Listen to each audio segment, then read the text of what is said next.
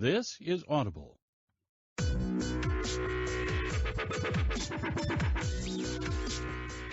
Alexis Audiobooks presents the unabridged recording of Road to Nowhere, the Good Old Boys spin-off, written by M. Robinson, performed by Olivia Patterson and Connor Goff.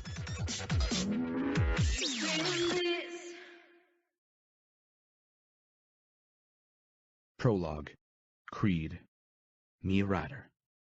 Me a fucking rider. I sat at the train tracks, desperately trying not to think about her, but it was easier said than done. She came into my life like a fucking hurricane, destroying everything in her path. A girl from the right side of the tracks, which for some reason I couldn't ever fucking fathom. Falling for a man like me.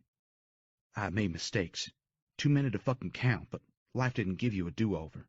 All that was left for me to do was to accept them, even fucking embrace them. They became a part of me as much as every tattoo that covered my body. Every one of them meant something to me. They were my battle scars, far worse than the ones I got in war. In the eyes of others, they were just colorful, intricate art. But to me, they were my solace and my pain. Nothing had changed the last time I fucking lived in this godforsaken town. No welcome home party from family or friends. No thanks or parades from the town residents for serving our country. Nothing. Not one fucking thing. Everything I had done for my family, for the MC, for her. I fought for my fucking brothers. I fought for my goddamn country. I fought for my girl, never realizing I might fucking die for them too. Ashes to ashes, dust to dust, and all that fucking shit. I once read that every warrior hoped a good death would find him. I always went looking for mine, but not even the Reaper wanted me. I thought fighting for something I believed in would make me a good man. In the end, it never mattered. I would always be on the wrong side of the tracks. They would always lead me to the wrong station. Changing my people, places, and things throughout the years didn't help change the outcome of the choices I'd made, of the things I'd done. At the end of the day, I was already nailed to the cross. I was fucking born on it. Chapter 1. Creed. It ain't gonna suck itself, sweetheart, I stated with a predatory regard, eyeing the busty blonde up and down. She was a new club whore with a banging body, huge tits, heart-shaped ass, way too much fucking makeup on her mousy face. She'd been eye-fucking the shit out of me since she showed up at the clubhouse a few days ago. I was never much for dabbling in the club bunnies that bounce from one cock to another, but that didn't stop me from letting them suck my cock. After the day I'd had, I fucking earned it. Here, on your back? She coyly asked, gazing all around her, trying to pretend like she'd never done this before. We were tucked behind a row of trees on the club's property, my go-to spot for quickies, and the only place I could ride to on my bike. The Pops gave me a sleek Harley-Davidson Sportster for my 16th birthday almost 2 years ago. I'm pretty sure it didn't pay for it, but who was I to complain? It was a slick-looking bike. It had all matte black components, custom fenders, seat, and gas tank with the club logo painted on it, not to mention the killer engine and exhaust system, visible on the sides, a set of shortened handlebars, and a massive front headlight that completed the badass machine. Clubhouse is barely visible in the distance, making it impossible for anyone to see us, not that I gave a flying fuck. You said you wanted to hang out. No, sweetheart, I chuckled. What I said was I had something hanging for you, gesturing to my cock. Her eyes widened, dark and dilated, biting her pouty red lip that I couldn't wait to have wrapped around my dick. Can see how you would confuse that, though, I sarcastically added, grabbing a strand of her fake platinum blonde hair. Women's place in an MC's life was always in the fucking background. The club came first, no matter what. We all carried the same principles: honor, respect, and brotherhood. Family made up of ruthless motherfuckers right down to their goddamn bones, all led by the shadiest son of bitch known to man. My Pops. He was the president of the mother chapter, Devil's Rejects, in Southport, North Carolina. The first chapter established, making him the top fucking dog of the MC. Even though every chapter below had a president of their own, they couldn't make executive decisions without his final approval. Getting a visit from him only ended in death. He'd only step in if he was fucking cross or shit hit the fan in a catastrophic way. Other than that, the chapters did whatever the fuck they wanted. It was a fucking free-for-all. My old man could do no wrong in everyone's eyes, when in reality, That was all he ever fucking did. Cops' pockets were greased dirty money to turn a blind eye to all our illegal activities. Everywhere we went, people looked the opposite direction and moved the fuck out of our way. Devil's Rejects were known to all and spread out all over the community, the state, even nation fucking wide. Everywhere. The only enemy we had was the law. She smirked, cocking her head to the side, slowly licking her luscious lips as she casually reached for the front of my vest, teasingly skimming her long red fingernails down the front of it, never taking her sinful eyes off mine. Creed, I murmured, wanting to hear my name fall from her lips. I know your name, Creed. Mine's... Not fucking important, yeah. She arched an eyebrow, looking down at the rugged fabric of my cut. Our black leather vests, or cuts as we call them, were the MC's brand, our signature trademark recognized by everyone, especially women and civilians. They were each chapter's identification, who we were and what we stood for. On the back of our cuts were the club's colors, badass-looking tattooed pinup girl with huge fucking tits sporting devil ears and a tail, straddling a custom chopper, holding a skull with flames beating out of its eyes in one hand and an AK-47 rifle in the other. Above the logo was a crescent-shaped red patch that read Devil's Rejects in black acidy lettering. Below the logo was another crescent-shaped patch with Southport, NC stitched on it. On the front left of our cut was a 1% patch that was worn with fucking pride, indicating we were outlaws. There were no rules to follow unless it came to the club or our brothers. Fucking laws became obsolete. Devil's Rejects have been around since the 40s, and have more than proven their loyalty to the MC world, quickly becoming one of the most feared clubs in society, one of the select few that was branded as a 1% club. We were die-hard bikers who would stop at nothing, even murder, prove ourselves worthy. Honorable fucking killers. I've seen the brutality firsthand. It's not a pretty sight. Fucking Neanderthals, not to be fucked with or else. Nothing happened in Southport without our knowledge or control. Not one damn thing. Our cuts were our holy grail. Her fingers skimmed the right front panel of my cut, over my MC patch that only true motorcycle clubs sported. You never see this on a Hog's Fest because, let's face it, they're just a bunch of pussy-ass wannabe riders on expensive bikes, never willing to get their fucking hands dirty. Where are the rest of your patches, Creed? She purred. All the other bikers have years lined up under this MC patch here. Haven't served much time, huh? I narrowed my eyes at her, growing more annoyed and irritated as the seconds passed. I was never one for fucking chit-chat. You don't talk much, do you? I pointed to the name Prospect stitched on the right of my cut. My name and rank would be as soon as I turned 18. The black leather was a blank canvas for now, but eventually it would be filled with random duty patches scattered round, all representing what I had done and what I'd fucking do for the club and the brothers. For now, I was at the bottom of the fucking chain, itching for my day to come. I couldn't really complain much, though. Having my old man as prez definitely had its fucking perks. Respect was one of them. Anyone fucking crossed me, they'd be crossing Pops, too. Fucking death wish you didn't want to sign up for. I spent the last 17 years of my life watching him rule with an iron fist, annihilating what so many Jameson men built before him. My future was sealed the day my parents found out I had a cock. I would follow in the long line of men in my family, taking over as MC Prez one day. As of right now, I was just another fucking prospect doing the shit jobs I didn't want to do, making myself available at all hours, whether it was to dig a fucking grave, getting my hands dirty in more ways than one, or going on a fucking food run for the lazy bastards.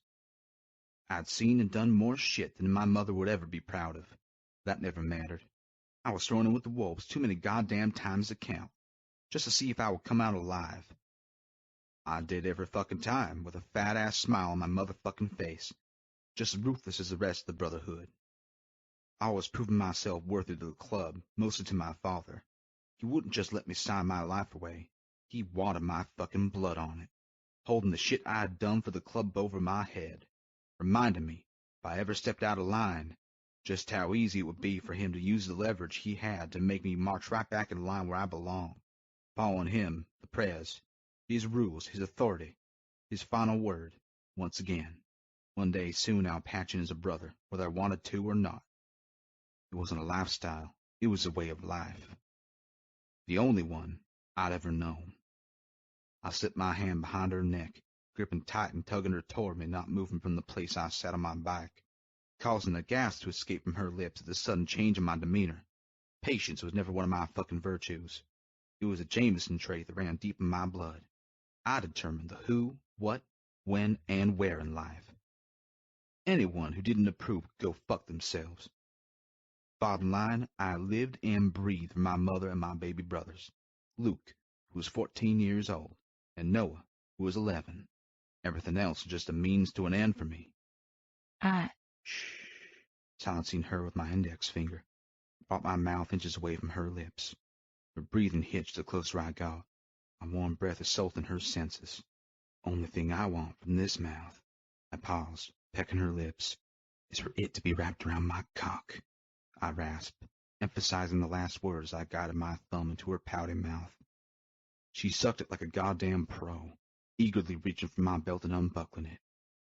Good girl, I praised, removing my thumb with a pop, guiding her closer to me by the nook of her neck. Now pull out my cock, I groaned into her ear, causing her skin to immediately warm under my touch. She did as she was told with unsteady hands, never taking her eyes off mine. I didn't know her fucking name. I didn't care to learn it either. None of these girls mattered. Besides, I was never in a fucking group of names. Stroke it, harder, I ordered as I continued to kiss down her neck to her tits that were on full display. Like this, she breathed out. I groaned, cupping her breasts and burying my face in them. Yeah, babe, just like that, I groaned into her breasts, jerking her head back by her hair, lowering her to the ground, not letting go until she was on her fucking knees in front of me. She suddenly released my cock when I placed my own hand around my shaft, stroking myself up and down in front of her face. She looked up at me with hooded eyes, craving to taste me. I continued to jerk myself off until she sucked the head of my cock into her greedy mouth, moving down toward the base of my shaft, taking me in, inch by inch. Deeper, I demanded, gripping into a fistful of her hair. She gagged as soon as I felt the back of her throat, but her hand never stopped working me over, making it easy to quickly find a rhythm that had my head slightly leaning back and my mouth parting. My eyes remained focused on her as she sucked my cock like she had something to prove. Her hand followed the movements of her mouth, while her other hand tugged at my balls simultaneously. My breathing became erratic, fueling my need to rock my hips in the opposite direction of her head and movements, wanting nothing more to take full control and fuck her face. Gonna come, I growled. I wasn't a complete asshole. I at least gave her a fucking warning. She tried to remove her lips off my cock, but I gripped onto the back of her head, shoving it deeper, moving my hips forward one last time and coming hard in the back of her throat. Shaking out my release, I pulled my dick from her mouth with a pop. Swallow, I sternly ordered. She peeked up at me through her lashes, immediately doing as she was told, wiping the corners of her mouth, trying to fix her red lipstick that was now painted all over my cock. I tucked myself back into my pants and buckled my belt when she seductively glided her way up my body, going right for my mouth. I jerked back. If I wanted to taste my cum, I'd lick it right off your face, sweetheart. Got a little something right here. I gestured to the corner of my lip. She pulled away, snarling. Fuck you. I grinned, scoffing out. No, thanks. Got requirements for that position. You obviously don't fucking qualify, darling. You ass. Creed, I heard Luke's voice echo through the trees. You out there? I rode my bike a few times, getting ready to take off. What the hell? You just gonna leave me out here? She stomped her foot like a 3-year-old, reminding me exactly why I never stayed around after my balls were empty. Use those legs for something other than just spreading them open, I crudely mocked, riding off, hearing her scream something or other behind me. I sped up the path into the clearing, making my way over to Luke, who had a shit-eating grin on his face when he came into sight. He shook his head. Another one? That's number 3, and it's only Friday, he called out over the rumbling noise on my bike. Mind your business, little brother. He rolled his eyes, kicking some gravel beneath his shoes. What are you doing here? Just get out of school? Where's Ma? I questioned, pulling up right in front of him, using the toe of my black combat boot to flip out the kickstand. I should have been in school, too. Instead, I was riding around all fucking day, getting everything in order for the club meeting. I was already falling behind in most of my classes from skipping all the damn time. I refused to sit in that hellhole and be told what to do by a bunch of teachers who didn't give a flying fuck about me. Not like I needed an education for my future. She's inside taking care of business with Dad. I chuckled, pointed to the clubhouse. Chris is in there. He ain't gonna be happy she came uninvited again. Is he ever happy? I laughed, knowing he was right. Chrissa was one of Pop's main fucks. She was another whore barely off her mama's tit.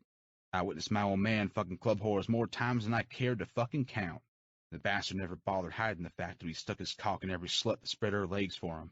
I couldn't pinpoint a time when he wasn't cheating on my mother, and she wasn't crying herself to sleep over his infidelities. You'd think after so many acts of betrayals, she would wake the fuck up and leave him. Instead, she stuck right by his side, acting like nothing was wrong, giving him more sons, probably hoping that was enough to prove her loyalty to him in the club. Which was a crock of shit if you ask me.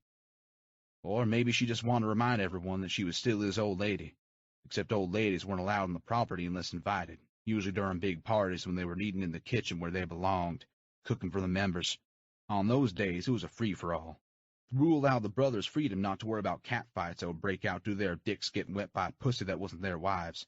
The old ladies thought their men were keeping their cocks tucked in their pants. They deserved to be cheating on for being so fucking stupid. Ma already knew what Pops was up to. It wasn't a secret. He didn't give a fuck how it made her feel.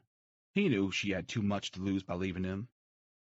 Leaning back, I killed the engine on my bike and grabbed a pack of smokes from the front of my cut, placing the nicotine-fueled stick between my lips, lighting it up, and blowing the smoke into the air, away from Luke. He hated the smell of cigarettes, giving me shit for years and how I was killing myself slowly with every puff or some bullshit like that. He finally gave up recently, knowing I was a lost cause. Smoking was my vice, quickly becoming addicted to the nicotine that calmed me. My refuge from the shitstorm I lived in. I was exposed to it all my life. Everyone around me smoked like fucking fiends, one cigarette after another. I took my first drag when I was 11, and shortly after that I smoked my first joint with the brothers. It wasn't all that bad. I couldn't have gotten into much worse shit. Drugs and booze were prevalent in my daily life just as much as the women were. My body was already covered in ink. Just another one of my vices. What's up? I asked, setting the cigarette on the corner of my lips.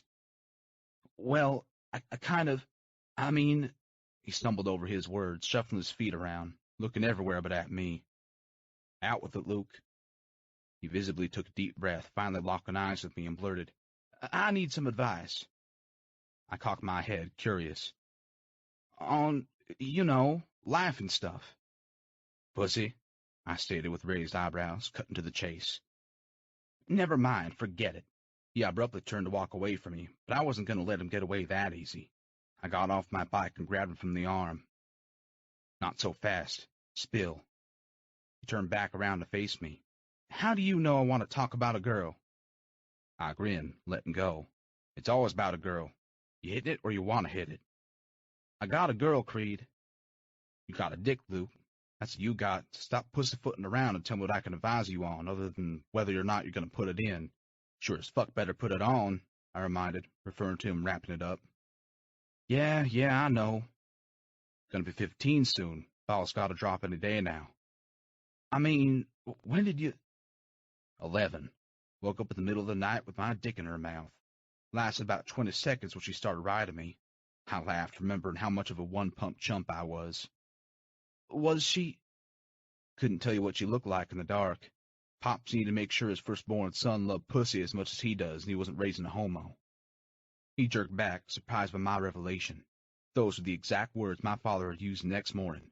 I reminded him that I was only 11, which earned me a backhand to the face, telling me I should be thanking him for what he provided, not mouthing off. I shook off the memory. It's okay, Luke. Can't rape the willing, I smirked. I'll always be honest with you. Not gonna sugarcoat shit. Ain't got the time or patience for that. Had to learn things the hard way. Don't want that for you. Everything I do is for Ma, you and Noah, and don't you ever fucking forget it. We're all in this life for the long run, left to deal with our shitty luck. It wasn't Luke or Noah's fault. They didn't ask to be born in this fucked up world any more than I did. I would die for my baby brothers, and a part of me still held on to the hope that they wouldn't have to live this life forever. Deep down, I knew I was a goddamn fool, just like my mother. She was holding on to the notion of a better husband and father while I was holding on to the notion of a better life.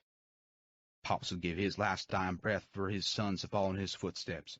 Come hell or high water, he had no say in our destiny. It was already mapped out for us. Especially mine.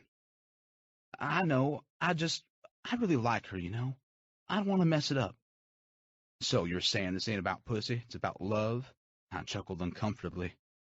He nodded, placing his hands in his pockets. Wait for what? I wasn't sure.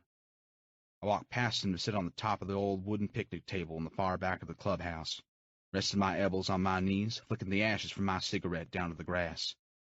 Trying like hell to come up with some genuine advice for him, thinking back to all the chick flicks my mother would watch with envy, same shit over and over. Boy meets a girl, boy asks girl to marry him, and they live happily ever after with 3 kids, a dog, and a white picket fence.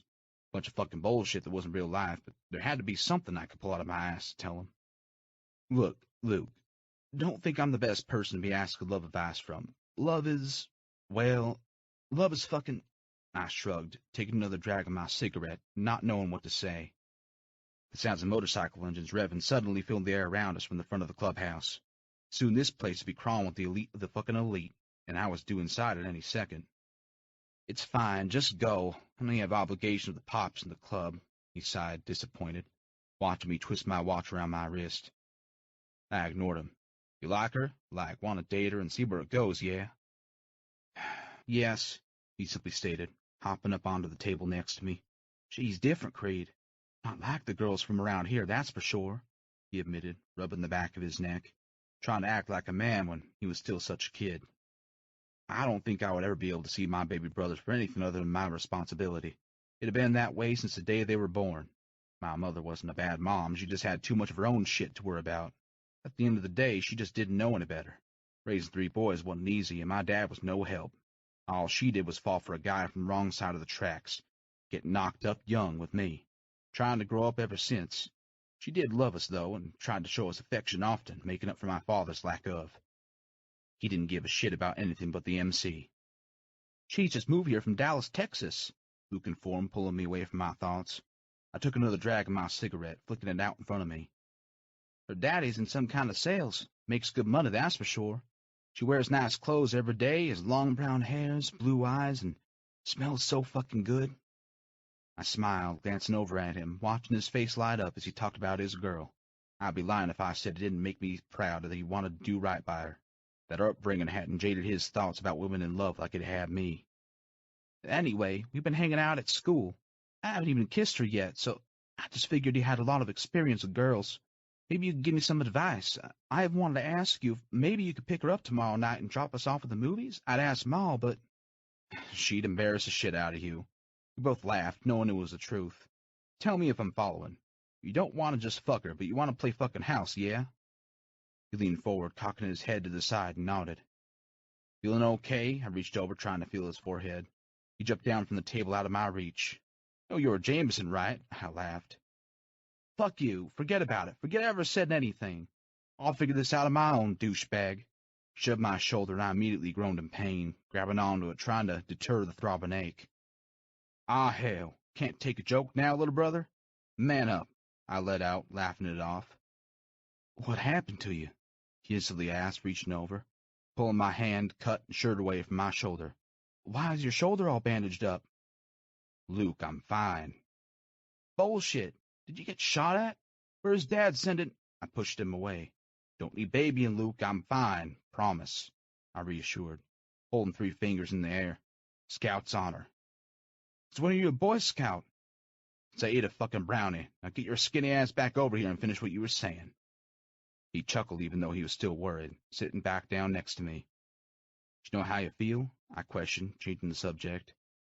I think so. Then go for her, Luke. You like her, you show her. Treat her with respect. Simple as that. Think and act with your brain and heart. I rested my hand on his chest. Instead you're a cock, nudging his shoulder. You feel me? Took a deep breath, contemplating what to say next. I narrowed my eyes at him. I also want to give her this. What do you think? He reached up, unhooking the chain from around his neck. I knew exactly what he was referring to before he even showed me. Pops has given all us boys a St. Columbinus, the patron saint of motorcyclists when we were born, a medallion on a silver chain. It was supposed to keep us safe, protected, and signify the life that we were born into. The MC life. The back of each medallion had the time we were born engraved on it with the words ride or die. When we were babies, Mom would pin the medallion to our onesies, but as we got older, we wore it around our necks. Luke, I don't think... There you are, you piece of shit. Pop's voice bellowed from the back screen door, interrupting me. You fucking deaf? Not hear the bikes pulling up? Get your ass inside right now before I think twice on letting you attend. Pops, it was my fault, Luke interfered. Don't, put my hand up, silencing him. Did I tell you to speak? You are just like your fucking ma. Always speak when not spoken to. You're weak and worthless like her, too. Came through the door, down the 3 steps, grabbing Luke by his shirt and pulling him from the table, knocking his necklace out of his hand, making it fall to the dirt below me. Do I need to teach you another lesson, boy? I could see Luke's hands working into fists, his face flushed and his jaw clenched like he was about to say something he'd surely fucking regret. You're a dick, Luke muttered under his breath. What was that? Pop stood him closer to his face. I got up, stabbing my cigarette out on the wood, immediately grabbing Luke by his arm, yanking him out of Dad's grasp. I stepped up, placing Luke securely behind me. Ain't his fault. My fuck-up. Won't happen again. I gritted out, trying to remain calm. Luke, walk away. I spun, shoving him back. Come on, boy. Don't be a pussy. Spit it out. What'd you say? Dad antagonized further, needing to take out his aggression on someone. Usually me. I gave Luke a stern look, warning him to keep his goddamn mouth shut. Last thing I wanted was to go hand in fist with our father, but I would be if he put his hands on my brothers or mother in front of me. I think a part of him knew not to cross that line with me, which is why he never hit them in my presence, but that never stopped him from unleashing his wrath through his fists nonetheless. Nothing, sir, Luke replied, understanding my silent warning. Now run along. The real men have important business to take care of. When you grow a pair of fucking balls, you'll be able to play too, he provoked, wanting to have the last word. Pops watched Luke walk in the direction of Ma's car, where she was standing with nothing but pain and regret in her eyes. It was always worse when she tried to defend us. His anger would just turn to her, furious he was trying to raise us into a bunch of pussies, when all he was trying to do was make us into men. I reached down, grabbing Luke's necklace, shoving it in my pocket before Dad saw, making a mental note to give it back to my brother later. He nodded to me. Get your ass inside. With that, he turned and walked up the back steps. Thanks, baby, Mom called out when he was back inside, bringing my attention to her. I smiled, waving her off, looking at Noah, who was sitting in the passenger seat, just shaking his head. She kissed Luke's cheek and whispered something in his ear I couldn't make out. I took a long, deep, reassuring breath, looking at the only thing that was ever truly important to me, my family. After I watched them drive off, my eyes went back to the clubhouse. The prez had called in church, and I wasn't talking about the one where you sit in a chapel, praying to the Lord above, asking forgiveness for your sins. Because God didn't want us. And hell would spit us the fuck out. Chapter 2. Creed. I walked inside the old machine warehouse that was converted into the clubhouse decades ago. The run-down building was in the middle of nowhere, just outside of town with nothing but acres of open fields surrounding it. It was its own organization, governed by its own laws. The exterior was painted black with a massive mural of the club's logo on the front of the warehouse. Over the large steel door was a club's plaque that read Devil's Rejects MC, Southport, North Carolina. The building also housed several small loft apartments where club members would fuck the whores who were always hanging around, or use them for crashing occasionally. Some members even used them as their homes. Club whores are prevalent in the MC, fucking any brother at any given time. At times, we would get girls passing through town just looking for a bad boy and a good fucking time, knowing they'd find it here. There were a couple girls who were nice. They just had a rough go at life and found shelter in this fucking place. The majority of them, though, were bouncing around from one cock to the next, hoping one of the brothers would be stupid enough to make them their old lady one day. You keep your fucking mouth shut. Understand me? Dad threatened in a tone I was all too familiar with, standing next to my post outside the door. Gonna let me in? I replied, cocking my head to the side, referring to the meeting. After what you did for the club today, you fucking earned it. He patted my back. You'll be 18 soon. You won't have problems anymore. You'll stand where you're meant to be. By me, son. By fucking me, he stated with pride. I just nodded. I took my position outside the door, standing guard and confiscating our guests' weapons and phones before they walked into the room, an action necessary when civilians attended meetings. All the patched-in brothers took their places at the long rectangle table where brothers sat on the right and guest attendees on the left. My father always sat at the head of the table with his gavel in front of him. Usually, these meetings, church as we call them, were always the same. Alongside him was Vice President Stryker, been with the MC for over 2 decades. He was more than my father's right-hand man. They were like blood brothers, having grown up together. I grew up with his son, but wasn't really a fan of the bastard. Personally, I always thought their friendship was all a crock of shit. Then there was Diesel. He went from being a nomad to the sergeant of arms. Nomads are the Grim Reapers. They worked for the club, killing anyone we said had to go without a second fucking thought or explanation. He took me to my first titty club when I was 14. He even bought me a fucking lap dance with a happy ending from the young brunette with powdered lips, a luscious ass, and tight pussy. He was the brother I was the closest with. Below his title was Stone, the secretary. He transferred over from the Arizona chapter and been with us since last year. I'm pretty sure he was responsible for buying my bike for Pops. He was in his mid-20s and never spoke much, but when he did, he would have you laughing your ass off. He was the funniest son of a bitch I ever met, cracking jokes in the most inappropriate times. He liked pussy as much as he liked making people laugh. The women flocked to him for his sense of humor alone. Last but not least was Phoenix, the treasurer of Devil's Rejects. He counted our money as much as he did our goddamn drugs. I got my first tattoo when I was 10 years old from that cokehead, acquiring several more pieces of ink from him since.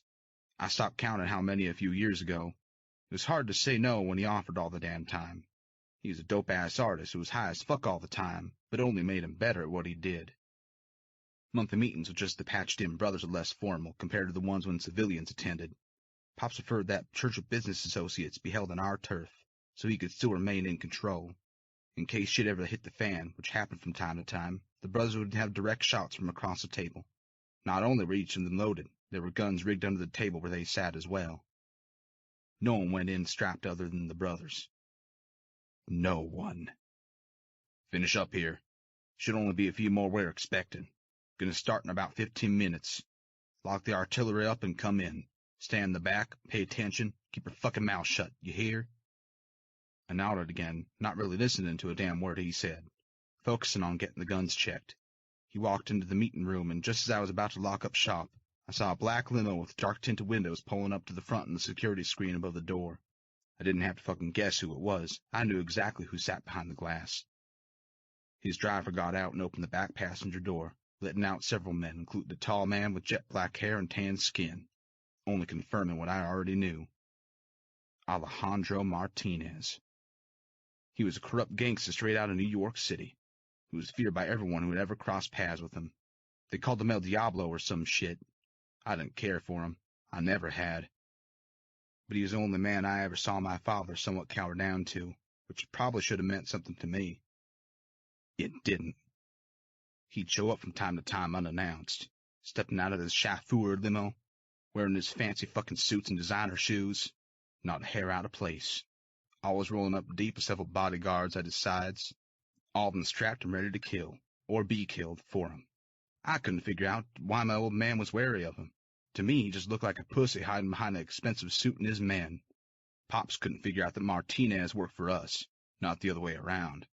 The MC was his supplier for guns and sometimes drugs. He needed us, plain and simple.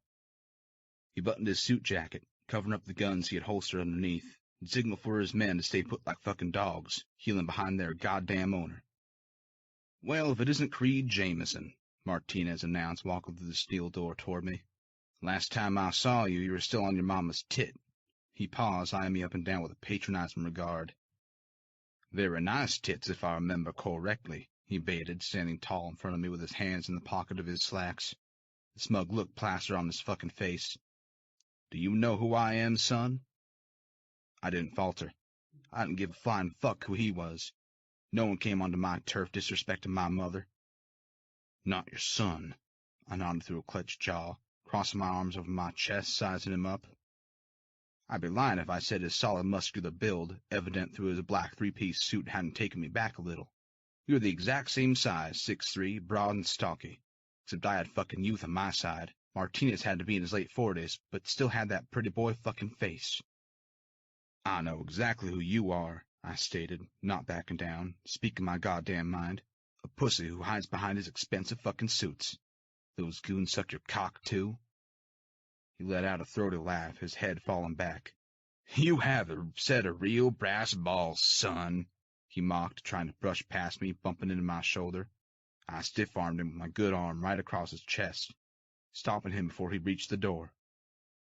Gonna need you to hand over all your guns. I peered down at him, including that Glock strapped to your leg. Aren't you cute? He grinned. The fuck I am, you little shit. I'm already going in without my men. I'm not handing over my guns, especially to a hot-headed little dick whose fucking balls have barely dropped. You want to step up to me?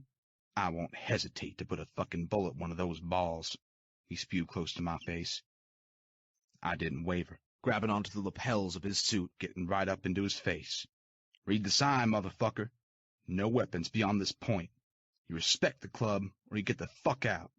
I smiled, releasing him, smoothing out the wrinkles I had caused, looking him straight in the eyes.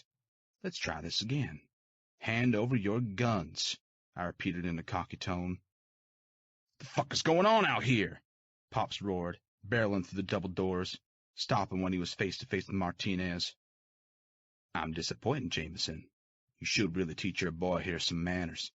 Or should I teach him some for you? Martinez snarled, arching an eyebrow, reaching into his suit jacket. My father looked from him to me and back to him again. I suggest you tell this little ankle-biter to shut the fuck up and let me pass. I'm your boss. I'm either coming in loaded or I'm not coming in at all. I apologize for my son's behavior. I forgot to tell him you're the only exception. It won't happen again. Damn right it won't. He won't live to talk about it if it does, Martinez threatened, only glaring at me. Dad eyed me. Creed, stand down, boy. Martinez is a guest in this club. He doesn't need to check his weapons. I jerked back. Are you shitting me? I scoffed out, caught off guard by his response. Creed, enough. I will deal with you later. Martinez, come on in. We're just about to start. He gestured toward the door. Martinez walked past, body-checking me in the shoulder, causing me to wince from the shooting pain radiating down my arm. I didn't sway, standing tall, resisting the urge to slam up against the wall and fuck up his pretty boy face.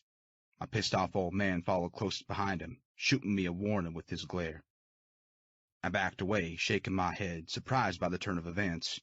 I locked up the weapons and followed them in, closing the door behind me, taking my place by the far wall, right where I could keep an eye on the motherfucker from across the room. Martinez grinned like a fucking fool when he saw me, leaning back into his chair. Crossing his ankle over his leg, he unbuttoned his suit jacket, allowing the entire room to see that he was still locked and loaded, fueling my anger. He placed his hand on the table. Since when do we let children attend the meetings? He taunted. Since old fucks like you... Pops cleared his throat, bringing his attention back to him. The looks could kill. I'd been lying in a pool of my own blood at that moment. Surrendering my hands, I shut my fucking mouth, even though I had so much more to say. The gavel sounded 3 times, announcing church was now in session, silencing all the banter going on around the room, bringing everyone's focus to the prez.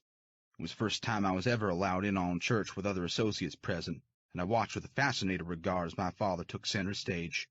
His demeanor read nothing but dominance and control, portraying the perfect image of the fearless, powerful, envied leader that he so desperately clung on to.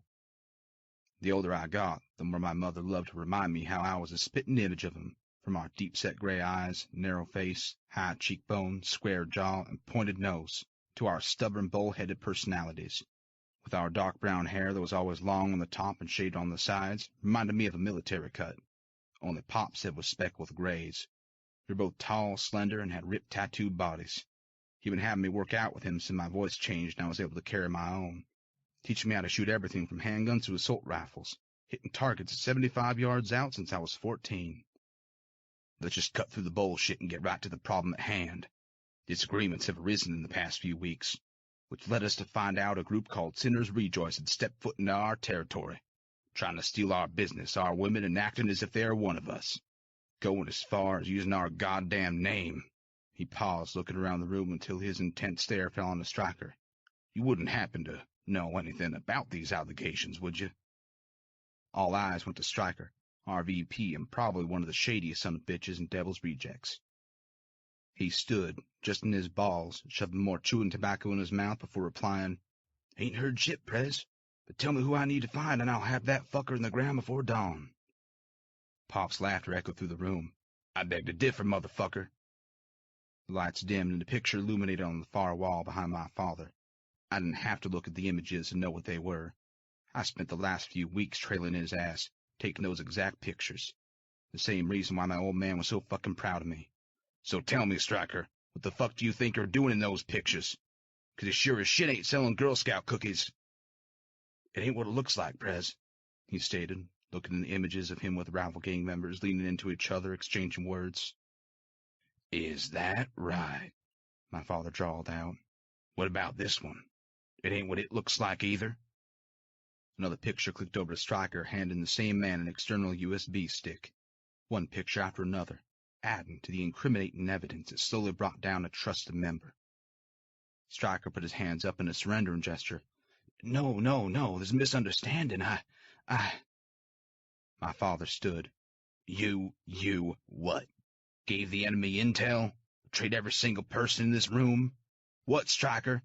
He walked to the opposite side of the table, closest to me. 'Cause to me, that's exactly what it fucking looks like. And now, not only are you a fucking traitor, you're acting like a fucking pussy. He suddenly slammed his fist down on the table, not making anyone jump except Stryker. You have to the count of 3 to come clean, Pop swore, never taking his fist off the table. 1, he coaxed in a soft, calm voice. I, Stryker stammered, running his hands roughly through his silver hair, trying to find the words. 2. Prez, please, it's not what it looks like. We're fucking brothers. I love you. I love this fucking club. Please, you're my family. I looked from Stryker back to my father. There was an eerie silence that filled the room, quiet before the storm. He narrowed his eyes at Stryker, cocking his head to the side, and murmured, 3. Before he even finished saying the number, he pulled out the semi-automatic from under the table, aiming directly at Stryker's head. Bang, bang, motherfucker! Pop's voice bellowed, followed by a deep chuckle. Made you flinch, didn't I? Stryker lowered his hands, placing them on his chest, laughing along with my old man. You had me there for a second. I'm not gonna lie, asshole. Pop swung the gun around his trigger finger a few times, stopping every time the barrel was aiming at Stryker like a damn game of fucking roulette, eyeing him with a menacing regard. On second thought. The gun went off, shooting Stryker right in the shoulder, then again in the groin, inches away from his cock, causing his body to jolt back from the unexpected blows. His back hit the wall hard as he shuddered to the ground, groaning in pain. He had one hand holding the shoulder, the other his leg, with blood spewing from between his fingers. I didn't know what was worse, that no one in the room batted a fucking eye, or that I didn't either. Not one of us is shocked by my father's actions. Not one of us is surprised by the consequences of betrayal. Most of all, not one of us stunned by the sight of a man bleeding out in front of us. In 4 calculated strides, Pops was over to him, gently crouching down in front of his wounded body, getting close to his face, the gun inches away from Stryker's heart. You got a cigarette? He asked out of nowhere. Stryker leaned his head back against the wall, blood seeping from the corners of his chewed tobacco-filled lips, as if he already knew his fate and the only thing he had left to do was to accept it. I always knew my father wasn't a man you'd ever want to fuck with. Stryker knew that, too. I'd be lying if I said I didn't want to believe that maybe this is all one big misunderstanding. As much as I thought he was a crooked son of a bitch, he did love my father and the club, proving his loyalty hand over fist time and time again. No, why? Stryker bellowed. Pop deviously grinned, leaning into his face. Because I like to have a smoke after I get fucked. Prez, I didn't... He shoved the barrel of the gun into his heart. Shh. Save your breath for the devil. We all know you're going to fucking hell. He got closer, making the sign of the cross as he murmured, ashes to ashes, dust to dust, and all that fucking shit. With that, he pulled the trigger. One solid blow. Killing his best friend without so much as blinking an eye, except this time his blood was on my hands. I provided the evidence, sold his soul to the Prez, and signed his death certificate all in a matter of hours. My father may have pulled the trigger, but he would never have put him to ground if it wasn't for me. Chapter 3. Creed. One down. Now where were we?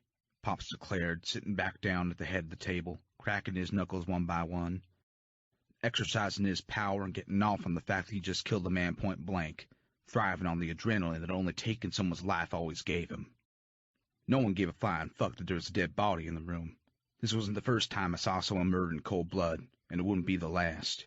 I wish I could say I wasn't desensitized to the cruel brutality of the world, here one day and gone the next. As fucked up as it was, we protected our own. Oh, yes, Pop stated, pulling me away from my thoughts. 4 faces projected up on the wall. These cocksuckers. This is all extremely entertaining, the shooting and all. Bravo, Martinez interrupted, lighting his cigar, clapping his hands. But what the fuck does this all have to do with me? He questioned, blowing smoke out between his words. I'm a very busy man, and as much as I like what you have going on here, I don't have time for it. So, let's cut to the chase. I have other places to be. Creed spent the last few weeks following that fucking traitor over there around. Not only did he find the proof we needed, he also got the USB file back. He pulled it out of his pocket and threw it onto the middle of the table. It contained orders, serial numbers, and shipment schedules for the next month. They could have intercepted all the gun and drug cartels from here to fucking Cuba. Creed saved our asses. Martinez arched an eyebrow. You call me in this meeting based on what a fucking child found? Creed? Dad gritted out, cutting me off. I've had suspicions about Stryker for a while now, having Creed follow him around for the last few weeks. I sent him because Stryker wouldn't suspect Creed. He also wouldn't be looking out for him like he would anyone else if he started getting suspicious. I found the opportunity to test my boy, and I took it. A man of your stature could understand that, yeah? I wouldn't send a boy to do a man's work, Martinez argued, shaking his head. I didn't falter. How can you let this piece of shit into our territory and talk to you like that? If it was anyone else, he'd be laying on the goddamn floor, bleeding out next to Stryker, I interjected, not giving a shit anymore. Enough, Creed, Dad snarled. No, Jameson, the kid's right, Martinez chimed in, bringing our attention back to him. Where are my manners? He took a long puff of his cigar, snubbing it out, blowing a ring of smoke in the air. Let's hear it, son. I dare you to fucking impress me, he added, gesturing for me to take the lead. I glanced over at my father, and he nodded. Pushing off the wall, I walked to the front of the room, feeling everyone's eyes on me, one pair in particular burning a hole right through my body. I cleared my throat, making my presence known. These 4 men, I pointed to each of them on the wall. Hunter, Cross, Cruz, and Felix are the men Stryker was in alliance with. They're from San Antonio, trafficking women from across the border, selling them off to the highest bidder. They wanted in on our turf, seeing as though Southport has access to water, easier to transport not only the women but also the drugs and guns. They wanted in on the club's routes, to catch us with our fucking pants down and our cocks out. Stryker was making it easier for him by handing them that USB stick. I don't know what was on there until this afternoon when Pops and I looked it over. After Stryker left, I went in blind. I should have called in for backup, but I'd rather commit crimes by my fucking self. Only way I know who's gonna fucking snitch on me. He fell on me, but I got the USB. The bullet grazed my shoulder as I made a run for it. Didn't get followed. Made sure of it. Unless you put them to ground, Martinez mimicked in a southern tone. You made sure of. I threw 4 grenade clips on the table in front of him. 2 would have done the job, but 4 is more my style. Guided the clips for a few seconds, then turned his attention back to me. I personally would have tortured them until they gave up names. Instead, here we are with nothing but grenade clips. Rookie mistake. You giving me shit? I'm giving you a lesson, boy. I narrowed my eyes at him. I'll be sure to remember that, next time I'm wiping my fucking ass. On that note, Pops chimed in, hitting the gavel down on the table. Score, Devil's Rejects 4. Sinner's Rejoice 0. Meeting adjourned. Diesel, get one of the other prospects to clean this fucking mess. He nodded toward Stryker. Time to get fucked up. Banner filled the air as everyone stood and headed out the door, stepping over Stryker's limp body on the way out like he was just taking a nap. I walked past Martinez, knocking into him like he had done to me earlier, ignoring the shooting pain in my shoulder once again. After everyone picked up their guns and headed out, leaving to get ready for the night, including Martinez, who more than likely was too good to attend a party with a bunch of biker rednecks, I went and hung out with Luke and Noah to kill the time. Mom must have come back sometime during the meeting. The boys were out back playing some ball while she was in the kitchen with the other old ladies preparing for a night that promised to be nothing but a good fucking time, with booze, drugs, whores, and the occasional casualties. The club always threw parties after business was taken care of in the meetings. Old ladies usually weren't allowed to attend, but my father must have made an exception this time, probably trying to play nice with my mother. making up for the altercation I knew must have happened earlier with Krista. She happened to be nowhere to be found tonight, which was odd since she was on the property all the time. I'm sure my father had something to do with her absence. On nights when both my parents were at the clubhouse, Luke and Noah would hang out in Dad's room, playing video games and staying out of everyone's way. Neither one of them ever showed any interest in the MC life. After helping Ma get the boys situated in Pop's room at the back of the clubhouse, I joined some of the members outside for a few drinks. They congratulated me for my contribution to the club's and brotherhood's well-being, wanting to hear how it all went down. As the night progressed, people started scattering everywhere, the clubhouses busting at the seams inside and out, everyone shooting the shit and getting fucked up, colorful lights dancing in sync to the music blaring through the speakers, filling the night air with a combination of rock, oldies, and blues. People playing pool and darts for money, snorting lines of coke, smoking weed and cigarettes while whores found brothers' cocks to grind on to the beat of the music. I made my rounds, flirting up new girls, gaining potential pussy, all while avoiding the chicks that already had the pleasure of pissing off. I walked back inside, sifting through the crowd, going straight to the makeshift bar, stopping dead in my tracks when I saw him, wondering when the fuck he rolled back in. The fuck? I said to myself, watching my mother and that motherfucker Martinez at the bar. Standing too fucking close to each other, talking in an intimate way. I watched from afar, ignoring everyone around me, shocked as shit what was happening in front of my very own eyes. Creed, fuck man, you are one badass son of a bitch, Phoenix greeted, patting me on the back. I shrugged him off, focusing all my attention back at the fuckery going down before me. What the fuck, bro? He asked, not understanding my sudden swing in mood. I didn't pay him any mind, too consumed by Martinez and my mother enjoying themselves like they was on their first goddamn date. My vision tunneled, the music muffled in the background. All I could hear was my heart pounding out of my chest with every second that passed between them. Didn't matter that she was wearing her cut that was property of Jameson, letting everyone know who she belonged to, including him. He must have had a death wish coming in here and disrespecting my father, who I hadn't seen all night. My mother was fucking gorgeous, but she was also taken and not to be fucked with, especially the way he was eyeing her with a predatory regard. He leaned forward, whispering something in her ear. Her head fell back in laughter, bringing her breast inches away from his face, exposing herself through the tight black tank she wore under her cut. His eyes shifted down and a devilish grin marred his face. It was quick, but I caught it. His words, "very nice tits if I remember correctly," played over and over in my head like a goddamn broken record. I shook off the thought as my mother swung her long blonde hair to one shoulder, grabbing the piece and twirling it around her finger like she was a fucking schoolgirl. She continued to speak to him, his attention hanging on every word that fell from her lips, as if she were telling him her life story. When the bastard laughed or smiled, her eyes would light up like a goddamn Christmas tree, the way they used to for my old man, clinking their bottles together, eyeing each other, more laughter, more touching, more banter. I wanted to look away, wanted to fuck off and get another drink, but I couldn't. If it were anybody else's old lady, I wouldn't give a flying fuck. But the devil was seducing my mother, and that shit didn't fly with me. I saw him reach over to brush a strand of blonde hair away from her face, and it took every ounce of my being not to lose my shit.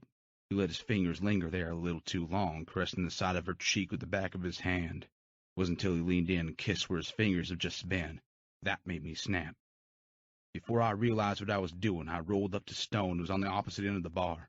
Without any hesitation, I pulled the Glock from the back of his jeans, cocking the gun, making it over to them in 3 strides, aiming the loaded pistol to the side of his pretty boy fucking face. "You sorry-ass motherfucker," I drawled out, pressing the gun into his temple. Creed! My mother shrieked, taken back.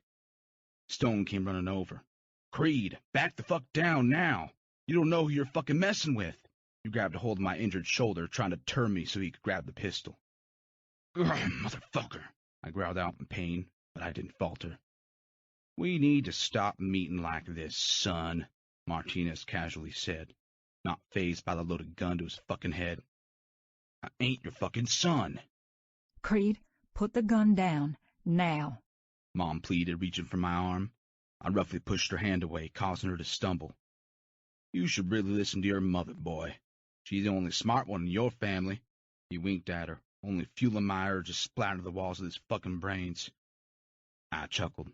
"That's exactly what it looked like, Ma, when his face was in your tits a few minutes ago," I shouted, causing everyone around us to stop what they were doing and turn their attention to us. Phoenix and Diesel came barreling through the crowd, pushing people out of the way to get to me. Creed, be reasonable, bro. Don't want to do this. Prez won't fucking like it, and Martinez won't think twice about putting a bullet in your head, Phoenix gritted out in my ear. Have that backward. Who's holding the gun to whose head? I taunted, not backing down. It's not what you think. Now put the gun down, Creed. Mom ordered again. You sticking up for this cock-ass motherfucker? He was just keeping me company while your father is off doing God knows what. I know what, but that's neither here nor there, Martinez interrupted, baiting me with a snide smile. You got some brass fucking balls stepping in here, fuck around with the Prez's wife, I stated through a clenched jaw, putting more force on his temple. Oh, is that what you think is going on here? Believe me, if I was fucking around with her, you'd hear her screaming my goddamn name. You cocksucking son of a bitch! I got up in his face, my finger itching to pull the trigger. My mother screamed. That is enough! Jameson! Hollering at the top of her lungs for my father. He isn't going to hear you, sweetheart. Last I saw, he was riding off into the sunset with a brunette with huge tits on the back of his bike, heading up Route 60. Shut your fucking mouth! I shoved the gun further into his head, causing him to sway. The look on her face alone caused the adrenaline that had been coursing through my veins to soar high. I couldn't fucking see straight. Have you ever shot a man? Have you ever had the pleasure of feeling what it's like to end someone's existence with a bullet? There is no feeling like it. Do it, son! Pull the fucking trigger! Here, I'll help you out. Martinez goaded, grabbing the barrel of the gun, moving it to the middle of his forehead. Right here. Right here is the sweet spot. I stilled my hand, squeezing the trigger ever so slightly. Do it! I don't have all fucking night to die. Come on, Creed. Show everyone in this room that you have the balls to shoot a man point blank like your daddy. Do it, you pussy. Pull the fucking trigger. Creed, don't do this, Phoenix pleaded, grabbing hold of my shoulder. Creed, Creed, Creed, Creed. All I could hear was my name being yelled in the distance, echoing in my ears, driving me to the point of insanity. So loud, so unforgiving. Fuck you! I yelled, my lungs burning from the anger I felt rising. Sweat pooled in my temples, my breathing becoming erratic. Fuck! I swiftly jerked my hand a few inches to the right of his face, pulling the fucking trigger. Martinez didn't even flinch. The bullet flew past his head through the air, ricocheting off the rusted steel beam behind him, and into who was really yelling my name. No! My mother's ear-piercing scream resonated from deep within her lungs, echoing off the warehouse walls and through the room.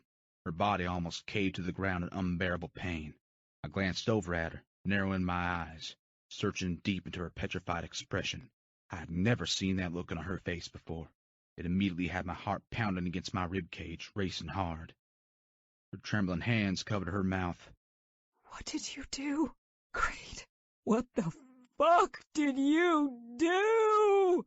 She bellowed in a quivering tone, shaking her head in fear, causing me to inadvertently stumble back as I slowly turned, trying to follow the side of her horrified glare.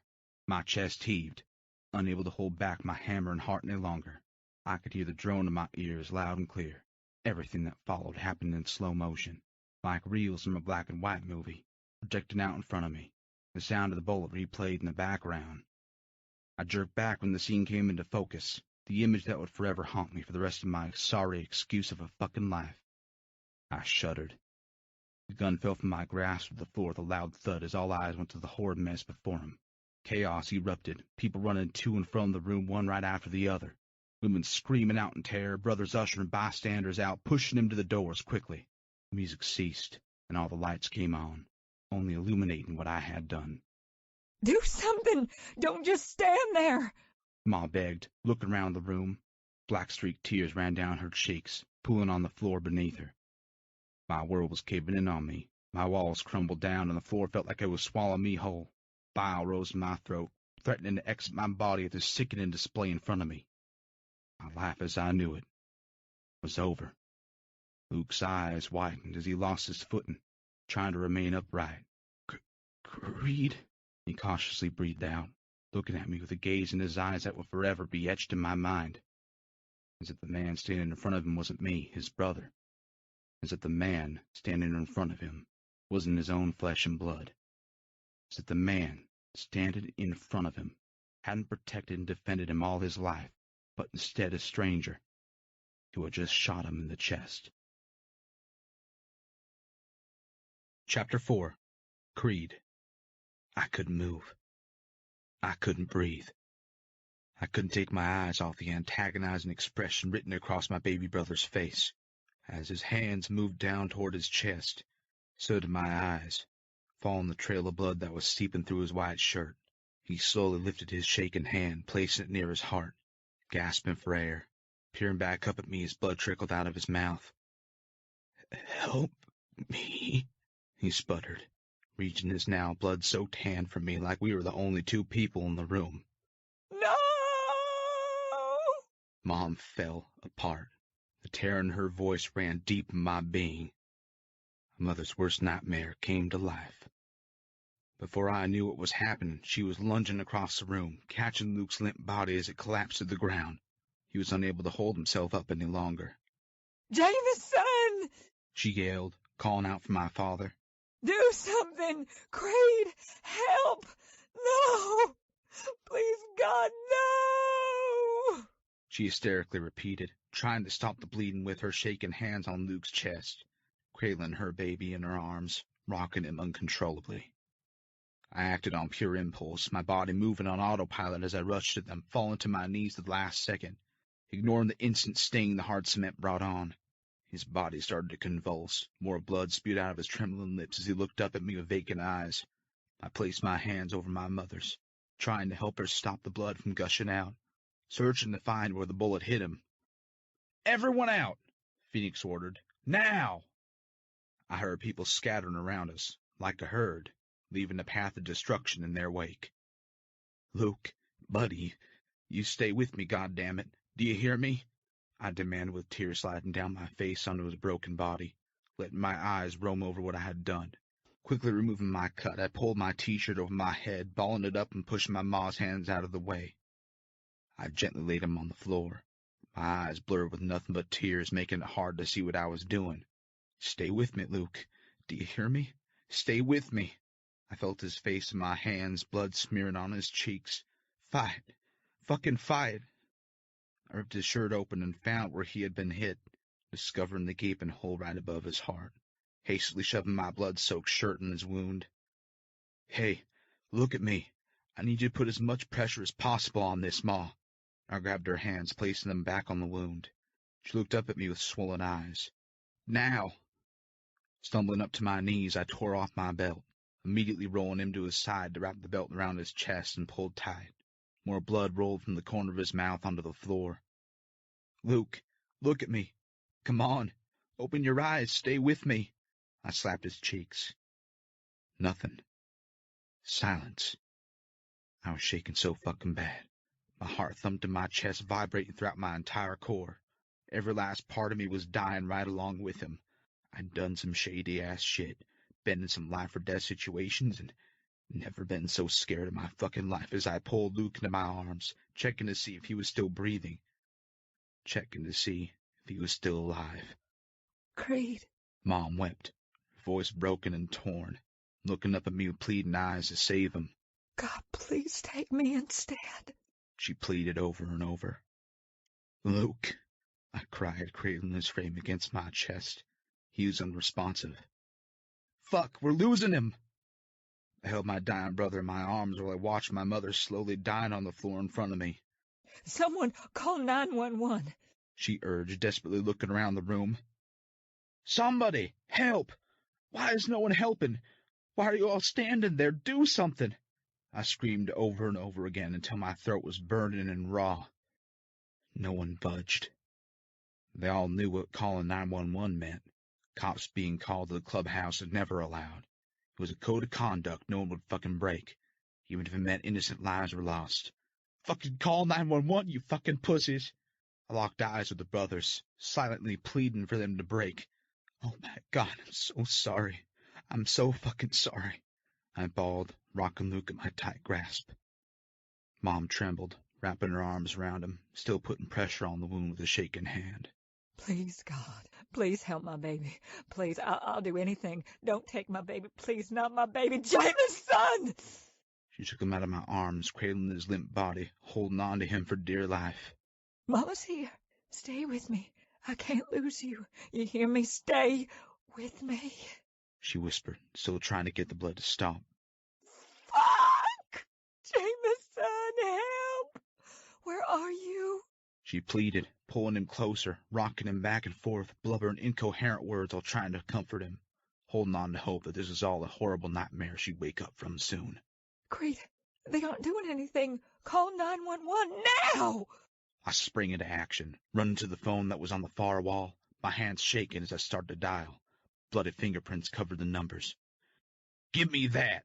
I heard my father grit out, coming out of nowhere, yanking the receiver out of my grasp and hitting end. Quickly dialing another number.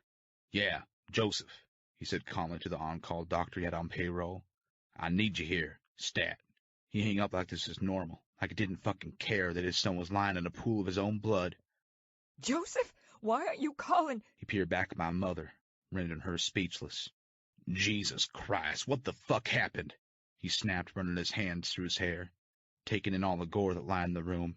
The rusty smell of blood assaulted his senses, potent in the air. I peered around the room for the first time since a ricochet bullet hit Luke's chest. Phoenix, Stone, and Diesel were the only ones left in the room, hanging their heads in remorse. Then my eyes landed on Martinez, his cold, dark, soulless eyes staring back at me, fueling my hatred for him. "Your son here decided to fuck with the devil," Martinez stated, peering down at my mother, holding Luke's lifeless body. "He was trying to have a pissing contest with me tonight, and clearly he lost. Teach him how to have better aim next time." The motherfucker turned and walked to the exit, turned at the last second, peering down at my mother. "My condolences, Diane," he added in a tone filled with sympathy. "I know what it's like to lose someone you love. My mother was brutally murdered right in front of me. She died in my arms." He bowed his head, turned, and left. I wanted to run after him and finish what I had started. I wanted him to pay for this, but I couldn't. An invisible force held me back. I was the one who pulled the trigger. I was the one who killed my baby brother. This was no one's fault but mine. I reached for the phone again, but Pop shoved me back. "What the fuck did you do, boy?" I couldn't help it. The fucking shame was eating me alive. "It was an accident. I swear to fucking God it was an accident," I repeated, barely being able to get the words out. "Mama, what's going on?" A sleepy-eyed Noah came walking in. "Where did Luke go?" Diesel acted quick, scooping him up before he saw anything. Ma looked up, torn, as Noah was rushed out of the room. Let him call 911. Jameson, it was an accident. Where the fuck were you? Mom questioned, bringing our attention back to her, her eyes still focused on the hall where Noah was escorted out. "Accident or not, we can't call the cops. Want your son to go to prison?" he replied, ignoring her question, not giving a fuck what Noah was about to walk into. She shook her head violently, finally understanding. No, not Creed. I can't. "It was an accident," I shouted back, reaching from the phone again. He jerked it away, shoving me harder, causing me to stumble from weakness, ready to pull a gun on me. "We will all go to prison over this," he said, his eyes dancing from me over to the brothers. She shook her head again, closing her eyes, trying to compose herself or possibly praying to God. You fucking bastard, she wailed. "I'm trying to save all our asses. Do you want to lose another son?" I stepped away from him until my back hit the wall. The truth of his words was too much for me to bear. I slid down the wood paneling, slowly sinking further into the corner of my own mind, into my own personal hell, tuning them out, pulling my knees close to my chest, letting tears fall down the sides of my face. I thought about all the happy memories I'd shared with Luke. I remembered the first time he crawled, his first words, the first time he said my name.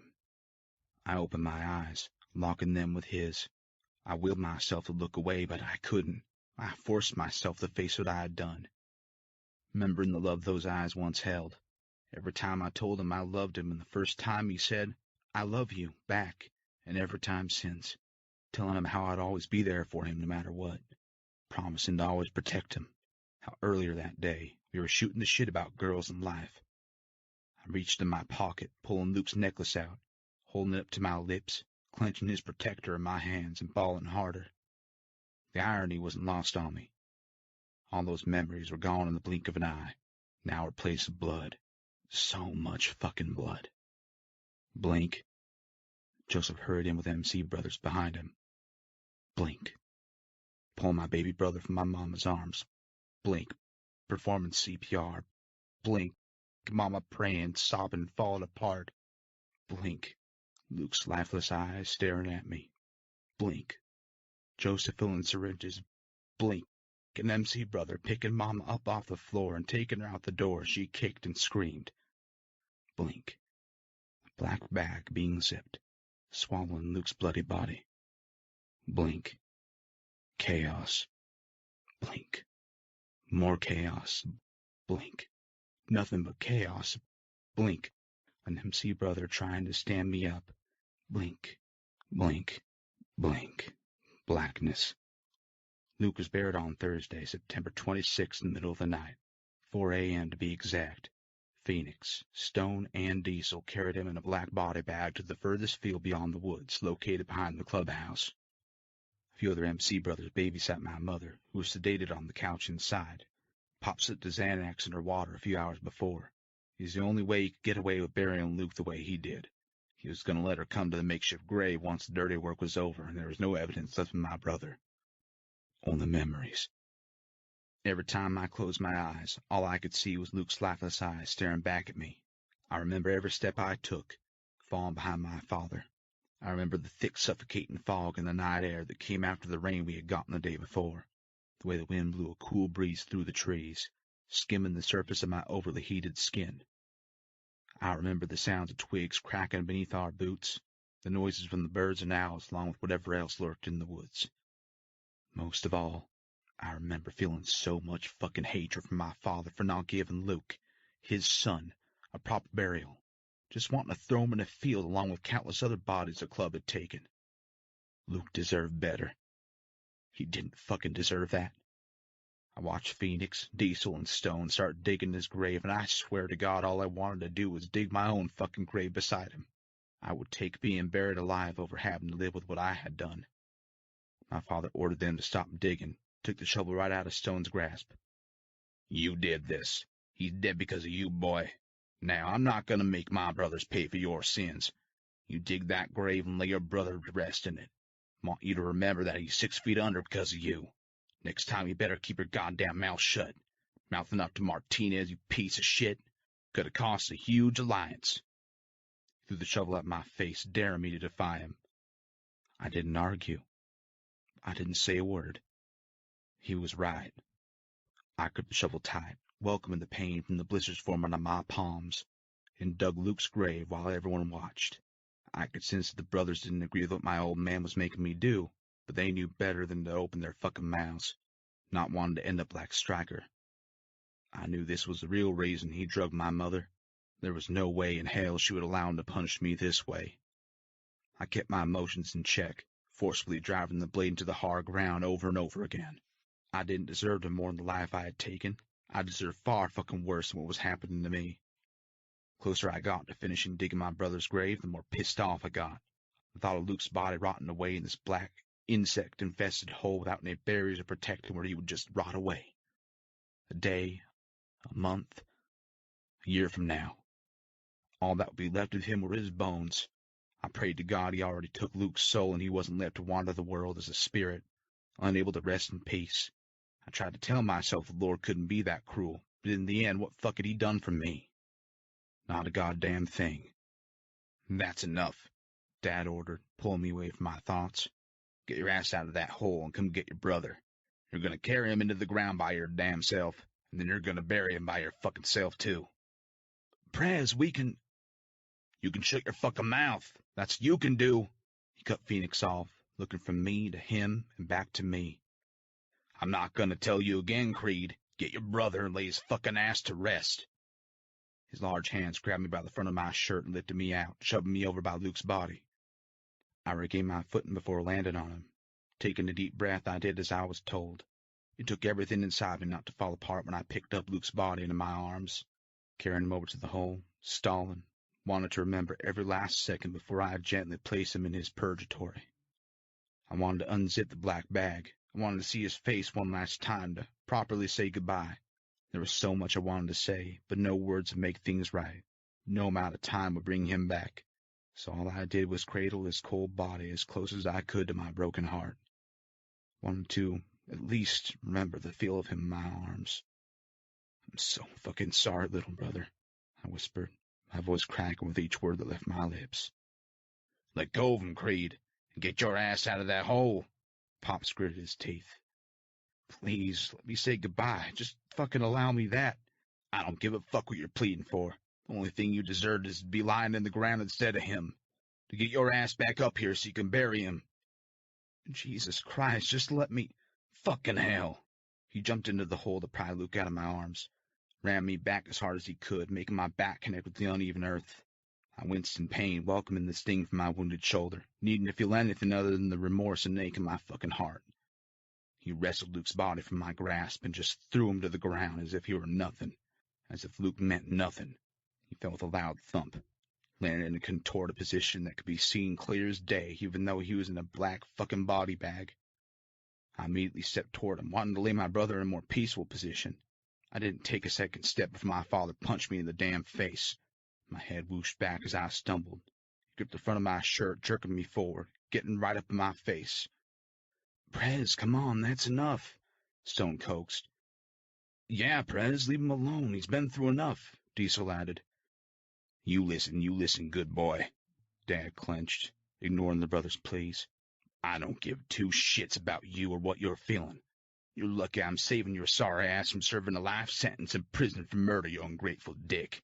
When I tell you to do something, you fucking do it. You understand me? I won't hesitate to remind you of your fucking place in my clubhouse. He took one last look and pushed me back, stepping over Luke's body to climb out of the hole. He instantly turned to yank me up by my arm, throwing me to the dirt. I tried crawling to my feet, but he didn't falter, chucking the shovel right at my face. The rusted metal caught my mouth, causing me to spit out blood. I shook it off, getting up on unsteady legs, trying my hardest to stand up straight. My shame, my remorse, my guilt couldn't hold me up any longer. I could have taken him. I could have fought back, defended myself, but I deserved everything he was dealing out and more. I deserved it all.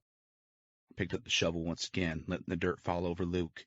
I buried my brother that night with only the light of the moon shining above me. The next day, I watched my mother fall apart on the ground that her son lay beneath. I watched her once again being torn from the makeshift grave, kicking and screaming for God to give back her baby. I watched my father not give a fuck about the scene playing out in front of him, and the MC brothers shake their heads at the lack of sympathy he had for both his sons and his wife. From that day forward, I carried the pain that I murdered my brother. I carried the agony of not being able to say goodbye to him in the depths of my core. Every day I found myself at the train tracks by the clubhouse, wanting nothing more than to just disappear, finding myself in the middle of nowhere, relishing the freedom, waiting, thinking, contemplating, the past, the present, the future, then, now, forever, my fucking life. Wishing I could get on the next train and never look back, but it was just that, a wish, a glimmer of hope outside the bullshit that was my life. Except I still had Noah to think about more than ever before. Every time I looked in his eyes, I was reminded of Luke, reminded of what I had done to him. Maybe that was my punishment, being responsible for my brother in ways I had never been before.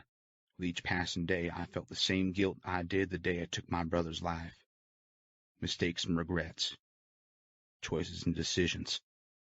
Life and death. It all blended together in an array of colors that painted a scary picture. There was no looking back. I couldn't even bring myself to go where Luke was buried, knowing that I was the only one to blame for putting him to ground. Chapter 5. Creed. I tilted my head and watched the storm clouds above, waiting for the heavens to unleash their fury upon me. Witnessing flashes of lightning striking the distance, the smell of rain potent in the air as the wind brushed over my inked skin, cooling me from the heat. Freeloaded blasts from my surroundings as the train rolled into town, sounding its horn to make its presence known, tearing me away from my thoughts. I watched as each massive steel car blurred by with hints of daylight shining in through the gaps. I sat there, contemplating jumping on till it's too late. The very last train car made its way out of my hellhole and into the next, taking the future I wanted so fucking badly with it. leaving me behind to deal with everyone else's bullshit, when all I wanted to do was drown in the storm. While I was off pondering, leaving town on a daily basis since Luke's death 6 months ago, my mother regularly drowned herself in a pint of vodka, letting death become her, adding another life to my tally. Hers. My father's verbal abuse became worse toward her each day that passed, becoming more of a monster than he already was. She had paid the price of losing a child. She didn't deserve his goddamn hateful words, too. He never even mourned his own flesh and blood. As promised, a few days after I turned 18, 2 months ago, I was patched in as a brother. The members went to church that day, taking a vote on which prospects had earned the right to be patched in. The decision was unanimous. I signed my life away with my fucking blood, how my father always wanted it, signifying my right into the devil's rejects. It was announced at the national run that I was a fully patched-in member. My father ripped off my prospect patch and handed me my colors, which consisted of the club logo, the crescent-shaped red patch with Devil's Rejects on it, and the other crescent patch with the red Southport. Patching me in, a look of pride spread across his face, eagerly awaiting my reaction. I met his eyes, shook his hand, and just fucking nodded, showing him exactly what it meant to me. Not one fucking thing. Brothers all pulled me in for hugs, patting my back, dousing me in beer, welcoming me with open arms, committing my life and loyalty to the club, beginning a new chapter in my life when all I wanted was to end the last one. The moment I put Luke to ground was the last time any of the brothers, including Pops, spoke about what happened, about what I had done, as if Luke had never even existed. The only reminder I ever had were my mother's tears and ramblings when she was shit-faced. Everyone who witnessed that night go down were sworn to silence, threatened to keep their fucking mouths shut, using violence to cover up injustice by any means necessary. After I received the official tap on my back, branding me as a member, it was official. I was a devil's reject. I had the logo etched in my skin for life to fucking prove it. The night went on with its usual festivities of drugs, booze, and whores. I sat at the bar alone, wanting nothing more than to get the fuck out of there. Still seeing Luke's lifeless body lying right beneath my feet. It didn't matter. Nothing did anymore. I was stuck there whether I liked it or not. Pops even gave me the pick of the litter of whores, but I didn't give a fuck about that. No matter what I did or said, it wouldn't stop him from throwing pussy in my lap, making sure I got my dick wet. I had my first threesome that night, 2 fucking chicks at once. I should have been on top of the world, not hoping I was buried under it. After driving around aimlessly for hours, I decided to pull off the road, just after 1 o'clock in the afternoon. I knew of a small restaurant, on the water, in the heart of Oak Island, North Carolina, a small beach town just outside of Southport where my kind never drifted. That never stopped me before. Locals could judge me all they fucking wanted, and I wouldn't ever give a shit. I pulled into the lot, pocketing a few spots from a black SUV, where a woman with long brown hair stepped out arguing with someone in the back seat, catching my attention. Suddenly, the back door opened, revealing a little girl that couldn't have been more than 8 or 9 years old, throwing her hands up in the air, mumbling under her breath as her mama came around to get her. I cut the engine on my bike, took off my helmet, and grabbed the pack of smokes from my cut. Smacking the bottom of the new pack, I pulled out a cigarette and lit up. She was wearing a light yellow summer dress with bathing suit straps peeking out underneath it. Her hair was in braided pigtails with matching yellow bows. What caught my attention the most were the huge aviator sunglasses on her tiny face, sporting them like she was grown. Mama, why couldn't I just buy the pink bikini? I hate this stupid black one-piece bathing suit Daddy said I had to buy. The little girl whined. I was perfectly happy with the bikini. It was pretty and cute, and I would just look like a boy. This isn't fair. Totally sucks balls. Mia Ryder, how many times do I have to tell you not to talk like that? Her mom reprimanded her. Apparently more than once. Mason says it's all the time, and you don't yell at him. Ugh, what am I going to do with you? You can start by letting me buy that bikini. I'm not a baby anymore. Daddy needs to understand I'm going to be 10 soon. That's almost 2 whole hands, double digits. Mia emphasized, holding up her small fingers in the air. Her mama chuckled, shaking her head. You'll always be your daddy's baby girl. He's never going to let me grow up. He already scared off all the boys in my class. Even the cute ones, Mama. Uncle Dylan and Uncle Jacob aren't any better, telling my reading partner, Phil, I couldn't come to the phone because I was pooping. She held her arms out to her sides. I wasn't even pooping. Who is a mature one here? Me. No one lets me do anything. It sucks. Balls. She sighed, and I resisted the urge to laugh my ass off. This kid's a spitfire. You are too young to be this boy crazy. Now stop your fussing. We're short-staffed today. Lori called in sick. Aunt Lily is even coming in early to wait tables. Mia hopped out of the SUV, shutting the door behind her. Well, you going to go surf or stand here and pout all day? Her mama asked, cocking her head to the side. I'll think about it, she replied, sitting on the curb pouting. Her mama just shook her head, ruffling up her hair as she walked inside. I got off my bike, taking a few more drags off my cigarette before throwing it to the asphalt, using the toe of my boot to stub it out. When I looked up, I had two big, bright blue eyes staring me down, her head cocked to the side with her arms resting on her knees. Her sunglasses are now hanging in her hands. You some sort of celebrity? Mia questioned. I chuckled, shaking my head no. Wow, you look like one of those guys from a television show my daddy watches. Sons of a bitches or something like that. I laughed so hard my head fell back. I couldn't remember the last time I laughed like that. Anyway, she shrugged me off. He doesn't know I watched the show.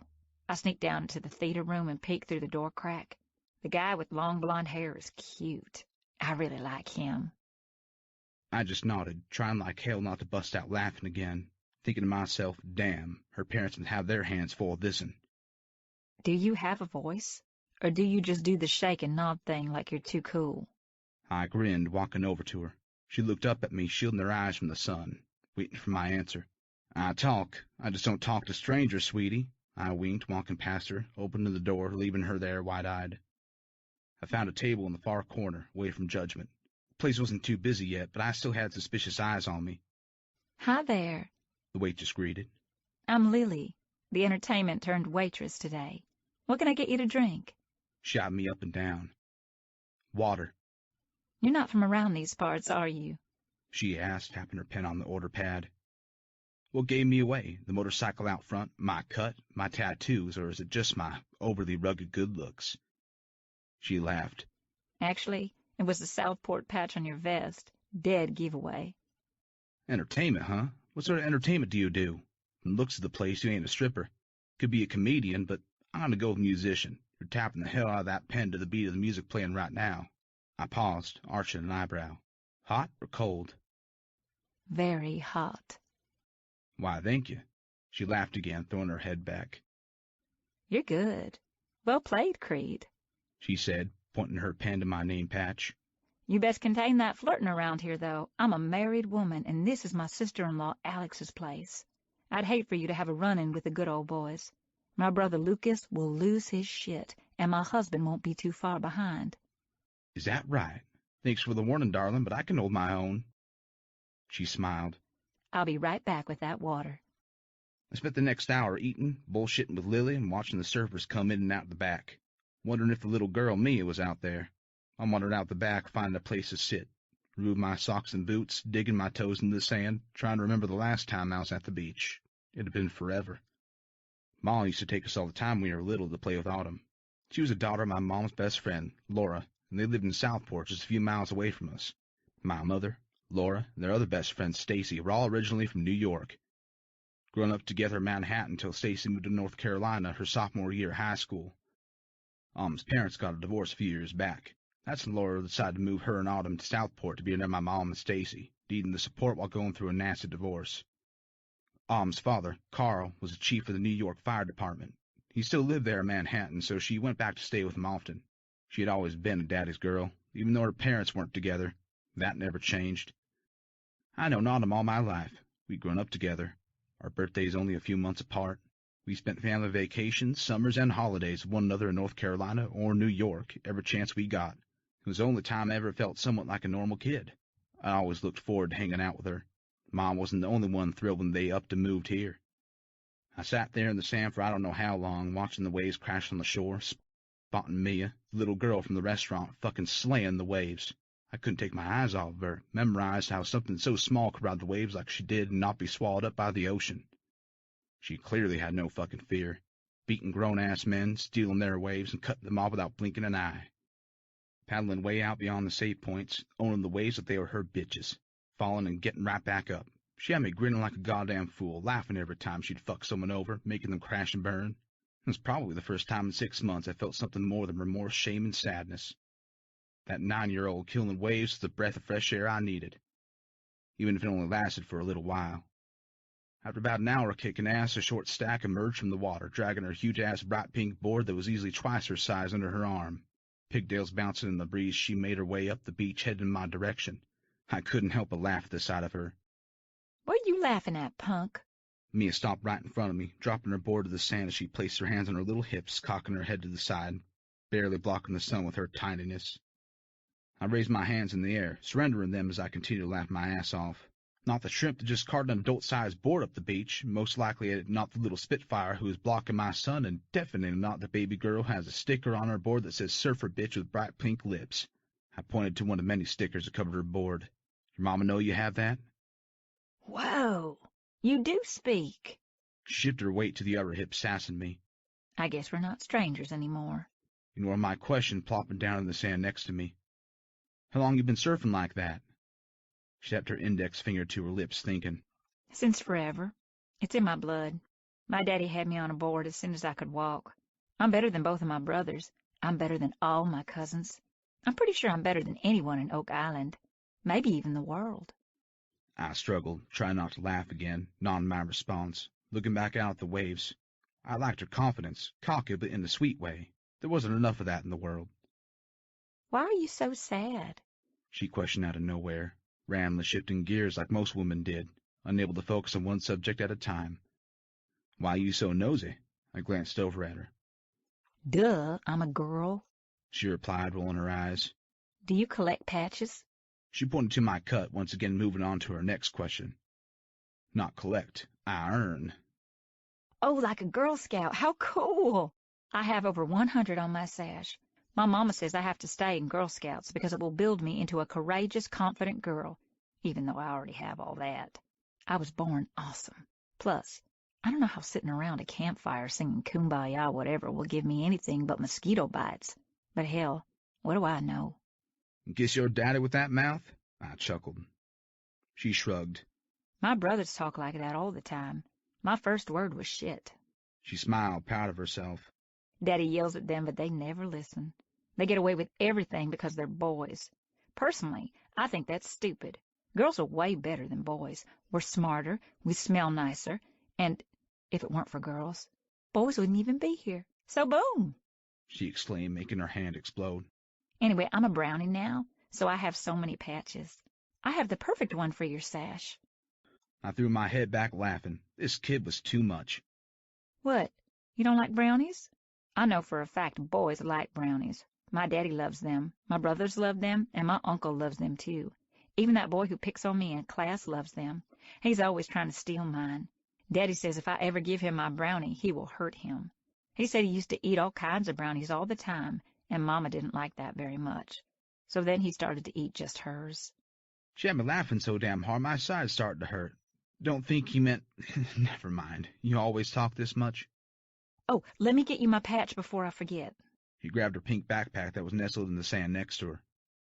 Didn't take much to realize this baby girl liked pink. She rummaged around for a few seconds, finally finding what she wanted. Throwing her backpack to the side, she turned to fully face me. This is from me to you. She beamed. So you can always remember me. I'll always remember you, okay? She handed me her patch. That's my courage patch.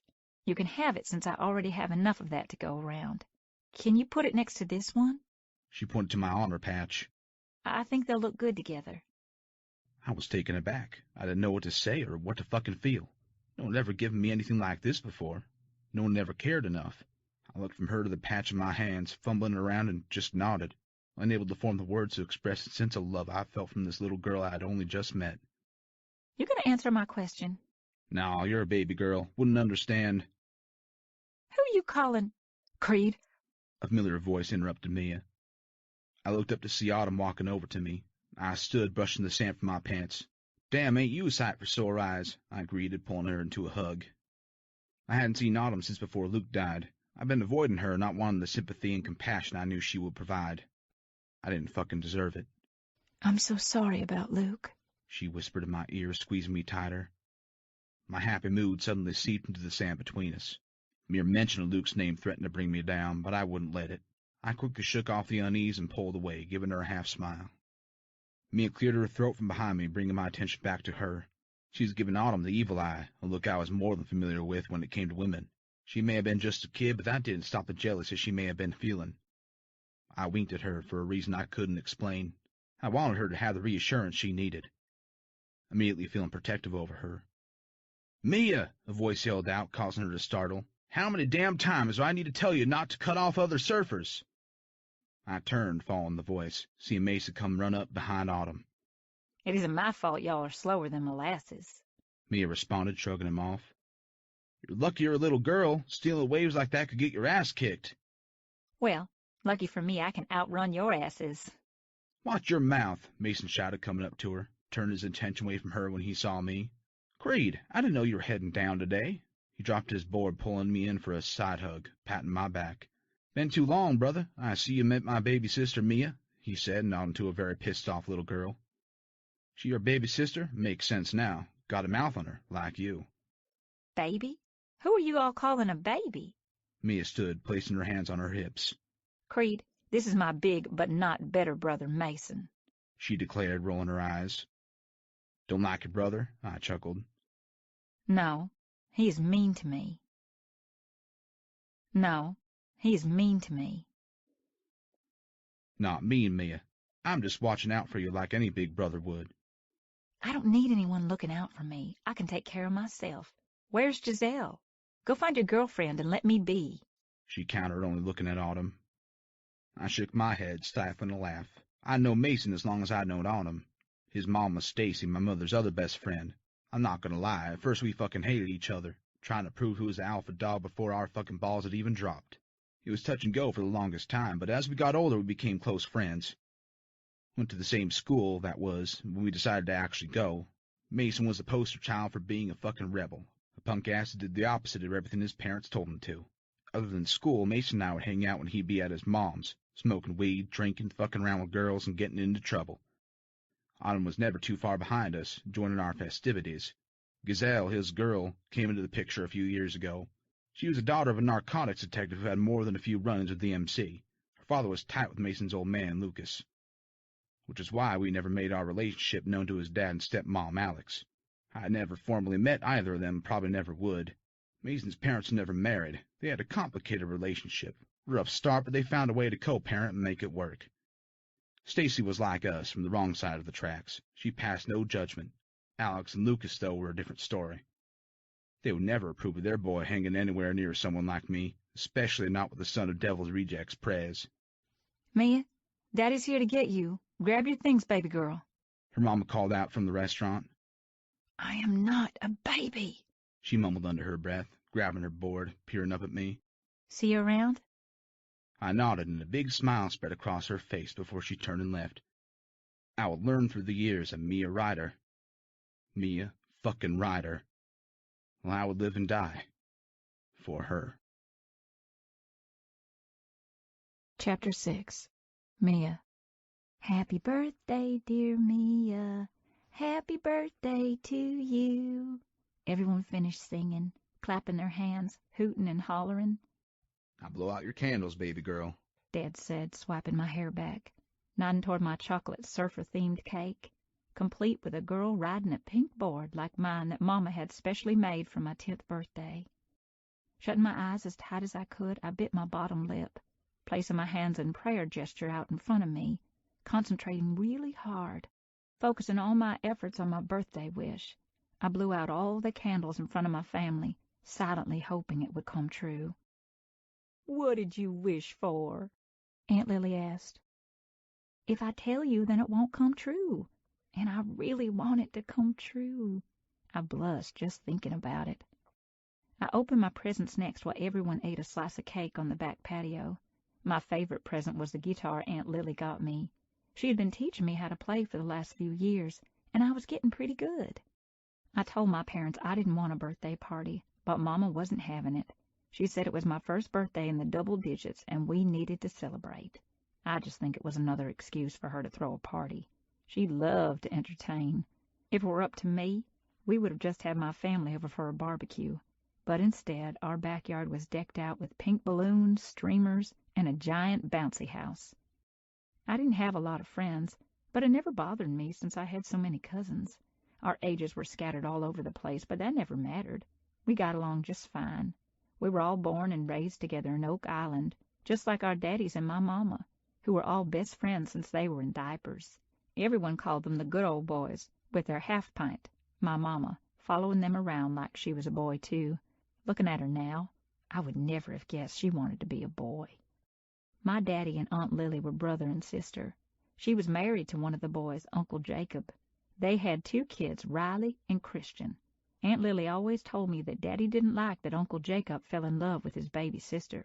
They kept their love a secret for a long time, and when Daddy found out he was with Aunt Lily, he beat him up. Uncle Jacob says he let him win, but Daddy says he's just a pansy-ass lawyer who was just trying to save face, whatever that meant. Uncle Dylan, another one of the boys, was married to Aunt Aubrey. He reminded me of a superhero, always carrying a gun and a badge, putting bad people behind bars. They had 2 daughters, Giselle, and a newborn baby named Constance. Everyone says God blessed him with girls as punishment for being such a womanizing asshole. I don't know what that means either, but my mama says I'm not allowed to repeat that. My brother Mason started dating Giselle. They had been boyfriend and girlfriend forever, and I really loved her. I caught them kissing in Mason's room a few times, but didn't tell on him because I'm not a snitch. I just made him take me places with him for a week to keep my lips sealed. Of course he did. Uncle Austin was the last good old boy. He was covered in tattoos just like Creed was, and he owned a local tattoo shop. His girlfriend was Briggs, who had bright purple hair and tattoos all over her body, too. They were getting to know each other again. I guess Uncle Austin did some bad things, but he's better now and trying to win her back. I had a feeling he would. My daddy wasn't very happy when I asked if I could dye my hair my favorite color, bright pink.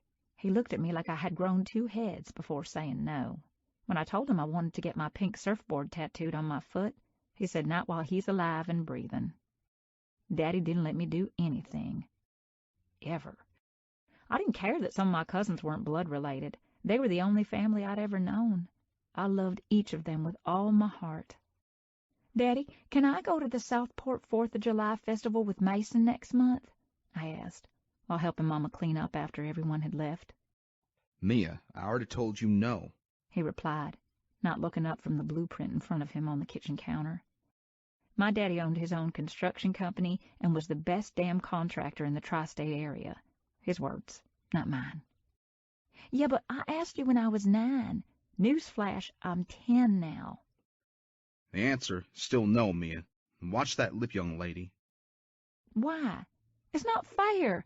You said Bo could go with Mason if he wanted. Last I checked, Bo is only 2 years older than I am, I argued, throwing the dishes into the sink a little harder than I should have.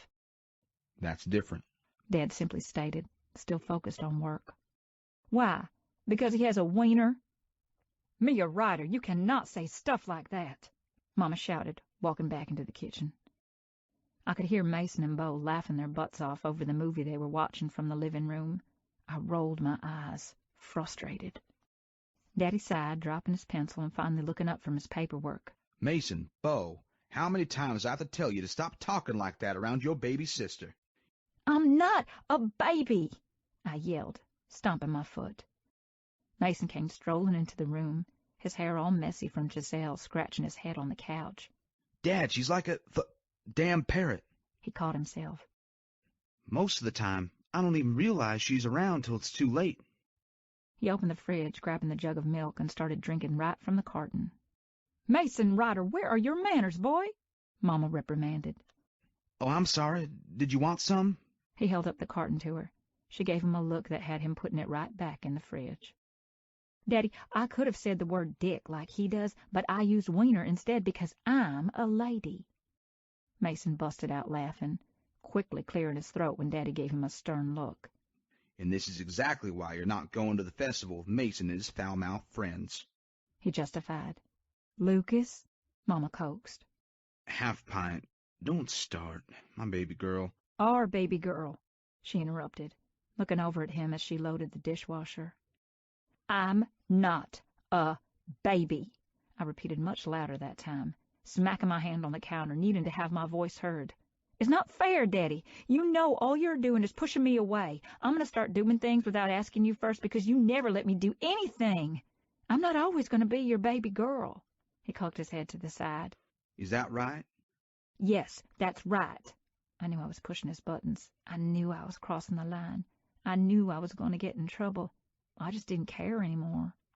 Mia, go to your room, Mama ordered, looking from Daddy to me, not only punishing me but saving me from my daddy's wrath. Dad, she can come with me.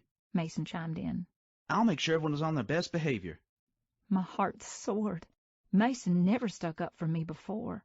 That alone meant everything to me. I smiled at him. Your mom and I will be out of town during the festival. Mia's staying with Lily and Jacob. She won't.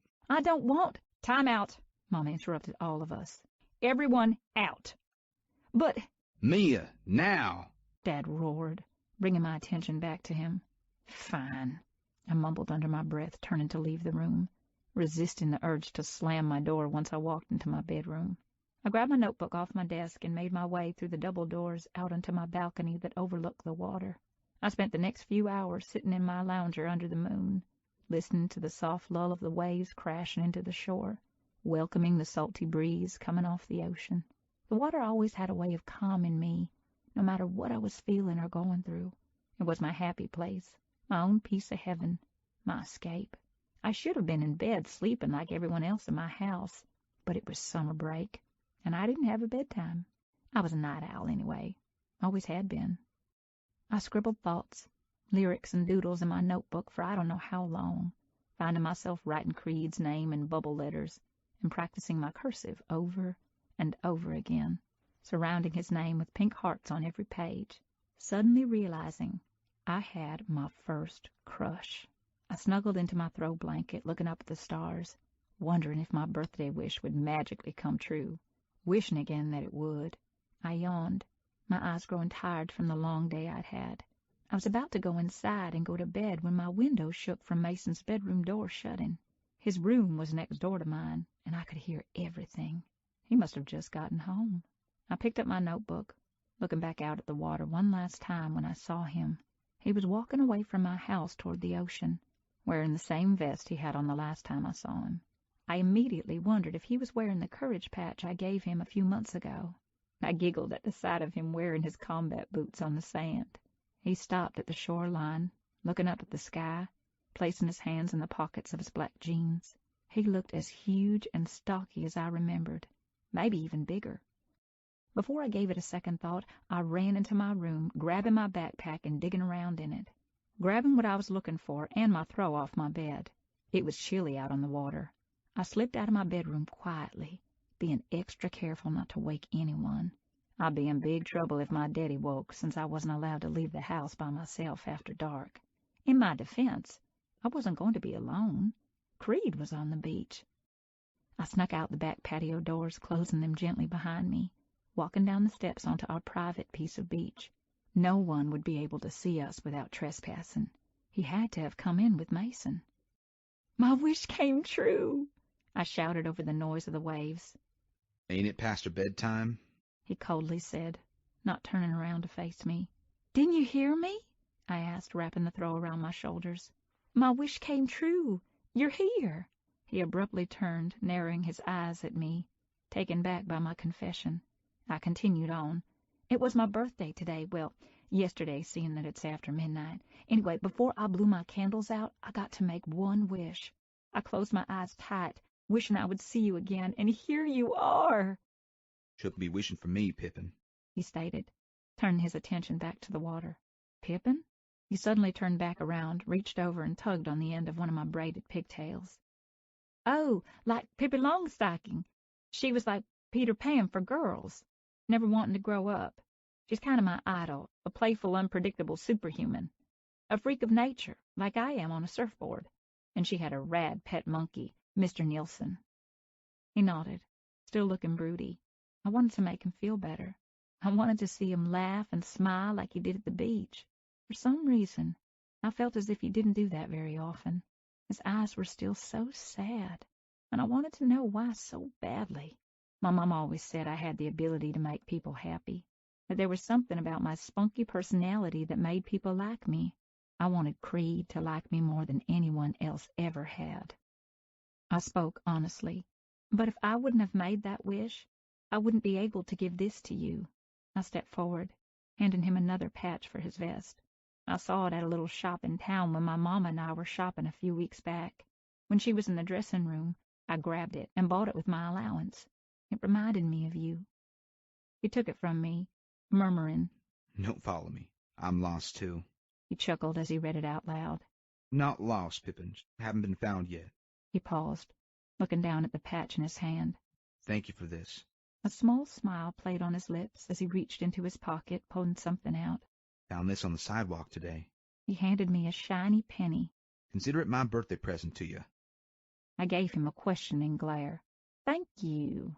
It's what I've always wanted, I sarcastically stated. No, smartass, a penny isn't the gift. The wish is. Do me a favor, yeah? Don't waste any more wishes on me.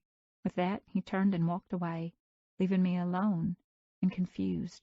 But I already made... Giving you a do-over, Pippin. You'll thank me later, he called out over his shoulder. I turned back toward the water, looking down at the penny in my open hand, closing my fingers around it, placing it over my heart. I didn't need a do-over. My first wish was perfect. My second wish to see him again would be too. Chapter 7. Mia. Winner, the young lady in the pink tank top. Come on down. What can I get you, darling? The carnival worker's voice boomed over the crowd that started to gather around Uncle Jacob and me. Oh, my God, I won again! I goaded, putting my hands up to my face, pretending to be shocked. Take that, Uncle Jacob. What is that now? 0 wins for you and 6 for me? Boom! I smiled, running over to the carny to claim another prize. This time I picked out a pink teddy bear with a tie-dyed shirt on to go with my other prizes. You really are Lucas's kid, Uncle Jacob teased, ruffling my hair. I pulled away from him, looking up at the side of his face as we walked side by side down the grassy field. Did he used to kick your butt, too? He just laughed and shook his head, confirming I was right. Let's go find your aunt and cousin, smartass. The 4th of July fair had been going on for decades in Southport, always set up in the same field with the ocean as its backdrop. People from all over came to town that weekend to join the festivities. The huge Ferris wheel could be seen for miles outside of the town, lighting up the night with its neon-colored lights. There were beer tents, casino tents, games tents, and any kind of attraction you could think of, it was there. All of them surrounding the carnival-style rides and booths, like the one I had just schooled Uncle Jacob at. Music blasted through the speakers, bells rang out announcing winners, and screams echoed off the rides. I loved the energy of the fair the most, people smiling and laughing without a care in the world. Oh, and the smell of carnival food, just thinking about it made my tummy rumble. My grandparents on Daddy's side actually met at the fair. Papa had told me stories time and time again how love came to him on the merry-go-round. My grandma, who I had never met, was riding on one of the horses going up and down, laughing with her friends. He stood at the gate, watching her being carefree and happy, saying she had a smile that could light up anyone's life, and it had. She died from breast cancer when Mason was just a baby. My daddy said it was the hardest time of his and Aunt Lily's lives, the saddest, too. But they keep her in their hearts and see a lot of her in me. I just wish I could have met her. It would have been nice to maybe have someone on my side. After pleading with Daddy for over a month, he finally gave in to letting me go to the 4th of July fair, except I had to go with Uncle Jacob, Aunt Lily, and their 2 kids, instead of with Mason, Bo, and their friends like I wanted to. Daddy and Mama were going out of town for the weekend for some romantic getaway, saying they needed some quiet time together. I told them they would have plenty of quiet time if Daddy would stop making Mama scream in their bedroom. He knew she didn't like to be tickled. I couldn't understand why he still tickled her all the time. I was pissed when Daddy said I had to stay with my aunt and uncle all weekend. I wanted to stay home with Mason and Bo. There was no chance of winning that fight, not even for one night. I was grateful to be going to the fair at least, but the last thing I wanted was to be treated like a baby again. I didn't want to go with my aunt and uncle. They wouldn't let me go on the big rides like Mason would. I went to go argue my case, but Mama gave me a stern look not to start with him again. So I just dropped it, even though I hated losing. Nothing upset me more than not being right. Mama said I got that from my daddy. You would think that it would make him understand me better, but I think it only made it worse. All I could hope for was to run into Mason or Bo and be allowed to hang with them for a little while. Mia, if you win any more prizes, we're not going to be able to fit them in the car, Aunt Lily laughed, holding a giant monkey around her neck, hugging my dolphin and carrying my goldfish I had won. I can't help that Uncle Jacob sucks, I replied, sticking my tongue out at him. Psh, I wasn't even trying, little girl. All right, you two. Riley wants to go on the Tilt-A-Whirl again, and Christian is asleep in the stroller. Let's ride a few more and then go find a good spot for the nighttime parade, okay? We just got here, Aunt Lily. I didn't get to go on any of the roller coasters, especially the Scrambler. I haven't even eaten my funnel cake. You have to eat a funnel cake at the carnival. I cocked my head and put my hands on my hips. If we wait too long, we won't be able to see the parade. Besides, you're too little to go on those rides. Says who? I'm tall enough, I argued, walking over to the cardboard clown holding a measuring tape. See? I pointed up. I'm plenty big. If Mason were here, he'd take me. I think since I was the first girl to be born in the family, everyone thought they had to baby me because of it. Come on, Aunt Lily. What happened to you being fun? Mia Ryder, you don't talk to your aunt that way, Uncle Jacob chastened. I peered up at him through my lashes, resisting the urge to roll my eyes, knowing it would only get me in more trouble. I sighed, looking down at my feet. No one understood. No one ever took my side.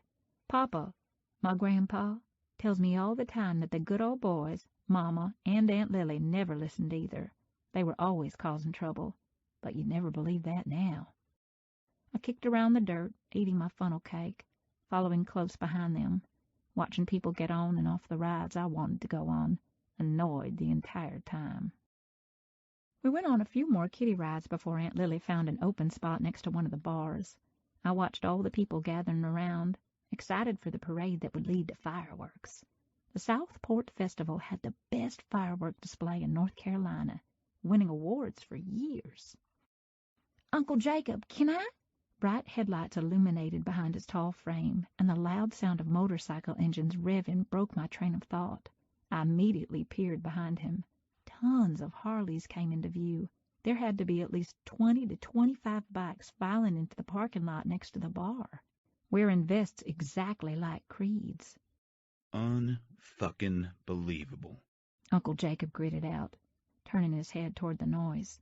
What are those pieces of shit doing here? Jacob, how many times do I have to tell you to watch your mouth in front of the kids? Aunt Lily reprimanded, holding her hands over Riley's ears like muffs. I know, it's just those heathens are no damn good. I should call Dylan and see if he wants to take out some trash tonight. I frowned, lowering my eyebrows, not understanding what he meant by that. What was wrong with them? I scanned the bikers, knowing he had to be with them, but it was hard to see with all the families suddenly picking up their kids and walking in the opposite direction, whispering to look away. Crowds parted to get out of their way. Others just turned their heads, not making eye contact with the men. I took a few steps in the direction, ignoring my uncle, who started to pull on my hand, trying to tug me away. Mia, let's go now, Aunt Lily shouted over the chaos. Crap! Jacob, can you help me with this stroller? It's stuck. That's when I saw him, pulling off his helmet, shaking out his hair that looked longer now. I hadn't seen him since that night on the beach. The same night he granted me a second wish. A smile spread across my face. My heart fluttered in my chest, a feeling I had never felt before. My eyes were glued to the man in front of me. I wanted to run over to him to say hi, but after what Uncle Jacob said and how the people were acting, I figured it wasn't a good idea. I watched from afar, waiting for him to turn and see me. I would have waited all night if that's what it took for him to look at me. I straightened out my light pink dress, fixing the bows of my pigtails, making sure I looked as pretty as I could, waiting for him to walk this way. He got off his bike, turning to put his helmet on the backrest when I caught a glimpse of long red hair behind him, a girl sitting on the back of his bike, taking off her helmet, smiling up at him with loving eyes. I jerked back, caught off guard. It was the girl that came running up to him from the first time we met at the beach. I remembered she had chocolate brown eyes and thick black eyelashes that fluttered for him. Her long, messy red hair was draped all over her face. He helped her off the bike, grabbing the helmet from her hands and locking it next to his. Reaching up, he brushed the stray hairs away from her rosy cheeks. She was wearing tiny shorts, barely covering her long legs, with black combat boots like Creed's. Her tank top hardly covered her big boobs and skinny belly. The way he looked at her hurt my stomach, hurt my heart, and I didn't understand why. I looked down at my girly dress, all of a sudden not feeling good enough. I wanted to look like her. I wanted to be her, if that's what it took for Creed to look at me the way he looked at her. I could do that for him. I waited for what felt like years, wanting him to glance my way, even if it was just for a second. All I wanted was a moment of his time, a flicker to feel a part of his life. All of a sudden, as if he heard my thoughts or felt my presence, he turned, locking eyes with me from the distance between us. I smiled big and wide just so he could see my giddy face light up for him. He remained expressionless, looking right through me and not at me. Taking one last look in my direction, he turned back around, grabbed the girl's hand, and walked toward the bar. He didn't even acknowledge me. He acted like he didn't even know who I was, like I meant nothing to him, when he meant something to me. Creed. I grinned, cocking my head to the side, taking in the perfection of her creamy white skin as Autumn danced in front of me, swaying her hips to the country music the live band was belting out, running her hands up her banging body through her hair, making every other man in the tent turn their heads to watch. "You and Autumn, huh?"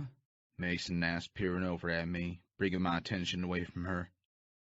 "She wanted to dance," I simply stated, shrugging, standing in the background, leaning against the wood beam with my arms crossed over my chest, one leg over the other. He rode in with the brothers, stopping to have a few beers at the bar my old man owned near the fairgrounds. I told Mason to grab Gazelle and meet us up there. The girls got a stick up their asses real quick, nagging us about how bored they were and how they wanted to dance. The booze running warm through their bodies, getting to them faster than us. Autumn pulled me outside, smiling, laughing, not a care in the fucking world, dragging my sorry ass out of the bar, causing the brothers a hoot and holler that I better be getting some of that ass for being such a pussy and not putting my bitch in her place. We ended up at one of the beer tents at the carnival. There was a big slab of cement in the middle of the tent, making up a makeshift dance floor. A small stage set up in the front where a live local band performed throughout the weekend. Twinkling white lights hung from the beams and tables surrounded the dance floor. "I call bullshit. She's been coming on to you hard the last month, so something must have happened between you." "Ain't what it looks like." I didn't look at him, focusing on Autumn, who was now dancing close with Gazelle, singing the lyrics of the song to each other with pretend microphones, having the time of their lives. "I don't see you turning her down." "Not fucking her, Mason. Won't cross that line. Everything else is just fucking child's play." "Does she know that?" he questioned, pointing to her, raising her eyebrows.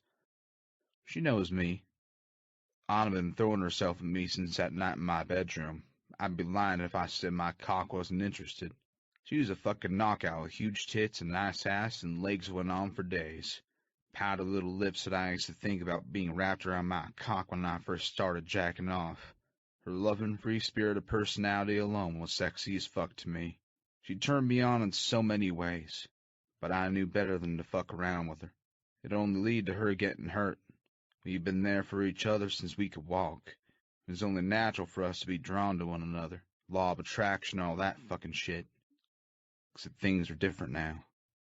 I was different now. Autumn needed a man who would always put her first. She was needy as all hell, always had been. I couldn't provide her with that anymore. It was an offer that would never be on my table for us. My priority was the club, Noah, and my mother. I didn't have the time to be the man she thought I was, the man she deserved. It fucking exhausted me just thinking about it, let alone being that person for her. I didn't let that stop her from flirting with me, though, needing the support only she could ever offer. No one else knew me the way she did. I needed the distraction from the hell that had turned into my life. I may have been leading her on, but fuck it, I wasn't a goddamn saint, never claimed to be, and at the end of the day, she knew I wasn't. As much she tried to pretend I was. Come dance with me. Autumn interrupted, throwing her arms around my neck, faltering a little. Come dance with me. Gazelle not far behind her, tugging Mason onto the dance floor without even asking first. Come dance with me. Pussy. Come dance with me. My arms naturally went around her waist. Don't dance, I reminded her. Oh, come on, please. She pouted, deliberately swaying her hips against my cock. I'll do everything. All you have to do is stand there and look like the badass you are. Tell that to my cock or dry fucking, I chuckled, enjoying the feel of her in my arms. She rolled her eyes, stifling a smile. I didn't know I needed his permission. Since when does your cock care? Since I was 8, the day my cock realized he fucking liked you, that's when. She giggled, turning round, backing her ass up right to where her pussy had just been, knowing I was an ass man. Do you mind? Or are you just going to stand there? She taunted, swaying her hips to the beat of the music. I smiled wide, leaning into her ear, murmuring, "By all means, Autumn, don't mind one fucking bit." She shook her head. You have no shame, Creed Jameson. Gonna take a lot more booze to get me to dance, darling. I rasped against her hair. You feel me? Oh, I feel you all right. She peered over her shoulder and winked. Oh, that ain't nothing, sweetheart. You may just need to show me then. She grabbed my hands, placed them on her thighs, and ran them up her soft, silky legs to her hips. That was my key to get out of there. Gonna get a drink, yeah? Yeah. She spun, stumbling, throwing her arms around my neck again.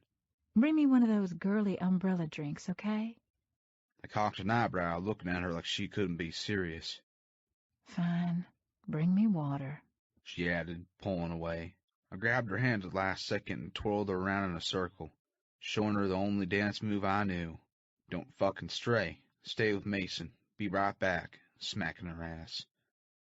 She smiled, nodded. I walked back inside the bar. It was a lot more packed than it was before. People crowded all together in the big open space. I could feel the desperation in the air. Slutty fucking girls everywhere, and horny-ass men following close behind them. The brothers sat in the same place I left them, lying with fresh pussy just champing at the bit. Fucking desperate bitches, beckoning for their attention, running their nails all over their cut, or anywhere else they could. I decided to take a piss before heading over to the bar, relieving myself before Autumn continued to dry fuck the shit out of my cock, leave me with the worst case of fucking blue balls. I'm sure I could have pulled out one of those eager bitches in the stall with me and had them suck my cock, but Autumn was waiting for me. I was a dick, but I still had manners. Skipping over all the people who were waiting to be served, I signaled Louie the bartender for 2 drinks. He handed me a beer in a red Solo cup and a bottle of water. Technically, I wasn't supposed to be drinking since I was under 21, but I was never one to follow rules. It helped that I looked way older than I was. I'm a drinking out in public since I could see behind the bar, especially at establishments my father governed. The crowd parted for me as I made my way back outside and over to the tent where Autumn was. The music had switched from the live band to a DJ spinning the latest hits. I walked inside the tent trying to find her through the crowd of people who'd rushed in to see who was playing. People littered the whole tent, making it nearly impossible to see the dance floor. I searched for any sign of her red hair, finally spotting her on the opposite end. Except she wasn't alone. Some pretty boy dipshit had his hands all over her body, working his cock into her ass while she suddenly became a goddamn stripper on a pole. My beer dropped out of my hands and splashed to the ground, chucking her water bottle next.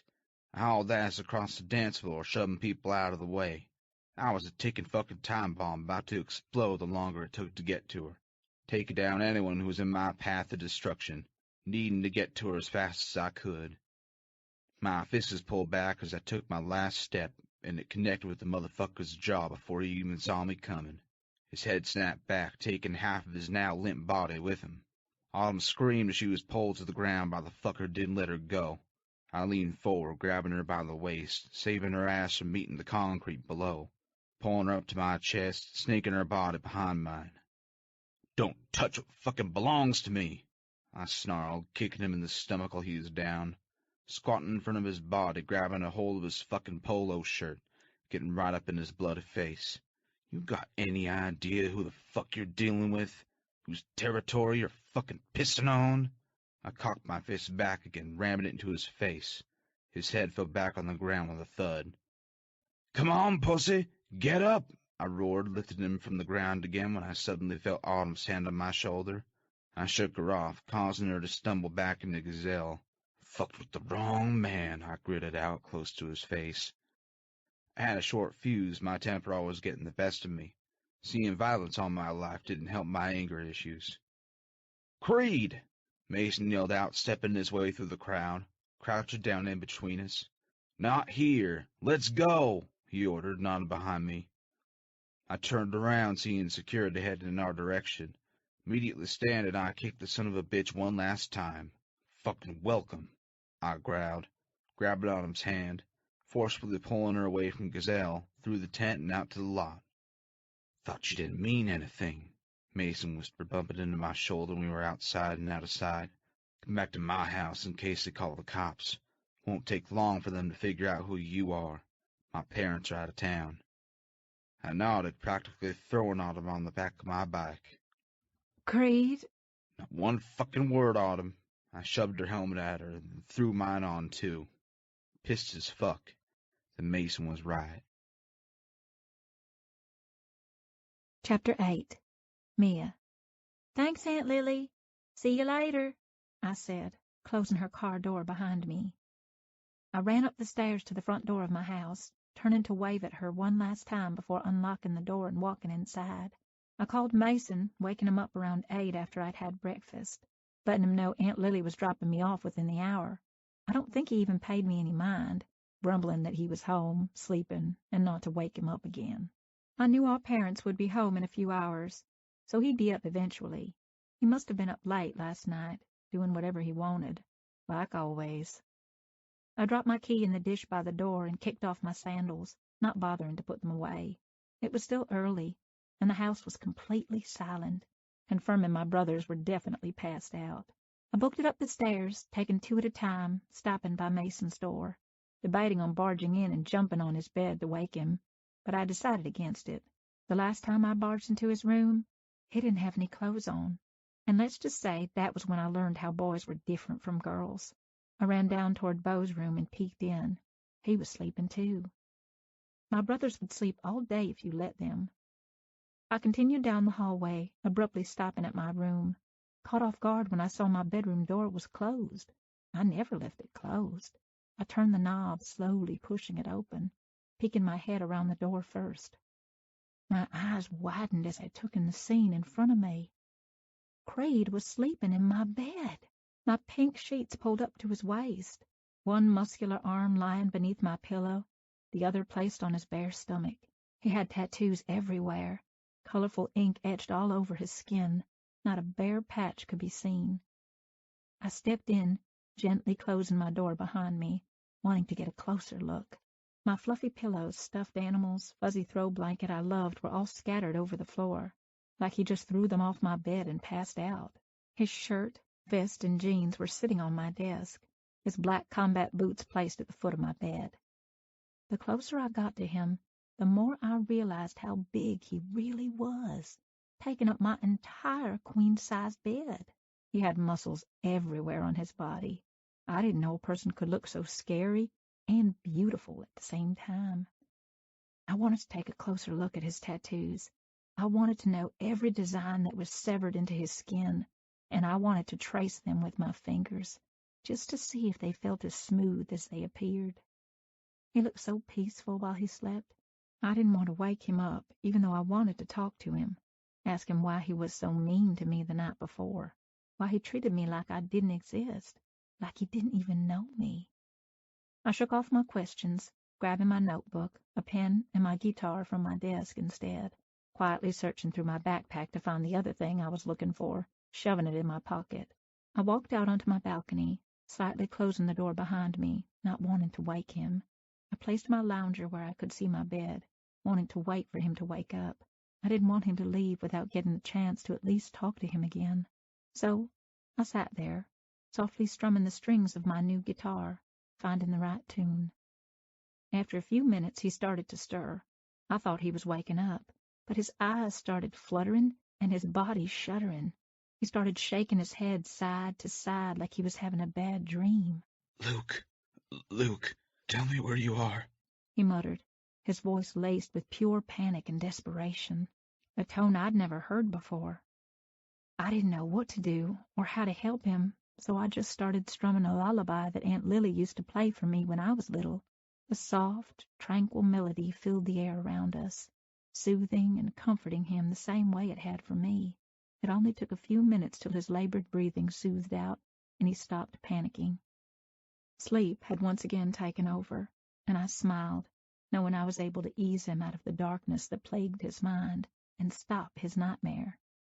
I finished playing the song, setting my guitar to the side of the lounger out of sight, getting up to close the balcony door to give him some privacy, knowing I'd still be able to hear him shuffling around when he woke up. The last thing I wanted was for him to wake up to prying eyes, thinking I was being some sort of creeper and watching him sleep, even though he was in my bed. Minutes seemed to drag into an hour or more that I sat out there, doodling Creed's name in my notebook, waiting for what seemed like forever for him to wake up, thinking that maybe he was never going to. I jumped out of my skin, slamming my notebook closed when the balcony door suddenly opened. It didn't matter, I knew it was him. I hadn't even heard him get up. He must have been all stealth mode, or I might have just been distracted by my thoughts. I immediately peered up at him, blocking the morning sun with my hand, taking in the fact that he still wasn't wearing a shirt. His jeans hung low on his hips, revealing his boxers underneath. I couldn't help but realize how much more defined his body looked now that he wasn't lying down. He loomed over my small frame in a way I never recognized before. My heart started racing. I could feel it ringing in my ears, feeling as though he could hear it too, but there was no expression on his face, making it hard to know what he was thinking. Neither one of us spoke. He shut the door, gesturing to the lounger in front of me, silently asking if he could take a seat. I nodded, pulling my knees to my chest, cradling my notebook. He set a cigarette on his lips, lighting up, blowing the smoke out through his nose, looking over, eyeing me up and down with the same broody regard I had come to expect from him. "You shouldn't smoke. It's bad for you," I blurted, breaking the uncomfortable silence between us. "These are the least of my worries, Pippin," he groaned, his voice scratchy from just waking up. Hearing his nickname for me caused butterflies to flutter in my tummy again. I swallowed hard, hiding the smile that was threatening on my lips, remembering I was mad at him. At least I wanted him to think that I was. "How many tattoos do you have?" I randomly asked, unable to take my wandering eyes off his art. The question alone made me blush. He took another puff from his cigarette, letting it sit in the corner of his mouth. He leaned over, placing his elbows on his knees, shielding his body from me, which only accentuated his big, bulky, tattooed arms. 2 men at a count, he simply stated, looking out at the water. "I can count them. I mean, if you wanted to know how many you had, I could count them for you," I nervously laughed. He grinned. It was quick, but I saw it. "I can't wait till I get one. I wanna—" "Don't mar your skin. It's perfect the way it is," he interrupted, catching me off guard. "Okay." If somebody else would have said that to me, it would have made me furious. If there was one thing I hated, it was being bossed around, but it was different coming from Creed. I wanted to be perfect for him, like that girl on his bike was. "Is she your girlfriend?" I questioned, unable to hold back any longer. He cocked his head to the side, dragging the cigarette away from his mouth, blowing the smoke straight up. "Is that why you ignored me?" I added nervously, waiting for his reply. That really hurt my feelings. I thought we were friends. "I ignored you 'cause I ain't no good. You're a baby girl and I'm a grown-ass man. The list is endless for why I can't be your friend. So do me a solid. Forget about me and go play with your dollies or some shit," he crudely replied. I scowled, taken aback. That's the stupidest thing I've ever heard. I don't even like dolls. I like stuffed animals, as you can clearly see in my room. And again, I'm not a baby. I'm around adults all the time. I have more friends that are your age or older than are mine. Plus, I'm super mature and awesome all rolled into one. Everyone wants to be my friend. You're just being a big bully. And you know what? I paused, giving him the dirtiest look I could muster up. I don't even know if I want to be your friend anymore. So there. He shook his head, chuckling, meeting my eyes. Don't know when to give up, do you? I'm a nice girl. You're lucky to have met me. Nice girls need to stay away from the likes of me. He breathed out through the cigarette smoke. Mason is your friend. He's annoying, and sometimes I want to punch him in the face, but he's a nice guy, and he's your friend.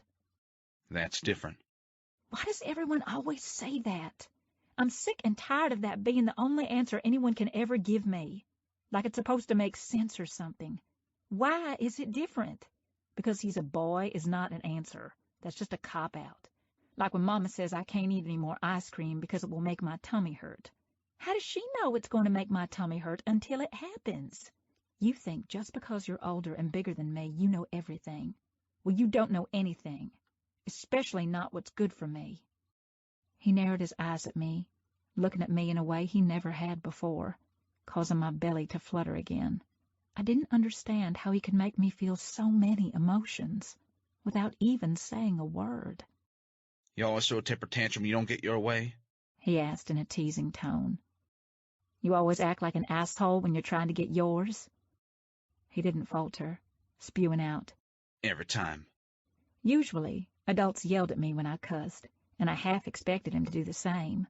I liked the fact that he didn't, even though he was trying to boss me around. I knew it was coming from a good place. It just showed me I had to fight harder for our friendship. I didn't mind doing that, as long as it meant I could stay in his life. I don't have a lot of friends, Creed. I don't like to waste my time on people if I don't think they're worth it. He abruptly stood, walking over to the railing, leaning forward, placing his elbows on the wooden beam, taking one last puff of his cigarette as if he didn't know what to say, opening his mouth to speak, but nothing came out. Uncomfortable silence filled the space between us again. He threw his cigarette to the ground, stubbing it out before kicking it off the balcony. I stood, pulling out a patch from my shorts that I'd bought for him a few weeks ago, chucking it at him, watching it land by his feet. He looked down, picking it up. Asshole. Not just a word. It's a lifestyle. He read aloud. A smile finally played on his lips. Fitting, ain't it? I asked. Not giving him time to reply, I turned and left, hoping that he knew he wasn't going to get rid of me that easy. Creed. I let the hot water run down my tense back muscles, leaning my hands and forehead on the cool tile, standing under the shower head in my bathroom, washing away the effect of last night, flexing and releasing my fist, stretching out the soreness the motherfucker's jaw left behind, trying to ignore the plaguing thoughts about a certain redhead that caused me to lose my shit. Seeing her practically fuck another guy on the dance floor pissed me off in a way I never saw coming, never even expected. I shouldn't have given a fuck. I should have walked away.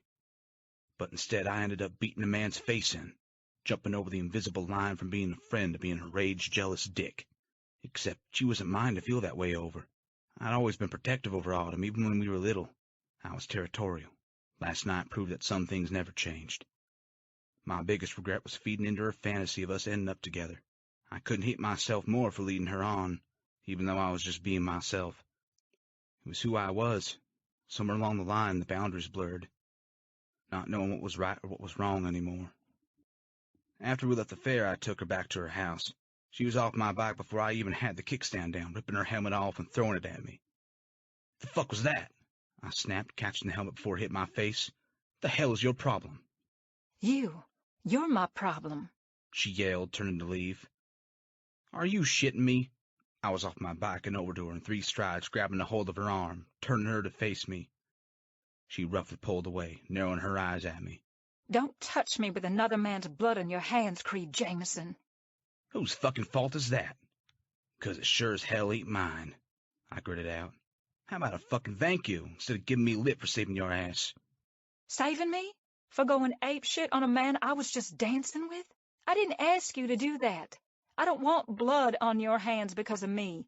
You do enough of that on your own. I jerked back like she'd hit me. Her eyes instantly widened in realization of how I interpreted it, immediately stepping toward me.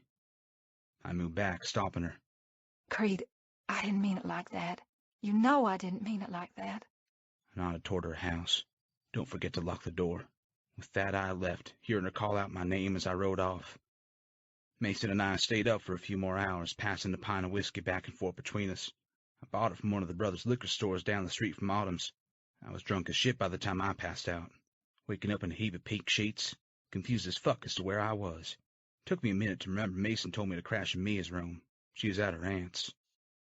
I went out on her balcony to have a smoke, trying to clear the drunken haze before I got the hell out of there, never thinking a bright-eyed, pigtail-wearing Pippin would be staring back at me. Of course, I felt bad for ignoring her at the fair. She was just a kid, but the sooner she realized she needed to stay the hell away from me, the better. Bottom line, who the hell knows if she would? My phone rang, bringing me back to reality. I wrapped my towel around my waist and grabbed my cell, half expecting it to be Autumn, but the name Perez lit up the screen. Yeah, I answered. Get your ass to the club now. I'm calling in church. The line went dead. Good talk, I said to myself, throwing it on my bed. Wasn't surprised Pops wasn't here when I got home. He never came home on most days, saying he was too busy with club shit, knowing he really meant he was too busy being balls deep in Chris or some other club whore. I got dressed, stopping by Noah's room on the way to the living room, needing to check on him. He was already playing video games, shouting at the TV, nodding his head in response to my questions, not paying me any mind. Ma was in the dining room, cutting out coupons she'd never use, already having a drink. I shook my head, kissed her cheek, and left, biting my tongue all the way out to my bike. She was getting worse with every day that passed, slowly dying for the son who had died, not wanting to live for the two that were alive. I had no idea how to make it better. She was too far gone for any help.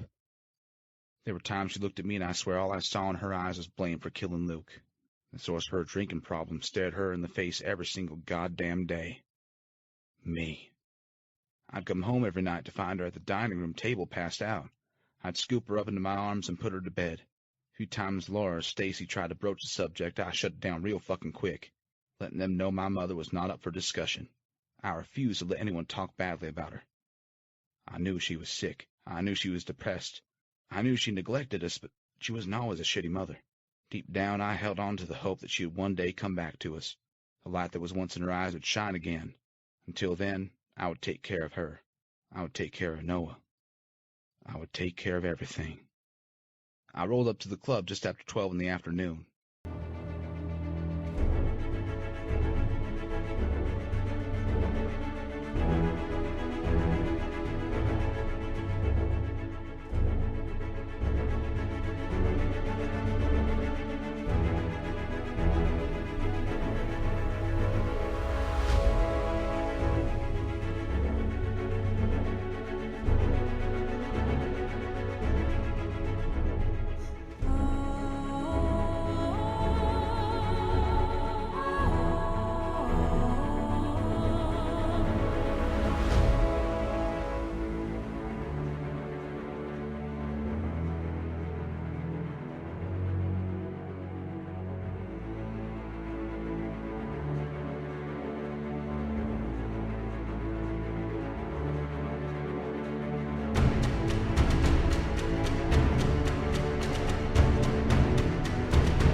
Sitting there being forced by the hand that feeds him. The air was so thick between us it made it hard to breathe, hard to see, hard to even move. For the first time in my life, there was nothing left to say. My father had me right where he wanted me. Right under his fucking thumb. I felt as though there was a bright red target placed right over my heart. Except I always knew my old man would be holding the loaded gun. Chapter 9. Mia. I watched Uncle Austin and my new aunt, Briggs, take the floor, holding each other tight as they danced to their first song as husband and wife. The wedding reception was held at my parents' restaurant. They closed down for the day for the private party, transforming it into an elegant space for one of their best friends' special day. White linen tables surrounded the dance floor and stage where Aunt Lily always performed. Twinkling lights hung from the ceiling, adding the perfect touch to their romantic night. A huge cake sat on the table in the corner, just waiting to be eaten, with a tattooed bride and groom on top. They'd gotten married on the dock at their house a few hours before, with family and friends surrounding them. She was the most beautiful bride I'd ever seen, glowing and radiant, exuding happiness all around her. Her long, silky white gown clung to her body as her bright purple hair flowed with the breeze off the ocean. The song, "This Year's Love" by David Gray, played through the speakers while they moved across the floor, reminded me of the way the Beast danced with Belle in Beauty and the Beast. A night straight out of a Disney fairy tale. Aunt Briggs, the perfect princess, and Uncle Austin, the handsome prince. He looked at her adoringly, dancing with the love of his life. The way they looked at each other in those moments were memories I'd always reflect back on. One day I'd meet my prince, and I'd have my perfect night too, hoping that he would look at me the way Uncle Austin looked at her. I was excited to be a part of their special day as their flower girl. Aunt Briggs even let me pick out my own light pink flowy dress with matching strappy-heeled sandals. We spent that whole day shopping together, getting our nails done, eating ice cream, and talking about the latest gossip in Hollywood. Once I put the dress on, I knew it was the one. I never wanted to take it off. Daddy even said I looked like I had grown up overnight. He hadn't seen me wearing it until the morning of the wedding, and he said I took his breath away. Literally. He got choked up when I stepped out on the dock. It made him sad that I didn't look like his baby girl anymore, so I gave him a big squeeze hug to make him feel better. It worked. I spent most of the night tearing up the dance floor with my rowdy uncles. I even got Mason and Bo to dance with me a few times, too, both of them looking so handsome in their tuxedos. Giselle couldn't take her eyes off Mason all night, more so than ever before. She was a little too excited when she caught the bouquet Aunt Briggs threw to all the single ladies attending the party. I nudged Mason, telling him he was next. He didn't like that very much. A finger tapped my shoulder, drawing my attention away from my brother and Giselle, who were lip-locked, dancing a little too close for Uncle Dylan's comfort. At one point, he casually moved aside his tux, showing Mason he had his gun on him. Mason surrendered his hands and laughed. "Hey, Daddy, why aren't you out there dancing with Mama?" I was hoping the prettiest girl in the room wanted to dance with her daddy. He smiled, staring down at me. I nodded. I'd love to. The song playing ended, smoothly transitioning into the next as we made our way onto the floor. My Little Girl by Tim McGraw started playing, as if on cue. He used to sing that song to me as a baby, comforting me instantly when I was fussing. At least that's what Mama told me. "Oh, my God! Daddy! They're playing our song!" I rejoiced, grabbing his hand. He gave me a twirl before lifting me up, placing my bare feet on his shining black shoes. They must have known, he replied, winking at me, leading us to the small space, singing the lyrics about letting his little girl go. A small crowd gathered around to watch us, including Mama, who had a smile on her face and tears in her eyes. She was always so emotional. Mia Pia. Daddy pulled away, looking down at me, smiling. "You haven't called me that in forever," I laughed. Can you promise me something? "Depends. If it involves cleaning my room or taking out the trash, then no." He chuckled. Promise me you won't grow up. You'll stay my baby girl for the rest of your life. He pulled me closer, hugging me tight. "I promise, Daddy," I whispered. Once the song had ended, Daddy gave me one more twirl, and someone caught my eye. "Thanks for the dance, Daddy." He nodded, ruffling up my hair, walking out the back to join Mama and their friends on the beach. They were preparing to have a big bonfire after it was dark enough outside. When Daddy was out of sight, I put on my heeled sandals and ran out to the side door that led to the parking lot. A black motorcycle was parked a few spaces away from the door. My eyes searched all around to find him again, but I heard him before I saw him. Creed.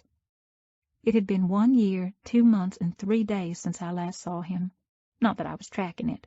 After I walked away from him on my balcony, he just seemed to have disappeared like he never even existed to begin with. I'm not going to lie. It hurt. I found myself looking for him everywhere I went, spending more time at the restaurant after school in hopes he'd show up one day. He never did. I wanted to ask Mason where he'd been, but he would have wondered why I cared. I was at a loss, so I kept busy with school, homework, and guitar lessons, hitting the waves every chance I got, often sitting on my surfboard out in the water, looking at the shore, hoping he would appear. Not once did he. Days turned into months. The months turned into a year. Not a day went by that I didn't think of him. My 4 notebooks were proof. Creed was having a pretty heated conversation with someone I couldn't see over by a black limousine. What's he doing here? I asked myself, taking a few steps closer, trying to get a better view. I ducked behind the newspaper stand in front of me when he looked in my direction. I peered over, getting a glimpse of whom he was talking to. I'd never seen Creed angry. It was weird seeing him like this. The man he was arguing with was Aunt Briggs's uncle, Alejandro. Uncle Austin called him Martinez. He had come into town from New York to watch his only niece get married. She said he was the only family she had. When she introduced us, I couldn't help but stare. He was really handsome, but scary looking too. He carried guns on him like Uncle Dylan, but Aunt Briggs said he wasn't in the police force, so I didn't really understand why he had them. He didn't talk much, but when he did, he had somewhat of a Spanish accent. Aunt Briggs didn't seem to care for him very much. At least they didn't seem close. Curiosity got the best of me. I couldn't hear what they were saying, so I ran and hid beside a nearby red car, peeking over the hood. I felt like I was in a Nancy Drew story, spying and looking for clues. They were in each other's face, yelling something I still couldn't make out, both of them trying to stand bigger than the other. It reminded me of 2 pit bull dogs fighting over territory. Aunt Briggs's uncle reached into his jacket and pulled out something that looked like a stick, handing it to Creed. Looking around, making sure no one was watching them, I crouched down behind the car again, hiding. The last thing I wanted was to get caught snooping. A loud noise sounded, making me jump up. Creed's hands connected with the roof of the limo, furious. Martinez was already gone. He must have walked back into the reception.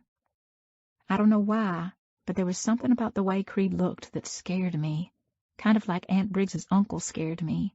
He had a certain glare in his eyes which was new and unfamiliar, making me extremely nervous and worry of him. Before I knew what I was doing, I turned, taking off toward the restaurant. That's when I heard him yell. "Not so fast, Pippin!"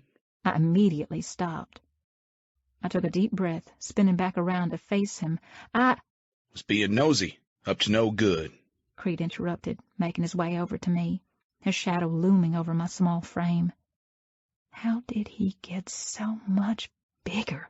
Why did he look so different? "No," I murmured, loud enough for him to hear. "No," he repeated, folding his arms over his muscular chest, accentuating his stocky frame. I acted fast, holding the skirt of my dress out, swaying side to side, shuffling my heels on the pavement, smiling wide, peeking up at him through my lashes, trying to act all cute. I muttered in the sweetest voice, "Do you like my dress?" He arched an eyebrow, nodding. "Think that's gonna work on me? May work with your daddy, but that won't fly with me. What are you doing out here?" I sighed, rolling my eyes, mostly disappointed that he didn't even acknowledge my dress when I looked so pretty. He was being so cold to me, nothing like the man I once knew. I couldn't tell if it was me he was mad at, or what went down with Martinez. Either way, I didn't like this side of Creed. "Not gonna ask again, Pippin," he sternly stated. I was just... I shrugged. I wasn't trying to eavesdrop. I mean, not really. I didn't hear anything, I promise. Even if I did, I wouldn't tell anybody. I'm not a snitch. You can trust me, I rambled on. He shook his head. "Could get hurt standing out here, overhearing conversations between men that don't concern you." Then maybe you shouldn't be having those kinds of conversations in public, where anyone can walk out and overhear. "That lip's gonna get you in trouble one day." I'm just saying. "I know what you're not saying. Why you came out here in the first place. Out with it, Pippin. Ain't got all day." I wanted to see you, okay? I honestly admitted. That's all. I saw you from the window inside, I haven't seen you in a really long time, over a year, actually. I looked down at my sparkling pink toes, embarrassed, fidgeting with the ribbon on my dress. I missed you, I muttered, barely above a whisper. He didn't say anything. If it wasn't for his combat boots being close to my feet, I'd think he took off. Nothing happened for what felt like a long time. Then he suddenly reached over, placing his index finger under my chin, making me look back up at him again. I blinked away some tears that started to form in my eyes. I think I may have stopped breathing. My belly fluttered, except this time I felt it all over my body. He looked deep into my eyes in a comforting way, dropping his hand, taking a few seconds to think about what he was going to say. I glanced down at his vest. His creed patch was gone, replaced with one that read Vice Prez instead. I couldn't help but notice none of my patches were on his vest either. You look cute as shit, he rasped out of nowhere. I beamed, peering up at him instantly, my heart soaring once again. You're gonna be fucking gorgeous one day, that's for damn sure. Slaying hearts, boys lining up out the door for you. Your old man knows it too. That's why he keeps you under lock and key. Doesn't want to end up behind bars beating ass. Don't blame him either. You'll meet a cocky little shit who'll promise you the world. He paused, letting his words sink in. You ain't even gonna remember me. I'll always remember you. May seem that way right now, Pippin. You're a baby girl. Got years of growing up to do, yeah? Yeah, I simply stated. He stepped back, looking at me one last time. Best be staying out of trouble, you hear? Stay little. With that, he turned and left. Jumping on his bike, he threw on his helmet and leaned forward, revving up the engine. The back of his vest rose up as he took off, exposing a shiny black piece of metal. I stopped smiling, unable to ignore the fact that Creed was now carrying a gun, too. Creed. It had been a year and a half since I took over as vice pres. I was almost 20 years old, and I put more people to ground than the average brother. It was the same old shit, just a different day. Marching to my father's fucking drum, paying the price, and I stepped out of line, which I did often just to spite him. With my new title came a newfound respect amongst the brothers, not to mention the club whores that went out of their way to please me the only way they knew how. I was second in command, meaning no one fucked with me. I stopped allowing myself to feel. I just did whatever was needed of me without a second thought. But my loyalty to the club cost me my morality, and without a conscience, a man was capable of anything. I didn't even recognize a man staring back at me in the mirror anymore. Creed was gone. Vice Prez was born. Think we wouldn't have fucking found out? I interrogated the broker of the trucking company that moved our drug shipments across the state. I tied them to a chair, ready to use any means of torture necessary to make him fucking talk. His two men in the same situation seated on the right and left of him, with duct tape over their mouths. Diesel and I had rolled up to the downtown warehouse where all the loading docks for the trucks were stationed, taking Jericho and his men by surprise, standing locked and loaded outside when they lifted the bay door to let us in. Diesel shot both men in the knees, bringing them down before Jericho even had a chance to blink his goddamn eyes. Being the pussy-ass motherfucker he was, he took off running, making it about 4 steps, and I nodded at Diesel to shoot him in the leg, too. He dropped to the cement, yelling obscenities in Spanish, trying to crawl away from us. I didn't hesitate. I grabbed him by his ponytail, dragged his ass over to an old rusty folding chair, leaving a trail of blood in his wake. Using cable ties, I secured his hands behind his back and his legs to the chair. Diesel did the same with his 2 men, duct taping their mouths shut. I needed to talk to Jericho, not his fucking henchman. I don't know what you're talking about, Jericho spit out, shuddering in his seat, suspiciously looking around the dark warehouse, for I don't know what. Is that right? I drawled out, slowly walking round where he sat, making him fucking nervous, stopping to the left of him. Blowing smoke up my ass ain't gonna help your situation, I whispered over his shoulder, sweat pooling at his temples. We've been doing business with Devil's Rejects for a long time. Why would I fuck that up? 'Cause you're a greedy fuck.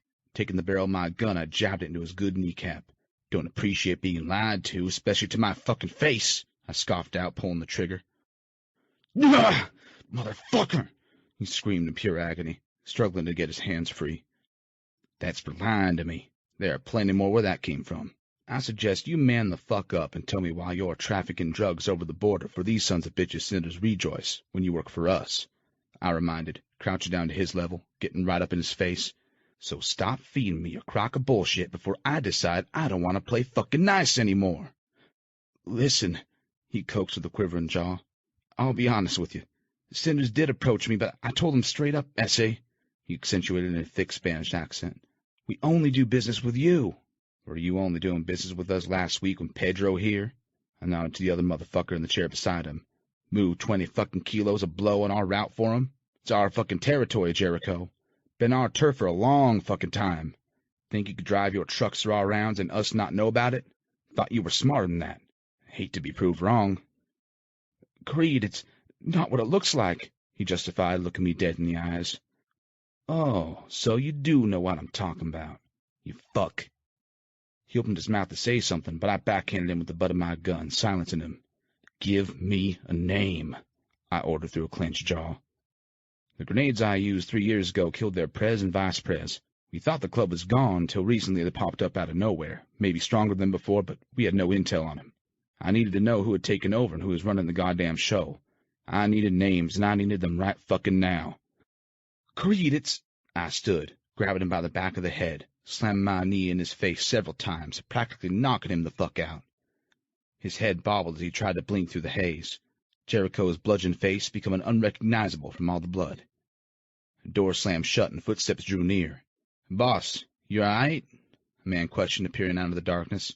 The fuck's going on here? I turned around, looked him straight in the eyes, and shot him in the fucking head, clear across the room. His body fell to the ground with a thud. I didn't falter, aiming my gun to the center of Jericho's forehead next. Give me a name, I demanded, shoving my gun deeper into his skin, or you won't crawl out of here alive, I gritted out, losing the last bit of patience I had. My men will find you and kill you. Ain't that a bitch? Good thing I don't give a flying fuck if I die. Can you say the same, motherfucker? His eyes met mine, widening at the realization that I wasn't bluffing. Give me a reason, I breathed out. Give me one fucking reason why I shouldn't pull the trigger and lay you the fuck out for betraying us after everything we've done for you, you spick-ass son of a bitch. His chest heaved, his nostrils flared, his mind reeled with uncertainty. I cocked the pistol deeper into his forehead, causing his head to jerk back. He swallowed hard, clearing his throat, holding his head up higher, mocking me. You got 3 fucking daughters, I spoke with conviction, catching him off guard. Diesel, ever been with a Latina? No, man, haven't had the fucking pleasure. Veronica has the best cocksucking lips on this side of the border, I snidely smiled, talking about his wife. Hey, Jericho, how'd an ugly fuck like you back some pussy like her? Fuck you. No, thanks. I already fucked your wife, I rasped, grinning. You son of a bitch! You're a fucking liar! He screamed at the top of his lungs, whipping around the chair, almost knocking it over. We were used to the theatrics that came with our interrogations. We didn't pay him any mind as he visibly struggled, trying to get loose. He wasn't going anywhere unless I wanted him to. I waited till he tired himself out, until there was no fight left in him and all he would do was roll over and play fucking dead, blood gushing out of him. I crouched down again, leaning forward close to his face. Cocking my head to the side, I murmured, Wonder if your baby girls want to ride my cock as much as your wife did. I viciously spewed. You leave them alone, you motherfucker. I smiled wide, my eyes wild and brazen. Can't do that. Give me a name, or Diesel and I are going to pay a little visit to your baby girls. I always wanted to run a train on your oldest daughter's culo, I mocked, saying ass in Spanish. Don't worry, though. I'll make her deep-throat my cock before I take her up the ass. Wouldn't want to tear anything. Can't say the same for Diesel. He jerked forward, wrestling to break free. If you lay one finger on him, I'm going to count to 3, and if I don't get a name, I'll fucking kill you. But not before I make you watch your daughters get fucked in the ass by my cock, while Diesel has him deep-throating his fucking Glock, just to see which load gets off first. You! I suddenly raised my arm, aiming my gun to his boy tied to the chair on his right. 1, I counted, putting a bullet between his eyes, blowing his fucking head off, blood and brains splattering behind him. Give me a name, I repeated, aiming my gun over to the man in the same setup on his left. He was thrashing around, already knowing his fate. I looked at Jericho. Please, enough, don't... 2, I pulled the trigger again. More blood, more brains. More fucking death. I was done playing games. I was never one for using women or loved ones as bait or collateral, but that didn't stop the brothers from letting it happen in the club. As much as I didn't want to, I had to look the other way. Let it happen, whether I wanted it to or not. It just is what it is. I walked over to Jericho, placing the barrel of my gun under his chin. Last chance, motherfucker, or we're taking a ride home. Cowering away from me, he closed his eyes tight. Marcus! He yelled out. His name's fucking Marcus. He with sinners? I don't know. He came here with some of them. He have a cut on? A what? A fucking cut. Like a vest, motherfucker. Like a vest. I don't think so.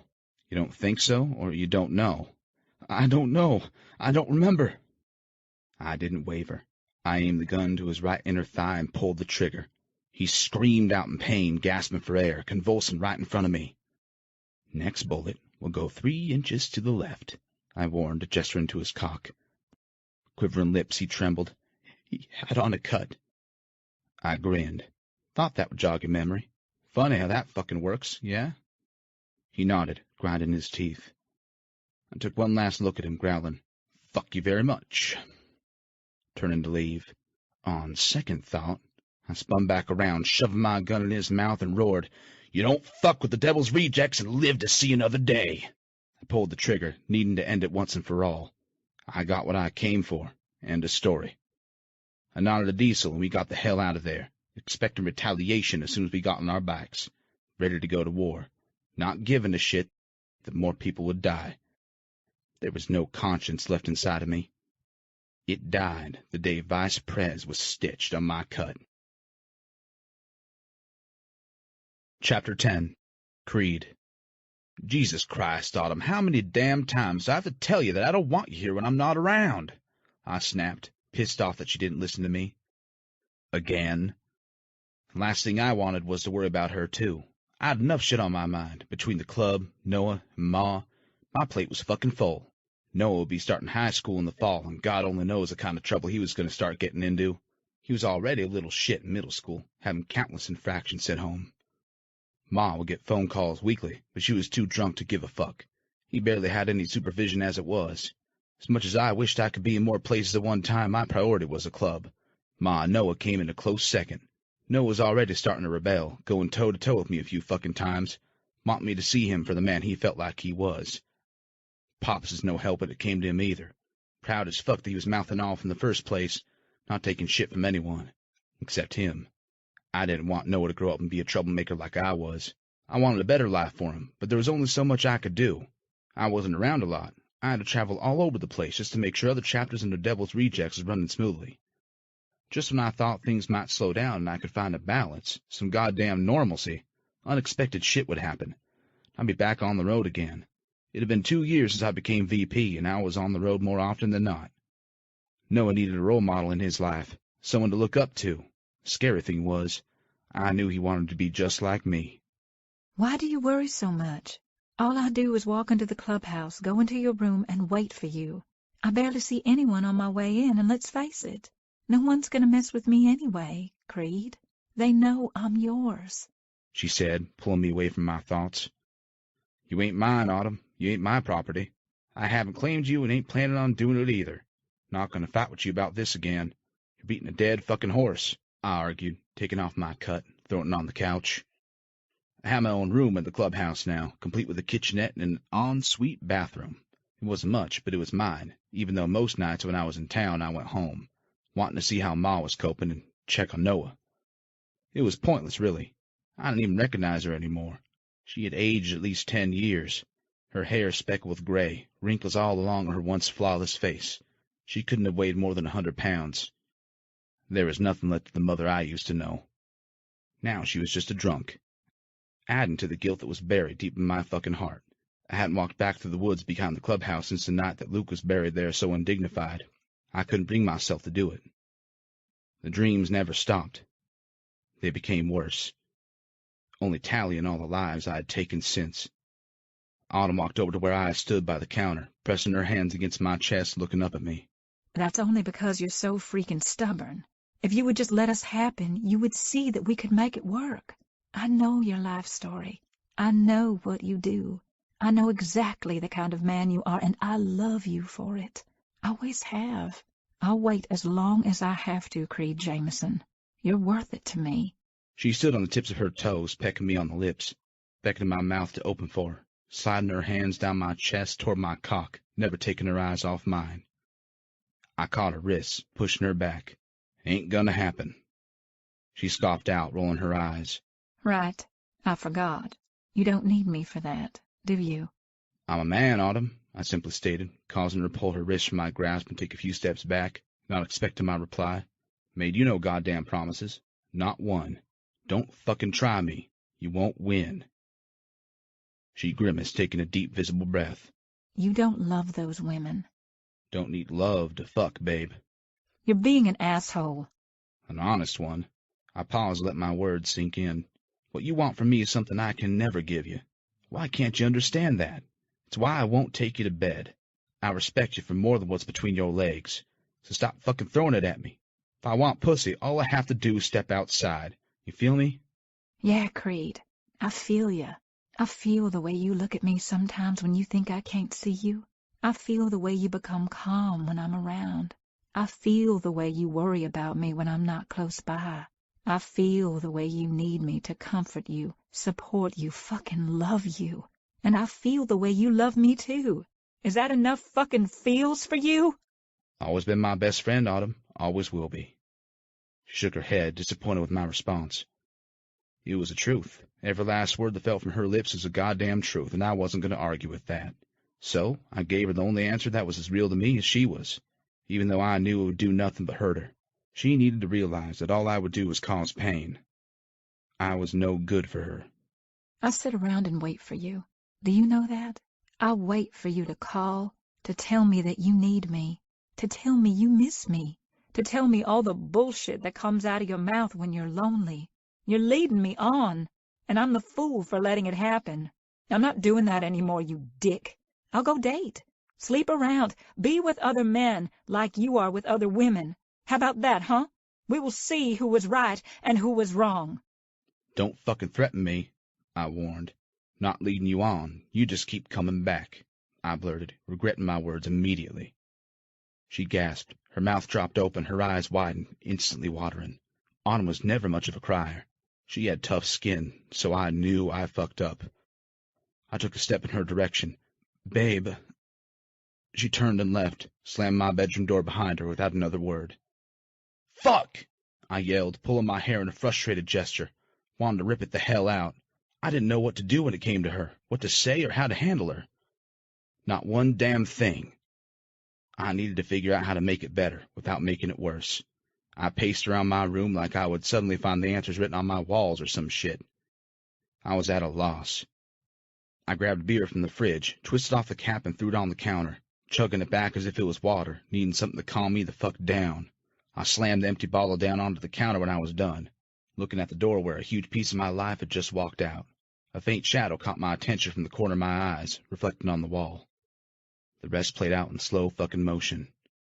I dropped to the ground, covering my head with my arms, ducking behind the counter, using it as a shield, going in for cover as best I could as bullets suddenly sprayed throughout my entire bedroom, destroying everything in its wake. Casings busted through the drywall, ricocheting off the metal appliances, shattering windows everywhere, causing shards of glass to lodge into my skin. I pulled out my gun from the back of my jeans, standing without a second thought, returning fire in the direction of the shooter, hearing a hard thud seconds later. The motherfucker fell to the ground, dead. I ran over to my drawer, grabbed another Glock, and throwing extra clips in the pockets of my jeans. I hauled ass to my door, peering down the hallway before running out of my room. Brothers flew out of theirs, shooting in all directions, ready to kill without a moment's notice. Acting on pure adrenaline and fury that someone was disrespecting us in our fucking home. The warehouse is under fire. The club was decorated with fucking bullet holes everywhere. An all-out war had broken out. Women were screaming bloody murder, running from rooms, half naked, trying to seek cover as best they could. Some were not so fortunate. Autumn! I shouted, stepping over bodies, searching around for her, fear quickly taking over my body the longer it took to find her.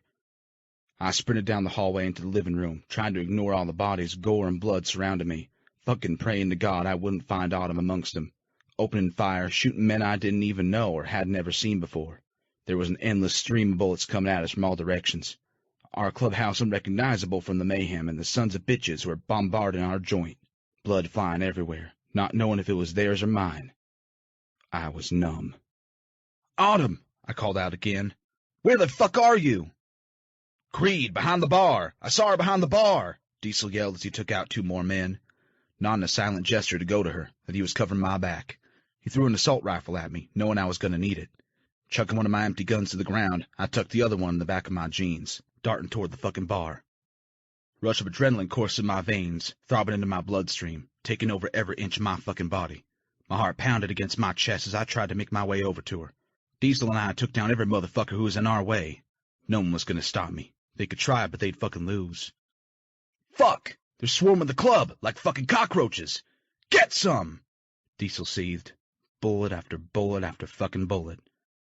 My vision tunneled, seeing nothing but red the closer I got to her. "Autumn!" I screamed over the bloodshed, turning the corner into the bar area.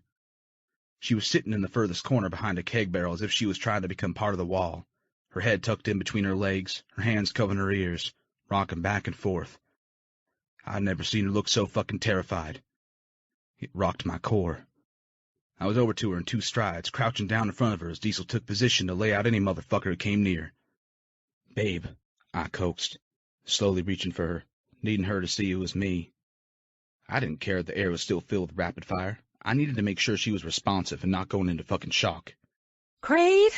She bellowed, her eyes lighting up with fresh tears when she saw me. Grabbing my hand, she threw her arms around my neck, holding me as tight as she could. "You're alive. I thought you were dead. I thought they killed you," she cried, her body convulsed in my arms from the distress. "Shh," I murmured to the side of her face. "Shh, I'm here," trying to get her to calm down as best I could. "Creed, come on! I got a prospect to guard her!" Diesel shouted from my right. I pulled away, jerking out my gun from the back of my jeans, handing it to her. "Anyone not wearing our colors comes near you, you fucking shoot. Point blank in the goddamn head. You understand me?" She fervently nodded, taking the gun to her shaking hand, still clutching onto me like her life depended on it. I roughly tore her out of my arms. "Creed!" She wept, scared for me.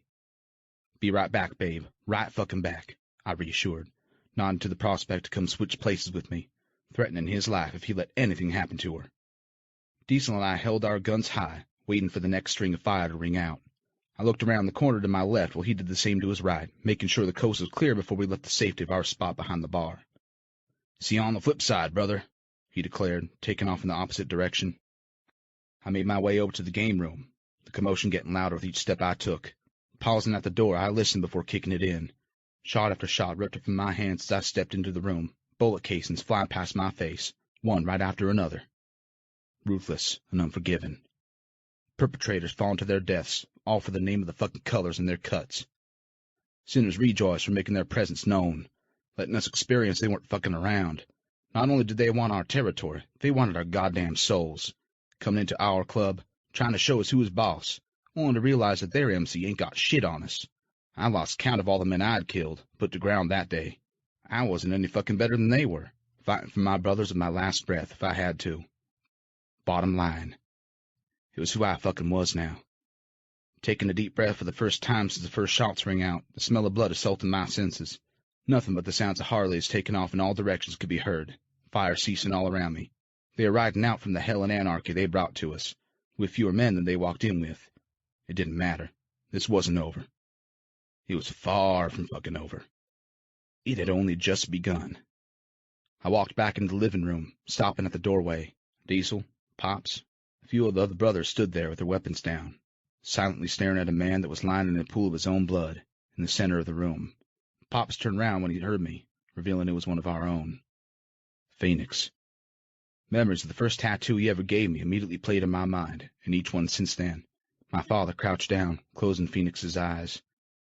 He did the sign of the cross over his body, stating like always, "Ashes to ashes, dust to dust, and all that fucking shit."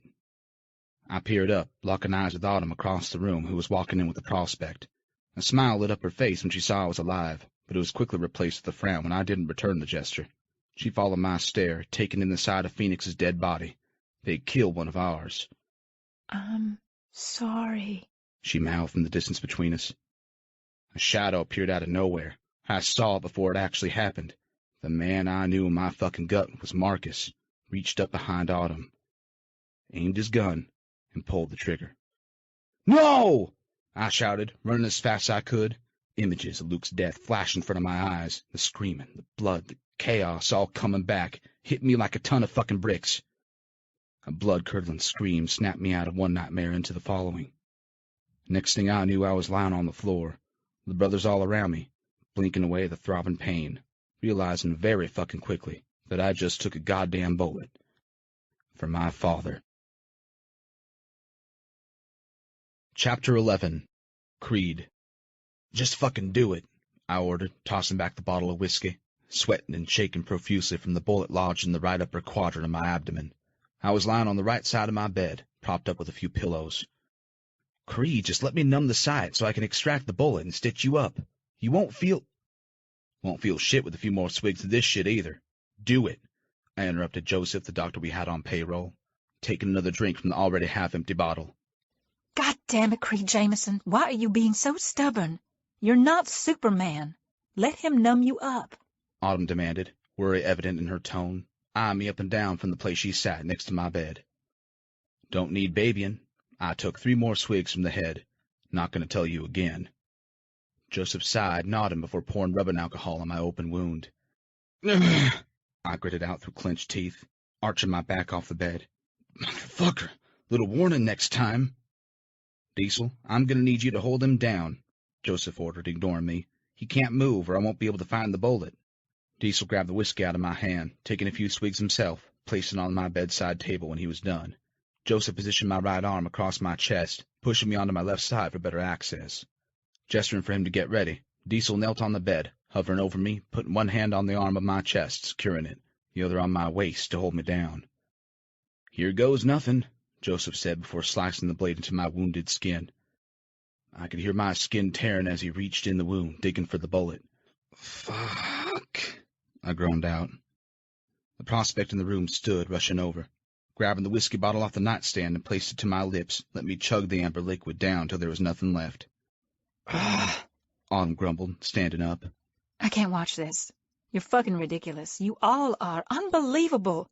I can't believe he's doing this. Such a fucking idiot. Thinks he's Tarzan. She continued, hurrying out of the mess that was now my bedroom. Glass crunched beneath her feet. I could still hear her bitching down the hallway. "Women," Diesel stated from above me. "Can't live with 'em, can't live without 'em. I've tried. My hand gets too fucking tired." I chuckled, the liquor finally taking over, numbing the skin where the bullet went in. "How you feeling?" I shrugged, mostly hurt from the fact that Phoenix was gone. We didn't walk away unscathed, losing a few other good men as well. "Took a bullet for your old man. Not gonna lie, didn't see that shit coming." "Me and you both, brother. Can't even say it was a surprise. Knew it was coming. Didn't want him to die. Which is why we gotta talk, Creed." "So fucking talk. Ain't going anywhere." "Got it," Joseph chimed in, throwing the bloody bullet in my chest like a goddamn souvenir. Diesel let me go, walking over to the kitchen. "Clean hit, too. Didn't nick any nerves. Sliced right through the muscle between the ribs. I'll stitch you up. Should close within a week. You're lucky. Could have been a few inches above." Joseph pointed to my heart. "I left my dressings in the car. Be right back." Diesel nodded toward the door to the prospect, silently ordering him to leave too, kicking the door closed behind him and walked over to the bed. "Gonna need this after you hear what I gotta say," he advised, handing me a new bottle of whiskey. "I'm listening," I muttered, taking back a few swigs. He sighed, taking a deep breath, sitting in the chair Autumn just vacated. "Been brothers a long time, even before you were patched in, yeah?" "Not a pussy. Don't need to make sure I'm wet, Diesel. Out with it." "I wouldn't be saying anything if it weren't for what you did tonight, taking a bullet for him, putting your life on the line for his." "For better or for worse, he's my old man," I simply stated, resting my head on my pillow, looking up at the ceiling. "You don't deserve it. Your loyalty, your life." "Ain't telling me nothing I don't already know, Diesel." "Stryker was a good man. He may have been a grumpy old fuck, but he wasn't a traitor." I narrowed my eyes at him, caught off guard. "I think it was a setup, bro. I'm not the only one that suspects it either." "My father lives and breathes this club. He wouldn't—" "It got you to be vice pres, didn't it? Made you look like a goddamn hero. Look at the shitstorm it started. How'd they get on the compound? This place is Fort fucking Knox. We prided ourselves on making sure of it. Who do you think let those motherfuckers in? 'Cause I had never heard of sinners rejoice before that meeting. I was a nomad, been in the game for a long fucking time. There's something more going on here than just a war over territory. It cost Stryker and Phoenix their lives. Almost cost us yours, too. This retaliation tonight. Seems a little much, huh? For taking out Jericho and some of his men? My mind immediately started reeling with everything he just said, mainly because it made so much fucking sense. Every last bit of it. Think about it. We'll finish this later. He stood, walking over to the door. Need anything before I go? More booze? Weed? Pussy? He winked. I'll send someone up, he yelled over his shoulder. I chuckled. Joseph walked back in a few minutes later. He stitched and patched me up, wrapping an elastic bandage around my torso when he was finished, wanting to keep as much pressure as possible on the wound. I drowned my sorrows to the bottom of the bottle, numbing myself to the point of not giving a flying fuck about anything. My mind was finally silent for the first time since I could remember. When he was done, he placed a bottle of pain pills on the nightstand and left. I downed 3 of them, with whiskey as a chaser. I don't know how long I sat there, leaning my head against the headboard, fucked up to the point of exhaustion, finally taking in the mess in my room. The bullet holes, the glass, the lamp shades hanging sideways. It looked like a fucking hurricane tore through here. Reflecting fucking life. You need to eat, or all that medication and liquor is going to tear up your already injured stomach, Creed, Autumn announced, walking back in the room with a plate of food in her hands, shutting the door behind her. I'm fine, I replied, taking another swig. It's late. Thought you went home. Like I could sleep. She took the bottle out of my hands, placing it on the nightstand next to the pills, setting the food near it, and took a seat beside me. Trying to kick me in the balls and I'm already fucking down, babe? It's not your fault. You wouldn't ever let anything happen to me. At least not on purpose. Like I didn't let something happen to Luke? Like that, Autumn? She frowned, knowing I was right. I closed my eyes, wanting the darkness to take over. Between the shootout, Phoenix dying, putting Autumn's life in jeopardy, taking a bullet from my father, the man who could be responsible for all this to begin with, it was just too fucking much. It finally all caught up to me, taking me fucking under. The pills and booze no longer numbed me enough. Not even nearly enough. My heart started to race again just thinking about it. Earlier when I walked out of your room, I was so pissed at you. I opened my eyes, locking gazes with her. I said some nasty things. You said some back. We were fighting. I walked past the bar to leave when all of a sudden I heard guns going off. Do you know what the first thing I thought was? She shook her head like the mere memory hurt her. I knew she would never be able to get rid of the images. It was now a part of her, just as much as I was. I thought, Creed is going to die, and we're fighting. I hid behind the bar, hearing your voice in the back of my head telling me to take cover, to stay safe. As much as I wanted to run back into your room, into your arms. She paused, letting her words sink in. I stayed where I was. I did because of you. The more I sat there, the more I was sure you were dead, making me want to die too. I don't think I could go on living. I don't know a life without you in it, Creed. You're all I've ever known. Her eyes started to water. She struggled to keep her tears at bay. I hated that I was the reason she was going to fucking cry again. Knowing it wasn't in her character. Breaking my heart in ways I didn't think were possible anymore. Maybe it was the booze or the pills, but before I knew what I was doing, I grabbed her waist, pulling her toward me. She came willingly, crawling onto my lap, straddling my thighs, looking deep into my fucked up eyes. I'm sorry, Autumn. I'm so fucking sorry for everything. Shh. She placed her index finger over my lips. We've both been through a lot tonight. Let's be here for each other. Babe, ain't gonna... Please. She leaned forward, gently pressing her lips against mine. Let me in, please. She pleaded, reaching down to grab the hem of her dress, not giving me a chance to protest. She pulled the cotton fabric over her head, freeing her perky tits, as if she knew I wouldn't be able to resist her if she was naked. Vulnerable. Exposed. She was goddamn perfection. Shaking out her red hair, she leaned in again, kissing me softly, beckoning my lips to do the same while rocking her pussy on my cock simultaneously. I roughly gripped her ass, groaning, no longer able to restrain myself. She felt too fucking good. The smell of her body engulfed me, attacking my senses all at once. My cock twitched, aching to be inside of her. I kissed her back, pecking her lips softly at first, teasing her with the tip of my tongue, running it all along the outline of her pouty mouth. The feel of her skin in that moment drove me over the edge, and all we were doing was fucking kissing. Our tongues moved in sync with one another, colliding, penetrating deep into my goddamn core. She started to sway her hips on my hard cock again, kissing me deeper, harder, and more demanding than ever before. I kissed her one last time, letting my lips linger for a few more seconds. Resting my forehead against hers, she was breathing profusely, her eyes dark and dilated, luring me the fuck in. Her long, messy red hair draped all around her face, spreading out between us. I resisted the urge to tug it back just so I could kiss all along her neck, her collarbone, and all over her fucking breasts. I slowly moved my rough, calloused hands up her body, feeling the softness of her silky white skin for the first time, continuing my heated assault, causing her to squirm underneath my touch, awaiting my next move. Her breathing hitched when I cupped her tits, pushing them together, enjoying the feel of them in my grip. Her nipples were hard, begging to be sucked. Her round and perky breasts accentuated her slender waist and luscious fucking thighs. Please, she begged, urging me to touch her in a way I never had before. I grinned, sliding my hand into her panties, feeling her wetness on my fingers. Pulling them out almost immediately, I spread her juices along her mouth, just to get a taste of her sweet fucking pussy on her lips. Kneading her nipples with my other hand, she moaned loud, causing my cock to twitch from the sound of her. I plunged my tongue into her waiting mouth, pulling her goddamn bottom lip between my teeth, sucking off all her salty sweetness. I slid my hand back in her panties, all along her pussy, loving the feel of her heat against my fingers. So fucking wet, I growled into her mouth, manipulating her clit with the palm of my hand for a few minutes, watching her come apart. I pushed my middle and ring fingers into her soaking wet cunt, aiming it directly for her G-spot. I knew she wasn't a virgin anymore. I wouldn't have touched her if she still was. She lost it a while ago to a piece of shit that Mason and I put in the fucking hospital for taking advantage of her. Son of a bitch fed her alcohol one night while I happened to be out of town so she would spread her legs for him, knowing he could get away with it since I wasn't around. Oh, I'm gonna come, Creed. She panted while a finger fucked her sweet spot. Here, babe. Like it here? Yeah? I taunted, thrusting my finger harder and faster. Her legs shook. Her body trembled.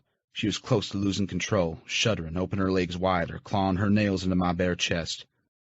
Just like that. Fuck my fingers, riding like you would my fucking cock. Her pussy pulsated, squeezing my fingers so goddamn tight, almost pushing them out, cum dripping down my hand. She screamed out my fucking name. There's no going back after this. I stepped on the line, now I was going to cross over it completely. I let her ride out her orgasm on my hand. Her eyes immediately opened when she heard the zipper of my jeans. I maneuvered with my free hand. Reaching over to my bedside table, I pulled out a condom, ripping it open with my teeth. She swiftly removed her panties while I pulled out my cock, stroking it a few times while rolling the condom down. Her eyes widened. God, Creed, she breathed out when she took in my size. I grinned, roughly gripping onto her hips, sliding her wet pussy all along my shaft, getting it nice and fucking wet for her to take me, knowing I would hurt her if I didn't. Want my cock on him? Gonna let me in? Yes, she purred, breathless, getting off on the back and forth motion of her clit, sliding against my cock. Getting fucking wetter, dripping down my balls. I eased her up by her hips, holding the base of my cock for her to sit on. Positioning myself at her opening, she gradually moved her way down, teasing the head of my cock before choking the fuck out of my shaft with her tight goddamn pussy, spreading her wetness, inching her way along, a little more each time. Her mouth parted, her eyes shut tightly as she took me in completely. Ride me, babe, and drawled out, claiming her lips. Ride me fucking hard. She slowly rocked her hips until she got used to the feeling of my cock deep inside of her, placing her hands against the headboard for more leverage, swaying faster and harder. Causing her head to roll back, I took her nipple into my mouth, kneading the other one, unable to get enough of her. Another moan escaped deep down her throat. All I could hear was desire as I fondled her breasts and sucked on her nipples. I moved one of my hands to her clit. Her breathing escalated as soon as she realized what I was about to do. She encouraged me, bucking her hips forward. Creed. Yeah, babe, just like that. Fuck me, I growled from deep within my chest. I could feel her pussy tighten, gripping my cock like a fucking vice, vaguely feeling her shiver. Leaning in, she started kissing me more aggressively than before. I grabbed the back of her neck, wanting to bring her closer, needing her body to cover mine. Our lips moved on their own accord, no longer having control over our movements. I kissed her jawline, to her neck, and deliberately made my way back to her lips. Her delicate hands moved down my inked chest, wanting to feel my skin against her fingertips, stomping at the edge of my bandage wrap, not wanting to hurt me. "Fuck, you feel good," I groaned, thrusting my hips upward, roughly gripping onto her hips once again, moving her harder, faster, for her pleasure and mine, feeling her G-spot on my tip. My fucking sweet spot. My pace increased as I made her fuck me as hard as she could, unable to get enough. I couldn't help it. I loved it fucking rough. From the sounds escaping her, so did she. Both our mouths parted, breathless, riding the high, wanting to fall over the edge. Pain fucking pounded through my abdomen from the impact, but I didn't care. I plunged my tongue into her mouth and I felt her pussy throb, pulsating long and fucking tight, muffling her screams. Her quivering was my undoing. She was my undoing. A groan escaped from deep within my core as I came so fucking hard. We lay there for I don't know how long, both of us trying to catch our breaths, until she shifted, lying next to me as I threw away the condom, lazily tracing my tats. I pulled her into my embrace, kissing the top of her head. I love you, she sleepily said, coming down from her high, falling asleep, bringing me back to reality. That I just fucked up by fucking her. Chapter 12. Creed. My eyes fluttered open, taking in the bright morning sun, wondering where the fuck I was for a second. My head was pounding and my torso was fucking aching. All the previous night events immediately came to mind as if I was reliving them all over again, realizing it wasn't a nightmare, only adding to my splitting headache. Shit, I breathed out, looking down at Autumn, who was lying with her head on my chest, her arm wrapped around my waist, her leg draped over mine, holding me tight. I sunk back into the mattress, staring up at the ceiling, shaking my head back and forth, mentally kicking my own ass for what I had done. I needed to add more fucking problems to my already full of shit life like I needed a fucking bullet in my head. I had no one to blame but myself. Autumn stirred, opening her eyes, looking up at me adoringly with nothing but love in them. Hey there, she greeted, snuggling deeper into my chest, kissing it a few times. I'm gonna go wash up. Be right back. She kissed my chest one last time and rolled over, pulling the sheet with her, reaching over to the chair, throwing on her dress and sandals. She got up, carefully walking through the fallen debris, making her way to my bathroom. I sat up, groaning out in pain, instantly grabbing 2 pain pills, taking them back dry. I pulled my drawer open, getting a pair of clean jeans and throwing them on, shoving my bare feet in my boots. There was still glass everywhere. Pops was already on the phone last night, figuring out how long it would take to get this place fixed and cleaned up. I guess he said it wouldn't take too long. Money could always buy you anything and everything. Autumn walked back out, bright-eyed and fucking bushy-tailed, practically skipping over to me. I'll go see if I can find us some breakfast. Then I'll help you change your dressings, baby. She beamed, placing a kiss on my cheek. I groaned in response, already fucking dreading what was to come. I took a piss, brushed my teeth, catching a glimpse of my sorry ass in the cracked mirror. Shards of glass shattered around the counter. "You're a piece of shit," I gargled to my reflection, staring back at me, spitting the toothpaste into the sink, splashing some cold water on my face. I looked like death warmed over. Autumn was sitting on the bed with a plate of fruit and some toast in front of her. This was all I could find in the club kitchen. At least it's something to get in you. Come, sit down so I can change your dressing.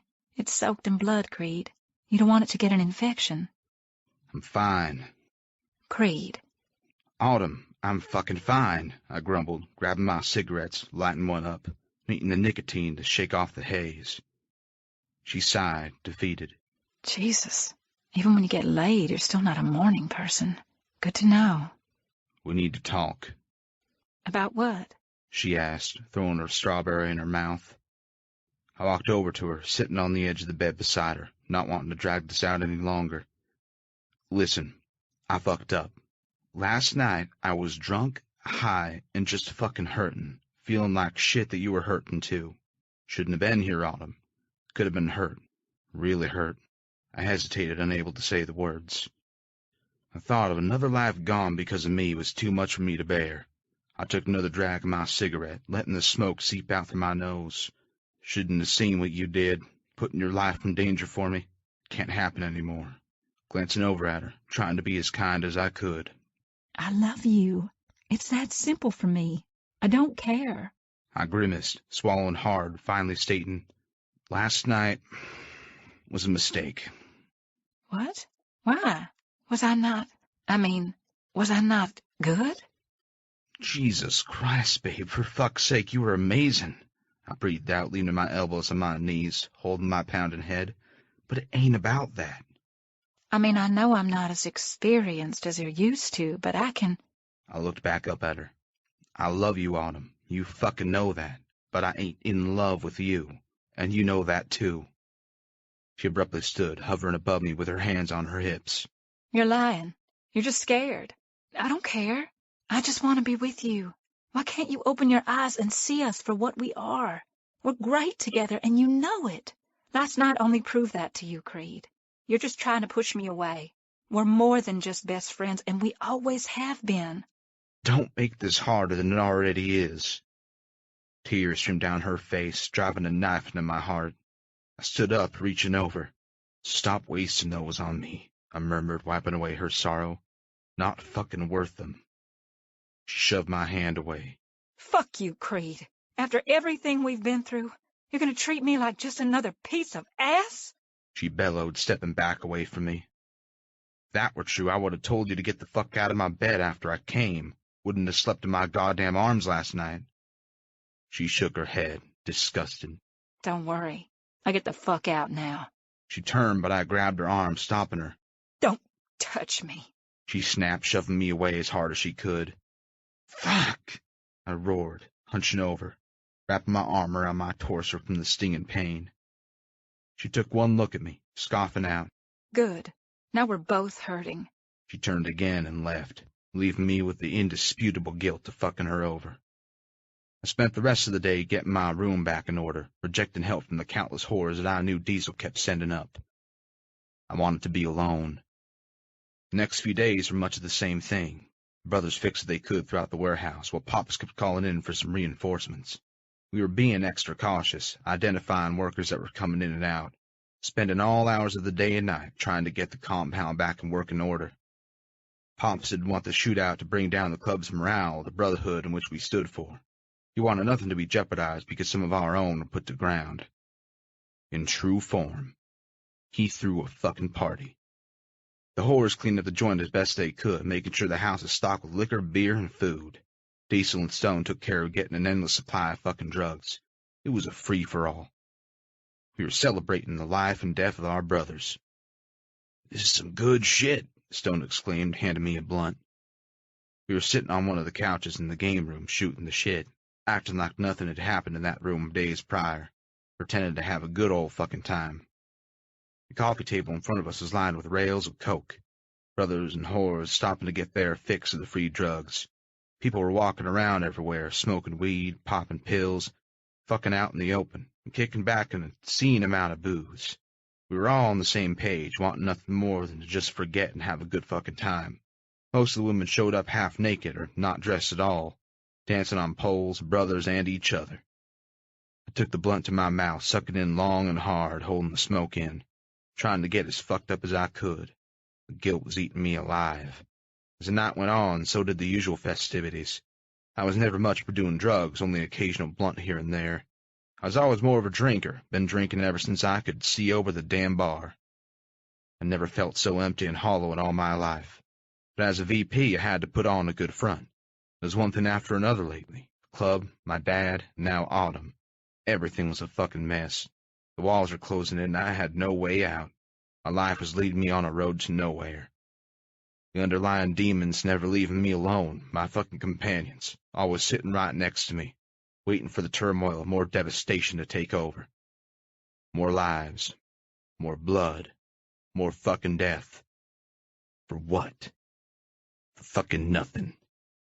I blinked, finding myself on that same old couch, except this time I was snorting line after line of coke, trying to forget, trying to go numb, trying to block out the last 20 years of my life. Nothing was working. The pain was still alive and bleeding out of me, leaving nothing but destruction in its wake. I did another line, leaning back into the couch cushions, letting the blow take over, watching the color lights dance around the room to the beat of the music.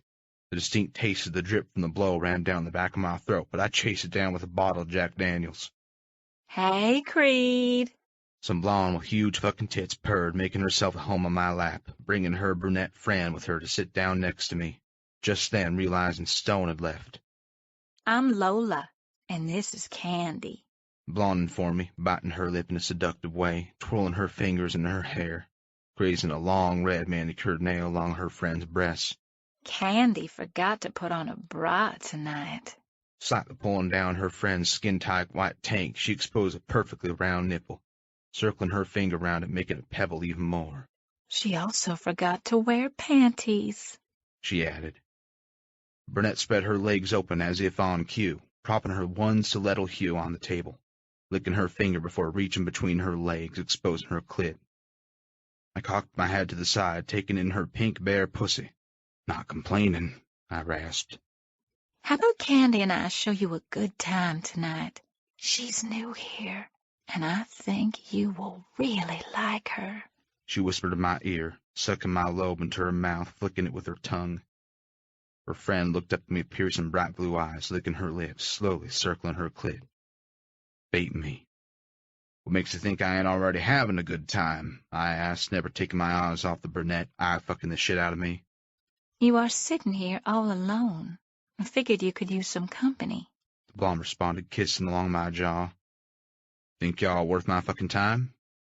She nodded, taking a vial out of her bra. Twisting off the cap, she tapped out blow on her tits, instantly leaning back, brushing her blonde hair to the side, waiting for my next move. Ladies first, I murmured, gesturing to her friend. She nodded, leaning forward, snoting it right off her boobs. I followed suit. I spent the next hour in a drug-induced blur, watching the two whores dance for me on the poles in the corner of the room, grounded on each other, taking turns hanging upside down with their legs out in splits, tongue-fucking the shit out of each other's pussies. Brothers stood around hooting and hollering, throwing dollar bills at them, enjoying the show as much as I was. Blue-eyed brunette came strutting over to me, naked in all her glory. The green hue of light illuminated her curvy frame, reminding me of the redhead I had lost. Autumn. I quickly shook off the sentiment, trying to focus to the fog that was my mind while the whore straddled my lap backward. I didn't fucking hesitate. I pulled her back into my chest, nipping at her neck. She swayed her curvy hips to the sultry beat of the music, grinding her ass into my cock over and over again. I reached down her stomach, slowly making a path to her pussy that I had wanted to touch in the moment she spread her goddamn legs from me, giving me an instant hard-on. I circled her clit with the palm of my hand, ramming my fingers into her wetness with my other one. Before I knew what was happening, Blonde was kneeling between her thighs, pushing my palm out of the way, lapping at her clit while I continued to fuck her with my fingers. Her pussy tightened around me, throbbing with her release. Muffled moans assaulted my senses, far away even though she was near. Everything heightened from the blow. I couldn't take it anymore. I needed to be balls fucking deep in one of them. We stumbled our way back to my bedroom, laughing our asses off at nothing and everything all at once. I kicked the door shut behind me, leaning against it once it was closed. The music was blaring through the house, thumping through the walls, vibrating on my back. My room shifted around, coming in and out of focus as the girls walked backward toward the bed, swaying their hips, fucking me with their eyes. Usually guys in my current state of mind can't perform when they're fucked up as I was, but I was a lucky bastard. Drugs and alcohol only made me hard as fuck. Fuck each other, I ordered in a low-pitched tone. Get nice and wet for me. They crawled their way onto my bed, sitting up on their knees in the center, devouring each other, their tongues taking what the other wanted as their hands glided in sync down their bodies, stopping when they reached the other's pussy, moaning into one another's mouths, causing my cock to twitch and throb against the zipper of my jeans. I kicked off my boots and pulled off my shirt, walking over to my nightstand to grab condoms from the drawer. They never took their eyes off me as they finger-fucked each other. I reached down, fumbling to unbuckle my pants, pulling out my cock and jerking it off, enjoying the goddamn show with hazy, hooded eyes, stroking my cock harder the closer they got to coming undone. Come here, I demanded, nodding toward the brunette, never letting up on stroking my dick, already forgetting their goddamn names. I stood at the edge of the bed. She happily obliged, leaving her friend, crawling over to me, getting up on her knees on the mattress, loving her face with mine. I gripped onto the back of her hair by the nook of her neck, forcefully tugging it back, when she leaned in to kiss my lips. We weren't kissing. We were fucking. Plain and simple. A moan escaped her mouth, confirming the bitch liked it rough. I dragged her down, moving her to face my cock, shoving it to the back of her throat until she gagged. She never stopped sucking. I grabbed on tighter, bobbing her head the way I fucking liked it. I groaned out, nodding to the chick on my bed. Put my balls in your fucking mouth. Show me how much you want to suck my cock too, and then maybe I'll give it to you. She grinned, licking from my taint to my balls, sucking one right into her mouth and humming, while the brunette sucked my dick like she had something to prove. Her sloppy wet mouth felt fucking amazing. The blonde stuck out her tongue and licked up my balls to my shaft, while the brunette sucked on the head of my cock. I gripped onto the sides of her face, thrusting my dick into the back of her throat, fucking her face for a few seconds, wanting to feel the back of her mouth. I pulled out my dick with a pop, and she gasped for air. Good girl, I growled in a low, rumbling tone. Now fucking finish what you started. They went back at it. I rolled on a condom, not trusting either of them to put it on for me.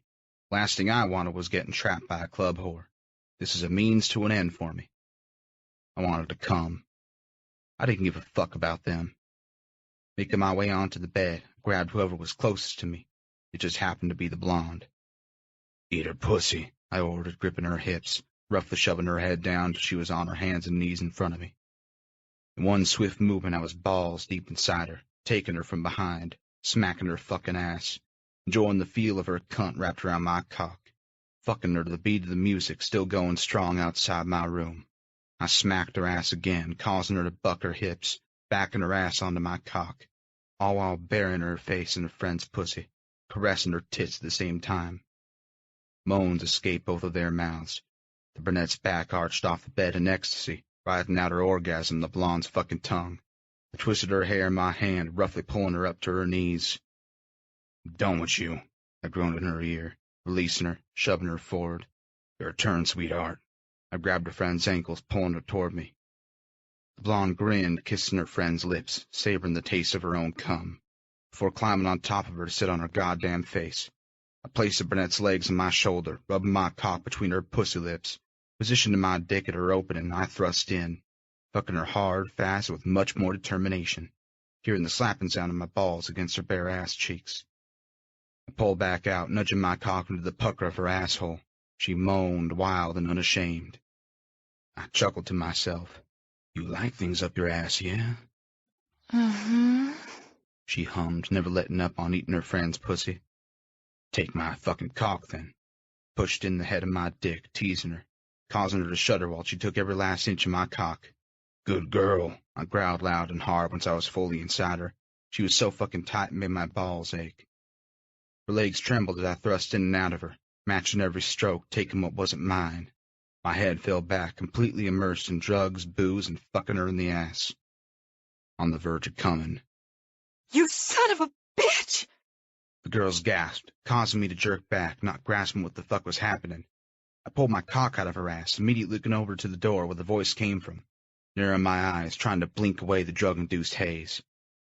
Fuck, I breathed out when Autumn came into focus, standing in the doorway. She shook her head, looking from me to the girls that were now jumping off the bed, scurrying around my room trying to find their shit and haul ass. Autumn looked back at me again, seething. You disgust me. I can't believe you. 4 days. 4 fucking days. That's all it took for you to fuck another whore. Jesus Christ, Creed. Making up for lost time? You had to fuck 2 of them at once? She didn't pay them any mind as they ran past her and out the room, the door slamming behind them. Autumn's sole focus was a fucked up man in front of her. Me. I didn't know what to say. I didn't know what to do. Fuck, I barely knew how I was feeling. The drugs and booze had finally taken over. I just knelt there on the bed, looking into her eyes, fucking dumbfounded, trying to shake away the fog. I rubbed my eyes, my brain fighting with my mouth to say something. Anything. I got off the bed instead, tearing off the condom and threw it away, looking around the room for my jeans, rubbing the back of my head, disoriented and confused as fuck. suddenly stumbling when Autumn chucked them at me, shaking her head in pure utter disbelief. I slipped them on, trying like hell to stay upright, failing miserably to do so, almost falling to the bed that I just fucked 2 whores on. Who are you right now? She scoffed out with an expression I'd never seen before. I stepped toward her, and she instantly stepped back, placing her hands out in front of her. Babe. Don't babe me. You don't get to call me that. I mean, look at you. Your bandage is drenched in blood. Was it fucking worth it? Is this who you are when I'm not around, Creed? Huh? Is that why you don't want me here? Can't do your drugs? Can't drink yourself into a coma? Can't fuck your whores? She yelled, grabbing the ashtray off the table and hurling it at me. I barely moved out of the way, my reaction time lagging. The fuck? What do you want me to say? You already know the answer, I roared, pushing through the emotionless state, rubbing the back of my head again, my mind unable to catch up with the bullshit happening right now. How could you do this to me? I came here to tell you I was sorry. I came here to tell you how much I love you. I'm not your fucking doormat. You may treat these women like the whores they are, but it's nothing compared to the way you just treated me. Showing me I mean nothing to you. She yelled, her eyes watering with tears. You weren't supposed to be here, Autumn. Weren't supposed to see that. And that makes it okay? That changes things? No, it doesn't change one fucking thing. Not what you did. Not how I feel. Nothing. I tried to step toward her again, but the look in her face is enough to stop me. I sat on the edge of the bed, no longer able to stand on my own 2 feet, holding my head in my hands, resting my elbows on my knees. Should have never taken you to bed. That was my fuck-up, caused you pain, and for that I'm fucking sorry, I stated in a sincere tone, hoping she would understand. This is who I am, cocking my head to look at her. This is who I've always been, babe. Never lied to you, and you know that. Tears fell down her beautiful face, her lip quivering. She wiped them all away. Look on her face in that moment nearly brought me to my fucking knees. She stepped back, shaking her head as if we already didn't have enough space between us. I hate you, she breathed out. Do you hear me? I fucking hate you, Creed Jameson. I wish I never met you. You finally got what you wanted. I want nothing to do with you, ever. You're dead to me. I abruptly stood. Autumn, you don't mean that. You don't fucking mean that. I gritted out, sobering the fuck up real fast. She walked toward me, each step precise and calculated, grabbing my face between her hands, looking deep into my eyes long and hard for what felt like forever, as if she was trying to remember my face. She whispered, Luke wouldn't have wanted this for you. He would have been so disappointed in the man you've become. I grimaced, words searing my skin. It was a pain far worse than taking a fucking bullet from my old man. I hate you, she repeated with much more conviction in her tone. You just lost the last good thing in your life. With that she turned, never once looking back, walking out of my life, knowing everything she said was true. Chapter 13. Creed. I missed her. I fucking missed her. But most of all, I missed us. Depression wasn't something to fuck with. I hated what I did to her, what it did to us, but mostly I just hated my goddamn self for being such a goddamn bastard. I couldn't take it anymore. She had been on my mind constantly for the last month. I rode to her house, ready to give her whatever she wanted, as long as it kept her in my life. Knocking on her door, waiting anxiously for her to answer. Hey, sweetie, Mom greeted, opening the door, pulling me in for a hug. Hey, how you doing? I'm great. How are you? I sighed, pulling away. Been better. Placing my hands in my pockets, I stood on their porch, looking down at my boots. The guilt consuming me. I couldn't even bring myself to look at her mother, the woman who treated me like her own son.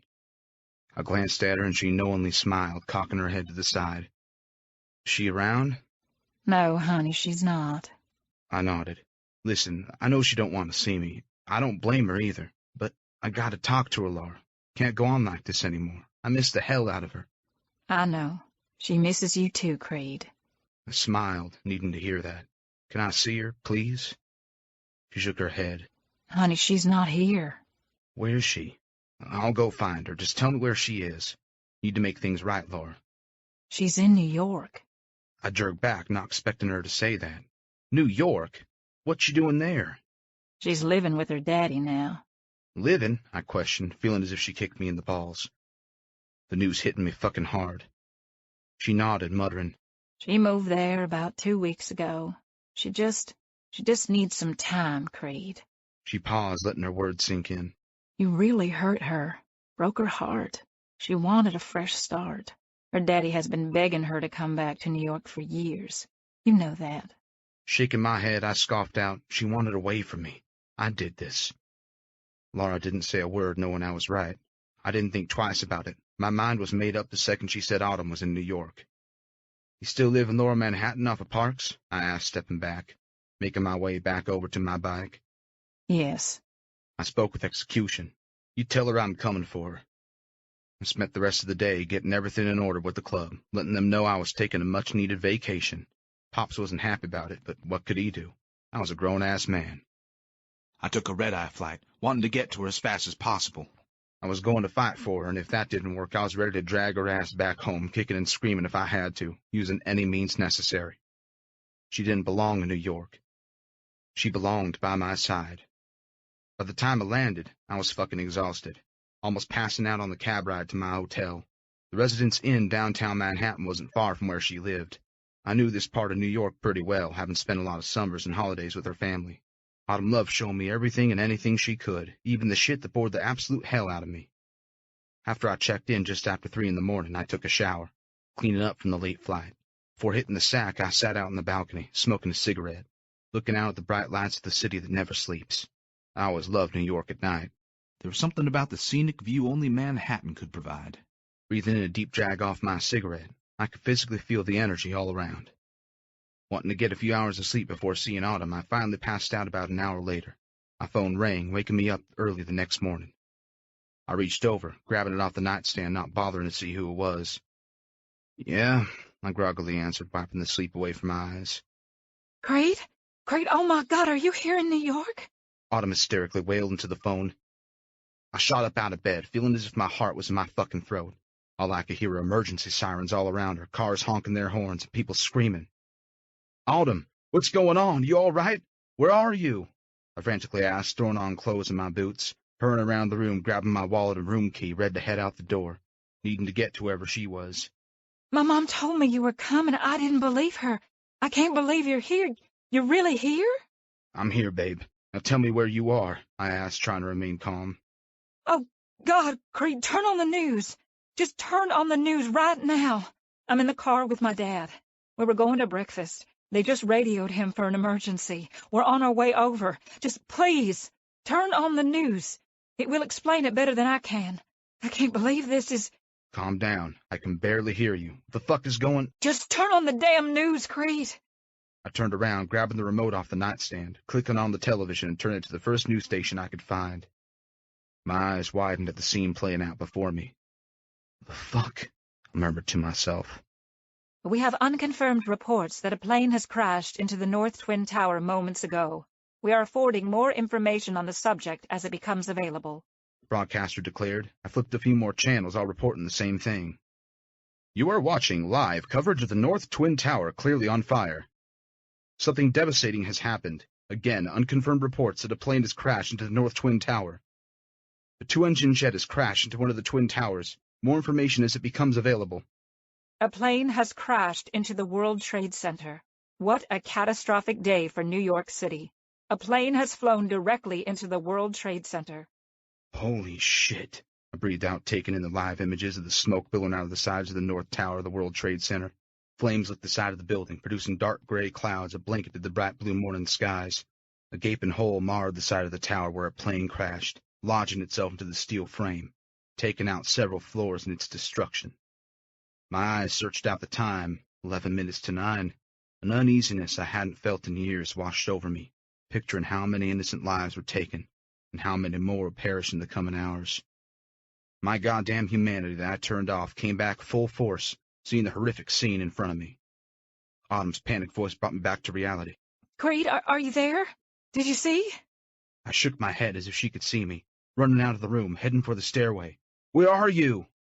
We're heading to the towers. We're almost there, she shouted over the noise.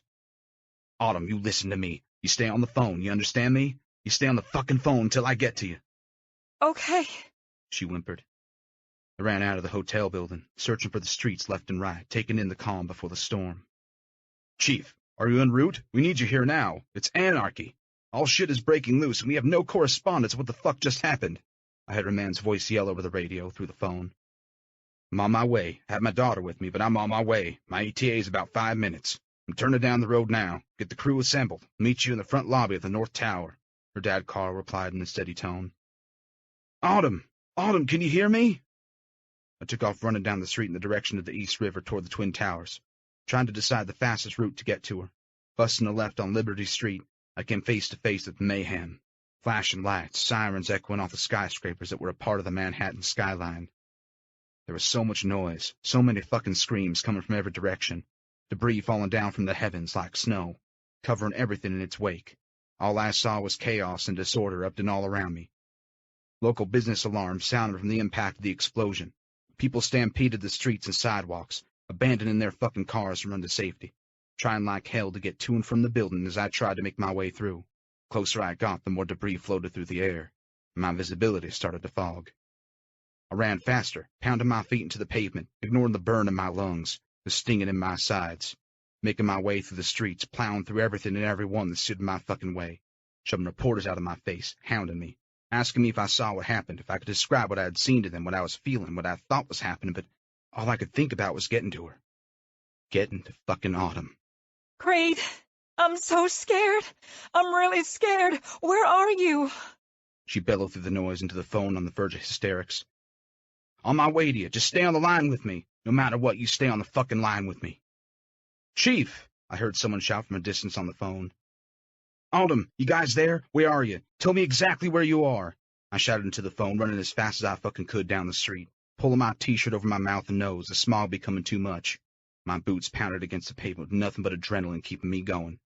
We're in front of the lobby of the North Tower. I'm in my dad's car. We're right out in front. She yelled back.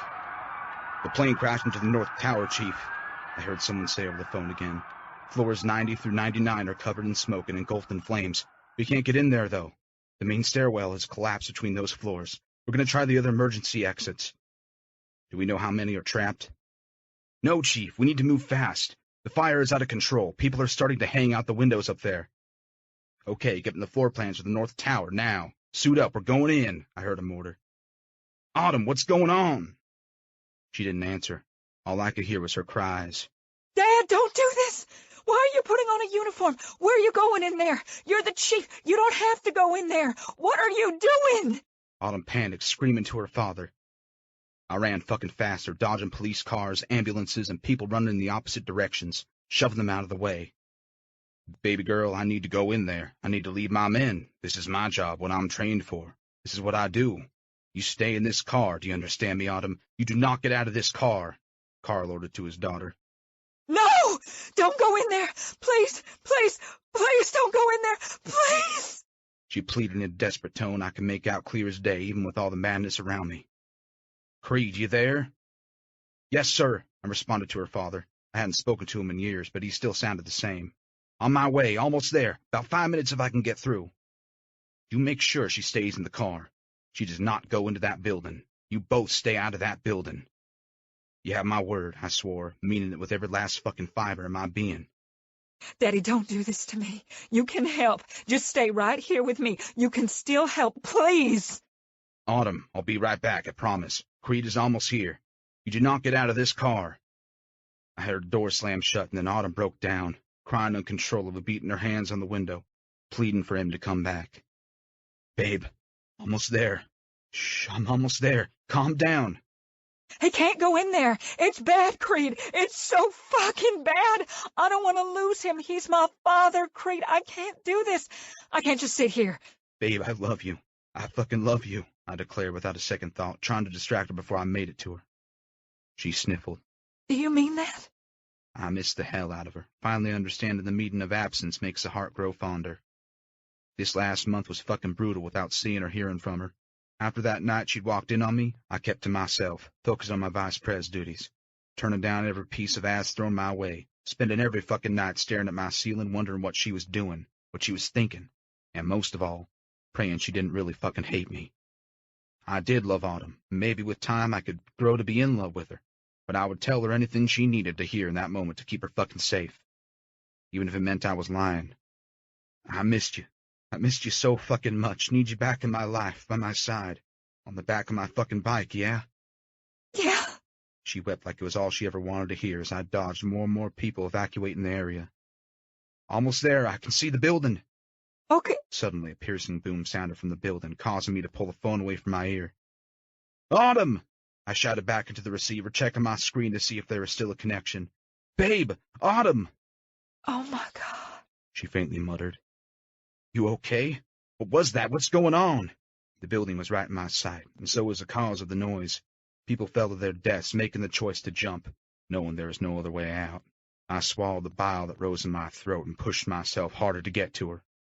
I'd seen some fucked up shit in life, but nothing compared to this. Autumn, answer me, goddammit! I can't just sit here. I have to go inside. I have to go find my dad. She rattled. I can't just stand back and let him go. People are... Autumn, do not get out of that fucking car. Stay there, you hear me? Promise me you stay there. Autumn, fucking say something. All I could hear over the screams was heavy breathing and sobs. I'm sorry, Creed. I have my dad's radio in case...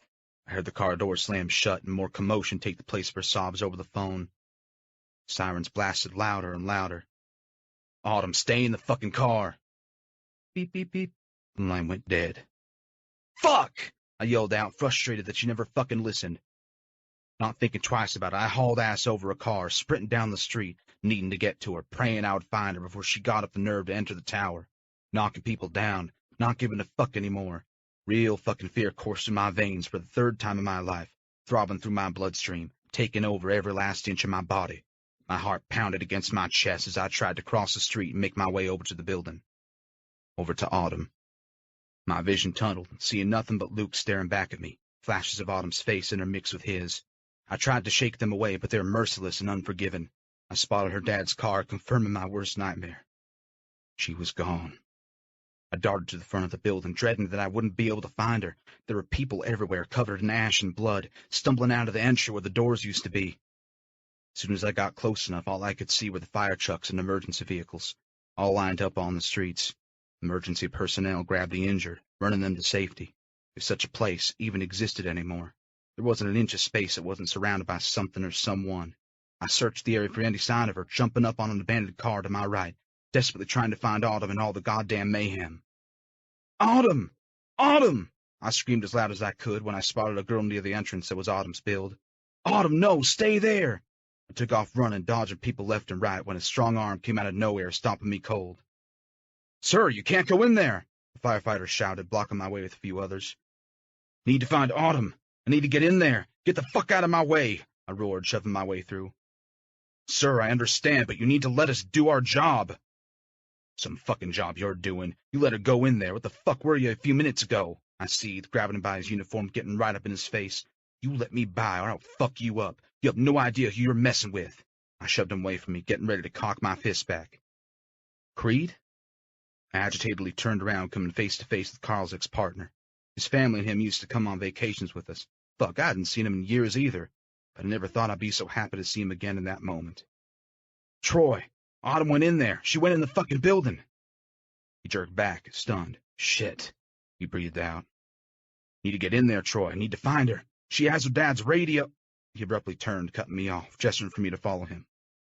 I did, running behind him toward his fire truck. He grabbed his radio, turning the frequency on, putting his mouth up to the walkie.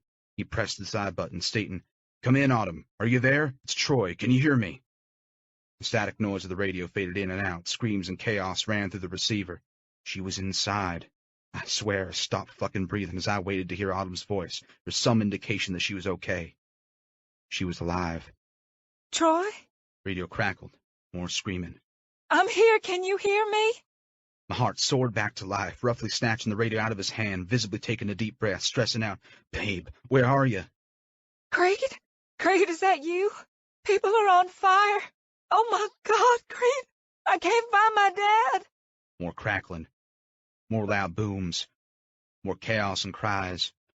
Where are you?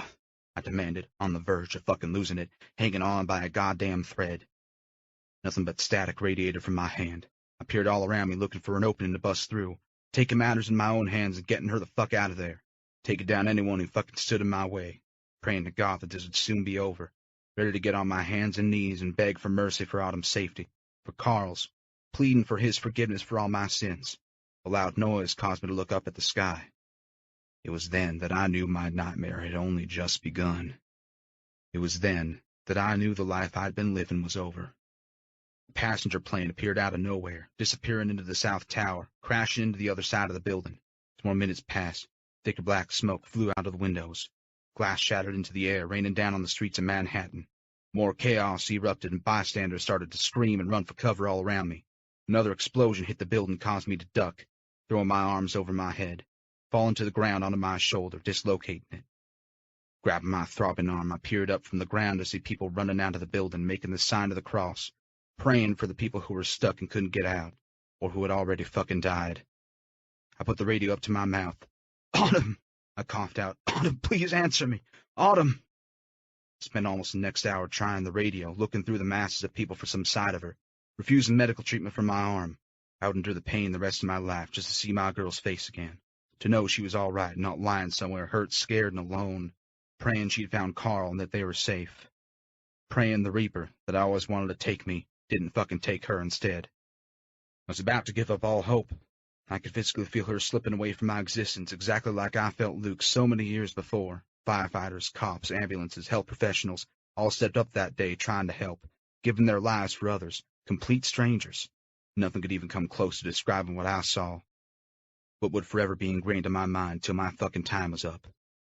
The radio clicked over. Creed? Autumn whimpered through the receiver. Babe, where are you?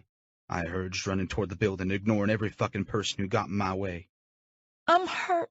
I hurt everywhere. Please, help me. Baby, I wept, unable to hold back the tears any longer. Just tell me where you are, Autumn. Her voice is barely audible. Autumn, listen to me. I'm coming, babe. Need you to fight, please. I love you so fucking much. So damn much. I'm sorry. I'm so fucking sorry for everything, I confessed. I love you always. I'm so...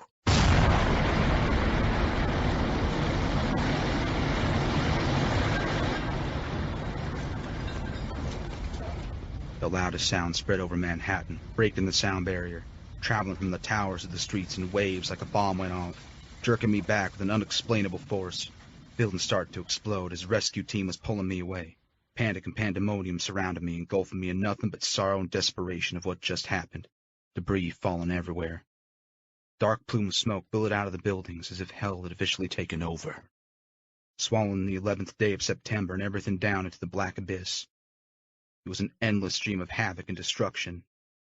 The tower started collapsing like a fucking game of dominoes, floor after floor to the ground in flames. A tragedy.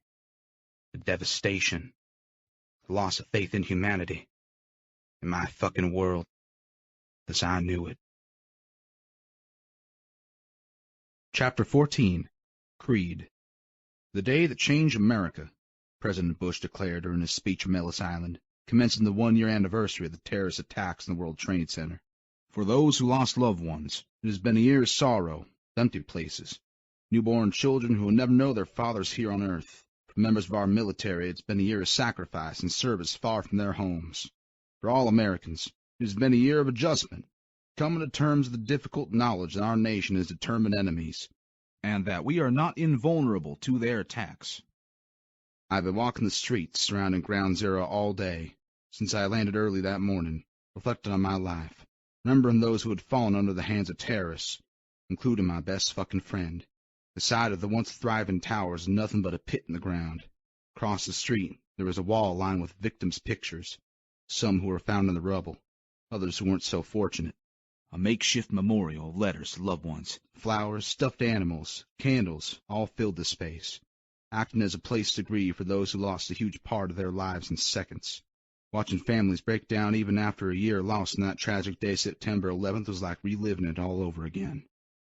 Both towers came down that day, collapsing into a heap of marred steel, later finding out the temperature of the fires melted the steel, causing floor after floor to fall upon the next till the towers no longer upright. There was zero visibility for the longest time, everything for miles covered in white ash. Emergency vehicles, cars, and buses crushed beneath, barely sticking up through the mayhem. I spent the 3 days following the attack searching for Autumn and Carl, praying I'd find them among the ashes and debris, dead or alive. I remembered it as if it were yesterday, reliving it every goddamn day since.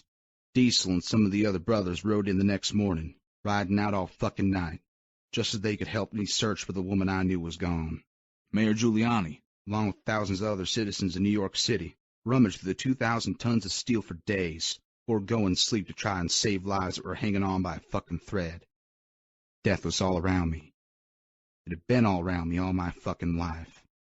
Now here I was a year later standing by the pit of the worst nightmare America had ever lived through, trying to get my feet to move, to take the steps across the street, to add pictures of Autumn and Carl to the memorial, to feel as if they weren't just figments of my imagination, to know that they were truly real.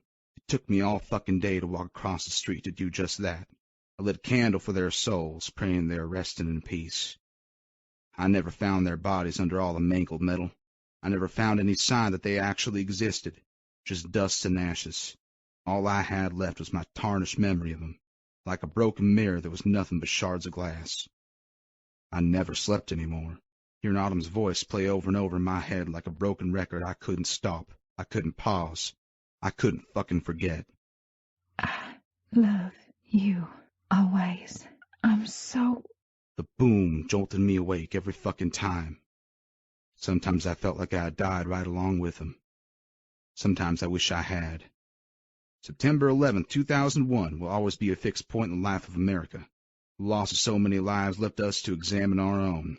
Each of us were reminded that we were only here for a time. Those counted days should be filled with things that matter. Love for our families, love for our neighbors, and for our country. I spent the last year aimlessly wandering around through daily life, fighting for a cause I felt like I was always fucking losing. Didn't matter how many lives I took, for whatever reason, good or bad. I protected my brothers, I fought and killed for the club, and I did everything that was expected of me, all in the name of the colors of my cut, making me realize I was no better than those goddamn terrorists. Autumn was right. She was the last bit of good left in my life. The last piece of the man she wished I could be died right along with her. She was gone, and I felt like there was only so much I could do to try to make it right. There was one thing I learned about living and breathing the MC. It was vengeance wasn't a way of life. It was life. An eye for an eye was all I'd ever fucking known.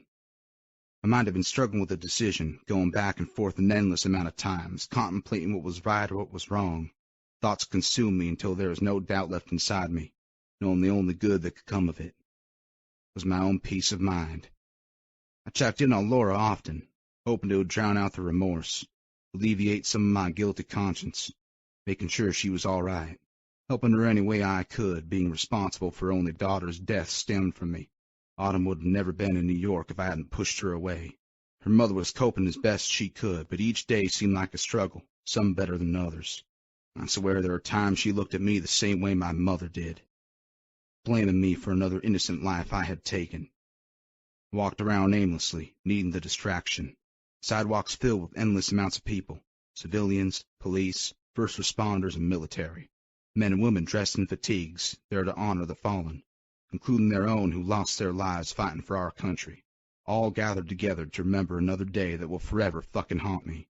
My flight landed back in North Carolina just after 9 o'clock at night. I walked up to the front door of my house, placing my hand on the doorknob, pausing before walking into my broken fucking household, considering when to break the news to my mother, to Noah, to the goddamn Prez. I flipped on the light as I walked in, throwing my keys on the entry shelf before making my way to the kitchen, not surprised to find her passed out at the dining room table. I stood there taking in her appearance for what seemed like an eternity. Her bony right hand wrapped around an empty bottle of vodka, while the other one clutched onto a framed picture of Luke. Pulling out the chair adjacent to her, I sat down, leaning back and placing my boots on the table, giving her arm a little shove. "Wake up, Ma. Need to talk to you." She stirred, groaning. Not now, baby.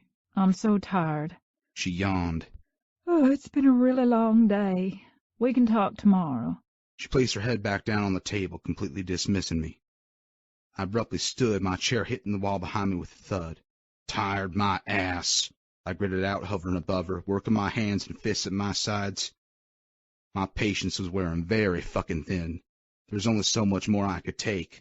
My temper looming, I could feel myself at the tipping point of surrendering to my anger. Losing all fucking control. She groggily looked up at me, squinting from the bright light. What do you want from me? She mumbled. Her head swayed and her eyes flickered shut. Before I knew what I was doing, my hands connected with the table, slamming down onto the wood, causing her to jerk back. What the heck? I grabbed a hold of her chair, roughly spinning her to look me in the eyes. This is how it's going to go down, I snapped through a clenched jaw close to her face. The smell of booze immediately assaulted my senses, fueling the rage I felt deep in my core. You're going to listen to everything I got to say, whether you like it or not. I've had enough of your fucking bullshit. Her head rolled back, then upright again. I said not tonight, Creed, and don't you dare talk to me like that. I'm still your mama. That warning, I lifted her out of her chair, throwing her over my shoulder like she weighed nothing. Barreling down the hallway past Noah's room to the bathroom, she pounded her fists weakly into my back. Put me down, Creed. What are you doing? Put me down. She belligerently screamed. I didn't falter, tearing back the shower curtain. I turned on the faucet, cranking the lever to cold water. Don't you dare! You put me down right now. Not a fucking problem. I slammed her ass down into the tub with her clothes on, grabbing the shower head from the cradle, dousing her body with the spray. Ah! That's freezing! Stop! I didn't let up, making sure I drenched every last inch of her. She needed to be fucking sober to try to have a normal conversation with her. Stop! Now! Who do you think you are? I shut off the water, throwing the sprayer into the tub next to her. What is so important that it couldn't wait till tomorrow? She spat, looking down at her soaking wet body with her arms out to her sides. I crouched down, leaning close to her face, gazing deep into her drunken, vacant eyes for the first time in years, looking past her demons, needing to see the real woman staring back at me, the mother I still had and wanted in my mind, the same one I still knew lived inside of her, buried under all the hurt and pain, hidden behind all the happy memories that had become her worst nightmares. Realization hit me right then and there. I needed to calm the fuck down. There was no use screaming at a drunk. Wouldn't get me anywhere except more pissed off than I already was. At the end of the day, she would always be my mother, the woman who gave me life, the one I loved more than anything in my fucked up life. I needed to rationalize with her, make her see the big picture, make her understand what I saw, what Noah saw. How there was nothing fucking left of her but the memories in our minds. Do you even care anymore, Ma? Do you have any idea how hard it's been seeing you like this? How bad it fucking hurts that I'm looking at you right now, and I have no idea who this woman is staring back at me. She ain't my mother, I confessed, leaning back on the heels of my boots, shaking my head. Her eyes quickly glazed over, my words hitting her hard, breaking through the alcohol-induced blur. Luke died, Ma. I know it fucking hurts. I know that more than anyone, yeah? I breathed out, cocking my head to the side, taking her in. I'm the one that pulled the trigger, remember? I'm the one that put him to ground. Me. Hitting my chest, needing to get through to her. I know there are some days it hurts so fucking bad that you can't breathe. Suffocating 'cause the pain won't let you go. I get it. I understand 'cause I feel it too.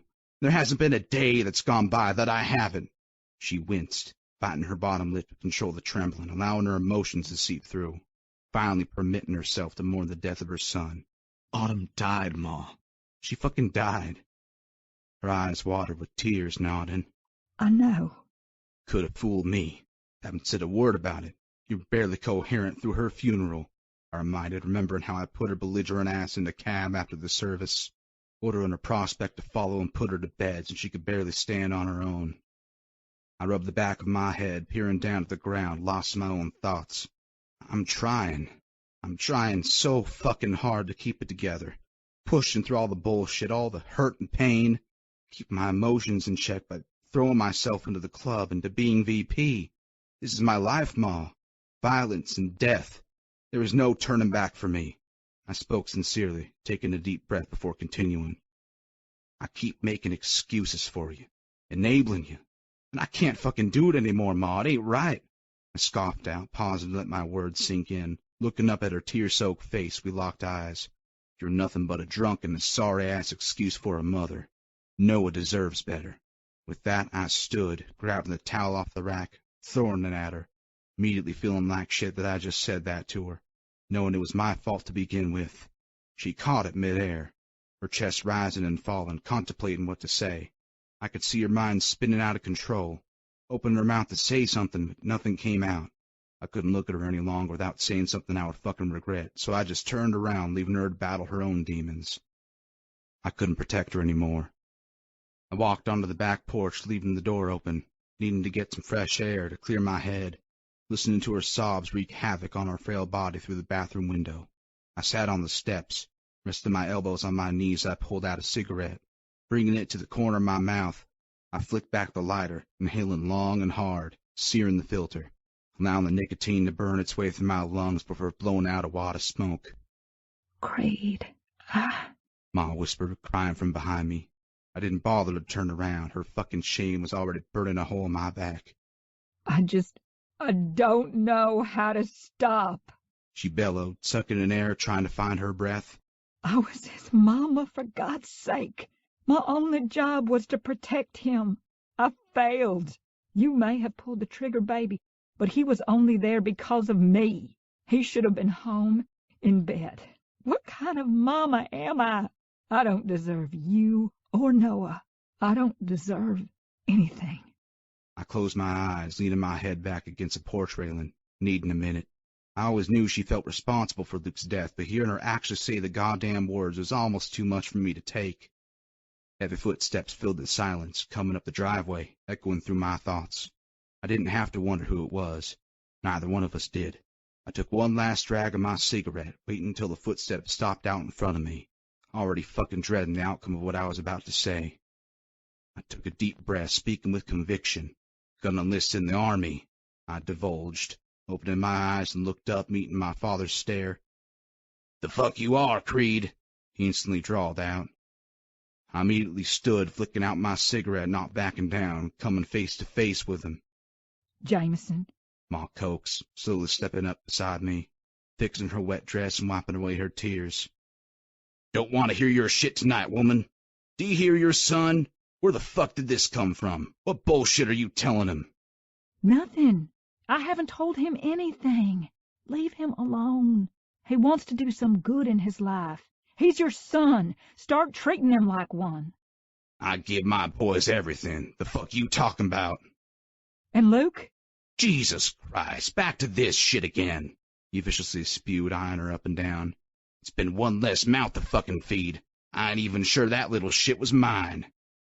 My mother never reacted to my father's abuse, but there was something about the look in her eyes in that moment that showed me this wasn't gonna fucking end well.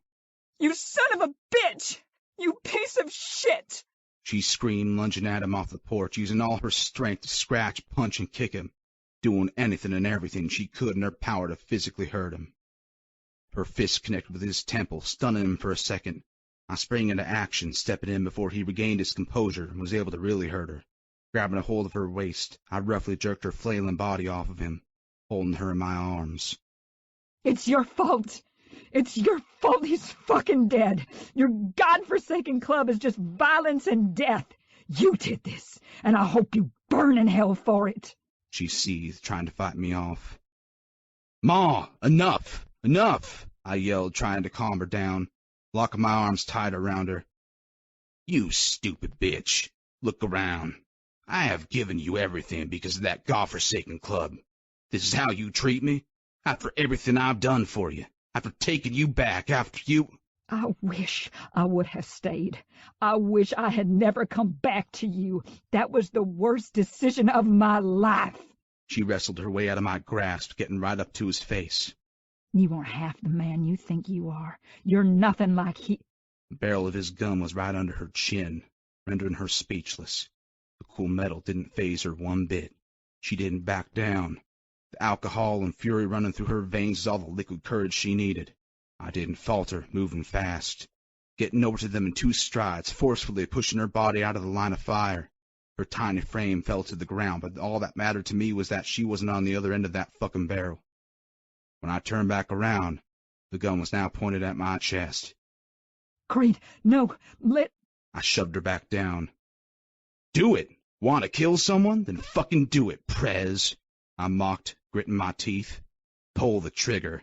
It don't matter to me anymore. Grabbing the barrel of the gun, I held it firmly in place over my heart. His eyes glazed over at the sincerity of my words. It was quick, but I saw it. I knew he wouldn't do it. His finger didn't move from the trigger, though. I secretly wished he would take the shot. He never even thanked me for taking a bullet for him. Never even said one goddamn word about it. I saved his life, and he still wanted to own mine. I saw Noah from the corner of my eye standing by the door, watching it all go down. I didn't know how long he'd been standing there, but by the look on his face, he had seen enough. Pops took a long, deep breath, stepping back, lowering his gun. She died, Creed. Autumn fucking died. Want to go fight for your country? Be G.I. fucking Joe? That ain't gonna bring her back. You don't know shit about shit, I spit out. Turn your back on your brothers? On your fucking family? He pushed me, but I didn't waver. Don't deserve to wear that fucking cut. His fist collided with my face before he got the last word out. My head whooshed back, taking half my body with me. Ma screamed as Noah witnessed Pop's assault. She rushed over to him and took him inside. I stumbled, shaking it off. This how it's gonna go down? I asked, spitting blood onto the lawn. He growled, charging me, ramming his shoulder into my torso, taking me to the ground. My back skidded into the rough grass behind me, but I was prepared for it now and instantly fought back. We wrestled around for a few minutes, each of us trying to gain the upper hand on the other. Elbows, fists, and legs flew everywhere, intermingling together as we threw down. I was able to get on top of him and get a few hits to his fucking face, taking out all the years of pent-up anger and resentment toward him for Luke and the way he buried him.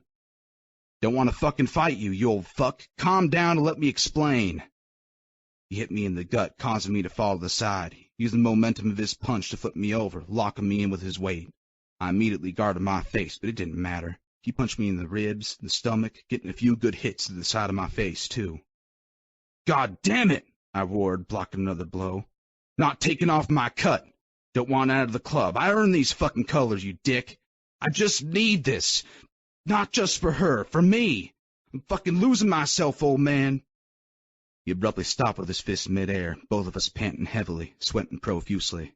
Our eyes remained wild and brazen as we took in each other. A few moments later, he lowered his fist, shoving it off me, never taking our intense, crazed stares away from one another. I stood up, needing to take a few steps back to collect myself. All my life, all I've done is follow your fucking orders. Never asked you for a damn thing in return. Need you to be my father this one fucking time. I breathed out, breaking the silence between us. Need you to make this right and take those motherfuckers out. You can understand that more than anyone, Prez. Cocking my head to the side. Just need a leave of absence. Ain't no different if I was locked up. My loyalty is still to the club when I get discharged. I just need this, I repeated. His face is void of any emotion. For the first time in my life, I couldn't read him at all. Don't make me beg, I found myself saying. He stepped back, wiping the blood in the corner of his mouth with the back of his hand. His thoughts clearly waged war in his mind in regards to what he was going to do. He turned to leave, stopping at the last second, looking at me with nothing but disgust in his eyes, and finally said, "Calling church. Your ass better be there at noon tomorrow." He left, never once turning back to look at me. I staggered my way inside, grabbing a dish towel from my bloody nose and lip before heading into the living room. Ma came running up to me as soon as she saw me walking in. "I'm fine," I groaned, wrapping my arm around my ribs, hissing through the pain. I took a seat on the couch. Let me get the first aid kit. She hurried out of the room before I could refuse. I sank further into the couch, placing my legs on the coffee table, closing my eyes and breathing through the pain. And I wasn't talking about the aches in my body. "You really leaving us?" Noah murmured from behind me, just loud enough for me to hear. It seemed like it was one fucking thing after another, feeling his disappointment stabbing into my skin with a jagged blade. "Noah, You're gonna leave me with him? You're all I got, Creed," he lamented, his voice breaking. "What if you die, like Luke?" What if someone accidentally pulls a trigger on you, Creed? What happens then? I opened my mouth to say something, but quickly shut it, realizing Noah knew more than I ever gave him credit for. I didn't know how to make him understand my reason for a decision I had never taken lightly. I spent the last year contemplating this life-altering choice. Today only confirmed what I already knew I had to fucking do. He walked over, standing in front of me. Joe's dad never came back from war. I don't want to lose another brother. I gotta do this, Noah. Not only for Autumn, but for myself. Don't expect you to understand, but I do need you to respect my decision and know this is for you too. I call bullshit. I shrugged. Don't know what you want me to say, Noah. Just go, Creed. Don't worry about me. I'll figure shit out on my own. I love you, Noah. You're my brother. You're in my blood. Nothing gonna change that. He slowly backed away. Whatever you have to tell yourself, go die for your fucking country. He took one last look at me, shook his head, and left. I didn't sleep all that night, listening to the voices inside my head, praying to God I was making the right choice. Knowing in the end it didn't fucking matter. Rode out to the clubhouse early next morning, sat in on church as if I was a man waiting for his execution. The vote was unanimous. I left the club that afternoon and enlisted into the U.S. Army. Chapter 15. Mia. My family had been fighting for weeks. My mama in tears, my daddy constantly yelling. I hated seeing everyone so upset. My family wasn't perfect. We had our disagreements. Arguments even broke out from time to time, but they never lasted longer than a few hours, maybe a day. This was different. It didn't stop. The same thing every day. Mason enlisted in the Army without even discussing it with anyone, including my parents. He'd be leaving in a few days for boot camp, saying he needed to do something for the greater good, make a difference. My parents didn't understand nor agree with the way he decided to go about it. All they saw was that he was putting his life in danger. There were plenty of opportunities to do good right here in North Carolina. We all knew he wanted to go into the military someday. He'd been saying it ever since I could remember. I didn't take him seriously. No one did.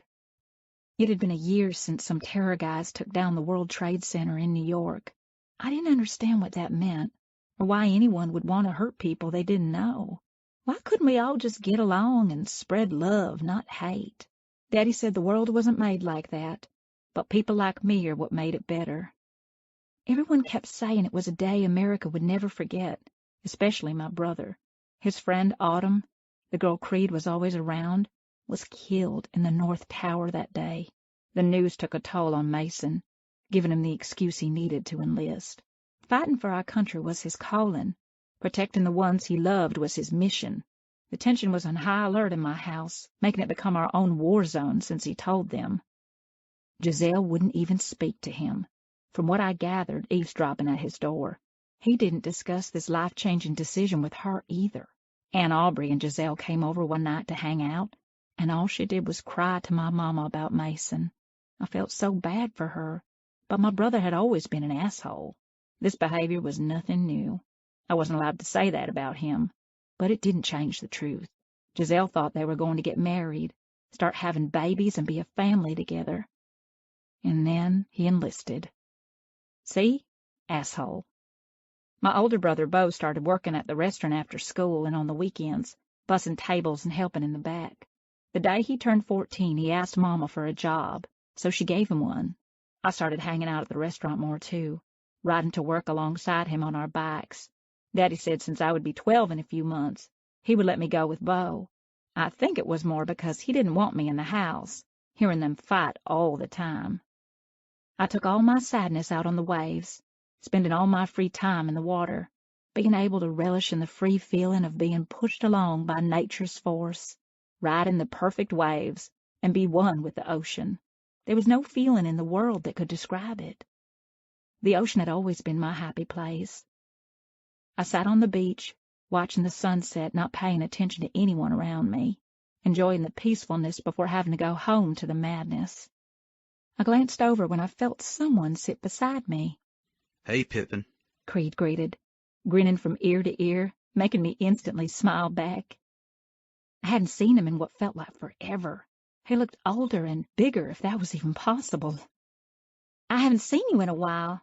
You're lucky you always wear the same clothes, or else I wouldn't have even recognized you, I teased. Do you have any other clothes? I smirked, unable to help myself, gesturing to his vest. I'd never seen him wearing anything but jeans, a shirt, and that vest. I was starting to think he didn't own any real clothes. It's called a cut. Yeah, well, that. I guess it's a good thing. What else would I get you if you didn't wear it anymore? He chuckled, looking back out toward the water. Don't need to get me anything. Too late. I have more patches for you. Look.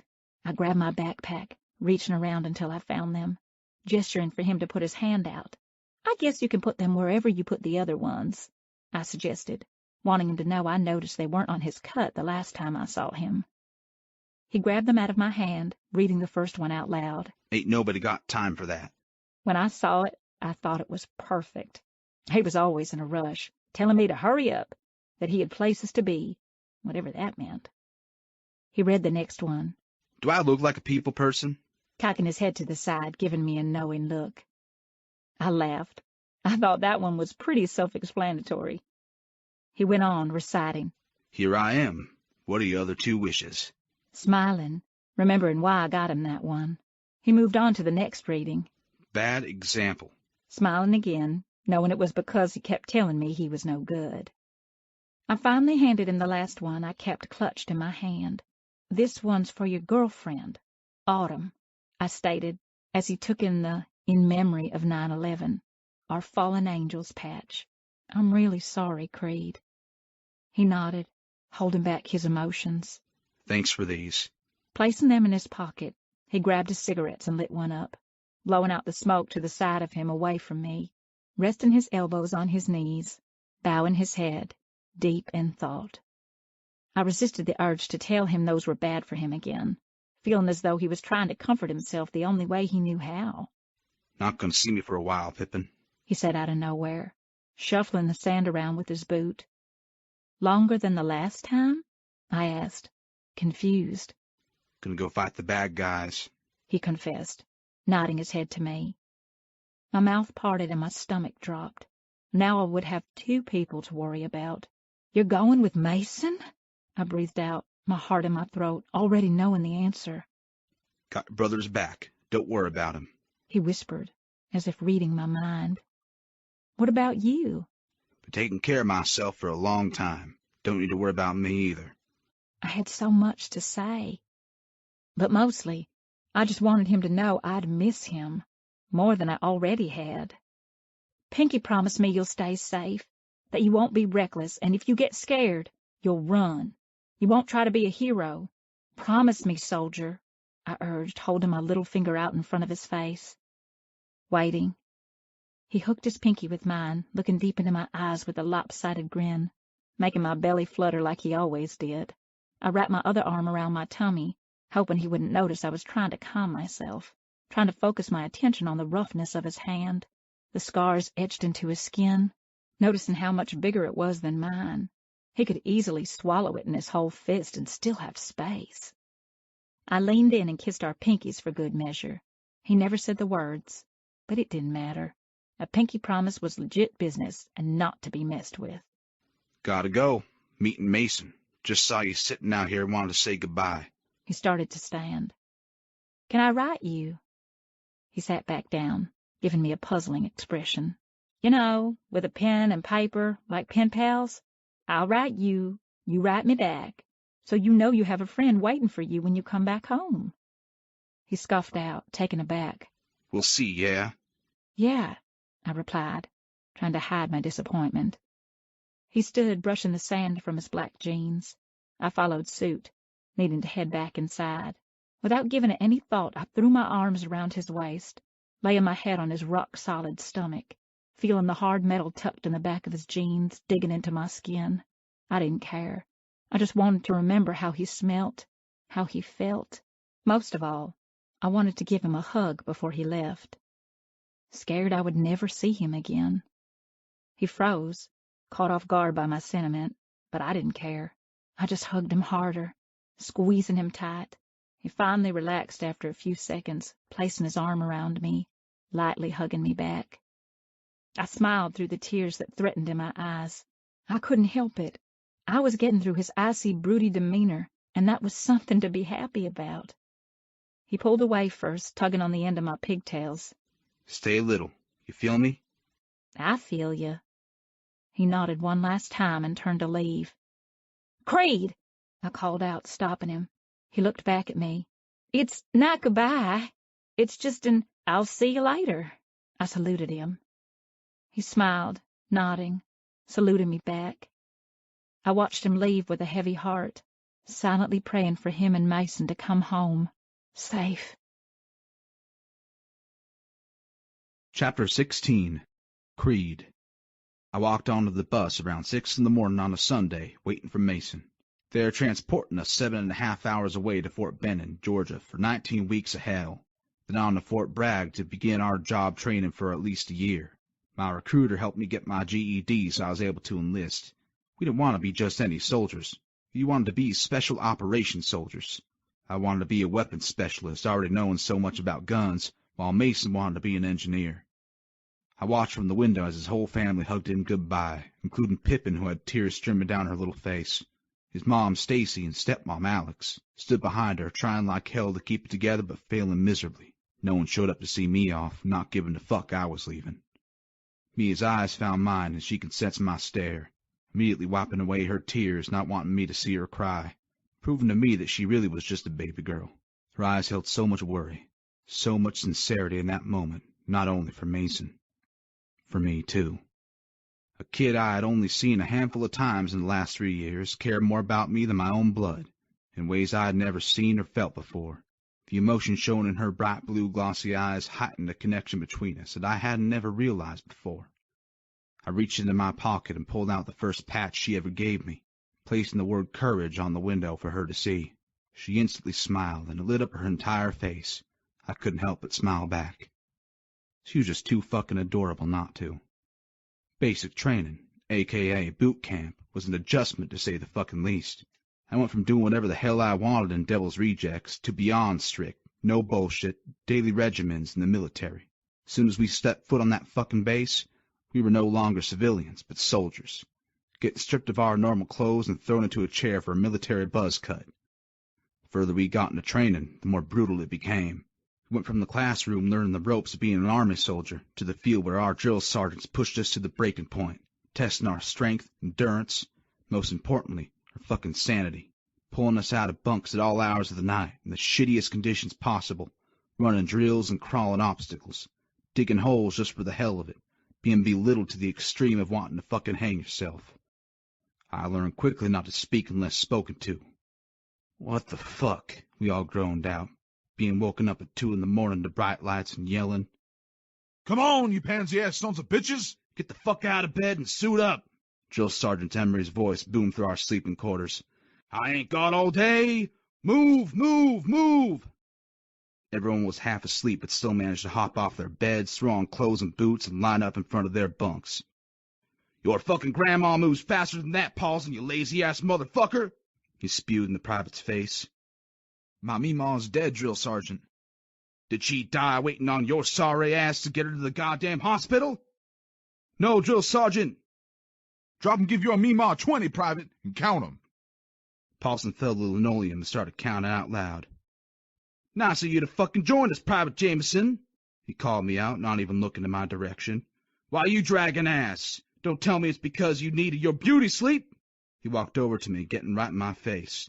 "You are one bulldog-looking cocksucker," he yelled inches away from my mouth, the veins in his neck working overtime. I didn't back down. "I need to piss, Drill Sergeant," I shouted, standing up taller, looking over his head. "You piss when I tell you to piss. Did I tell you to fucking piss?" I hesitated, working my fists at my sides. I never liked being told what I could and couldn't do. This motherfucker was pushing my goddamn buttons. "No, Drill Sergeant." "Drop and give me 50 for pissing." "Yes, Drill Sergeant." I got down in a plank position. The dog tag Autumn gave me with Luke's face on it slipped out of my T-shirt, catching the sergeant's eye. "What do we have here?" he questioned, crouching down in front of me, ripping the chain from my neck in one swift motion.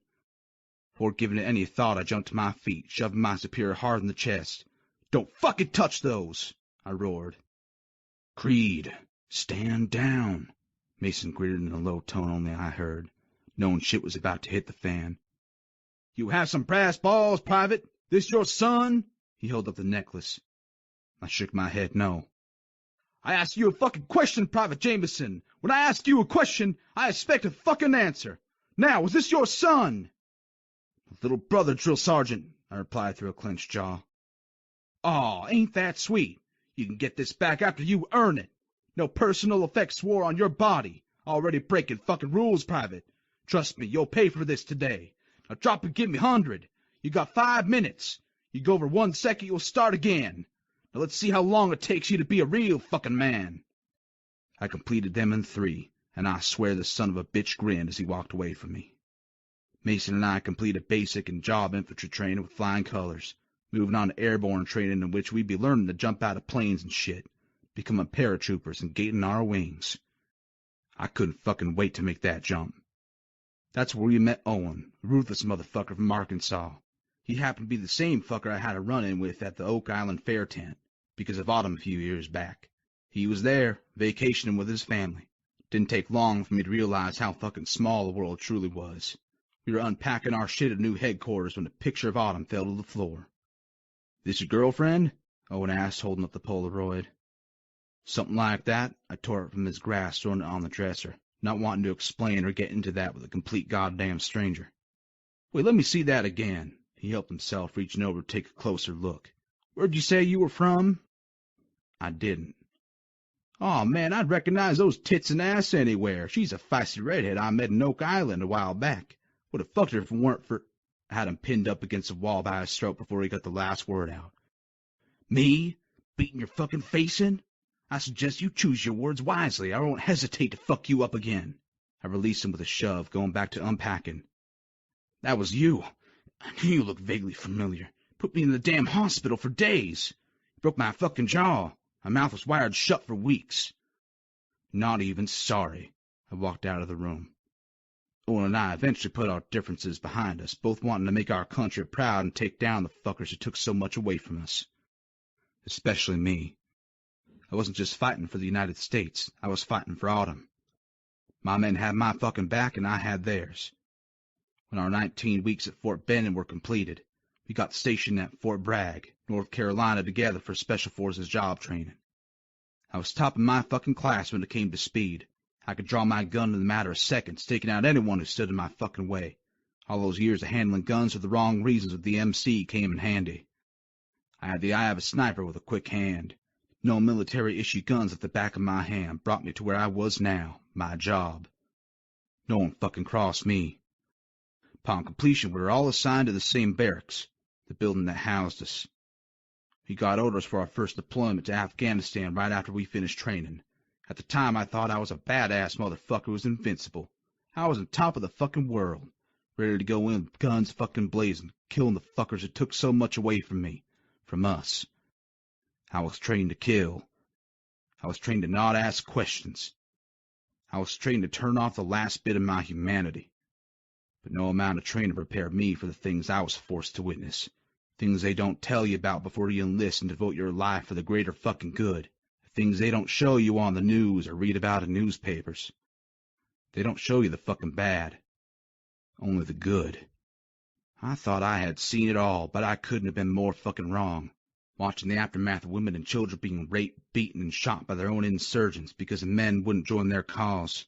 The devastation brought on by their own fucking kind. There was no telling the difference between the innocent and corrupt overseas. It all blended together. You quickly realized that every time you suited up.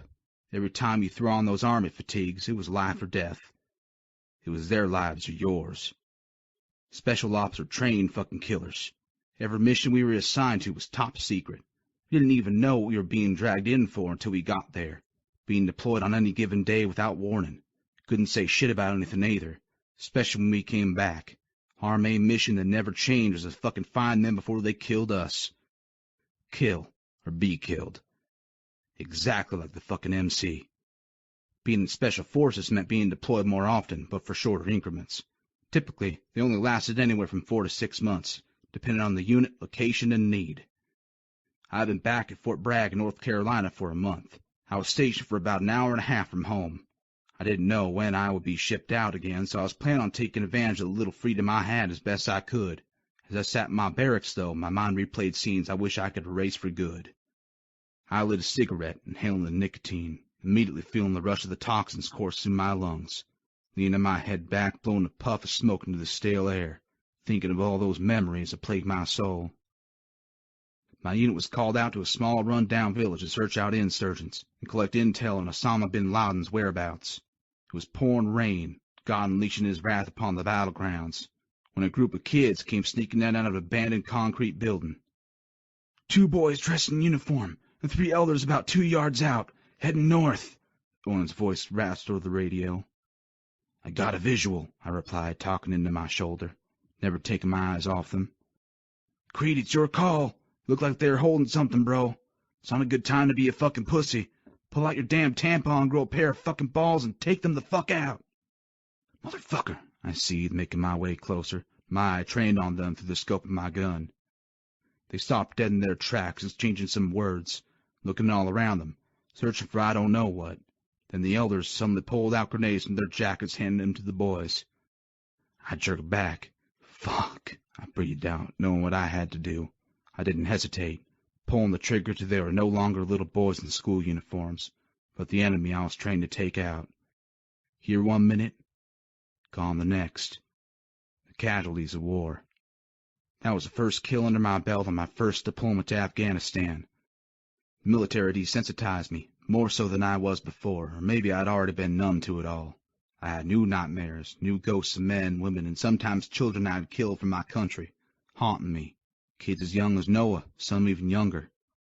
All of them ingrained to hate the red, white, and blue. I caught a glimpse of myself in the floor-length mirror hanging from my closet door, taking in all the ink I had collected over the years. Between the MC and the military tattoos, each and every piece I had etched to my skin had a story to tell, a memory to hold on to, till the day I fucking died. Most soldiers collected something important to them. I collected tattoos, branding my skin every chance I fucking got. It was the same thing day in and day out. Nights in the military were some of the loneliest times of my life. I had nothing to distract myself with. Didn't matter how exhausted I was, how much I pushed my body physically and mentally. Sleep never came easily. My memories were always there. The bad and brutal ones outweighed the good. The good memories never lasted. My mind only programmed to bring back the bad. It was instinctual for me, seeing the images of my goddamn life rotating around me like the moon rotated around the earth. Reminded me of the life I'd only known as fucking hell. There are times when I couldn't shake it off. As much as I tried, they wouldn't let me go, tightened around my neck, the weaving of a tight rope of memories, strangling me till I couldn't fucking breathe, like a noose, sucking the life right out of me. I welcomed that feeling. At least then I knew I was still fucking alive. Being a special operations weapons specialist, I was allowed 30 days leave a calendar year. I spent most of my free time on the weekends when I wasn't working or when I was on leave at the club.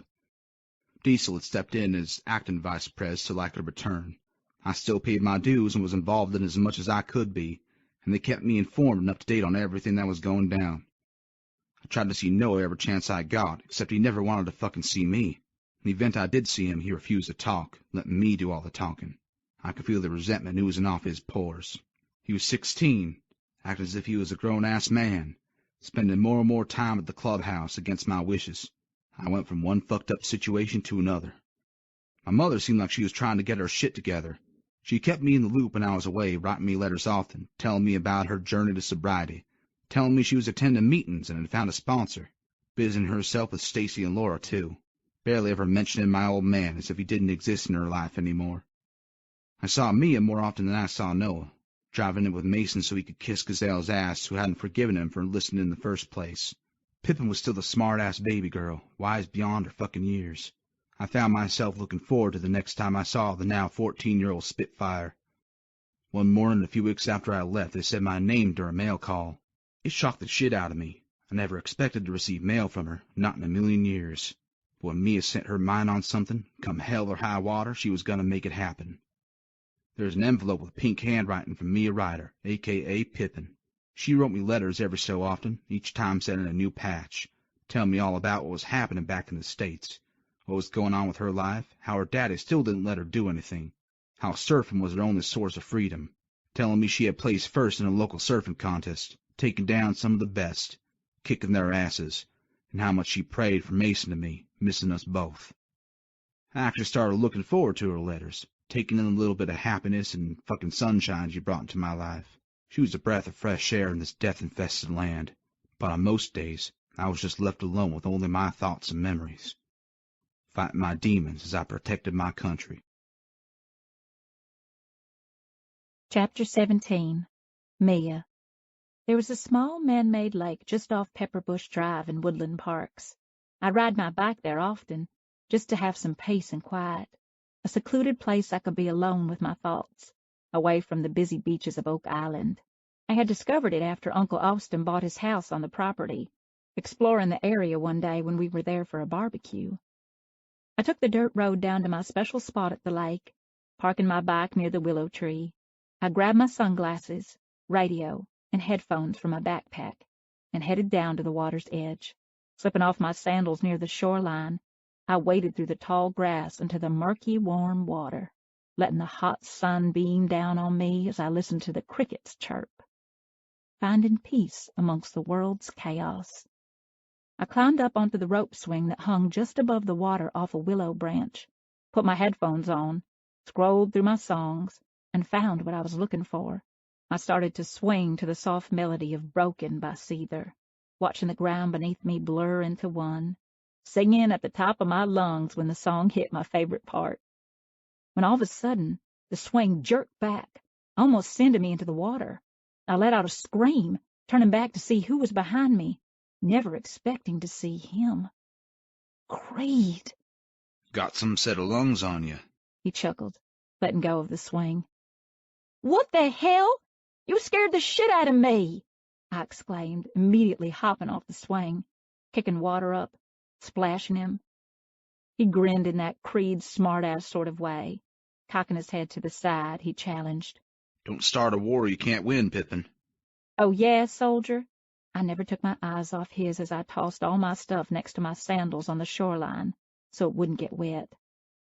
With a shit-eating grin on my face, I leaned forward, building up the anticipation of what I was about to do. Pushing my hands through the water, I shoved a huge wave into his face. He stepped back, his eyes widening in shock of what I'd done. Don't try me, he dared, hiding back a smile. I thought I already did. I splashed him again, this time with much more water in my hands, not caring he was wearing his cut, which still didn't have any of my patches on it. Do it one more time and watch what happens, baby girl. I contemplated, placing my finger on the corner of my lips. I'm not a baby. I'm almost 15, and the name's Pippin. Get it straight. I didn't give him a chance to reply before I went full force, splashing him as much as I could, laughing my ass off the entire time, never letting up, throwing heaps of water at him. I vaguely heard him say, Can't bitch, I warned you. What? He threw me over his shoulder as if I weighed nothing, catching me by surprise, holding the back of my knees to keep me locked in place. Wait! What are you doing? This isn't fair! You're bigger than me! I shouted, pressing my hands on his back to look up and see where we were going. He walked deeper into the lake, not caring he was getting his jeans completely soaked. No, I don't want to go in there. Creed, I'm wearing a pretty dress. Please, I pleaded, kicking and screaming. His hand shifted to grip onto my waist, getting ready to do the unthinkable. I held on to him tighter, even though I knew it didn't matter. He was stronger than me. Begging won't work in this situation, Pippin. Should have thought of that before you decided you wanted to go to war with a soldier. I don't lose. I'm sorry. I was just playing. Put me down, please. All right, only 'cause you asked so nicely. I smiled, thinking I'd won. I couldn't have been more wrong. All of a sudden, he lifted me up by my waist, tearing my arms off him and hurling me into the air. I landed in the lake, submerged in water, my whole body going under.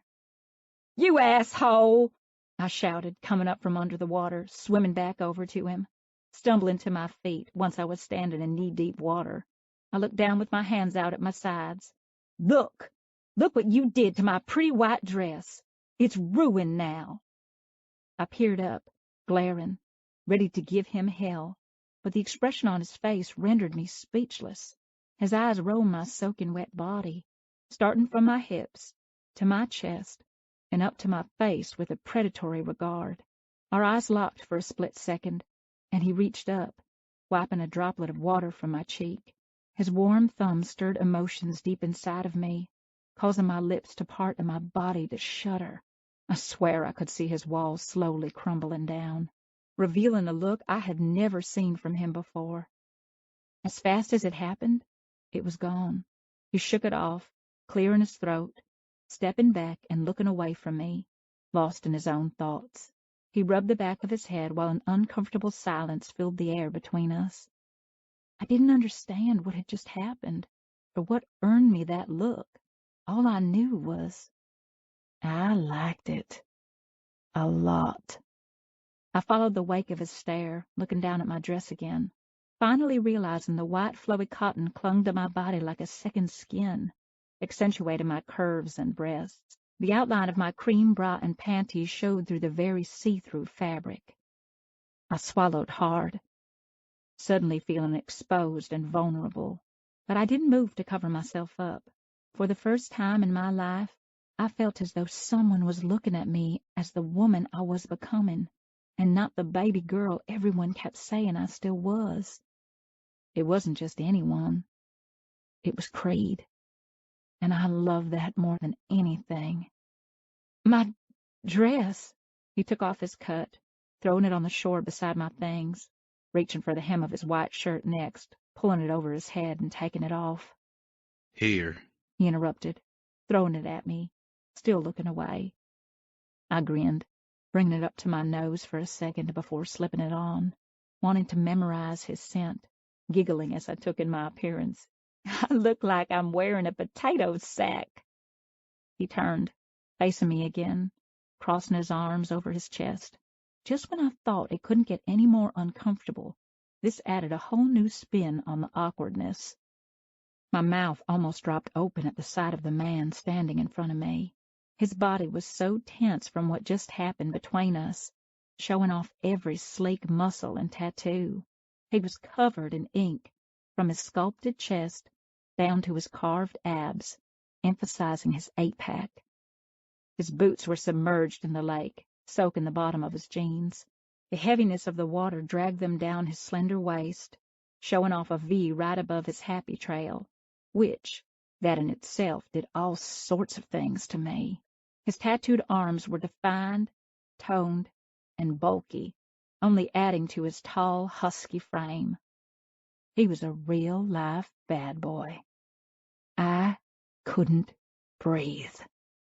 He followed my stare down to his exposed body, exactly the way I just did moments ago when he was peering at me, looking back up to my face. He pursed his lips, trying not to grin.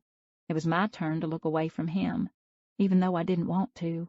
My cheeks were flushed, my heart raced, rapidly beating hard against my chest, making me weak in the knees. His silence only made things more awkward between us. I hated it as much as I loved it.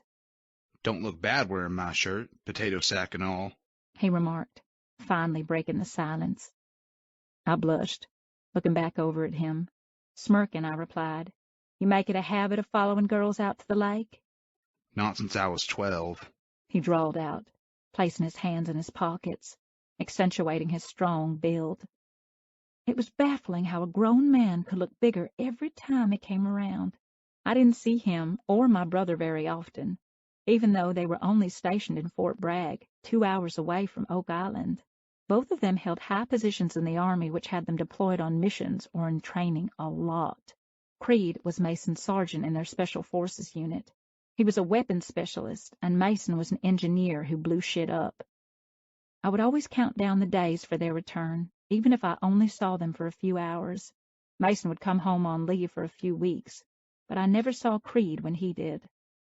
Things hadn't been the same since Mason left over 2.5 years ago.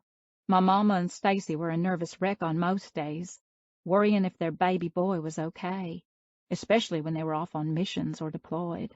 Mama jumped every time the phone rang, thinking bad news was waiting for her on the other end. Dad busied himself with work and acted like nothing had changed, but we all knew he was just as worried. He was good about keeping his emotions in check. Mama, on the other hand, was not. Life at home just wasn't the same without Mason.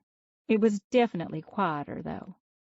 We all missed him and prayed every night he was safe, looking forward to his next letter he'd send monthly, whenever he could. Not much had changed with me, except my body, which only had my dad implementing more rules, adding to the never-ending list of things I couldn't do. I was suffocating in my own home, more so than ever before. No one understood where I was coming from. It was a battle I'd never win, but I refused to stop fighting. I drowned myself in school, work, and surfing, when all I really wanted was to feel like I belonged. I didn't know you were coming to visit with Mason. When did you guys get in? Wait, how did you know I was down here? I asked, putting my hands on my hips, cocking my head to the side, giving him a questioning glare. He cleared his throat again, rasping in a hoarse tone. Was sitting up at the diner, saw you rolling by. Oh, so you did follow me? Why the sad song, Pippin? He asked, ignoring my question. Boy break your heart, I'll break his fucking legs. I laughed for what felt like the first time in months. You need boys to talk to you before they can break your heart, I confessed, walking to my stuff by the shoreline. I sat down, leaning back on my hands, leaving my feet dangling in the lake. Creed followed, sitting beside me, putting his cut back on. He pulled out his cigarettes. Look what you did. He nodded, throwing the wet pack of smokes in between us. Serves you right. They're bad for you anyway. Is that right? He drawled out sarcastically. Never heard that one before. Fine, I shrugged. I'll start smoking too then. The fuck you are. He scoffed out, chuckling. So what's this about boys not talking to you? Staring at the side of my face. I shrugged again, not knowing what to say. Don't need boys to talk to you anyway. Got enough men in your life to make up for those little shits. I rolled my eyes. You sound like my dad. Between him and my uncles, no guys have even made it to the front door. I'm almost 15, Creed, and I've never even been kissed. Do you know what it's like to be the only girl in 9th grade who's never been on a date or been kissed? I questioned, looking up at him. All my friends have. It's all they talk about when we hang out, which isn't often anymore. Most of them already have boyfriends who they spend every waking moment with. Sign. I took a deep breath. Never said a thing about it in your letters. You want to hear about my love life, or lack thereof? I arched an eyebrow. You know how my dad is. You think that's changed? Hell no. It's only gotten worse, especially since Mason took off. Bo doesn't cause half the trouble he did. They have nothing to do but focus on me. You're a baby girl. Is that why you never write me back? He placed his hands on his knees. Don't think your daddy would appreciate that. Ugh, I blurted, knowing he was right. He would lose his shit if a letter from Creed came addressed to me. It's so frustrating. I can't date. I can barely leave my house without my dad on my ass, asking me where I'm going. He's never going to let me grow up. There's a dance at school next week, and I didn't even get asked, nor am I allowed to go. I'm going to end up alone with 20 cats, wearing shirts that say, "Meow's it going?" He let out a throaty laugh from deep within his chest. My eyes widened, caught off guard by his reaction. It's not funny. I'm going to be the cat lady, and you're laughing. I'll lay it out for you, Pippin, he muttered through his laughter, shaking his head. Boys your age just want to get laid. Shit. Men in general just want a piece of ass. They don't care about anything but your leg spreading, especially when their balls just dropped. The bullshit they feed is just so you'll let 'em in. Oh, I jerked back, glancing over at him.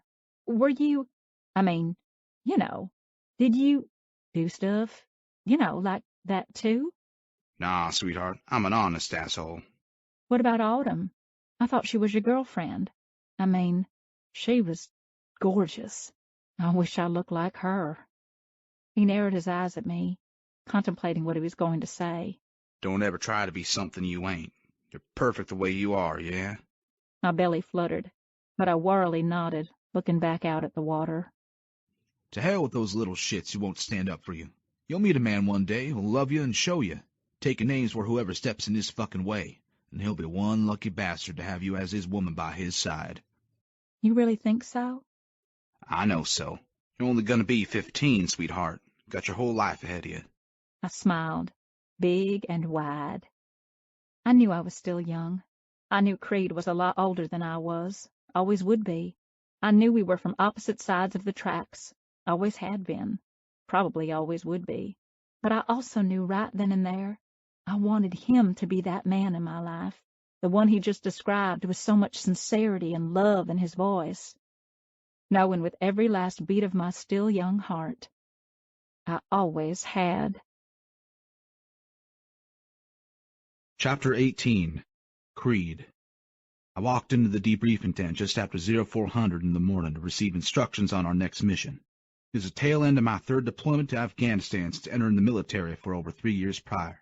Hadn't been home in 6 months. The debriefing tents were like classrooms with rows of desks and folding chairs, all situated around whiteboards with instructions and notes. Pictures of enemies, territories, and intelligence projected up on a screen. Who needed to be found and taken down. Dead or fucking alive. The last 4 months of this deployment had been pure hell on earth. The same old bullshit every single day on repeat, embarking on endless foot patrol missions that would last for 2 to 3 weeks at a time. Literally eating shit, having no clue what it really was. It was either choke it down or fucking starve. I took turns sleeping in the ditches or in the mud with one eye open, waiting for the insurgents to emerge from the goddamn hills, always feeling like we were being watched. Our finger on the trigger of our guns at all times, ready to unleash on the enemies at any given moment. Days were long and the nights even longer. We climbed every fucking mountain, searching every cave for a man I started to believe didn't fucking exist to begin with, raiding villages, gaining intel that led us nowhere but chasing our own fucking asses, sniffing out insurgents like fucking rabid dogs, using any measures necessary to get the cocksuckers to fucking talk. Crazy part about all of it was being back in Afghanistan almost felt like home. We all felt that way. Being a civilian was much harder than being a soldier. War will fuck you up to the point where nothing would make sense when you came back to the States. Our minds always on the battlefield along with the souls we'd fucking taken. That was another thing the military didn't prepare you for. Real life. Readjusting to normal life was the hardest fucking pill to swallow. It was so fucking difficult to switch your normalcy back on and turn off the kill or be killed mentality at all times of the day. The littlest things like a lawnmower starting or a ceiling fan spinning around could trigger things in my mind that I didn't even fucking know were there. A momentary lapse in judgment would occur between not knowing where you were or how you would react. I lived and breathed war for months at a time. We were under constant attack. Car bombs, suicide bombers, roadside bombs, mortars, motherfuckers looking at you like they fucking hated you, day in and day out. I killed enemies. I lost brothers. Exactly like the MC. Long periods of violence were a psychological beating. In the real world I was suspicious, tightly wound, and easily angered. If I thought my temper was bad before, well, I couldn't have been more wrong about that. I'd wake up several times throughout the night, freaking the fuck out that I couldn't find my gun. The fight or flight mentality I had became just fight. It now became my life. Always waiting for the other shoe to fucking drop. Always on alert. Always waiting to kill what I couldn't fucking see. These missions all required the same thing, finesse and stealth-like abilities, which only a handful of special operations teams could pull off. My team, the one I was in charge of, was the best of the fucking best, a group of ruthless motherfuckers who feared nothing, dropped into the shittiest conditions imaginable, enduring the worst possible situations known to man, and coming back for more. We headed into the drop zone that day, active combat duty. About 15 miles out, we were informed to get ready. A group of assholes was already spotted heading in our direction by another U.S. team of soldiers. My unit bunked down in a wooded area about 2 miles from some local villages and started scouting the area. Rifles loaded and fucking ready to shoot, stepping one foot in front of the other, listening all around for any sign of the fuckers. I put my left hand up, signaling to continue. All clear, I informed through my radio, looking through my scope, turning right and left. We trucked through the woods trying to be as invisible as possible, blending in with nature. Not even my breathing could get out of sync. The more treacherous the situation, the calmer I was. See, my worst nightmares had already come true. There was nothing left for me to fear but fear itself. My adrenaline worked overtime, knowing the enemy was close, but I had no visual at all. All my actions and orders needed to be calculated and precise. My hearing only heightened with every step I took toward the direction of danger. Suddenly, screams echoed in the distance, halting our descent. I signaled my team to stop, pointing to my ear and then out in front of me. More commotion just outside the village we were approaching filled the wooded area. A whizzing noise sounded to my right, instantly followed by a hard thud. My initial instinct was to fall to the ground, but I ignored that feeling. "Fuck, get down!" I bellowed through my radio, looking over to find Andrews, lay on his back a few feet away, not moving. Blood ran down his face into the earth. My team took cover, ducking behind trees, lying on their stomachs in the mud, scoping the area to find the motherfucker open fire. 4 or 5 Afghani militants were coming upon us fast. There was no time to think. No time to breathe. No time to get the fuck out of there. "Take those motherfuckers out, now!" I shouted over the noise of bullets flying inches away from taking my life. Women screaming, shots blaring with open fire all around as I made my way to him. "Andrews, you stay with us. Do you hear me? Fight, motherfucker. Today's not your day to die," I screamed, waded through the mud, ducking left and right, dodging the copper rounds and the enemies and my own men, trying to get over to him. Another bullet flew past me, this time grazing my left shoulder. "Ugh, fuck!" I gritted, bringing my right hand up to the wound, feeling how bad I was hit. Blood came oozing out of my arm onto my fingers. Fucking cocksucker! Grabbing my rifle, I aimed right at the asshole responsible, shooting his ass down dead in his tracks, falling to my knees next to Andrews, who was still unresponsive. I didn't have to check for a pulse. I knew by the gaping hole in his forehead he was gone. I stripped him of his gun and ammo, grabbing his helmet that had a picture of his wife, Deb, and their brand-new baby girl secured in it, a letter peeking out through his pocket. I did the sign of the cross over his body, muttering, "Ashes to ashes, dust to dust," and all that fucking shit. First time we lost one of our own in the line of duty, I didn't know how to send off the soldier, so I found myself doing the exact same sentiment I'd seen my father do too many goddamn times to count. I was never a religious man, and that seemed better than saying nothing at all. "I'm so sorry, brother. We will take every last one of these bastards down." "Creed!" Mason yelled, bringing my attention to him, pointing north. I looked up through the clearing, revealing a scene of complete horror unfolded in the village. Insurgents dragging girls out of the village school by their hair, kicking and screaming. I knew what was in the cards of these girls, and it took every last fiber of my being not to rush in there and take down every last son of a bitch. Mason came running over, dodging bullets and falling next to us, breaking me away from the scene. "Creed, you hit?" "You seeing this?" I seethed, nodding over to them. Ignoring my question, he asked again, "Are you hit?" "For fuck's sake, I'm fine. Just a graze. Need to do something before those bastards rape and then murder them all. Help me get Andrews over to that fallen tree." I nodded toward the massive log laying just a few feet away, slipping his pictures and letter into my pocket, wanting to make sure I personally delivered them to his wife, if and when we got out of here. Owen covered us as we lifted Andrew's limp body up by his pack and dragged him to the tree. First rule of fucking war. No soldier was left behind. None of us had time to reflect on another stolen life, on another soldier not returning home to his wife and kids, on another innocent life taken. "Sergeant Jameson to headquarters, do you copy?" I radioed as Owen took some gauze from his pack and started wrapping my arm tight like a tourniquet. He was our medic.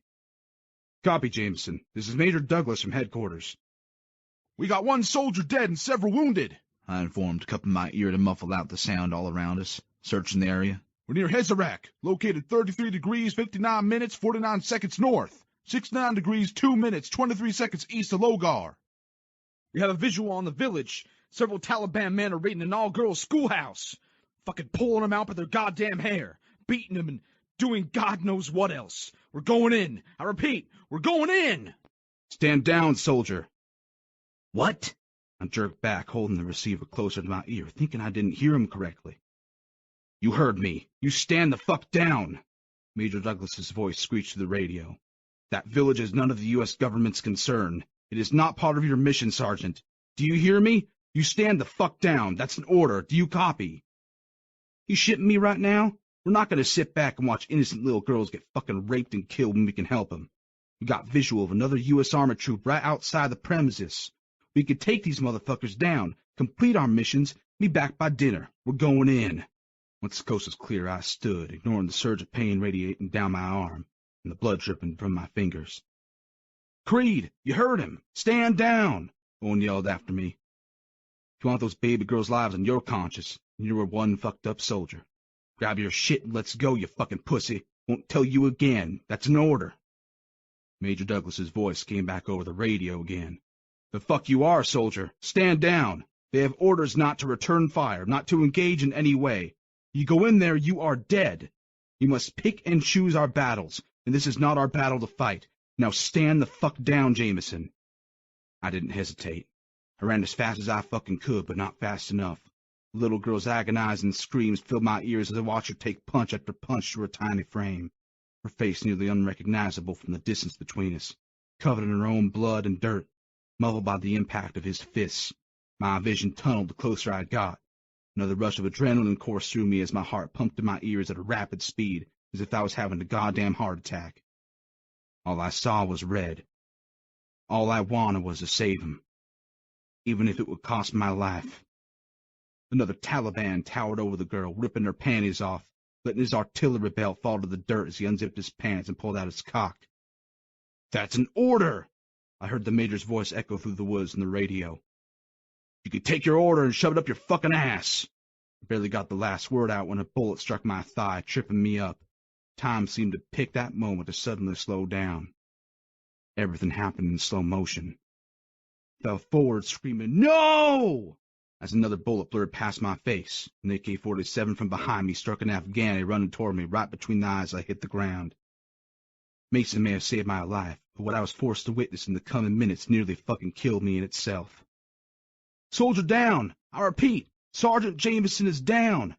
Mason's muffled voice announced over the radio. Fuck, god damn it! I have a helicopter en route. ETA 15 minutes. Copy that, Mason stated, suddenly lifting me over his shoulder, walking us back to the unit where they took cover. We were all forced to witness the deaths of the little girls. None of us made a sound as we watched the brutal violence unfolding in front of us. I swear you could hear their screams miles from the village. The last bit of our morality was taken from all of us that day as we sat there, allowing the motherfuckers to rip away their innocence, thrusting in and out of them, beating them until they are no longer screaming, laughing and fucking enjoying themselves the entire time. Their horrid screams filled the air, bringing my squad to their goddamn knees, helpless at covering their ears, silently breaking down. They silently prayed to the Lord above to forgive them for their sins. I fucking cursed them for allowing it to begin with. This wasn't the first. It wouldn't be the last we were told to stand down.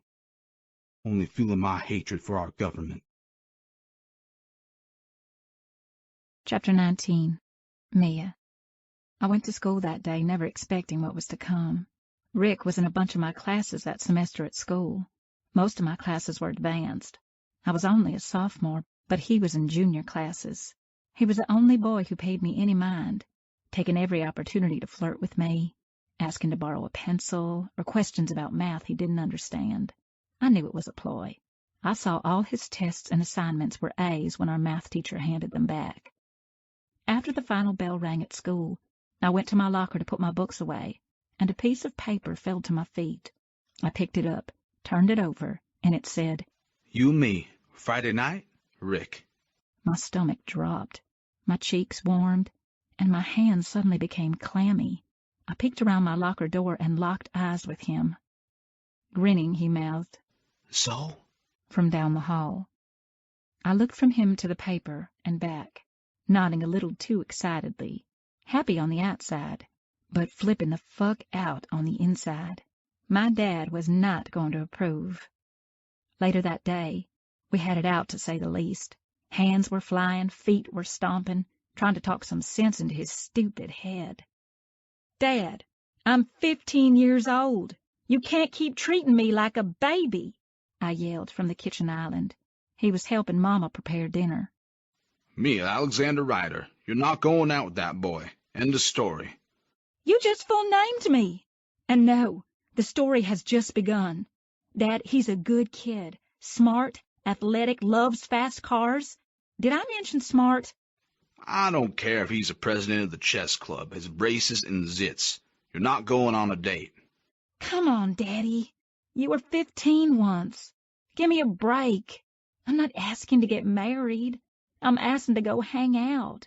Be a normal teenager. Don't you trust me? It's him I don't trust, Mia. And yes, I was 15 once. Not a good example to compare yourself to by any means, baby girl. He gave me a smug look, causing Mama to chuckle under her breath. Papa once told me that Dad was an asshole to Mom when they were kids, and he was surprised she even forgave him for all the stuff he put her through.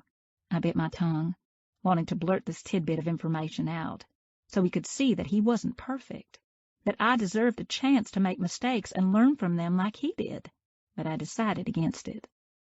Instead, I played the girl card and went for Mama. Mom, you know what it's like to be a girl. Talk some sense into your husband. Enlighten him, please. Lucas, I've met this boy's parents. He's a good seed. I say she goes. He better not do anything with his seed, especially plant it. Are we talking about Rick or gardening? I looked at them dumbfounded. So I can go? Fine, but on one condition. He set down the knife he was using to chop up potatoes. Mason will be home on leave in a few days. If you want to go on this date, he said, struggling to say the last word, your brother will have to agree to go along. I jumped off my chair and ran over to him, giving him a big squeeze hug, almost knocking him to the floor. Thank you, thank you, thank you. Don't thank me yet. Your brother hasn't said yes. Mason came home a few days later, like Dad said. I tackled him at the door, hugging him tight, telling him how much I missed him, right to asking him if he'd come on my date with me that Friday night. He looked at me like I had two heads, but Giselle agreed immediately, and he wasn't in the right position to say no to her. Much like my dad. Mason was putting Giselle through shit, too. Creed. I spent 2 weeks recovering in the military hospital on base after being shot up in the woods. I should have embraced the fucking downtime, but I hated knowing my men were out on missions without me. I passed the time flirting with the nurses, seeing how many I could get to suck my cock after hours. Playing the I'm a wounded soldier card. I got more pussy in those 2 weeks than I had in months. You'd be surprised how many women were willing to serve their country on their knees. Getting a slap on the wrist, so to speak, for my actions and not standing down like I was ordered to do by my major. My only saving grace from being fucking demoted was that I was really good at what I did. We were our own entity. Most of the time we did whatever the fuck we wanted anyway. But once I was discharged, my major handled it with me behind closed doors, man to fucking man. Meaning he punched me in the goddamn face a few times, rendering me to the ground and getting another few good hits on my chest, face, and stomach, threatening me if I ever disobeyed him again, he wouldn't think twice about taking away my fucking rank. For once in my life, I took every last hit like a fucking man, even though I could have taken him the fuck out. I was just grateful it was only my body that was taking the brunt of his punishment. We were back in the States on leave for 2 weeks. Owen was heading home to Arkansas to see his family and new baby girl. His wife gave birth to their first kid while we were footing the hills. I had never seen a grown man cry like he did when we returned to base. His wife sent him a video recording from the delivery room her mom had taken for him. "Want to head out with us tonight?" Mason asked as I walked through the door of Gazelle's apartment. I'd spent most of the day with Diesel, throwing back some beers at a local bar and shooting the shit, bringing me up to speed on what had been happening at the club in my absence. Everything from official business down to how many new whores he had fucked. We talked about how my old man pretty much made the clubhouse's permanent residence, officially abandoning Mom but still giving her money to live on, adding to what I sent her every month, like that made things right. He still hadn't changed. He was still shady as fuck. "You can help me scare the shit out of him," Mason added as I sat down in the armchair next to them, throwing my keys on the coffee table, wondering who the fuck they were talking about. I think it's cute, Gazelle chimed in, bringing my attention to her. I don't mind chaperoning at all. You're just pissed your baby sister is going on her first date. Get over it, Mason. She's 15 now. It's about damn time your dad let her do something normal. Do you know what I had to go through just to go take her to get her nails done and to shop for a new outfit today? That poor girl is stuck at home all the time, much like me, waiting for you. She emphasized, pushing her finger into his chest. I leaned forward, resting my elbows on my knees. Arching an eyebrow, I asked, "Me is going on a date?" Caught off guard. Mason sighed. "Yeah. With who?" "Some fucking ass clown at her school has been on her ass to go out with him for the last month. I don't fucking know. Probably some fucking douche who pops his collar wearing polos and khakis. I guess my mom laid into my dad's ass to let her go on a date. He only agreed to let her go if I would go with him. Mia begged me as soon as we walked through the door last night," he stated, nodding to Gazelle. And this one being the hopeless romantic she is, champed at the fucking bit. Gazelle smiled wide. What if they end up getting married? She clapped her hands together enthusiastically. We can say we were there on the first date. Oh my God, she showed me a picture of him, and he's so cute. They're going to make pretty babies. "The fuck?" I snapped at her exaggerated bullshit. "No shit," he agreed. "You in?" "Meet you there. Got some business to take care of." I quickly showered at Gazelle's, putting on a clean pair of jeans, a white t-shirt I had packed with me, and my cut, sliding my gun in the back of my jeans before throwing on my leather jacket. I jumped on my bike and sped off toward the warehouse where my meeting was taking place. All I could think about was handling business and getting the fuck out, feeling the need to put that little shit in his place if he laid one hand on me. I pulled into the lot, parking beside Martinez's limo. Taking off my helmet, I nodded to his fucking welcoming party of 5 armed men wearing black suits. One of them opened the back door, gesturing for me to step inside. I did, taking a seat across from the arrogant motherfucker in a black 3-piece suit. "You're late," eyeing him up and down with a cocky grin. "Just getting all pretty for you," I snidely replied, locking eyes with Martinez. "I don't wait for anyone. Don't let it happen again." "I'll remember that the next time I decide to actually give a fuck. Now, gonna handle business or just sit here and waste my fucking time?" He pulled out a disc from inside his suit jacket, handed it to me. I cocked my head to the side, flipping it around in my hand to read the inscription. Truths. "This it? Were you expecting a goddamn pony? It has everything you need. Now get the fuck out." I opened the door. As always, it was a fucking pleasure. I didn't give him or the disc any more thought. Sticking it inside the pocket of my leather jacket, I jumped back on my bike, revved the engine, and took off. Parking my bike near the back entrance of the bowling alley just after 8, I removed my leather jacket and securely fastened it to the back of my bike, placing my helmet on top of it. The place was crowded with kids running all over, screaming, laughing, and already annoying the hell out of me as I tried to make my way through the adolescent chaos. I spotted Mia before anyone else. She wasn't hard to fucking miss, showing more skin than I'd ever seen before. She was wearing a cream-colored dress that was way too fucking short and hung low on her chest. Her cowboy boots only added to her cutesy goddamn outfit. Cocky little shit standing in front of her couldn't have been taller than 5'10", weighing no more than $1.70, wearing a salmon-colored polo shirt, dark jeans, and Nikes. The kid definitely came for money. He wasn't staring at her face while she was yapping away. His eyes never left her cleavage that was on full display. She just stood there, twirling the ends of her hair, as her body softly swayed to the shitty pop music playing through the speakers.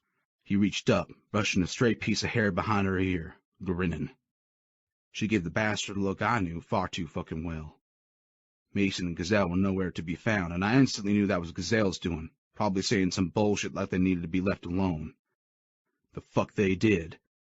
I made my way toward him, grabbing her jean jacket off the table and shoving it in front of her, stepping in between them. "A little cold in here, yeah?" I announced, turning my back to her date and on to her tits.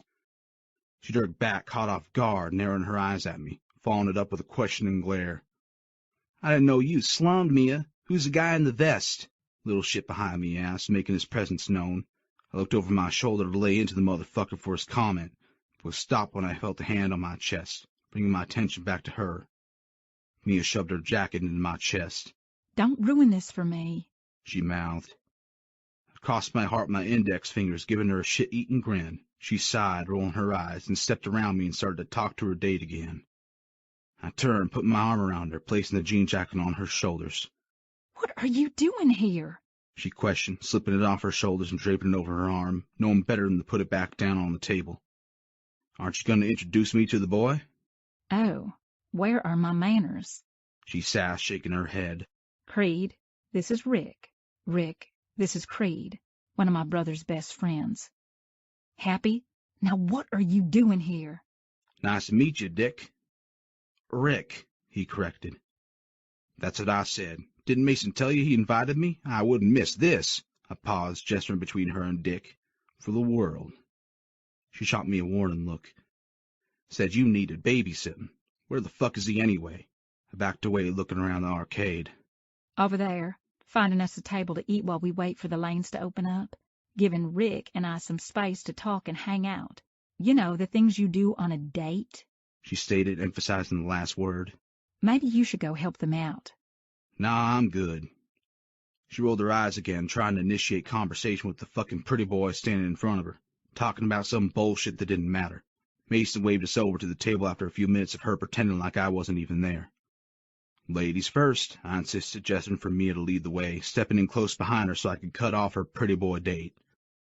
I could hear him grumbling under his breath as he walked over to the table. At the last second, I decided to stop at the bar, grabbing Mason, Gazelle, and myself a beer. Mia had a sweet tea and Dick chocolate milk in a fucking kitty cup. Mia scowled when I handed it to him, Mason chuckled under his breath. I thought it was pretty fucking funny. Was trying to be polite, I murmured into the side of her face, taking a seat beside her. Dinner carried on. Mason and Gazelle talked about what they were doing during our leave, not paying any attention to anyone else at the table, while Mia hung on every word that left Dick's fucking mouth. I just sat there like the odd man out, sipping my beer, taking in all the bullshit he was spouting to her. My dad owns a blue 1968 Plymouth Roadrunner with a 346 pack that's 500 horsepower. When I turn 17 next month, it's all mine. Maybe you and I can head up the coast, take a drive or something, he suggested, winking, causing her cheeks to turn bright red. Oh my God, that is so awesome. My uncles are into fast cars.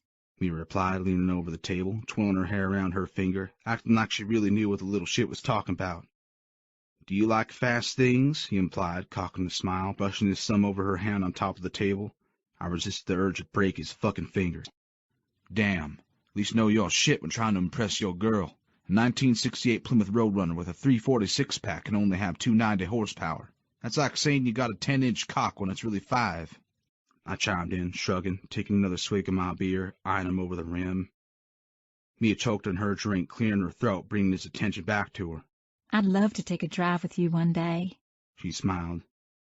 Good luck with that, Dick. Her daddy's like a rabid guard dog, just waiting to rip a boy to shreds. Why do you think this is her first? Mia's foot connected with my shin, kicking me under the table. I grinned, going to the bar. Pushing out my stool, I headed over to get another beer, keeping an eye on the table while I waited, watching Mia toss her hair, talking animatedly with her hands. All while the cocksucker's eyes strayed to her cleavage. I decided to stay at the bar, trying to play nice. Mason and Gazelle eventually made their way over, giving the couple some space. They downed some beers with me, then took off, saying their lane opened up for some shit. I kept my eyes on Mia and her date, knowing where they were at all times, roaming around before stopping to play a couple games of bowling, taking a lane a few rows down from Mason and Gazelle's. I'll catch her glancing my way from time to time, flashing her contagious fucking smile at me, looking so goddamn grown. Where'd the baby girl with pigtails go? It was like she grew up overnight, wearing makeup, highlighting her bright blue eyes and plump, pouty lips that were almost too big for her tiny face. Dark brown hair, long and straight, cascading down her slender back. Smelling so fucking good. I shook off the thoughts that could only bring trouble, throwing back some more beers, trying to ignore the fact that Mia wasn't a baby girl anymore, but a 15-year-old turning into a young woman. One that I couldn't keep my damn eyes off of. Chapter 20. Creed. 5 years later, I got off my stool at the bar and headed to the bathroom to take a piss. When I came out, Mason and Gazelle were back at the table, looking over to the far wall where a row of carnival-style games filled the space. One that caught my eye was a red booth lined with stuffed animals and a bright neon sign that said Shooting Gallery. Me and Dick were waiting in line to play. It was one of those games with targets that pop up and you had a few seconds to shoot them down. Looked easier than it really fucking was. Dick stepped up to the booth, grabbing the rifle while Mia stood back, excited to watch her pretty boy try to win her a prize.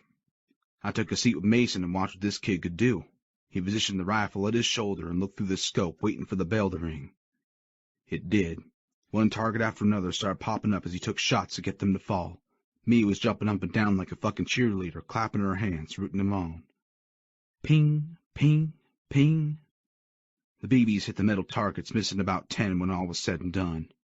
That was so good. Mia shouted, practically fucking bouncing over to him.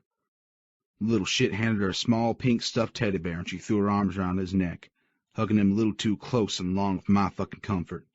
Creed, no. Gazelle warned before I even got out of my chair. The expression on my face must have given me away. What? Little friendly competition won't hurt anyone. Boys gotta grow some balls sometime, I said, looking over at her. He needs to be pegged down a few steps. I don't like the way he's looking at her. Mia will give me shit if I do it. I don't want to hear it. Go fucking show him up, Mason agreed, nodding to me. Oh, Gazelle scoffed out. you both are terrible. I stood, making my way over to the booth. Walking up behind Mia, who was still hugging the little shit, I whispered near her ear, "Watch this." She jerked back, pulling away from him, caught off guard by my voice coming up behind her. I grinned, picking up the rifle Dick had just used and positioned myself in place. "Ready, set, shoot!" the game attendant shouted. The bell rang once again. Each target popped up and fell before he was even fully upright. I shot at every angle from where I stood, never moving my goddamn feet. One target right after the other fell over without so much as a blink of an eye, catching the next target before it barely had a chance to move, tracking it with my gun. A buzzer sounded over the shooting gallery, and the announcer came over the PA system. "We have a hot shooter, ladies and gentlemen. Let's see if he can survive the bonus round. No one ever has." The crowd began to gather, including Mason and Gazelle, wanting to get a glimpse of the excitement, and looked over at Mia and winked. Dick stood there with his arms crossed over his chest, pouting like the pansy-ass pussy he was. I cocked the rifle, waiting for the signal to go. Ready, set, shoot! This time the targets are moving, flipping up faster but falling down just as quick as before. I moved with stealth precision, white-knuckling the gun, taking out the targets like they were the fucking enemies of war, having flashbacks of being on the battleground, killing everything that fucking moved. Lights and buzzers echoed all around me, bringing me back to the now. "Sir," the game attendant interrupted, bringing my attention to him. I tried to shake off the haze and haunting memories. "I have been running this game for over 3 years, and you were the first to kick its ass. That was awesome to watch, man. How do you know how to shoot like that?" I set the rifle down, pulling out my dog tags under my shirt. "You're a soldier." "I'm a sergeant," I corrected him. His eyes widened. "Damn, man. Thank you for your service." I nodded, locking eyes with Mia, who was looking at me with an expression I couldn't read, as if she knew where my mind had wandered off to, staring from me to the attendant, back to me again, taking in what he just said, with our connection feeling stronger than it ever had before. "Choose your prize, man. You can get anything from the top. They're the best prizes," he added. I smiled, breaking the sudden tension between us. "Choose your prize, Pippin." She smirked, looking away from me, realizing it was the first time I was getting her something for a change. She pointed to the huge bear wearing camouflage, holding an American flag. I chuckled, narrowing my eyes in on Dick. "That's how real men do it, boy." Walking past him to the other side where Mason and Gazelle were standing with the rest of the bystanders. It didn't take long for Gazelle to lay into me. Wow, Creed, you are something else. You got into a pissing contest with a 16-year-old boy. Congrats, asshole. Poor Mia. If it's not her daddy, it's her brothers. Today, it's you. I'm not going to stay around while you two terrorize her date. I'm going over to the movie theater. She abruptly turned, walking to the doors. "Gazelle, come on, baby. It was all in fun." Mason called out from behind her. "Fuck. Not spending the next 10 days fucking fighting with her. We do that shit enough. Do me a favor, bro. Keep an eye on Mia. Make sure the little fucker doesn't overstep. I need to go take care of that." He gestured to the door as Gazelle left out of. I nodded. "Thanks, man. I owe you one." I watched him leave, chasing after Gazelle. I couldn't give him too much shit. They did fight a lot. Anyone could see he loved her, but they didn't want the same things. They were so fucking different. Sometimes I wondered how much longer they could make it work.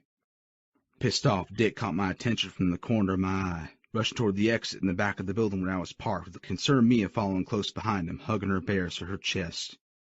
They were standing by the curb when I walked out, talking. I went over to my bike, grabbed my smokes, lighting one up, leaning against the metal frame, listening from afar. "I'm going to call it a night," he asserted, opening his car door. I'm sorry, Rick. I'm so embarrassed. I didn't know my brother would call in reinforcements. Mia apologized when she didn't fucking have to. Little shit was leaving her there. "Maybe next day you can leave your bodyguards at home." She sighed. I don't know about that one. Maybe with time it will happen. But I'm just really happy to be out with you tonight. I mean, maybe next time. How many times will you need a babysitter?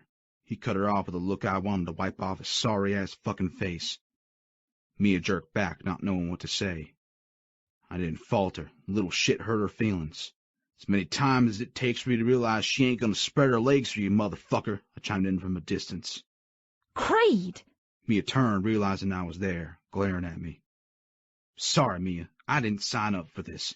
Call me when you're allowed to grow up. He spoke over his shoulder, getting in his car. She turned back around to stop him, but he slammed the door in her face. It took everything inside me not to go over there and teach him some goddamn manners, a little fucking respect. He backed out of his spot, looking in his rearview mirror, watching Mia raise one of her arms up in the air, the other holding the stuffed animals we'd won for her. Not giving a fuck, he still took off. She shook her head, dropping it in defeat once he was gone. Why, God, what have I done to deserve this? She said to herself, looking up at the sky. Pippin, don't be so damn dramatic. I blew out with a wad of smoke. She slowly turned around, coming face to face with me from across the parking lot, with nothing but fury in her bright blue eyes. She seethed. You! Marching over to me like she was going to do something. I eyed her up and down, bringing my cigarette back up to my mouth, struggling to hold in her lap. She stood in front of me, all 5 feet and nothing of her. How could you do that to me? Stomping her foot on the ground, she pointed at me. You know how my daddy treats me. You know how my brothers do, and you know all I wanted was to experience something real, something true. How could you ruin that for me? She snapped, chucking one bear, then the other at my head. I ducked, only pissing her off more. Only thing you were going to learn, sweetheart, was how to get to second base, I rasped, speaking the truth, taking her in, nodding toward her chest. Surprised your old man let you leave the house dressed like that. Just 'cause he's wearing a collared shirt don't mean shit. Doesn't mean he's a nice fucking guy. Well, wearing that cut don't either. I never expected what would happen next. Or maybe I fucking did. Mia, I always picture my first date to be like a fairy tale. Boy meets girl. Boy falls in love with girl. Boy asks girl to get married. My first date didn't even make it till the end because of a high-handed, stubborn-ass man covered in tattoos. Creed Jameson. I can't believe you did this to me. Not only did you embarrass me, you scared off the one boy who paid attention to me, I shouted, jabbing my long index finger into his chest as hard as I could. Who do you think you are? He just stood there, leaning up against his back, one leg over the other, with his arms crossed over his broad chest. His cigarette sat on the corner of his lips while a look of amusement played on his face, a face I wanted to punch so bad. I thought my dad and brothers were horrible, but Creed took the cake. I had never been so embarrassed in my entire life.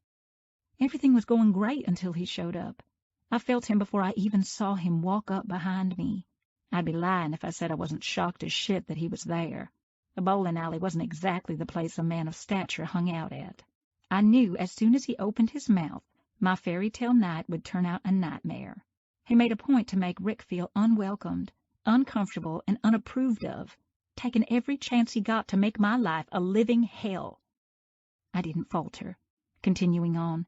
You, of all people, knew how important tonight was for me, how long I've waited for this, and what do? You ruin everything.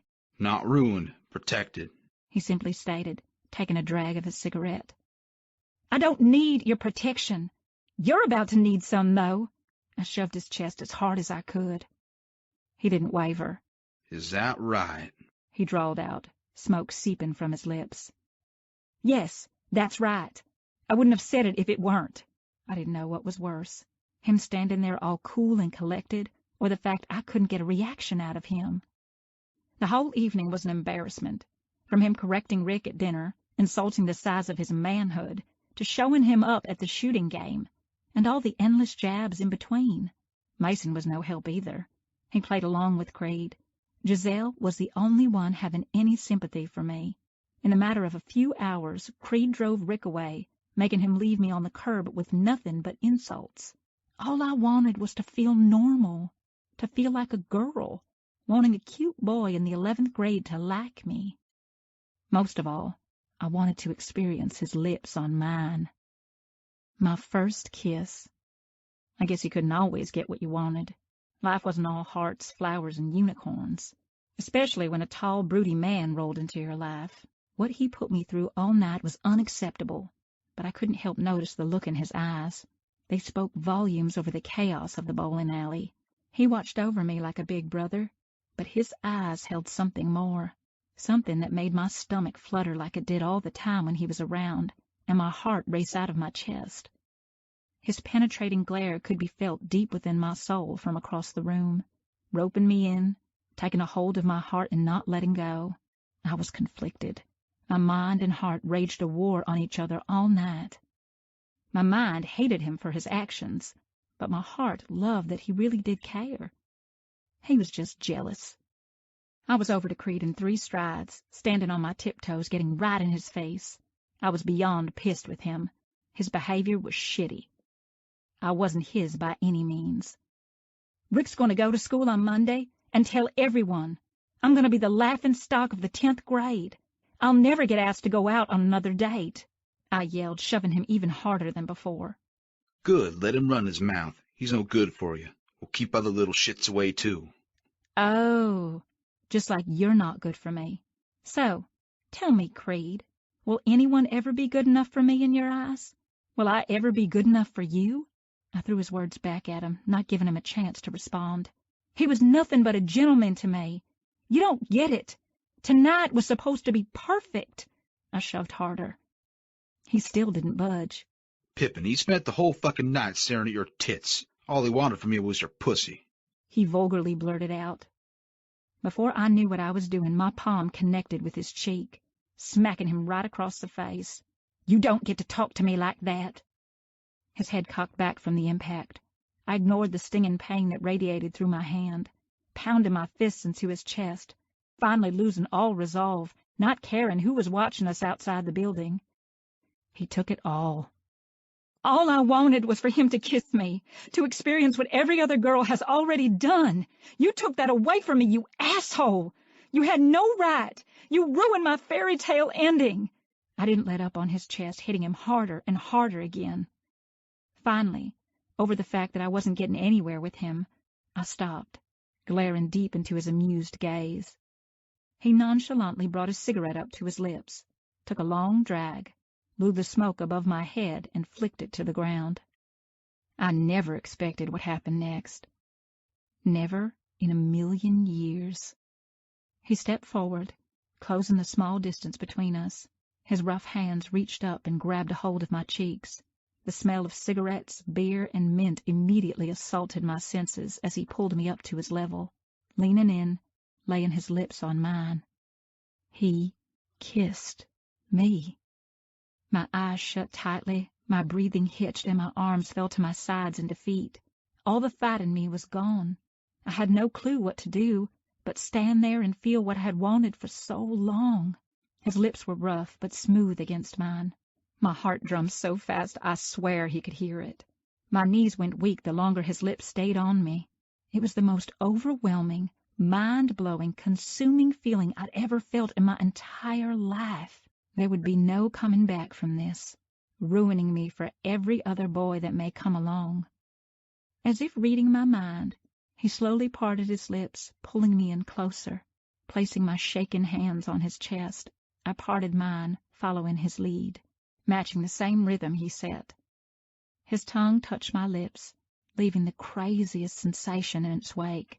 I pulled back my tongue, and he took it as an open invitation to gently push his into my awaiting mouth. His tongue sought out mine, turning the kiss into something more than I knew he intended it to be. As if he was getting lost in me as well. No words could come close to describing what was happening in that moment between us. The feelings he stirred deep within my core matched my emotions with each stroke of his tongue. Feelings I didn't think were possible to experience, that I didn't even think existed. I never wanted him to stop kissing me. A soft moan escaped my mouth as he pecked my lips one last time, gradually pulling away from me, leaving me breathless and wanting more. Incoherent thoughts ran rapidly in my mind. When my eyes fluttered open, he was grinning down at me, not removing his hands from the sides of my face. His amused stare hadn't changed. If anything, It was worse. He murmured against my lips. Give you your first kiss, now stop fucking bitching. Softly pecking me again before pulling away. Taking everything I ever wanted. Him. Chapter 21. Mia. Are you okay? You haven't been yourself since your date. Spill, Giselle insisted, walking back into the living room at her apartment, having a seat next to me on the couch with popcorn and the remote control in hand. She invited me over for a much-needed girls' night, full of chick flicks, mani-and-pedis, and popcorn. Mason was going to be out for the night. He was leaving in a few days to go back to base and wanted to see some of his old friends. I'm fine. I promise, I lied. You know, just because I'm your brother's girlfriend doesn't mean you can't talk to me, Mia. Maybe I can help. She looked over at me. I know. It's just, well, I'm a little confused, was all I could get out. Is that about your date? I nodded, biting my lip. What happened? When we came out from the movie, Rick was gone, and you and Craig looked like you were, I don't even know, fighting? I don't blame you if you laid into him. What an asshole. It was almost like he... Her phone rang from the table. Mason's face flashed on the screen, interrupting her train of thought, stopping her from saying what I knew she was about to say. I had never been so grateful for my brother as I was in that second. She picked it up and walked into the kitchen, leaving me alone with my thoughts. Your brother is drunk, she chuckled, walking back into the room, throwing her phone back on the coffee table. Speaking of the devil, I guess Craig met up with him at the bar. He's coming home with Mason. Gonna crash in the other guest room. No worries. It won't interrupt our girl time. Who knows what hour of the night they'll crawl in. They're both shameless. I nodded again, not knowing what to say, shocked at the fact that I would get to see him again. I hadn't seen him since he kissed me.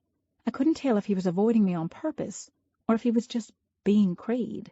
Going long absences before I saw him again had been our relationship since day one. Anyway, what was I saying? She asked, cocking her head to the side. Oh, yes, the date. I'm so sorry, Mia. I tried really hard not to let that go down.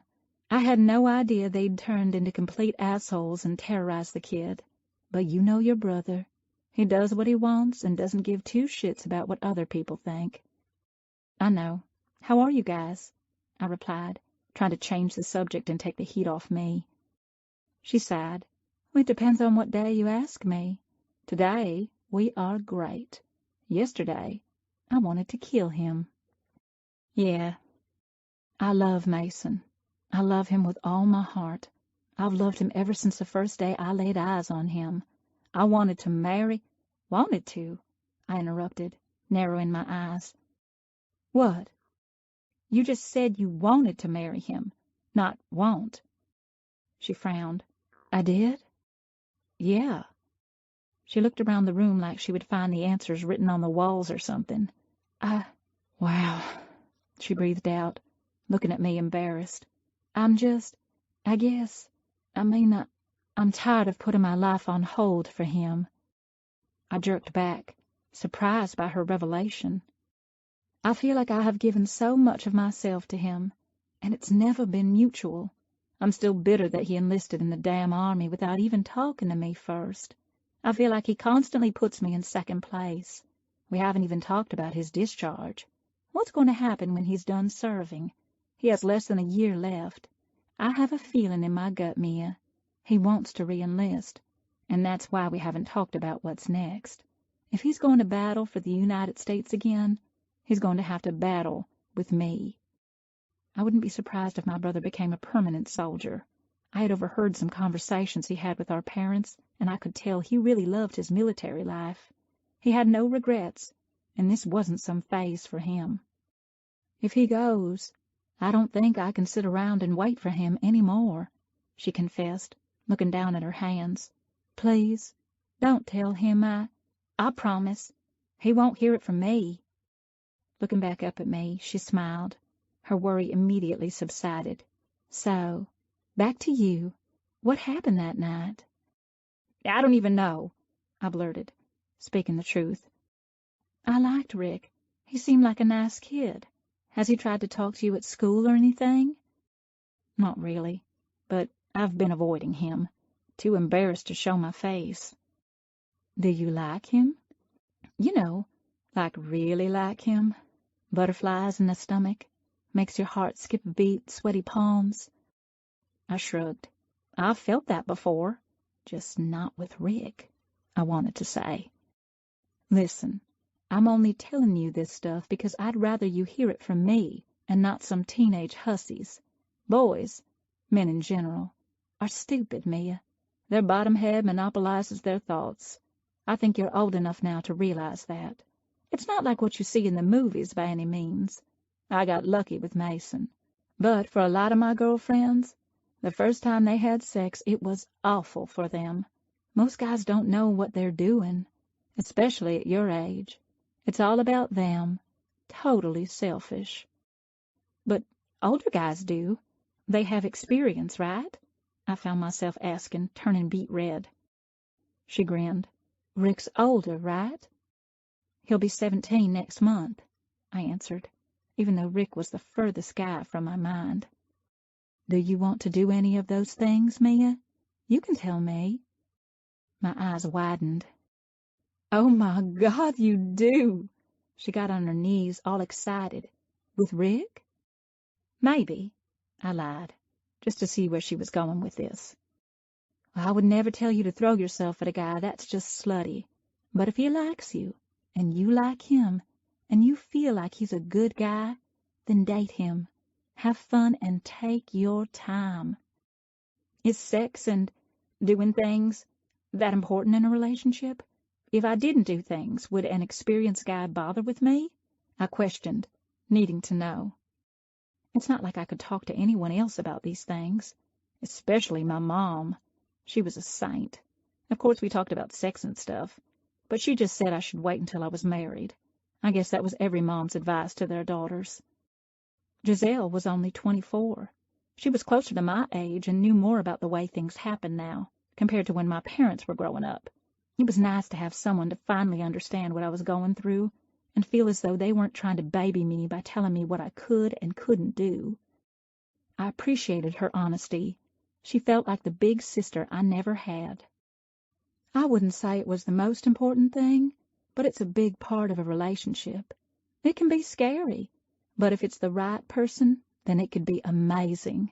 Sharing yourself with someone you love, it's a bond that nothing could come close to. It's a way to show someone you love them without having to say the words out loud. That being said, having sex with someone for the first time is a big deal. So before you make that leap, make sure it's for you, not them. Make sense? Yes. Actually, that really does make a lot of sense. I needed to show a certain someone my love. She beamed. You better tell me if something happens, Mia. And if it leads to something else, then you always use protection. I don't care if he says his cock will shrivel up and die if he uses a condom. You make him wrap it up, she demanded in a stern tone. I laughed. Okay, I promise. Good. Now, let's watch this movie. We spent the rest of the night immersing ourselves in romance movies that only fueled my desire for a certain tattooed, broody, handsome man. We started watching Pearl Harbor, one of Giselle's favorite movies. She said she loved the story, but I knew she had a secret crush on Josh Hartnett, a handsome soldier fighting for the love of his life. The irony was not lost on me.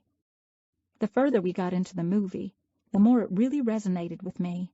I always knew Creed could get hurt, but I always imagined he was made of steel, and nothing could bring him down. I couldn't have been more wrong, realizing very quickly that life could change in an instant, and he would never truly know how I felt if he left in a few days and never came back, making everything Giselle said that much more real for me.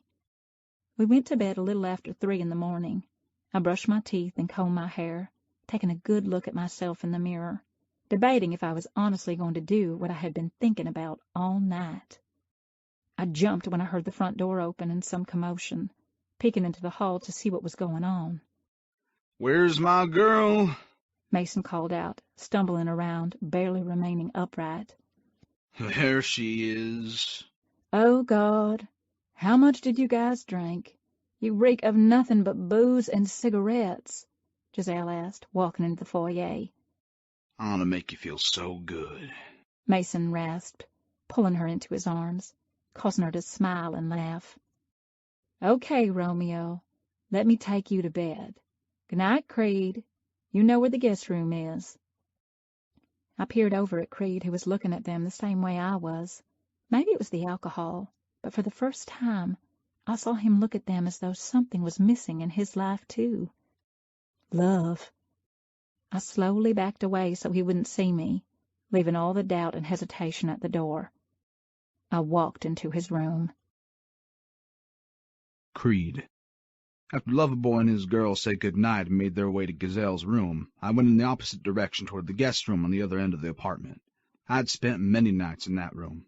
Her apartment was huge for living there by herself, but her daddy could fucking afford it. I walked into the bedroom, not bothering with the lights. The moon gave off a soft glow from the balcony doors. I stripped down and threw my cut and clothes in the armchair and headed for the ensuite bathroom. I took a quick shower, needing to wash away the night. I hated going to bed stinking of bar stench and cheap perfume. I'd spent too many nights going to sleep in God knows what covering my fucking uniform when I was in Afghanistan. I found myself showering several times a day when I was on leave, needing to feel clean at all hours of the day. I threw my boxer briefs back on, opening the bathroom door to walk onto the balcony and smoke a cigarette, taking in the view of the ocean, questioning life, remembering how many soldiers' lives had fallen at the hands of the enemy, wondering which one of those bullets was really meant for me. Why good men like Andrews or the wife and kid were ripped from this world, when scum like me was left to roam free. Question after question plagued my thoughts as I stood there smoking, every thought more unforgiving than the last. I took a deep breath, finishing off my cigarette, flicking it off the balcony. Opening the slider, I walked back into the room, deciding at the last second to close the drapes, hoping to make it dark enough so I could make myself sleep in tomorrow, enjoying the last bit of freedom I still had. My body was so used to being up at the crack of dawn that I had never slept for more than a few hours a night. I pulled back the covers, getting into bed, hoping sleep would come fast, but knowing it wouldn't. Never did. Propping my head up on a few pillows, I laid there for a few seconds, allowing my mind to process what the fuck was going on, to prepare myself for the shitstorm that was about to go down. I switched on the soft recessed lighting right above my head. Still gazing up at the ceiling, I murmured, "What are you doing in my bed, Pippin?" I knew she had been lying there the entire time. I was trying to avoid the inevitable of having this conversation with her. As soon as she pulled back the covers, I jumped out of the bed, resisting the urge to look in her direction, knowing exactly what I'd fucking see. Throwing my jeans on, not bothering to button them, I sat in the armchair in the dark corner of the room, my face void of any emotion as I finally looked her way, taking in the fucking vixen sitting in front of me on the center of the bed for the first time, only dressed in her pink bra and panties, leaving very little to the imagination. She looked fucking sinful with her creamy white skin glowing in the moonlight, her long brown wavy hair that framed her beautiful face cascading down her back, making her look much more mature than the pigtail-wearing Pippin I'd grown to adore. With a predatory regard, my gaze continued to travel down, my eyes roaming over her tits that were popping out of the lacy fabric of her bra, slightly showing the outline of her nipples, to her slender hourglass waist, down to the top of her matching panties that barely covered her pussy. "Fucking A," I drawled out, locking eyes with her. "Not gonna ask you again." I wanted to see you, she coaxed, peering up at me through her lashes, gazing at me in a way I knew all too fucking well. "Could have seen me in the morning. Ain't right for you to be waiting in a man's bed, especially mine. If you're bro—" He's busy with Giselle, and he's never checked on me a day in his life. I don't see him starting tonight. Plus, they can't hear us. They're on the other side of the apartment. You have nothing to worry about, she reasoned. "I find that hard to believe," I scoffed out, shaking my head. Did you know I was spending the night, too? No. Then how did you know I was in here? I'm trained to, I simply stated, trying like hell to keep my eyes focused on her face and not her tempting fucking body. Like you could feel me. Something like that. She opened her mouth to say something, but quickly shut it. I could physically feel her conflicting emotions radiating off her in waves as we sat there in silence, knowing deep down she was up to no good. I wish I could tell you I didn't expect what would happen next, but I'd be lying, though nothing could have prepared me for this moment. I should have stopped her. I should have told her no. I should have done something, anything, except allow her to close the distance between us. She slowly, provocatively slid off the bed, making her way toward me, each step precise and calculated while her luscious hips swayed, never missing a fucking beat, only stopping when she was a foot in front of me, yearning for me to truly take her in. When my stare didn't leave her face, I didn't have to fight the internal battle for very long. She smirked, boldly leaning in. Her delicate hands moved down my chest in a slow, agonizing motion, causing my breath to hitch. Her fingers traced my pecs, moving down to the contours of my abs, stopping to trace all my tattoos along the way, as if she'd been wanting to since the first time she saw me shirtless on her balcony all those years ago. Countless women had touched me the way she was right in that moment, more times than I cared to fucking count. This was different. This was so meaningful, so emotional, so goddamn loving. This was Mia. My Pippin. When her hands started moving lower beneath my jeans toward my cock, I roughly shoved them away. She smiled. Gently placing her hands on my shoulders, she gradually started to climb up onto my lap, straddling my thighs, just waiting for me to stop her. I didn't. She sat up in my lap, tossing her hair over her shoulder, using her arms to pull us closer together so our faces were now only inches apart. Her ample tits pressed against my chest, making my cock twitch from this simple, delicate feeling. She wanted me to see her as a confident woman, showing me she was grown and no longer looking like a baby girl. But all the confidence in the world couldn't take away the nervousness exuding off of her. The awkward way she was sitting on my thighs, the way she was anxiously anticipating my response and waiting my next move.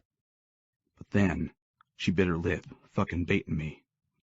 "What do you think is going to go down here, Pippin?" I questioned, arching an eyebrow. My hands craved to grip her waist and show her exactly what to do with her pussy, which had settled on my cock. Her fingers begging me to touch her, feel her up against me, aching for something I shouldn't, knowing it would only lead to fucking trouble. "You're leaving." She purred, as if that answered everything. No shit. "What if you don't come back? What if something happens to you? Then you'll never know how I feel, how I've always felt about you." Jesus Christ, I breathed out. Pippin, you don't... "Please." She interrupted with the sincerest expression on her pretty little face that I've ever seen. "Don't tell me what I can feel." Grabbing my hand, she placed it over her racing heart. "You do this to me every time I'm around you. You're the one person in my life who's never made me feel like a child. I've known you since I was 9 years old, Creed, and from the first moment I saw you, I've thought about you every day since. Please." "What do you want from me, Mia?" I asked, letting my hand slip from her chest and down her waist, unable to handle the feel of her smooth, silky skin under my calloused palms.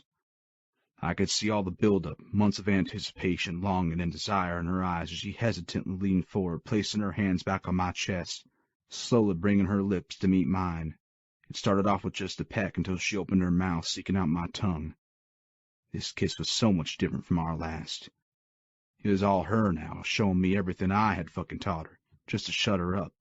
I let it go on. I enabled her, allowing her to feel like she was in control for a few seconds, carelessly letting my walls and reserve come crumbling down. She kissed me with all the passion she could muster, exploring my mouth in ways no one else ever had, bringing me to the verge of fucking losing myself, getting lost in the moment. Getting lost in her.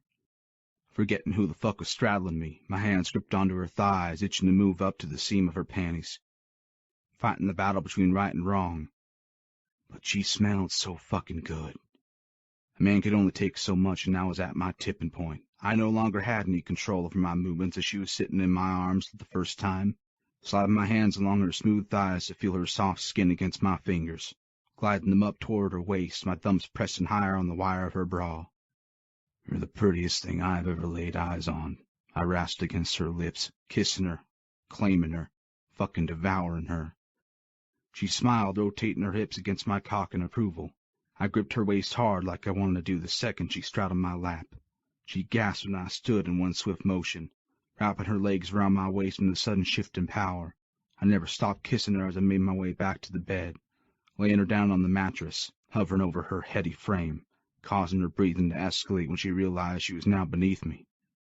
"For fuck's sake, what are you doing to me?" I whispered, resting my forehead on hers, looking down on her swollen lips. She was so beautiful, so loving, so fucking innocent. The way she was looking at me as if I was everything she ever wanted, only encouraging me to keep going. I couldn't help myself. I kissed her more aggressively than before, crashing our lips together as I hovered over her small body, chastising myself mentally the entire time I continued to consume her mouth. Her hands went to the back of my neck, pulling me closer, but not nearly close enough. The kiss turned urgent and demanding as she met each and every pull. It was full of emotion, mixed with pure lust and something else I had never felt before. My hands continued to roam over her body. Knowing I was the only man to have ever touched her this way was doing all sorts of things to my mind, especially my goddamn cock. It was conflicting. It was a struggle. It was the first war I was willing to lose. She tilted her head back, giving my lips more access to her flushed skin. I'd never been like this with any other woman, taking my time, wanting to explore every last inch of her body. Needing her. Wanting her. In a way I never had with anyone else. My mouth moved, kissing from her neck down to her collarbone, stopping just above her breasts that were rising and falling with each movement of my lips. I ran my tongue along the seam of her bra, leaving goosebumps in its wake, looking up at her with hooded eyes, slightly blowing her aroused skin, watching her come undone, wanting nothing more than to tear her bra off and take her perky tits into my eager mouth. I resisted, flicking her hard nipple through the fabric instead before continuing down her stomach, slowly savoring the elevated heat of her body pressed up against mine, getting hotter with each caress of my lips, touching her skin as I made my way to where I wanted to kiss her the most. A moan escaped her lips, and that was my undoing, like a fucking rubber band snapping some sense into me, my brain taking over my cock, realizing what I was doing, what I was about to fucking do. I jumped off the bed, leaving her there panting and exposed, breathless and aroused. Because of me. I tried to shake off all the bullshit she stirred inside of me, holding my head between my hands, pacing around the room, knowing I just fucked up royally. The first time I kissed her was mostly to shut her up. This time, it was an entirely whole other reason, one that I would put a bullet in someone's head for. I took a deep breath, grabbing my shirt off the chair and throwing it at her. Put some goddamn clothes on. I snapped, mostly pissed at myself for letting it go this far. The last thing I wanted to do was hurt her feelings. I walked out onto the balcony, leaving the slider open behind me, lighting up a cigarette, leaning over the railing, needing to calm the fuck down. She stepped out shortly after, wearing nothing but my shirt and her panties, closing the slider behind her. Hey. She grabbed my arm, turning me to face her. It's okay, Creed. It's far from fucking okay, Pippin. I love you, she said out of nowhere, almost knocking me on my ass. I've always loved you. You don't even know what that means, sweetheart. This is my fault. I should have never kissed you. I should have never crossed the line with you. But throwing yourself at me ain't right. Throwing myself? What the hell is that supposed to mean? I wasn't throwing myself at you, asshole. I can't believe you just said that to me. I love you. Shit. Mia, you don't know what you're saying. You're a kid, a goddamn virgin, who just got her first kiss a week ago, and now you think you're in love with me and want to fuck? 'Cause that's what I do. That's who I am. Ain't your boyfriend. Ain't ever gonna be the man from your fairy tales, darling. I'm barely even your fucking friend. I regretted the words as soon as they came out of my mouth. She jerked back like I had slapped her in the face, and I guess in a way I just had. Pippin, I reached for her, but she stepped back. Barely your friend? She repeated, frowning. So, we're not friends. I'm just some kid who's a virgin and just threw herself at you, yeah? She mocked in a hurt tone. You're 15, I honestly spoke. I was still 15 when I made your dick hard. I'm a man, Mia. Doesn't take much to get my cock hard, especially when you're dry fucking the shit out of it with your pussy. She stood taller, eyeing me up and down. You're not fooling anyone but yourself, Creed. You're using that as a cop-out, pushing me away because you're scared. You've been my friend since the moment you waited for me on the beach, watching me surf, smiling for the first time in who knows how long. As much as you want to fight, I know you love me too. I can feel it in here. She placed her hand over her heart. If you didn't, you wouldn't have stayed in my life for the last 6 years, looking for me, coming to see me, telling me goodbye before you left for the military when you didn't have to, taking my courage patch with you, so you would still have a part of me with you even when you're thousands of miles away, reading all my letters I've sent you, following me to the lake, listening to me when you don't listen to anyone, caring about how I feel when you don't even give a shit about how you're feeling," she argued, pausing to let her words sink in. She stepped toward me, getting right up in my face. "Was that enough for you?" Cocking her head to the side. "No? How about going to such extreme lengths to chase Rick away? My first date. Acting all jealous that I was out with someone who wasn't you. Pretty much pissing on me, marking your territory as soon as you shoved my jacket against my chest. Not wanting any other guy's eyes on me except yours. And if that wasn't enough, you kissed me, making damn sure your lips were the first ones I ever felt, not giving a shit that we were in a parking lot for anyone to see, especially my brother. You had way more of a chance to get caught that night than we did here." She took a deep breath, contemplating what she was going to say next. "But most of all, you wouldn't have let what you just went down in there happen in the first place. As much as you think you're no good for me, using the excuse I'm only 15, you want to make sure I only remember your touch, your scent, your lips, your hands all over me. You want me to be yours, and that fucking scares you more than anything because you've never wanted that from anyone else.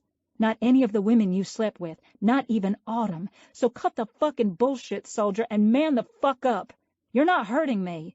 You're only hurting yourself." I arched an eyebrow, grinning, hating myself for what I was about to do, but she needed to get it through her head that we weren't going to happen. Not now. Not ever. I crossed over the line. I fucked everything up. She was right. I needed to man up, pushing her away the only way I knew how. Think you got me all figured out, yeah? You haven't even scratched the fucking surface, darling. I don't love you. Not in love with you. When you flaunt your tits and pussy around, I'm gonna try to take it. I already told you, I'm a man. I fuck. Doesn't make you my fucking girlfriend, sweetheart. Just makes you another one of my whores. She shook her head, her eyes immediately watering with tears.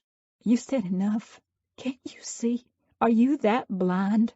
My heart is bleeding out for you, Creed. You might have hurt me right now, but when you're ready to admit it, I won't be there anymore." I spoke with conviction even though it killed me inside. Truth hurts. You're a kid, Mia. I'm a grown-ass man who should have fucking known better. End of story. Now take your ass back inside. You don't belong on my fucking bed. With that, I left her there, knowing I'd just broke her heart. Walking away from the only other person who had always been there for me. Never expecting anything in return but for me to love her. Chapter 22. Creed. I was almost 25 years old and on my 4th deployment to Afghanistan. In a few short months I'd be honorably discharged from the Army for serving my country the last 4 years. One thing I knew to be true. I was more fucked up now than I was when I enlisted, that was for damn sure. My unit had been overseas for the last 6 months, surviving the only way we knew how. Taking more lives, adding more deaths to the notches in our belts, and losing ourselves a little more each day. It didn't help that Mia stopped writing me. I hadn't heard from her since I left her on the balcony at Gazelle's apartment 8 months ago.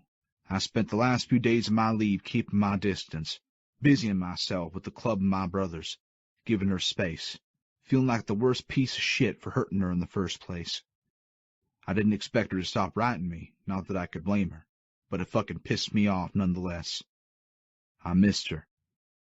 I missed her smart-ass mouth, her wit, and the way she always caught me up on her life, making me feel like I was a part of it even when I was overseas, always writing her letters in pink ink, signing it Pippin XOXO. Most of all, I missed the patches she sent me, not just the funny ones, which always made me laugh my ass off, but also the ones that had only one word of encouragement written on them, sending them at times when I really needed, as if she knew. Sensing my despair like she felt me from the millions of miles between us. The last letter she sent me had her school picture in it. For some reason, the day we left on deployment, I brought it back with me, starting to carry it around with me everywhere.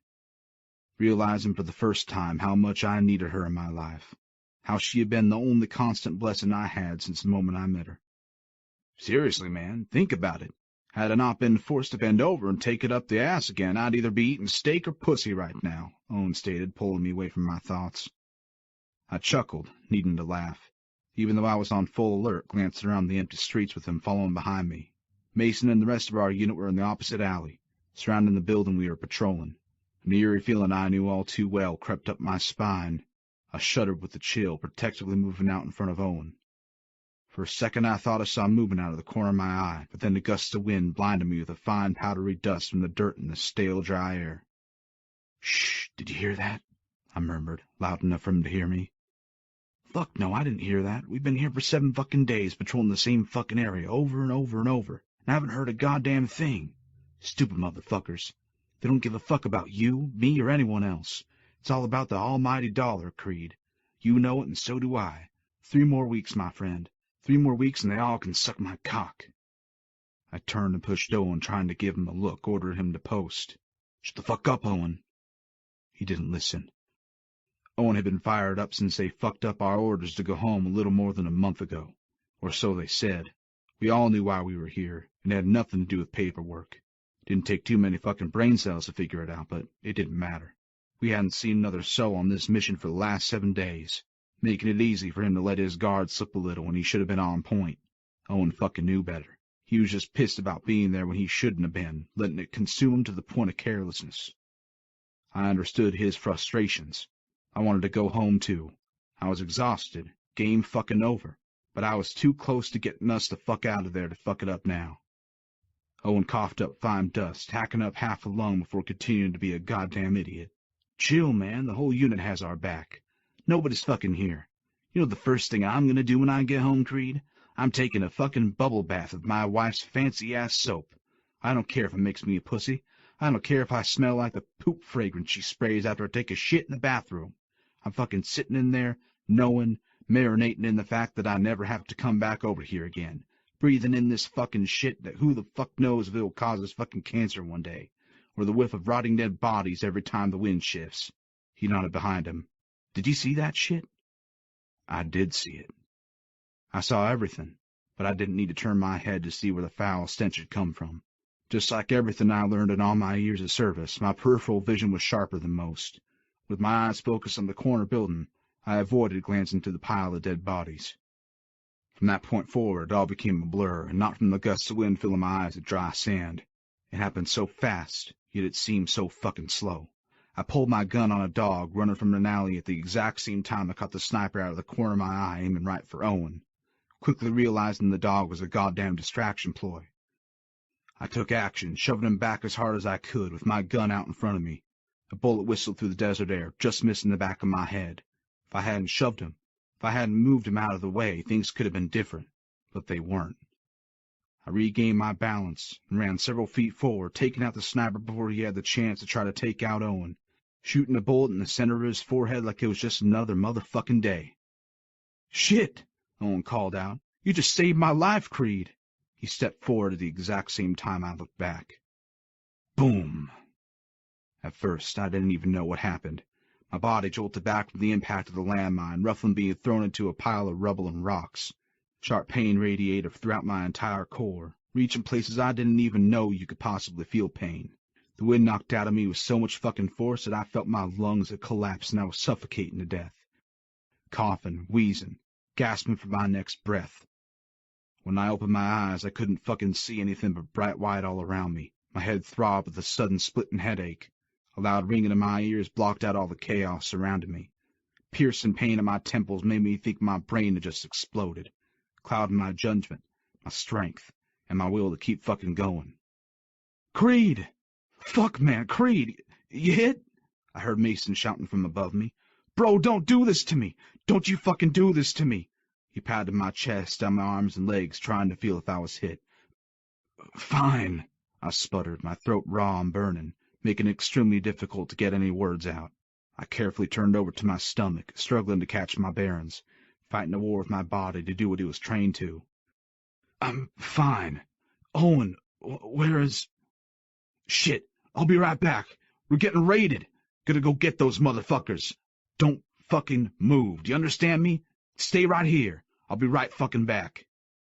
I weakly nodded, staring blindly in the direction of Mason's voice. My eyes readjusted, slightly coming back into focus.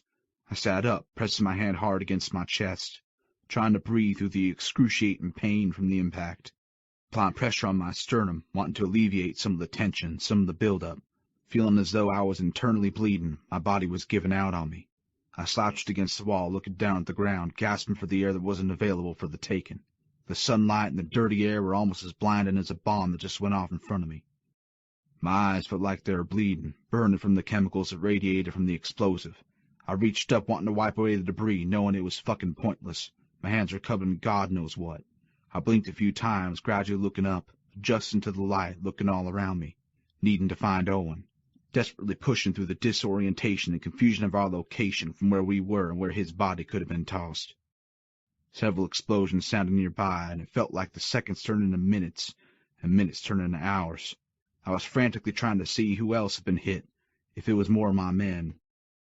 Pushed off the wall, stumbling to stand on my own, placing one foot in front of the other. Mind over fucking matter, I kept telling myself, as my body started going into shock. The more I moved, the closer I got, maneuvering on autopilot as I hurried down the alleyway, making my way toward the guy who had become a brother to me, not giving a fuck about anything else but getting to him. Guns blazing, bullets firing in all directions. War was all around me. It didn't fucking faze me anymore. Not knowing if anything else could till I came upon his broken form. There was so much fucking blood coming out of what was left of his body as he convulsed, shaking uncontrollably, as I watched him fucking dying right in front of my eyes. I didn't think twice about it. I grabbed him, dragging his limp body into the building next to us, leaving a trail of blood staining the dirt. I didn't have the strength to carry him, to throw him over my shoulder like I had done for so many soldiers prior, to get us the fuck out of there. I dragged his contorted body, ignoring his pleas of desperation not to move him, urgently begging me to just leave him there, that everything hurt, that he couldn't take the pain. Crying, groaning, sounds of pure agony and misery fell from his lips in a way I'd never heard before. I stopped him till we were far enough inside the concrete walls, away from any broken windows or points of entry, hiding us as best I could, given the shitty fucking circumstances, knowing one of my men would find us, disregarding all the rotten dead bodies that were already in there, lives that were taken for good or for evil. It all blended together. Ah, shit, Creed, he continued in a tone that wasn't his, as if he had already given up on life. You're okay, man. You're okay. I got you. I laid him by the wall, leaning over and covering his body with mine like a shield. Kneeling beside his mangled frame, looking up at the ceiling, keeping my emotions in check, ignoring the active rounds of fire happening just on the other side of the concrete, where I should have been fighting with my men, but I couldn't leave my brother. Creed! I swallowed hard, shut my eyes for a few seconds, needing a minute to get my shit together to look down at him. Not for me. For him. Mentally preparing myself for what I would see, for what would happen, for what I knew he was going to ask of me. Because I would ask for the same fucking thing. I peered down at the soldier I'd known for what felt like a lifetime, taking in what was left of his body, a gruesome scene right out of a war movie, except this was a reality. My fucking reality. Nothing of the man that would risk his life for me was left. Anything that made him human had just been blown off, and I was damn certain it didn't stop there. I'm here, brother. I'm here, I gritted out, my lips trembling. Creed, it's bad, man. It's fucking bad, he lamented, struggling to get the words out. I'm gonna die. Please, please don't let me die, Creed. I want to go home. Bawling, his voice breaking. I reached over and grabbed his hand on the only arm he had left, squeezing it, providing any comfort I could, letting him know I was there with him. He wasn't alone. I want to see my family, my girl, Creed, he groaned, gargling over the blood coming out of his mouth. You're going home, buddy. You're going fucking home, you hear me? You're not gonna fucking die. You're not here, not now. Fight, motherfucker, fight! I yelled, unsure of who I was trying to convince. He started to cough up clots of blood. I tried to sit him up, but he screamed in agony, so I laid him back down, grabbing his hand again, waiting. Fuck, man, he whispered, looking up at me with half his face disfigured and covered in blood. Tell my girl I fucking love her, Creed. Tell my baby girl I died with honor. I died a man, a goddamn soldier, fighting to keep her safe. He let out, gasping through the despair for his next breath. Tell my mom not to be sad. Tell her I died a happy man, with her on my mind. You, tell them I did not suffer. You make sure they know that. Please, fucking please promise me. Swear to me they will know. It was quick and I did not fucking suffer. I nodded, unable to form words. I'm sorry, man. I'm so fucking sorry. I should have seen it. It's my job to fucking protect my unit, my men. This is my fault. I'm so fucking sorry, brother. Bowing my head in shame. His body started to convulse again, this time worse than before. "Creed, I can't do this. Don't make me suffer, man. I don't want to go out like this," he roared, crying uncontrollably through the pain, the agony, the future he would never have. "Don't ask me to do that, please," I begged, knowing what he was asking me to do. "Do it! Cut the cord! I'm not going home. It could be over in a split second. You know it. Bullet to the head. Let me die with fucking honor. Let me die, a fucking soldier with my fucking dignity, not this pitiful man bleeding out." He spit out more blood, forcing his body to yell at me, telling me what he needed. Another gasp of air gurgled in his lungs. His end was near. I knew my worst fucking nightmare was about to come true. Visualizing my friend suffocating in his old blood until his lungs gave out, exploding in his fucking chest, his eyes rolling to the back of his head, the terrified expression on his face, fearing the next phase of his soul was too real. I couldn't do that. Pulling him to my arms, I laid his head on my bicep, holding him close, rocking his shaking body back and forth. It immediately brought back memories of when I did this with Luke. Shh, shh, shh, Owen. Watching your baby girl be born on that video your wife sent was one of the most beautiful things I've ever seen, man. Shh, I repeated, reminiscent of happier times, wanting him to go out with good memories, a sedated heart, a clear fucking conscience. "Yeah, Creed," he gasped for air. "She's beautiful. The most beautiful thing in the world. I promise I would tell her all about you. She will know who her daddy was and what he did for our country." My eyes watered with tears, but I blinked them away, wanting to be strong for him, allowing his mind and body to calm down, waiting until he felt some peace. "Thank you, Creed," he murmured, trying to smile, looking up at me. "I love you, man. Thanks for being my friend," I softly said, hugging him closer, reaching over, jolting my arm, hearing one very loud pop, snapping his neck, putting him out of his goddamn misery. I broke down, holding Owen's lifeless body in my arms, bawling, tears round down my face, heaving in and out, crying like a little girl. He was so fucking close and never looking back. Freedom. And just like that, Owen was gone and his blood was on my hands.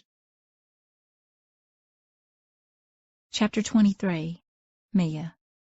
"Finally. Took you long enough," Jill said, as I got in her car, shutting the door behind me.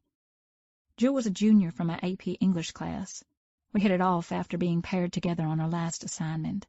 She was a wild child, to say the least, telling me all about the parties she would go to, drinking and fooling around with boys all the time. Her parents were divorced and didn't really care what she did, as long as she got good grades. I wish my parents were more like that. I know. Sorry. My brother's girlfriend needed to remind me again that she was covering for my ass with my parents, giving me a lecture on having fun but being safe and to text every hour. Using Giselle was the only way I could come out with you tonight. They trust her. Your parents are ridic. They'll be 16 in like 2 months, she replied, driving out of Giselle's apartment complex. You're one of the smartest girls in our grade.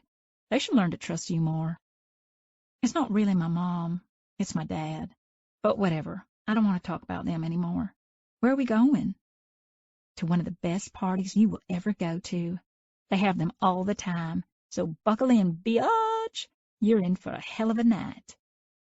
It didn't take too long for us to get there, even though we had to drive through the woods. It was hard to see where we were going. Branches scraped the top of the car as she made her way down a dark and narrow road. The headlights only illuminated so far in front of us, making the night creepy as hell. For a second, I thought she may have gotten lost, but suddenly a huge warehouse appeared in the middle of nowhere. Rows of motorcycles lined the grass and gravel along with the scattered cars in between. I could hear the rock music blaring through the sound system, beating against the windows of her car. There were people everywhere, most of the women dressed in skimpy outfits, while others were dressed in leather. It was then that I realized most of the men were wearing cuts exactly like Creed's, with the Devil's Rejects logo. Where are we? I asked, as she pulled into an empty parking spot in the back and killed the engine. Mia, my sweet, innocent friend, we're at an MC clubhouse. MC? She laughed. looking at herself in the visor mirror before opening her door. Whoa, you really are sheltered. It's a motorcycle club, girl. They have the best parties with the hottest guys. I'm actually meeting one of them. I bet he will have a hot friend for you, too. She wiggled her perfectly sculpted eyebrows at me, closing the door behind her. I nodded to myself, coming to the realization that Creed was a biker and a part of this club, remembering his cut said Vice Prez on it. After all these years, I'd never associated him with this lifestyle, but now it made so much sense. I hadn't seen him since that horrible night several months ago. Mason and he left to go back to war. I stopped riding him. I stopped sending him patches, but I never stopped thinking about him. What if he was here? I shook off the thoughts, wanted to have a good time tonight. For once, I was about to experience what everyone else my age did every weekend, while I was at home thinking about all I was missing, praying for him to return home safely. We walked up to the front of the warehouse, and it was almost like I was walking up to a different world. I felt like a fish out of water. The smell of smoke and weed instantly assaulted my senses as we made our way through a swarm of people by the entrance. They were all drinking heavily and swearing up a storm. Jill grabbed my hand and pulled me through the crowd and into the clubhouse where there were just as many partygoers, if not more. Drugs were everywhere, lining every open surface. Some women were lying on the tables while men snorted white powder off their bodies, which I assumed was cocaine, while other women sat on men's laps, dancing for them naked for all to see. Couples were kissing in the corners, starting to go at it. It was like a train wreck you couldn't look away from. I couldn't help but think about Creed. Was this the life he led? Was this why he told me he was no good? Was he one of these men? No wonder he thought of me as a baby girl if this was what he was used to. I never stood a chance. The more I took in the scene playing out in front of me, the more uncomfortable I became. I'd never been around anything like this in my entire life. This was definitely not my kind of party. The chaos all around made me wish Creed was there. One group of bikers with women who weren't acting like animals caught my eye. The women had actual clothes on, wearing cuts that said property of so-and-so on them. It seemed like they were on a different level than the rest of the party. I was about to tell Jill I was going to call Giselle to come pick me up, but when I turned to find her, she was gone. Shit, I whispered to myself, remembering I'd left my cell phone in her car. I started to roam around other rooms, each one more graphic than the last, trying to find Jill amongst the crowds of people in chaos. I must have gotten lost, ending up in what looked like a basement. Well, look at what we have here. Fresh meat. Someone whispered from behind me, causing me to stumble back against the wall. He cornered me in with his arms on the sides of my head. Ain't never seen you before. I would remember such a pretty little face and banging fucking body. He rasped too close to my face, smelling like liquor and weed.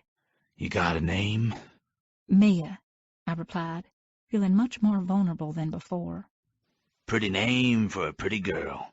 What are you doing here? I came with a friend. A friend? He questioned, cocking his head to the side, smirking. Don't see a friend anywhere. All I see is you. Maybe you and I can become friends. In my room alone, yeah? My eyes widened. I don't... Jesus Christ, Jigsaw, leave her the fuck alone. She look interested to you? A man's voice echoed through the basement, interrupting him.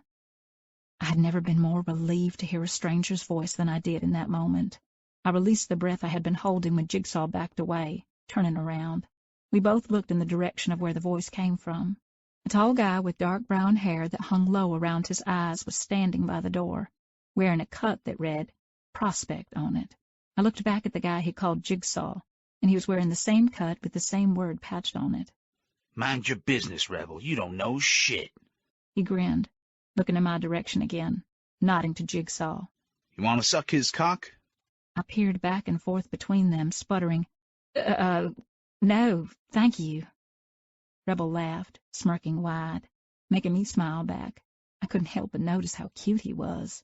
The light shade of blue in his eyes was so damn enticing, luring me into his smile. He was covered in tattoos, wearing jeans, a cut, and combat boots. I was starting to think it was standard biker attire. When he caught me staring at his defined arms and broad chest, I blushed, looking back at Jigsaw. Oh, there's some sort of love connection here, I see. Jigsaw sneered, pointing between us. Rebel don't like to be held down, pretty girl. He also don't like to be told what to do. I'm looking for an old lady. He ain't. Choose your battles wisely. Pretty boy over there just thinks of this cock. Thanks for the introduction, Jigsaw. Now get the fuck out. Jigsaw shook his head, taking the steel steps 2 at a time, body-checking my rescuer in the shoulder before slamming the door behind him. His bark is bigger than his bite. He comes on a little strong. Rebel chimed in, walking down the stairs toward me. Yeah, can see that. But, thanks. You kind of saved me there. No worries. Ain't never seen you around here. Got a name? He asked, towering over me and letting his eyes wander all over my body. Mia, but you can call me Pippin, I answered, without thinking. Pippin, he repeated, nodding. It was weird having him call me that when only one other person ever did. The way it rolled off his tongue was doing things to me, making me feel familiar flutters in my stomach. I found myself liking it, waiting for him to say it again. I didn't know if it was from the way he said it, or from who gave me the nickname in the first place, but it brought a sense of calm over me, making me feel safe for some reason. How old are you? He questioned, pulling me away from my thoughts. Why do you ask? He chuckled. Right, girls don't like saying their age, yeah? I'm 18, I lied. The only reason I asked was 'cause you look too sweet and innocent to be hanging around these parts. Doesn't seem like you're a scene. Is it because I'm not dressed like a whore? I blurted, unable to help myself. He grinned, eyeing me up and down again, taking in my black flowy dress and cowboy boots, stopping just above my cleavage. He murmured, I like what you're wearing. Nice change of pace. I swallowed hard, locking eyes with him. Besides everything you're showing, just the parts I really like. I beamed, my face turning beet red. It was the first time a guy had talked to me that way. Want a beer? Sure. Come on. He gestured with a nod to follow him. When we walked back inside to grab a few beers, it was even more packed than before, leaving very little room to shift through the crowd. Husky men towered above me, making it nearly impossible to see over everyone's heads. I tried my best to keep up with Rebel, but lost him for a second in the madness. Before I could panic, his strong hands gripped my waist, pulling me back into his hard body. He smiled down at me with a look of reassurance, making my belly flutter and my heart beat faster. Whispering in my ear to stay close, he grabbed my hand that time and led the way. We stopped by the bar, and he grabbed a bottle of vodka from the cooler instead of beer, taking a cup and a few club sodas, too. I followed him outside, walking past the party-goers, going to the field where most of the cars were parked. He never let go of my hand, which I was grateful for. I still wasn't completely comfortable with the whole situation, though he made things better. You're gonna need some help, Rebel said, glancing back at me with the same grin I'd come to expect. He pulled down the tailgate to his massive souped-up Chevy truck, patting the metal for me to take a seat. I'm used to handling big things. Winking at me, he grabbed a hold of my waist as if I weighed nothing, gently setting me down on the tailgate. Stepping between my thighs and still holding my waist when he was done, he stated, Feel good in my arms, Pippin. My breathing hitched. Wow, you need better lines, buddy. You sure you're getting laid as much as your friend said? He laughed from deep within his chest, throwing his head back. I fucking like you. Pulling away, hopping up on the truck bed to sit beside me. Never brought a girl out to my truck. Yeah. Grinning, he reached behind me to grab a cup, filling it more than halfway with vodka, mixing in a dash of the club soda. He even brought you some girly shit to drink, he responded, handing it to me. I took a sip, immediately clearing my throat from the strong taste burning its way down my chest, trying to act like it wasn't the first time I drank this. He knowingly smiled, placing the bottle between his legs. He started to rub my back. Sorry, I got a loose hand. What about you? I asked, suddenly feeling all warm inside. I didn't know if it was from his hand touching me again, or the liquor. Maybe it was a little of both. He brought the bottle up to his lips, taking a swig, setting it back between his legs again, taking it down like a pro. What about me? You drink a lot? I sarcastically questioned. Enough. I see that. How old are you? Almost 19. I was relieved he was only 3 years older than me. even though he didn't have to know that. Live around here? Not far. Oak Island. How about you? He shook his head, taking another swig from the bottle. Don't want to talk about me. I know all about this motherfucker. Want to learn about you, he informed, bumping my shoulder with his. Not much to tell. What you see is what you get, I countered, twirling my hair around my finger, biting my lip. Well then, I'm fucking liking every inch of what I see. He reached over, rubbing his rough, calloused fingers back and forth on my thigh, igniting something familiar in my body, bringing back memories of Creed touching me the exact same way not too long ago, making me wish he was here to see that I wasn't the baby girl he claimed I was, to see that I was a grown-ass woman, too, having the time of her life. My mind drifted, wondering if I wasn't a virgin, would he still have stopped that night? If I went to him in a week or a month, not a virgin anymore, would he have me? I quickly shook off the plaguing thoughts before they ruined my night, chastising myself for thinking of him in the first place. I was there with Rebel, not Creed, even though I wanted Creed. I brought my red Solo cup to my lips, drinking back way more than I had been. Wanted to get rid of the thoughts and memories of the guy who hurt me on purpose, stifling a grin when I saw Rebel eyeing me over the rim of his bottle, looking at me with nothing but mischief in his eyes. I wanted to forget. And I knew Rebel was the perfect guy I could do that with. He was trouble in the best possible way. We sat there for I don't know how long, exchanging flirty banter, throwing drink after drink back like they were water, till the bottle of vodka was almost gone. My lips tingled, my face was on fire, and my body was numb. It was the first time in forever I felt so carefree, throwing my head back, laughing, enjoying the way he made me feel, having a great time with a guy who was just along for the ride, like me. At one point, the song American Pie by Don McLean came on from the clubhouse. I hopped off the tailgate and stumbled a bit, realizing just how drunk I really was. Rebel caught me around the waist before I face-planted to the ground, laughing his ass off along with me, giggling as I was trying to regain my balance. "You're just like a savior, huh? You my own Prince Charming," I chuckled, standing upright in his arms. He caressed the side of my cheek, rubbing his thumb over my lips in a back-and-forth motion. Been called worse things. I smiled, pushing off of him, dancing all around and twirling in circles with my arms out, singing at the top of my lungs, not giving a shit who was watching the drunken performance of my lifetime. Rebel leaned against his truck, folding his arms over his chest and watching me make a fool out of myself, but liking every second of it, as if it was the first time someone was being real around him. The alcohol acting as the liquid courage I needed for what I was about to do. Relishing in the way he was looking at me, I started to dance for him, seductively working my hands up my sides, bringing my dress up a little with them, peeking over at him, swaying my body to the beat of the music, provocatively looking into his eyes as the song continued to blare in the night. I spun around with my back now facing him, shutting my eyes, lifting my hair up off the nook of my neck as I continued to move my hips in a slow, steady rhythm, until I felt a strong hand grab my stomach, tugging me back against his hard chest, swaying us slowly together to the melody. He gripped my chin, tilting my head back and making me look up through my lashes into his dilated dark blue eyes. His expression had turned heady, matching my own. I licked my lips, my mouth suddenly becoming dry. His eyes followed the movement of my tongue as he leaned in, softly pecking my lips, turning me back around so his warm body was flush with mine as our mouths danced against one another, starting off slow but quickly escalating to the point where his hand started to roam down my back, reaching my ass, gripping it hard, causing me to moan into his mouth. "Woo-wee! Rebel, get her done, boy!"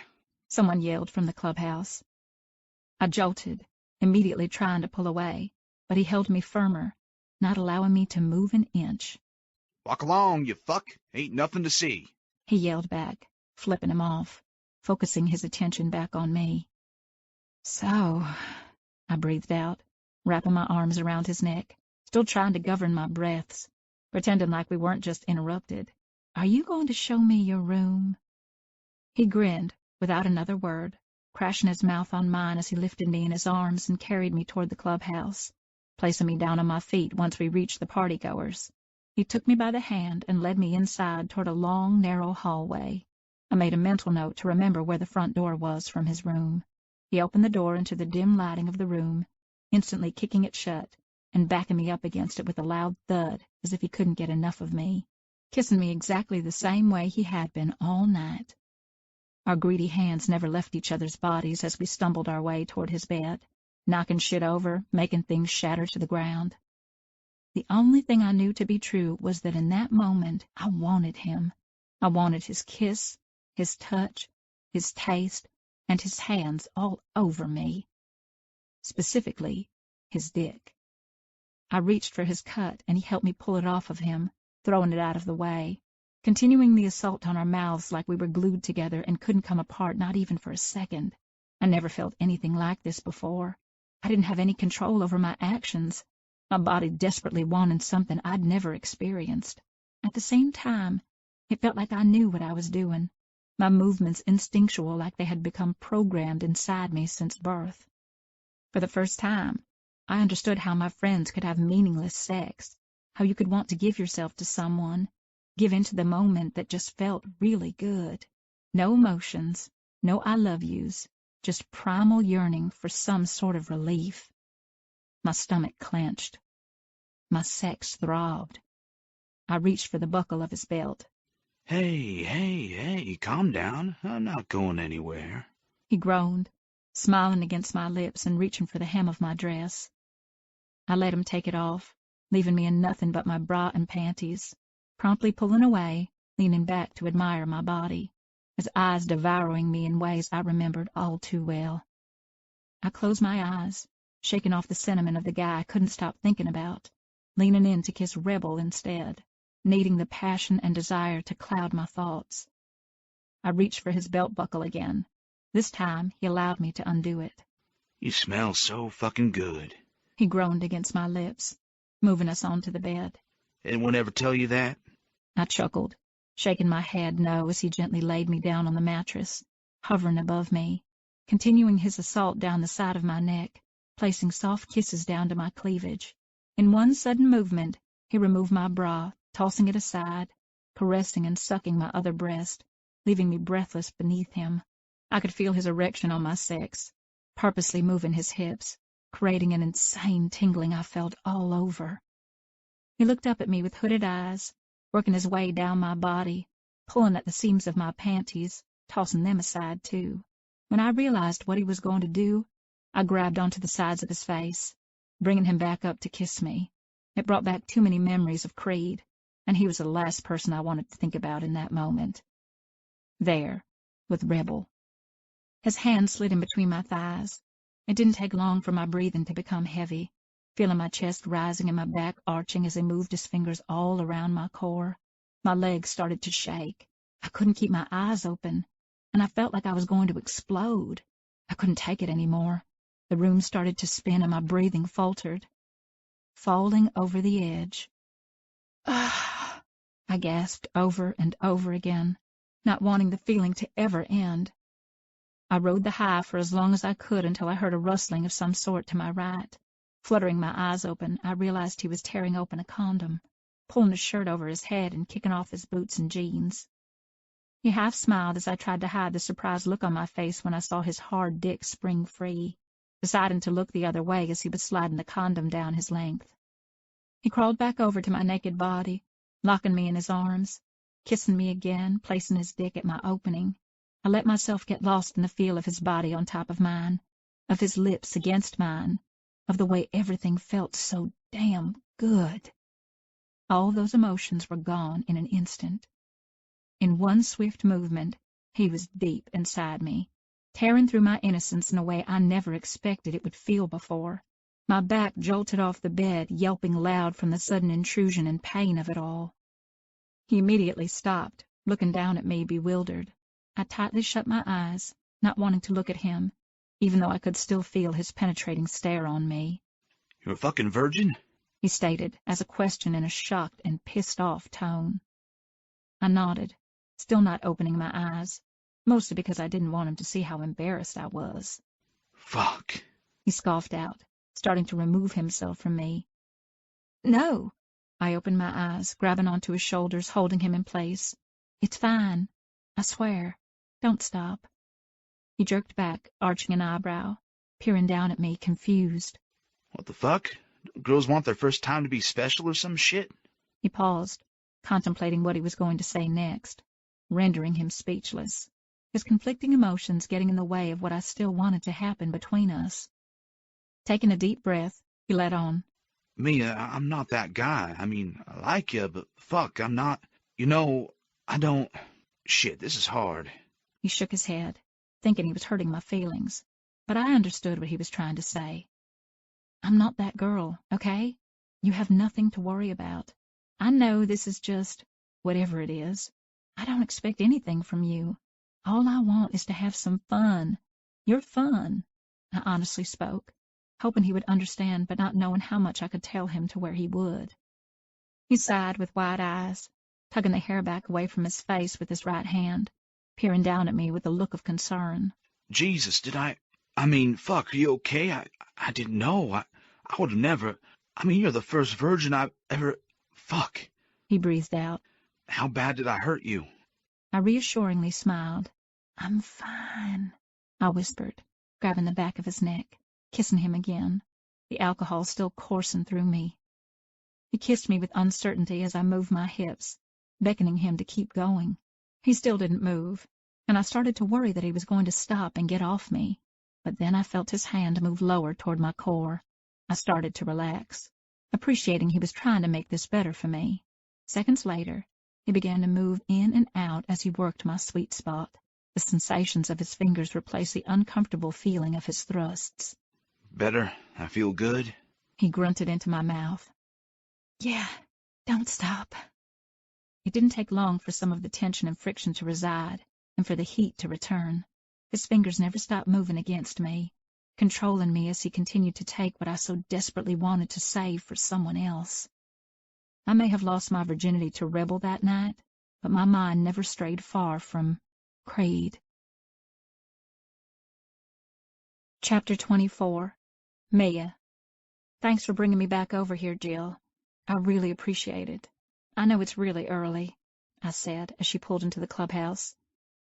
No problem. Gotta see your man, right? I smiled. Besides, I told Tank I was stopping by, waking him up, to talk and stuff. She grinned. Just text me when you're ready. I know you got that christening. I nodded, opening the door, stepping out onto the grass, fixing my dress before we went up to the clubhouse. A huge guy with honey-colored eyes and blonde hair recognized Jill and let us in. Nodding a hello to her, he had the same name, Sergeant of Arms, stitched on his cut. I couldn't help but look around, expecting to see Creed coming out of the rooms with a girl on his arm. I still hadn't seen him since that night at Giselle's. It didn't matter. He wasn't why I was here. Jill and I walked down the hallway together until she walked into Tank's room, closing the door behind her. I made my way toward Rebel's room, knocking on the door, but no one answered. I pushed it open slightly. Rebel? You here? It's Mia. Peeking my head in, I saw that no one was in there. I was about to turn around and leave, but I heard the shower running. I walked inside, closing the door behind me. Moving my way through his room, I sat on the edge of his bed, deciding to wait for him, looking around the open space. The bathroom door opened moments later, startling me. Pippin? We locked eyes. What are you doing in Rebel's room? I blurted out, not knowing what else to say. There he was, fresh out of the shower with a towel hanging low around his waist. Another one of my wishes coming true. He opened his mouth to reply, but was cut off when the bedroom door opened. In walked Rebel, who instantly stopped, looking from me to him, back to me again. Creed? Rebel announced, caught off guard. When the hell did you get back? An hour ago. He simply replied, never taking his eyes off me. You on leave? I was discharged this morning, Noah. Would have known if you read my fucking letters. I served my 4 years. I'm done. Noah? I chimed in, looking over at him. I thought your name was Rebel. It is. No one calls me Noah but him. He nodded toward Creed. Pippin, what? Pippin? Creed interrupted, looking over at him. Her name's Mia. He shook his head. The fuck? Trying to control his temper. Not only was another man calling me Pippin, it confirmed why I was there. Narrowing his eyes at me, he spewed, Are you shitting me? I abruptly stood, getting right up in his face, shoving his bare chest. He didn't waver. I couldn't believe he thought he had any right to be pissed at me when he was the one who pushed me away in the first place. I can do whatever the hell I want. You don't own me, Creed. His eyes widened, arching an eyebrow. Cocking his head to the side, he scuffed out, So you decided to fuck my brother? For what? To prove a point? My mouth dropped open. I jerked back from the unexpected revelation, almost being knocked on my ass, immediately feeling sick to my stomach. You're lying. I look like I'm lying? I peered back and forth between them, not knowing who to settle my eyes on. You guys are brothers? This ain't his room. It's mine. That's my bed you were sitting on. Tell me, sweetheart, did you fuck on it too? He viciously remarked, making his way to his dresser, pulling out a pair of jeans. Creed, Jesus Christ, you haven't been sleeping in here for more than a week at a time for the past 4 years. It's been my fucking room more than yours. Rebel argued, not backing down. The fuck is going on anyway? He locked eyes with me. How do you know her? Don't worry about it. The question is, how the fuck do you know her? He threw his jeans on under his towel, ripping it off and throwing it on the bed. She came here one night for a party. I woke up the next morning and she was gone. He slowly nodded. The recognition crept across his face. The next thing I knew, a large hand shoved me out of the way, causing me to fall back on the bed. Creed was over to his brother in 3 strides, pinning him to the wall by his throat. So you did fuck her, you little shit. Stop saying it like that. Let him go. I yelled, bringing their attention back to me. He released Noah, Consider yourself lucky. If she weren't here, you'd be fucking hurting. shoving him into the wall again. This is ridiculous. Can't you use your words instead of fists? I remarked. Fuck you, Creed. I'm not scared of you. Rebel countered, pushing him off. Creed ignored his brother, walking back over to me. Giving me shit now, Pippin? Unfucking believable. I didn't know he was your brother. I swear. I would never do that to you, and you know it. So that makes it okay? You fucked my little brother. Knowing or not, his cock was inside you. He gritted out. Can't even fucking look at you right now. He backed away and stormed out of the room, slamming the door behind him hard enough to shake the walls, making me jump.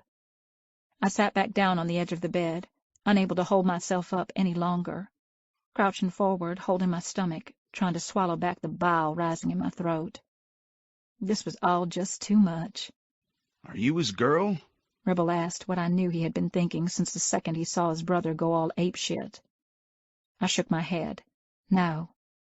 He gave me a curt nod. What are you doing here? You left me hanging that morning. I thought maybe I imagined you were some shit. Never been used like that before. Can't say I liked it either.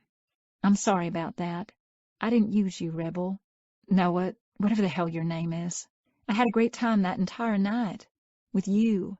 But obviously, I've never done anything like that before. It's not who I am. I guess I just didn't know what would happen next. So I left, making it easier for both of us. He walked toward me, pulling up a chair in front of me and sitting on it backward.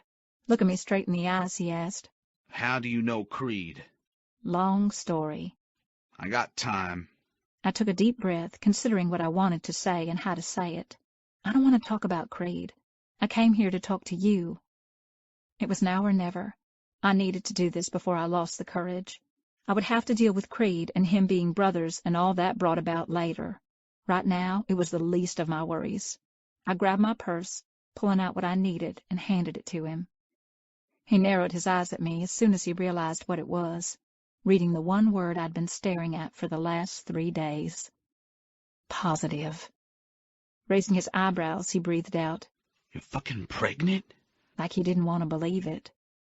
I nodded, biting my lip, waiting for wherever this would lead to. How did this happen? We used a condom. I fucking used a condom. He pointed to himself. This is bullshit. How do I even know it's mine? I grimaced, closing my eyes. Hearing him say those words was a wake-up call. I really was a baby girl, a stupid, naive kid, exactly what Creed had been saying I was all along. How could I let this happen? Look, Mia, I don't know you. Not trying to be a dick here, but you show up weeks late telling me you're pregnant, claiming I'm the one who knocked you up. Yeah, I may have taken your fucking virginity, but it don't mean you haven't spread your legs for anyone else since then. I didn't hesitate, opening my eyes, gazing right into his. I guess being a fucking asshole runs in your family. I hastily grabbed my purse, sensing that he immediately regretted his words. I didn't give him a chance to apologize, running out the same door Creed had moments before with Rebel calling out my name behind me. There was no looking back. The damage was done, and I had no one to blame but myself. Creed. Jesus Christ, man, relax. Fuck you, Diesel. I seethed, punching the bag in the weight room, trying like hell not to picture my brother's fucking face as I delivered blow upon blow to the leather, failing miserably in doing so. I knew she looked familiar. I thought I saw them together that. I shot him a warning glare, shutting him up real fucking quick. Damn. He stepped back, surrendering his hands. This girl's really gotten under your skin. Never thought I'd see the day. How did an ugly fuck like you bag a young one? Her pussy must be tight as fuck. Talk about her pussy one more time, motherfucker, and watch what happens. I growled, meaning every word. Diesel chuckled, backing away and leaving me alone. I received my DD-214 discharge papers at 0600 that morning, releasing me from the Army. Never in a million years did I think I'd walk out of my bathroom, see Pippin sitting on my bed in my room. The fucking clubhouse. Waiting for my little brother to fuck her. Again. I punched the bag harder, almost knocking it off the goddamn chain. I was so pissed I could barely fucking see straight, not believing one goddamn word she said, knowing she did this to get back at me for rejecting her, for pushing her away. I couldn't believe she didn't know that she was in my club. As soon as she saw the cuts in the men, it should have clicked. Especially my fucking brothers. She knew what she was doing here. That fact alone had me seeing red. My mind was reeling, spinning out of control. What if something would have happened to her? An unclaimed woman at a club party is a free-for-all. Pushing her into my brother's arms was never my fucking intention. I walked back into my room an hour later, my blood boiling, my temper searing to the point of fucking pain, finding Noah sitting on a chair with his back toward me like he hadn't moved from the place he sat. Where is she, you little shit? I asked through a clenched jaw, looking around the room. Holding back the urge to break his face in, I grabbed a beer out of the fridge instead, chugging it, grabbing another one and doing the same. He got up, throwing something in the trash, turning back around to face me, leaning on the counter with his arms crossed over his chest. He simply stated, "She left," nodding. Listen, Creed, I don't know what's going on between you two or how you even know each other. You may not be my favorite fucking person, but you're still my brother. I never would have touched her if I knew she was your girl. I just asked her point blank, and she confirmed she isn't. That said, I like her, bro. She's different. Never met anyone like her before. Nice change of pace from the whores all around here. She ain't right for you, Noah. Stay the fuck away from her. Do you understand me? Don't think I can do that anymore, he implied, looking down at the trash. The fuck is that supposed to mean? He shrugged. I guess we'll find out. Pushing off the counter, he walked past me to leave. She's 15. She's a fucking minor, you know that? He abruptly stopped dead in his tracks, turning to look at me again. I knew by the expression on his face he didn't know that little fact. She told me she was 18. What do you mean she's only 15? I scoffed out, cocking my head. She lied. Oh, shit. He shook his head, wide-eyed. Not saying another word, he backed away from me and left. Fuck, I said to myself, finishing off my beer, chucking it at the trash so hard it knocked it over. I sighed, rubbing the back of my head from the sudden splitting headache. Pissed as hell that I'd only been home for 2 hours, was already knee-deep in a shitstorm. I had a feeling war was far from fucking over. I just never imagined it would be over Mia. I don't know how long I stood there before finally getting my feet to move. Crouched down in front of the mess to pick the garbage up off the floor. A few beer bottles, paper towels, and a paper bag that a white stick fell out of onto the floor by my feet. I reached down and picked it up. The fuck? I said out loud, almost knocked on my ass seeing the positive pregnancy stick in my hands. I threw on a shirt, my cut, and boots, hauling ass out of my room. Noah, where the fuck are you? I screamed so loud it echoed off the walls. Walking outside to see that his truck was gone, I didn't think twice about it. Jumping on my bike, I took off like a bat out of hell. I went to Mia's parents' house first, not giving a fuck if they found out about me. No one was home. I headed to the restaurant next, looking for her there with no luck, asking the waitress if she knew where she was or if she'd seen her. She said she was over at some party for a christening, dismissing me. I used my charm to get what I wanted until she finally gave me the address.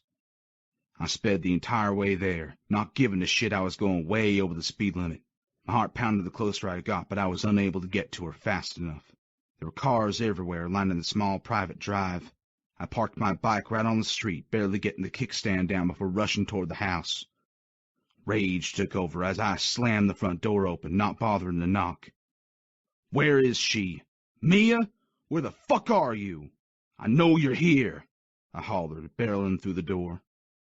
My eyes couldn't move fast enough, intently peering around the room full of preppy, uptight people, giving them all a threatening look to not intervene.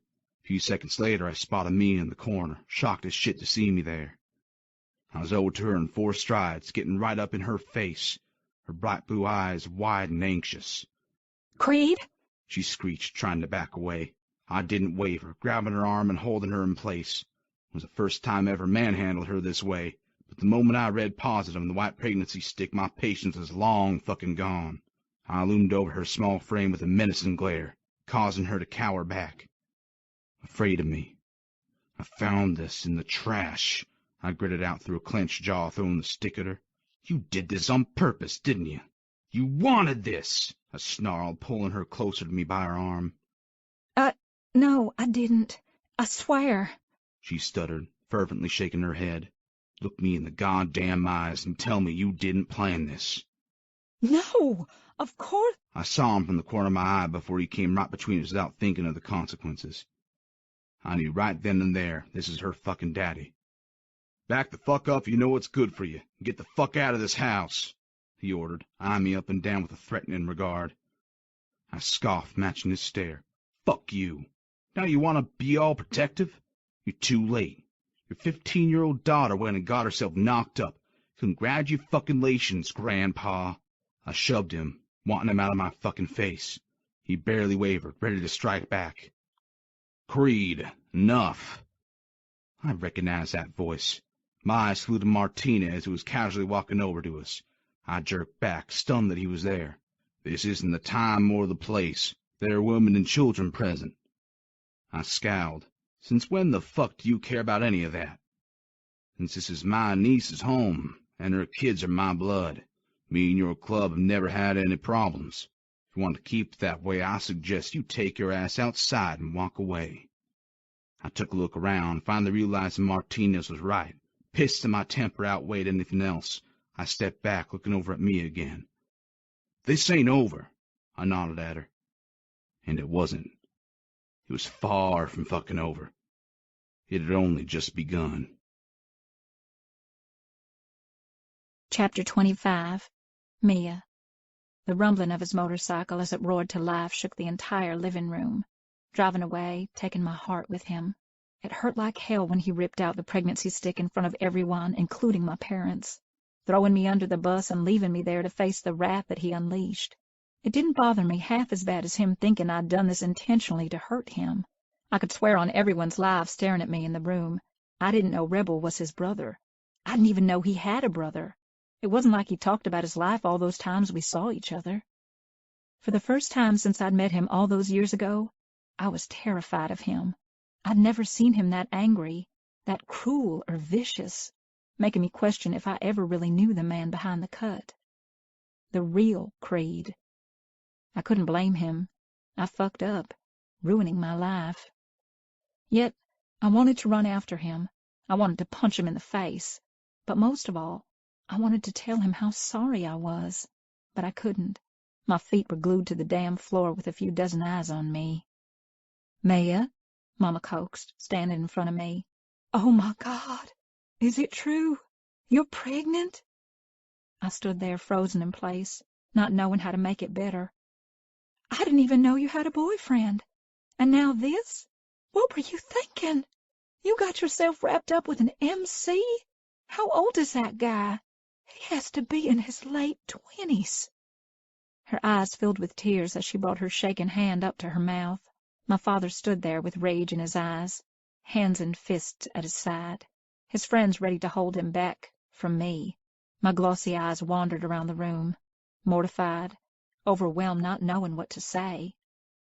It's not his. It's his younger brother's.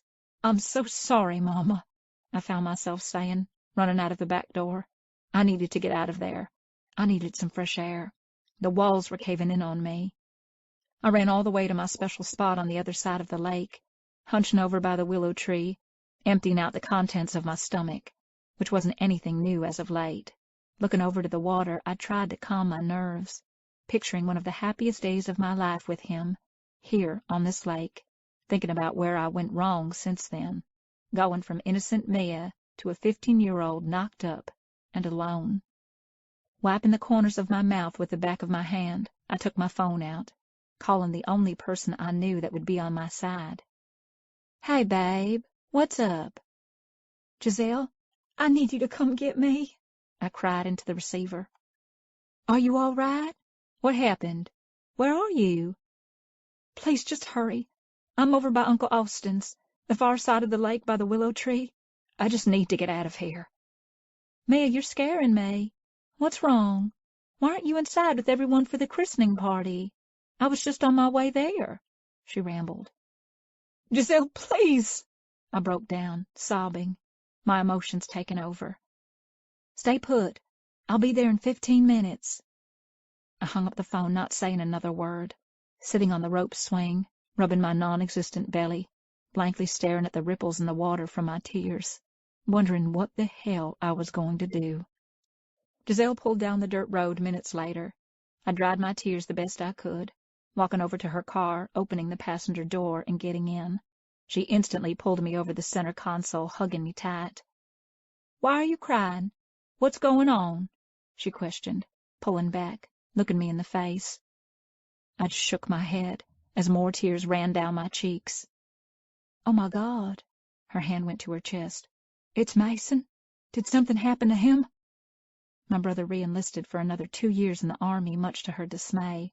I think they were now taking a break, whatever that meant.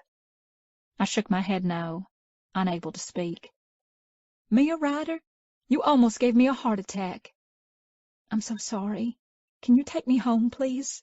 I leaned against the window, welcoming the cool sensation from the air conditioning. Not till you tell me what's going on. I don't want to talk about it, I snapped, the hormones in my body on overdrive. Okay. She put her hands out in front of her. You know you can talk to me, right? I know, I whispered, still staring out the window. You'll find out soon enough, I said to myself, as she drove off. By the time we pulled up to my house, my parents' and my uncle's cars were all parked in the driveway. I walked inside like I was walking to my execution. The second I opened the door, I could hear them all arguing, going back and forth on what was going on, how to handle me, and what would happen next, like they were the ones to decide my fate. What's going on? Giselle questioned, going in first. I shut the door behind me, following close behind her. Everyone stopped talking, and all eyes fell on me, once we walked into the room.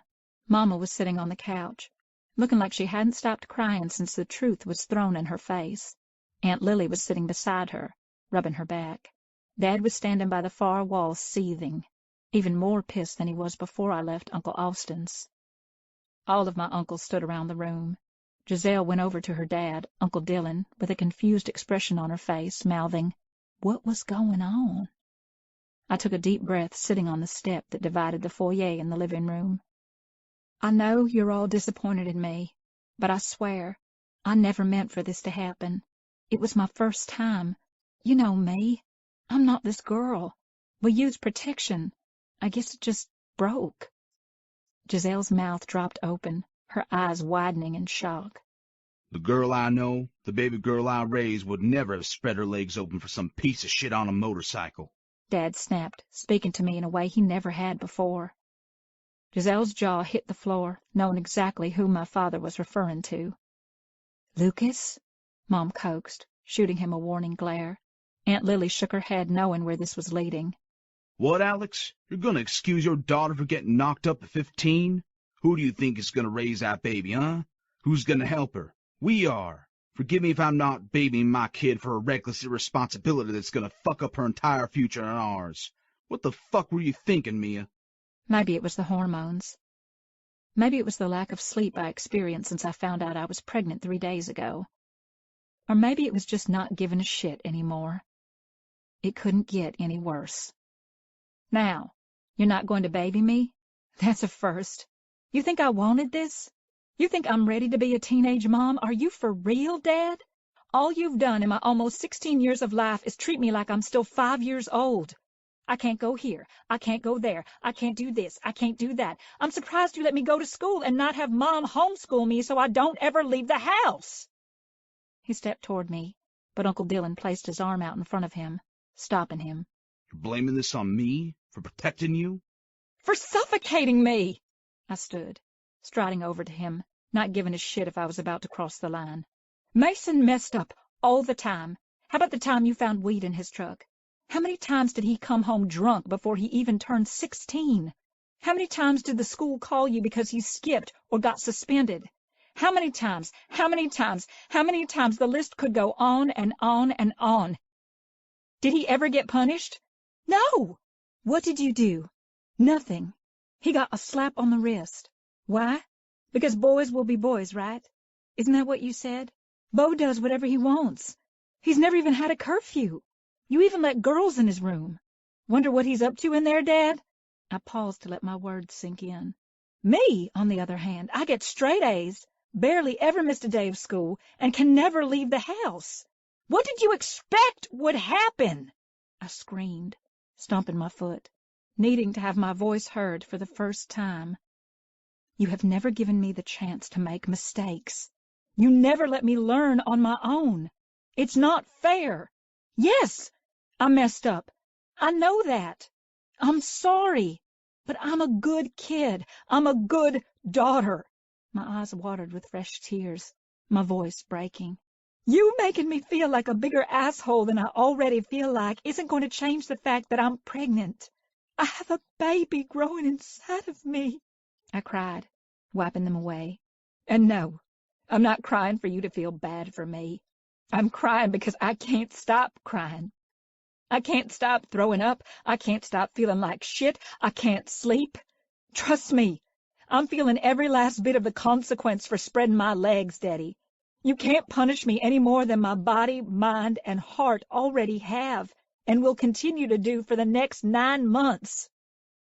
No one said anything for the longest time. I sat back down on the step, the nauseous feeling returning again with a vengeance. I placed my head in my lap, trying to breathe through the queasy feeling, hoping it would go away fast. I didn't want to throw up again. I hated it. I felt someone sit beside me moments later, rubbing my back, trying to make me feel better. I turned my head to the side to see who it was, never expecting it to be my mother, sitting there with a look of disappointment, hurt, and remorse all at once, making me feel like a bigger piece of shit. Deep breaths, Mia. It will subside, she coaxed, pulling my hair off my back, keeping me cool. Aunt Lily sat on the other side of me, handing me a glass of water, telling me to take slow sips. I knew it was far from over by any means, but it meant so much to me that my mom and aunt were at least trying to make me feel better, silently praying that maybe they understood. Who is he? Dad demanded in a hard tone, shaking Uncle Dillon off. I looked back up, taking in his expression I'd never seen before. He eyed me up and down, as if he hated to see me hurting, but the disappointment was too much for him to overlook. It doesn't matter, I simply stated. It's not Creed's, okay? Not the guy who showed up at Uncle Austin's. It's his younger brother. I know it doesn't make this any better, but it was an accident. It's my mistake. It will be my responsibility. Dad narrowed his eyes at me. So he gets you pregnant, and the little shit won't take responsibility for his own kid? What's his name, Mia? I'm not telling you. You're just going to go over there. You don't know who you are dealing with, Dad. Who his friends and family are. Mia, is his whole family bikers? Is that your concern? Mom inquired, trying to connect the pieces together. I don't know. What do you mean you don't know? We need to talk to his parents. They need to know what's going on. It's not as simple as you saying you're pregnant, end of story. The boy needs to— I don't even know him, I blurted, interrupting her, regretting my words immediately. You don't know him? Dad repeated, taking a long, hard look at me.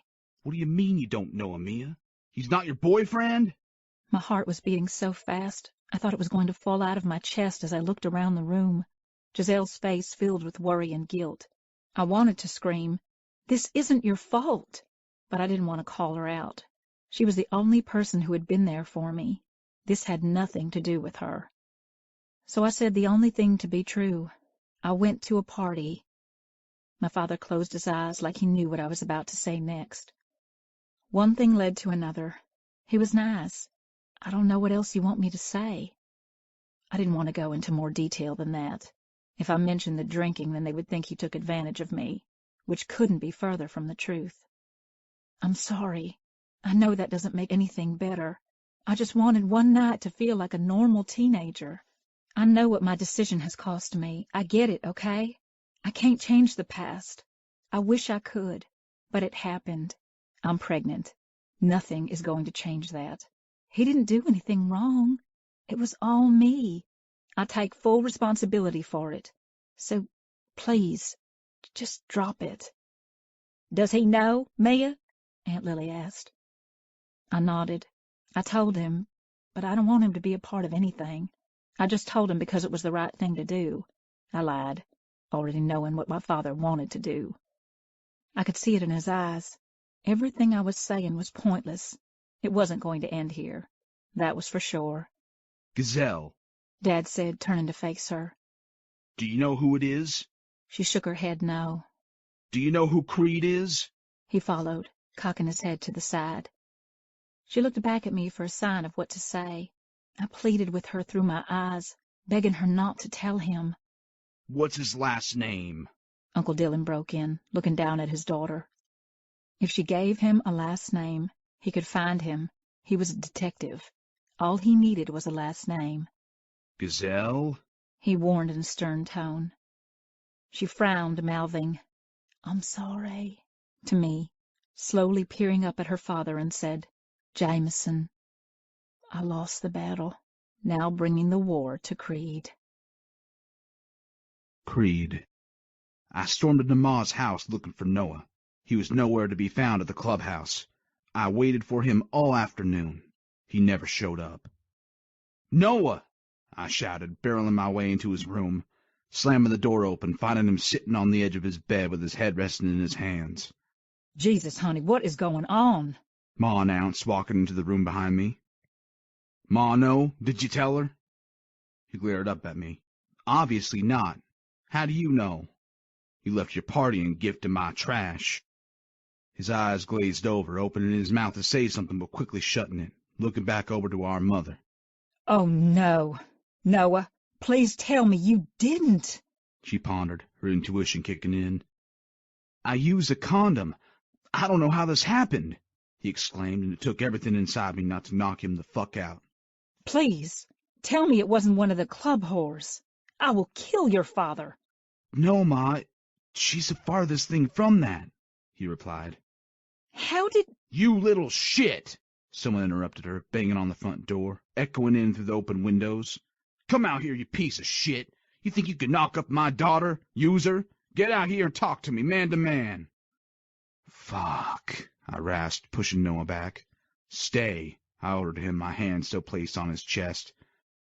I left before he could answer, pulling out my gun and leaving it in my room.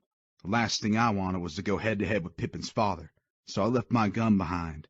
If we were fighting, it would be with our fists, even though I didn't want to disrespect him more than I already had, allowing my anger to get the best of me. With him, and especially with Mia. I couldn't blame him for showing up here. I would have done the same if it was my baby girl. I'm not here for you, he roared when I opened the door. Where is he? Where is your brother? I was shocked when my mother pulled back the door, standing beside me. I know you're upset, sir, She calmly stated. I'm his mother, Diane. I just learned of the news myself seconds before you showed up, actually. I'm not happy about it either, but how about you come inside and we talk like adults? She stepped aside, gesturing for them to come in. I eyed her warily as she walked past me with everyone in tow, flashing me a reassuring smile. Although it wasn't under the best circumstances, I felt a sense of pride wash over me, finally realizing how far she'd truly come. Would you like something to drink? Can I get you anything? She asked, nodding to him. They shook their heads no. Where's your son? Her dad demanded, not wasting any time. Lucas, one of his boys with long blonde hair tied back in a ponytail, coaxed. I knew it was Gazelle's dad, the detective, and recognized him from the pictures in her apartment, also from some of the run-ins he had with the club when I was a kid. He eyed me when he saw I was checking out his holstered gun, quickly peering right over the vice pres on my cut. I'm not here for a pleasant conversation. I want to talk to your boy. Now, where the hell is he? Her dad snapped, bringing my attention back to him. Listen, man, I feel you. I know he fucked up, but it takes two to tango. She's just as much to blame as he is, I proclaimed, even though it killed me to think of Mia as anything other than pure and innocent. My Pippin. He's over to me in 3 strides, getting right up in my face. His boys immediately came over, getting ready to hold him back. I stood taller, not backing down. She's my baby girl, he seethed, shoving them off. That little shit knocked up my only daughter. If he's man enough to get her pregnant, then he needs to step out here and man the fuck up, instead of sending his big brother. Tell him to get his ass out here, or better yet. He tried to sidestep me. I'll go back there and drag him out. The hell you are? I pushed him back, regretting it was already coming to this. Gonna have to go through me.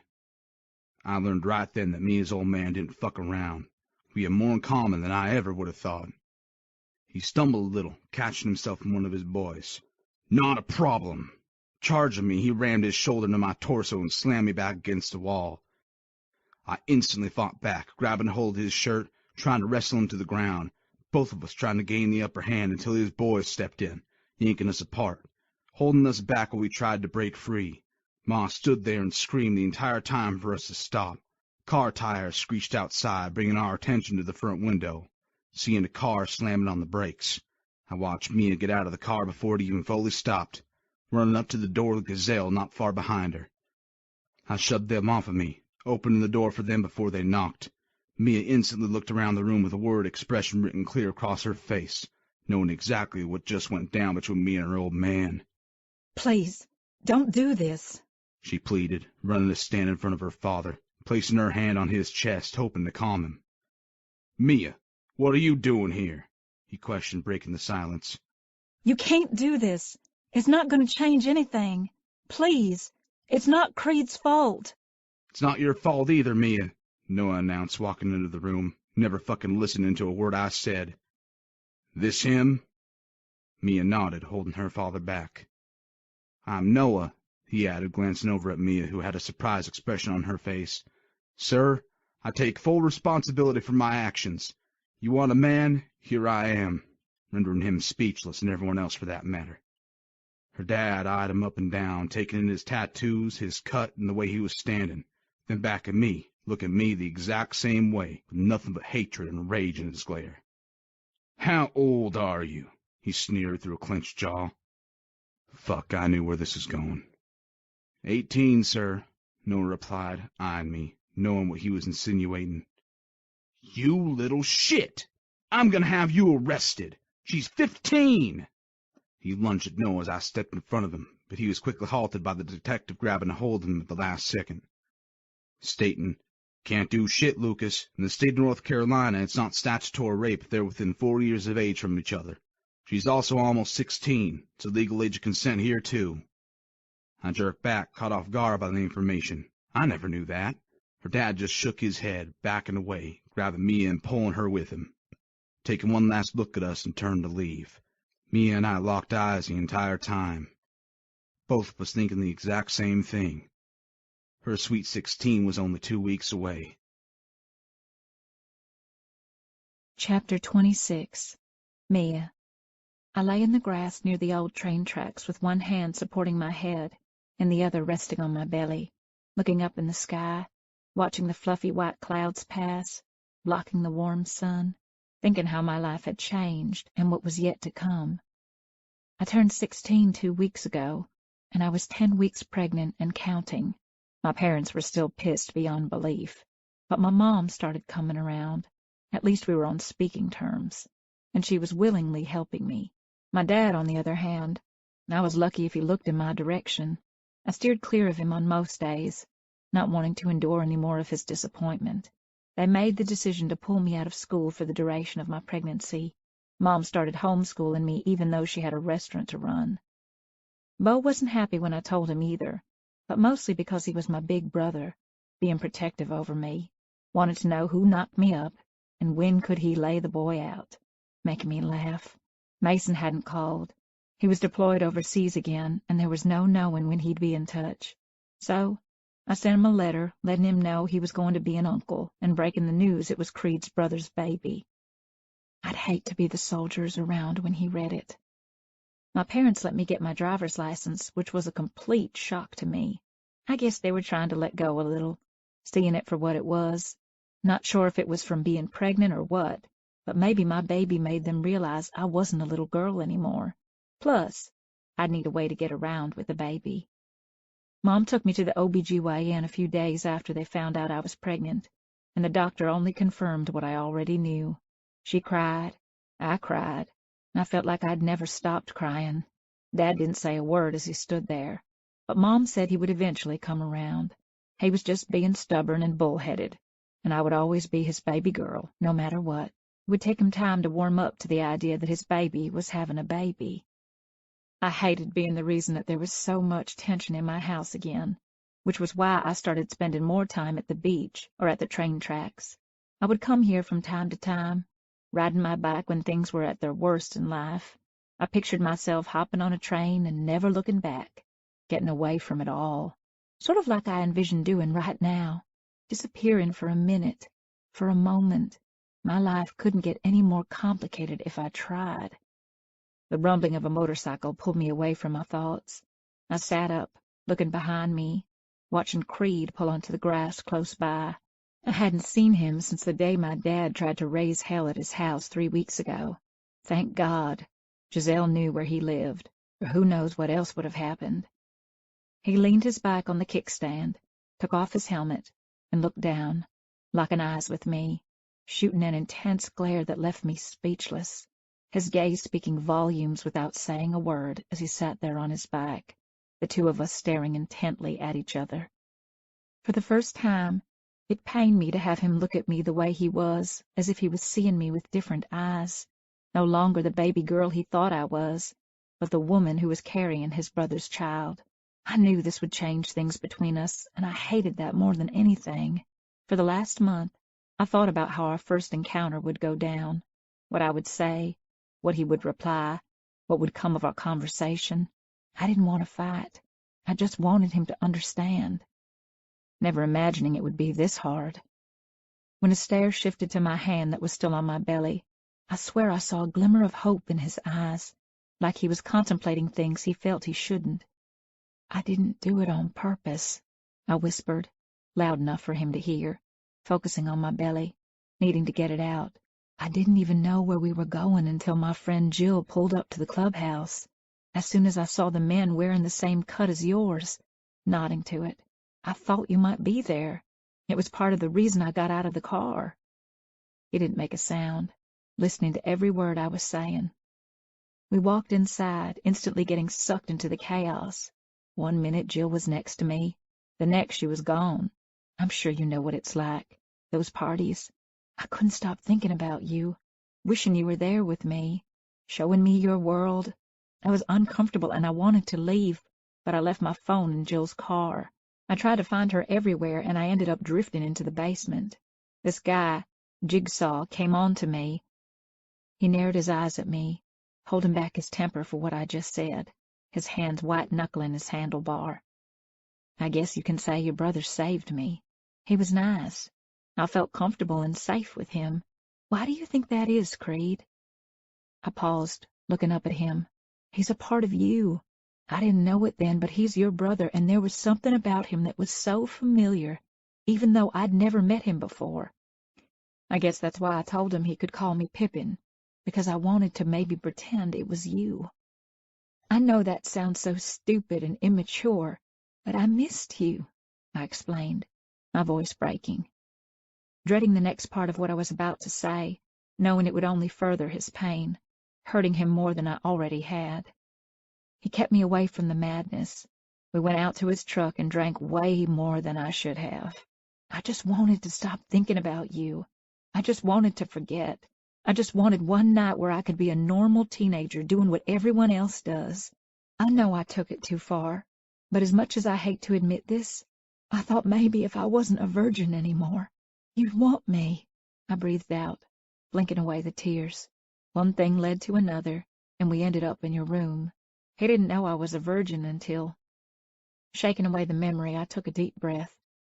He was good to me, but none of that matters because I couldn't stop thinking about you, wishing it was you. Even after you pushed me away, rejecting me, being cruel, I still wanted it to be you. He was the first to break our connection, staring out in front of him, staggered by my confession, opening his mouth but quickly shutting it, struggling with what he needed to say, biting his tongue with what he wanted to say. He took a deep breath, reaching into his cut and pulling out his cigarettes, lighting one up, bringing it to his lips, inhaling half of it into his lungs before letting it slowly seep out of his nose and mouth. You're no better than the club whores, he blew out. Sleeping with a man to get something in return. You got something all right, and it wasn't me. How's it feel to be knocked up and fucking alone? I cringed, my heart visibly breaking in front of him. Subconsciously placing my hand on my chest, I stood up on wobbly legs, his words cutting into my skin like tiny knives all over, in ways I didn't think were possible. After pouring my soul out, after everything I just told him, that was his response. If that wasn't a slap in the damn face, then I don't know what was. I stepped back, away from him, shaking my head with wide eyes, my mouth open. I couldn't stand the sight of him for another second. He wasn't the man I knew, the man I thought. I immediately turned to leave, not making it 3 steps until he caught me by the wrist and spinning me around to face him again. We ain't done. Don't ever walk away from me, you understand me? Fuck you. Let go. I struggled to get away from him, but he wasn't having it. He grabbed my other wrist, tugging me forward, making me lose my footing, slamming me into his hard chest. Our crazed stares never wavered from one another. That's what you want, yeah? Fucking provoking me? This what gets you wet? Me manhandling you? No, I lied, knowing he knew me all too well. He snidely grinned. Did my brother even make you come, Pippin? Did he even know how to touch your sinful fucking body? Your tempting little pussy? He growled close to my mouth. You're an asshole. Call it like I see it, sweetheart. I cocked my head to the side, looking deep into his eyes, not faltering. Yeah, Creed. He made me come. So damn hard. At least one of you has the balls to finish what he starts. His eyes dilated, gripping onto the back of my neck. He crashed his mouth onto mine, clutching onto the side of my face with his other hand and biting my bottom lip, exactly the way I had fantasized him doing since our encounter in the guest bedroom. His hands fell to my ass, gripping me tight, picking me up in one swift motion, and causing my dress to ride up my thighs, making me straddle his waist. He walked us backward. My senses heightened, taking in the scent of cigarettes and whiskey as he plunged his rough tongue into my mouth, suddenly realizing he had been drinking, but I didn't care. The taste of him was all around me. The memory of him didn't even compare to real life. He straddled his back with me now on his lap, yanking me closer, molding us into one person and kissing me as if his life depended on it. I moaned into his mouth. He groaned into mine as he fisted my hair by the nook of my neck. His other hand glided down the side of my breast to the seam of my panties.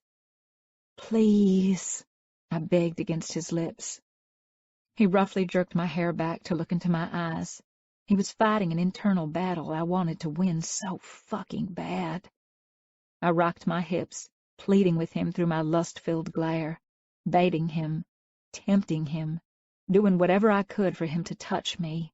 when I felt his fingers slide my panties over, gliding them into my wet folds. I swallowed hard. Fuck, you're so wet. I did this to you. Me. He growled, continuing to work my clit. I leaned in to kiss him again, but he tore my hair back harder, wanting me to stay right where I was, spread wide open for him.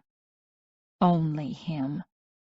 It was then I realized he wanted to watch me fall over the edge, and I swear I could have come from the intense, predatory, loving way he was staring at me alone, feeling him deep within my core. He rubbed me back and forth, and my body shuddered. I wanted to come so bad, knowing it wasn't just what his skilled fingers were doing against my heat, but because it was him. I was with Creed, the man I'd loved since I was 9 years old. He became firmer and more demanding, pushing 2 fingers into my opening, causing a shameless moan to escape my mouth. His lips parted like he was feeling everything I was when all he was doing was watching me come apart for him, his fingers working me over, finding a spot inside of me, creating this longing, this intensity, this mind-blowing explosion all over my body. Every last inch of my skin felt what he was creating, especially my heart. Feels good, yeah? He raspingly urged as I continued to try to keep my fluttering eyes open. Yes, I finally whimpered, completely at his mercy. Here? He taunted, pushing harder against my G-spot. My back arched over the gas tank, my dress riding up, exposing his sweet torture, allowing him to go faster and harder. I felt warm all over with the uncontrollable need for something to happen that would take away this ache that he was building. Higher and higher. When I felt his thumb manipulate my nub as his fingers continued to rub my sweet spot, I thought I was going to die. Right then and there. Come on my fingers, Mia. Wanna feel your tight, sweet fucking pussy. That was my undoing. My body erupted in a fit of spasms. My eyes rolled to the back of my head, and my breathing hitched, panting out his name. He pulled me close, wrapping my arms around his neck and kissing me, drowning out the loud, foreign sounds coming out of my mouth. Biting on my bottom lip again, he ordered. Eyes on me. I opened my hooded gaze, trying to catch my bearings. He took a long, hard look at me and spoke with conviction. Only I can make you fucking come like that. Now I'm gonna make you come on my cock. My eyes widened as he leaned back, unbuckled his belt, unzipped his pants, watching only me as his cock sprung free. I slightly gasped. He grinned, taking in the look on my face. Don't worry, darling. I'll start off slow. He grabbed my hips, lifting me up, positioning himself at my opening. Say the word, Mia. Gonna let me in? 'Cause once I start, I won't fucking stop. Nudging the head of his dick in a little further, almost making me come undone from the skin-on-skin contact, savoring in the feeling only he could ever give me. Yes, I panted. That was all the convincing he needed. He eased me down on his shaft, letting out a groan when he was balls deep inside me, allowing me to get used to the size of his cock. Holding what was now his between his hands, he placed his forehead on mine. Fuck, Mia. So fucking tight, baby girl. His hands made their way down to my hips once again, guiding my movements, finding a rhythm as he drove his cock in and out of me. I couldn't take it anymore. I leaned back, relishing in what was happening between us, overpowered by the feelings he stirred all around me. It was all I ever wanted, needed, finally feeling complete, allowing the familiar ache to take over. He grabbed the sides of my face, bringing his lips back over to mine, kissing me with so much passion, so much love, so much everything. He wanted me. No more bullshit between us. You want to be kissed, touched, fucked. He groaned against my lips. Then I fuck you. I'm claiming you, Pippin. You're fucking mine. And I was. I always had been. Creed. She smiled, looking up at me with mischievous eyes as I helped her off my bike, Tucking my cock back into my jeans, I buckled up and adjusted myself on the seat. "Why you smiling?" I asked, arching an eyebrow, knowing all too well why she was. She threw her arms around my neck, softly kissing my mouth again, murmuring, I love you. "Pippin," I know you love me. she interrupted. I'm not expecting you to say it back. As much as I wanted this to happen between us, Creed, and you know I did, more than anything. Looking at me with so much worry in her eyes. I'm carrying your brother's child, and I don't ever want you to think of you and me or what just happened between us as a mistake. It wasn't. Even though Noah and I were never a couple, we don't even know each other. It was an accident. I just can't help feeling bad. You know I'm not this girl, right? Please tell me you know I'm not one of those club whores. I placed her face between my hands, peering at her adoringly, the way I had wanted to since the moment I gave her that first kiss. Mia had always been mine, from the second I watched her jump out of her mom's car, pigtails and all. She was mine. You're the furthest fucking thing from those whores. Trust me, darling. Can't even come close to you. Shit happens. I know that more than anyone. Can't keep pushing you away. Look what it cost me. I nodded toward her stomach. I fucked up. Won't do that again. I know who you are, Mia Ryder. From the second I saw you, and I've loved you every day since for it. She beamed, tears falling down her sweet face. I lost one woman 'cause I thought I was doing right by her. Shit. I almost lost you. Not making the same mistake twice. Want you on the back of my bike, Pippin, you feel me? She nodded. And I meant every word. Chapter 27. Creed. 3 hits of the gavel sounded, bringing church into session. As you know, Sinners Rejoice Prez and I have called the truce. It's taken over 7 fucking years to get to this point. We've come to an agreement. They stay out of our territory, and we'll stay out of theirs. They're no longer a threat, Pops declared, glancing all around the room. Just like that, I replied, narrowing my eyes at him. You call me a liar? Been gone a long time, old man, and up until I was discharged, shit was still going down. Find it shocking is all. I take care of my club. Have been since before you even left my cock, Creed. I know what I'm doing. You let me worry about our alliances. I'm vice pres, if you remember correctly. Got a right to voice my goddamn opinion, and I will. I rasped, leaning into the table, resting my elbows on the wood, unless I'm put to ground. Then, and only then, I'll be shit out of luck. The air was so thick between us. It had been since the day I told him I was enlisting in the army, but even more so now that I was back. The Prez didn't scare me any more than my old man ever did. I'd been through too much shit to give a damn about him any longer. Yeah, I mocked, leaning back in my chair. Anyone else got anything to say? Speak now or shut the fuck up, he added, knowing damn well no one would cross him. That's what I thought. The meeting carried on for the next half hour while regular business was handled. After Pop sounded the gavel dismissing us, I walked back to my room to grab my phone. As I walked in, I heard it buzzing on the counter. Grabbing it, never expecting who the message would be from. Unknown number. I swiped open the text. You obviously haven't seen any of the files I gave you. Get your head out of your ass, son. I'll do you a favor this one time, but next time I hand you a golden fucking ticket, you better cash it in. My phone vibrated again, indicating I had another text message. The fuck? I whispered to myself, looking at a photo of my mother when she was younger, sitting in the arms of a man who wasn't my father. You heading over to your ma's? Diesel asked from the doorway, bringing my attention back to him. I clicked off the screen, placing my cell phone in my back pocket, walking out of the room with him following behind me. Nah, I'm gonna see her tomorrow. Just got back. I'm fucking exhausted. Pops had me traveling all over for the club, much like before. I've been over in the Arizona chapter for the last 3 weeks. Oh, you're not going to the dinner? Dinner? I repeated, confused. Yeah, Rebel was saying some shit earlier that your mom invited his girl over for dinner. His girl? I jerked back. Yeah, his baby mama. She's like 5 months along now, right? I shook my head, swearing under my breath, pissed as shit no one had told me what was going on, especially Mia. She knew I was coming back today. Why are you looking at me like that? You haven't fucking mentioned her. I figured you were over it.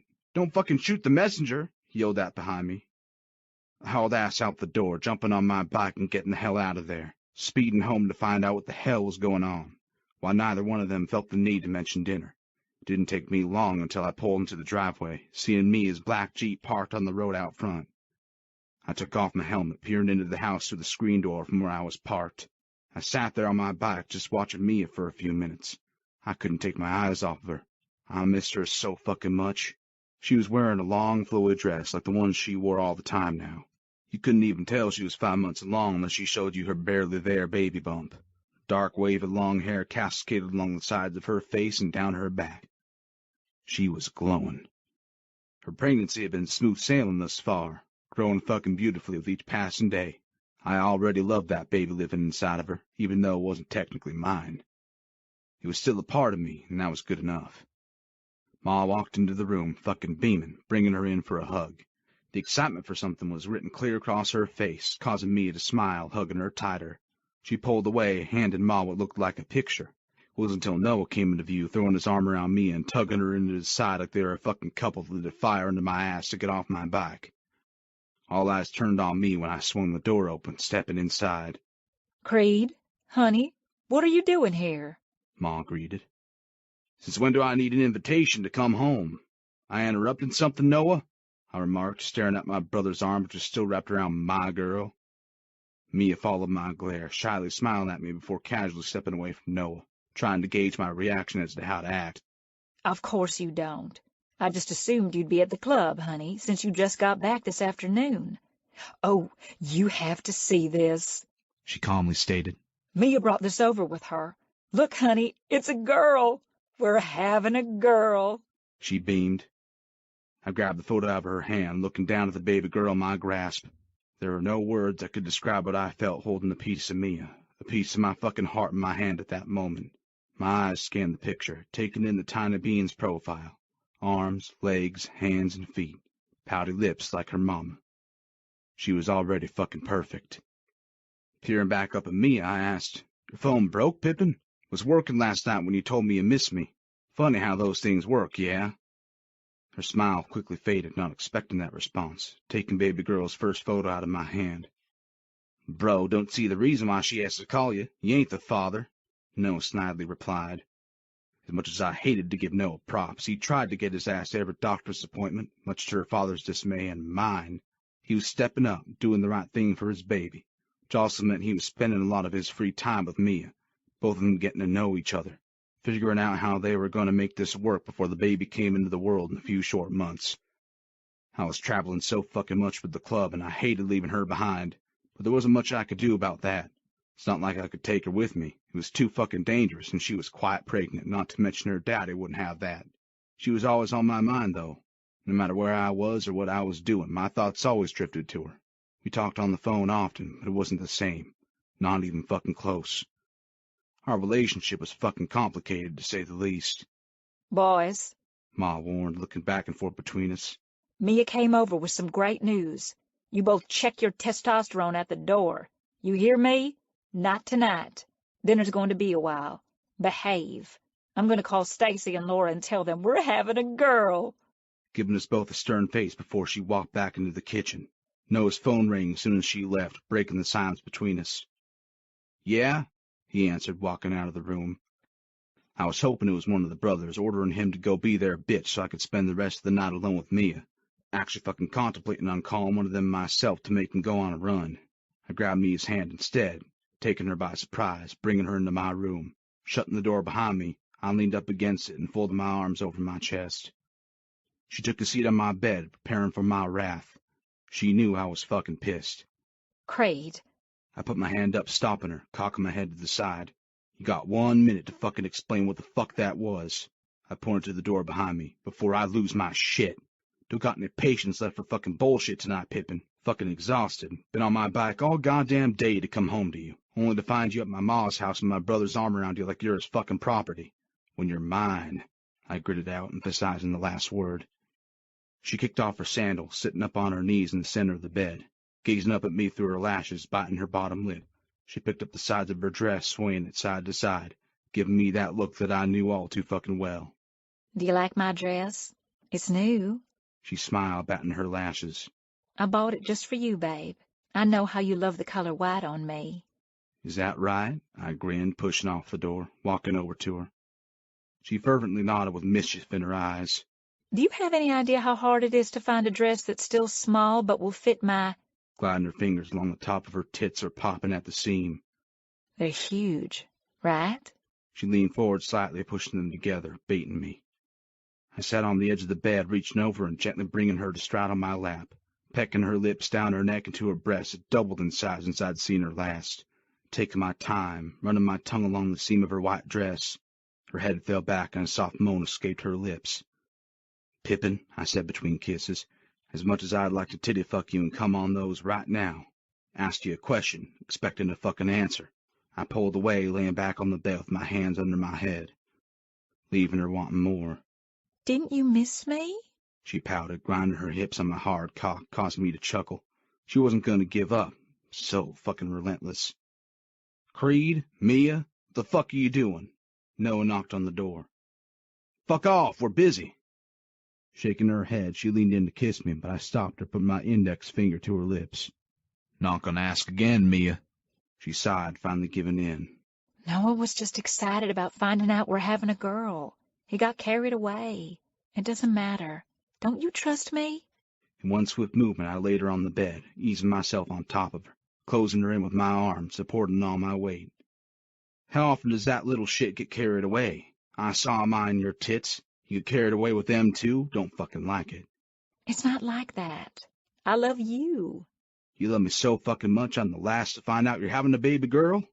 That's not fair. My appointment was this afternoon. I knew you were riding home. Not like you could have come. Besides, you wouldn't have heard my call anyway. Phone's always on vibrate. Try again. She sighed again. I don't know how all this works, Creed. It's new territory for me, too.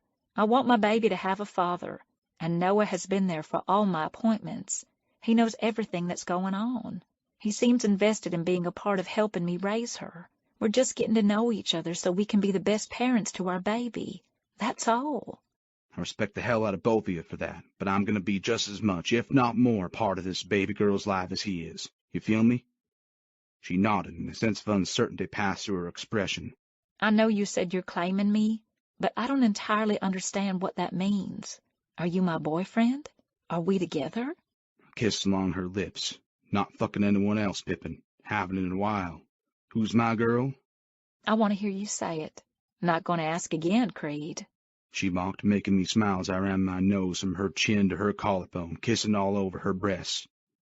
How do you smell so fucking good all the time? You're my girl, I reassured her, pulling down the front of her dress. I love... Oh, my God, babe. She just kicked. Mia cut me off. Give me your hand. You need to feel this. She took a hold of my hand, placing it on her stomach. Say something.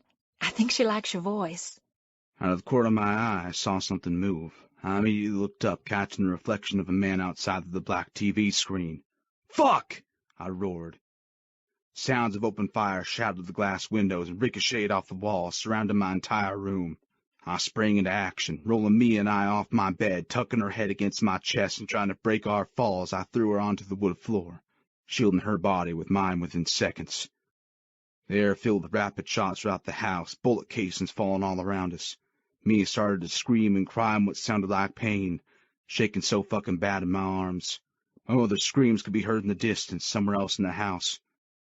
This is my worst fucking nightmare. I kicked the tall wooden dresser over, knocking it to the ground, covering Mia's body as best I could. I pulled out my gun from the back of my jeans, sitting up on my knees without a second thought, returning fire, shooting one of the motherfuckers right in the head. When I looked back down, Mia was recoiling in pain, clutching onto her stomach. Fuck!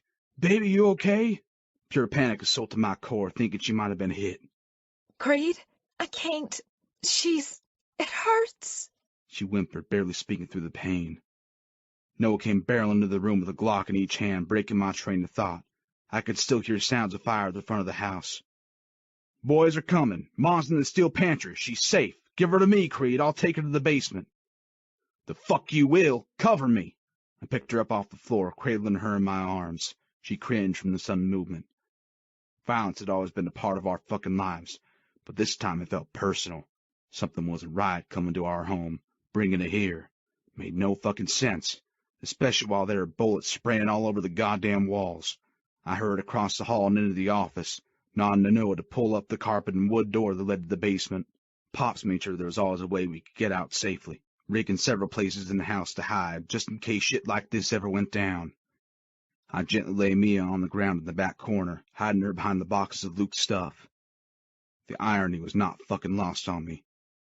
"I'll be right back. Do not move," I demanded in a harsher tone than I intended, fucking panicking on the inside that I was leaving her alone in the first place. Creed, please! She bellowed, not sure if it was from the pain or being scared fucking shitless. Don't leave me! Please!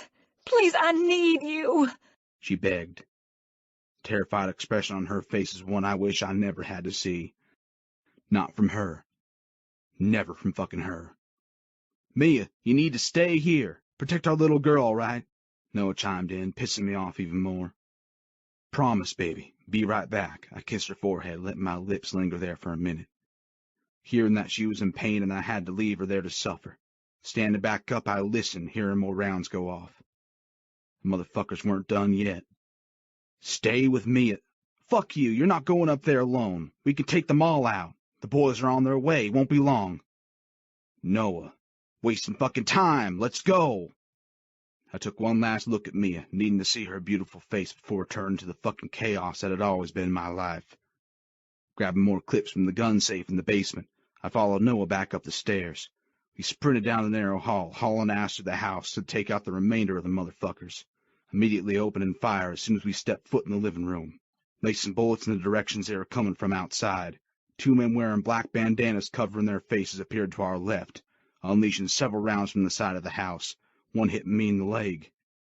"Shit, Creed! You've been hit!" "Fuck it, I'm fine." An endless stream of bullets kept coming at us, ducking, dodging, knocking over furniture or whatever we could find to shield ourselves, shooting back when it was clear, reloading our guns over and over again. Adrenaline coursed in my veins, throbbing through my bloodstream as we took turns taking out one fucker after another, needing to finish this off to get back to Mia, to get her to the fucking hospital before she lost our baby girl. My heart pounded against my chest, taking over every last inch of my body. Blood was seeping through my jeans. Shot after shot erupted from our hands. Felt like fucking forever until I heard the rumbling engines of Harleys coming down the street, causing all fire to cease and the pussy-ass motherfuckers to get the hell out of here. "Get Ma!" I ordered Noah, running so fucking fast down the hall, ignoring the sharp pain in my leg and the blood I was losing in the process, rushing back toward the office. "Pippin, I'm coming, baby!" I yelled, throwing off the carpet and makeshift door, making my way down the stairs to the far corner of the basement where I left her. "Mia!" I called out again, desperately waiting to hear her voice, assuring me she was okay, terrified when I realized the basement was silent. No screaming. No crying. Blood. The fuck? I thought I had experienced every loss I could have in my life, felt every pain, every agony, and every hurt known to fucking man, but nothing could compare to the moment when I walked back to where I left my girl safely, where I left Mia, and she wasn't fucking there.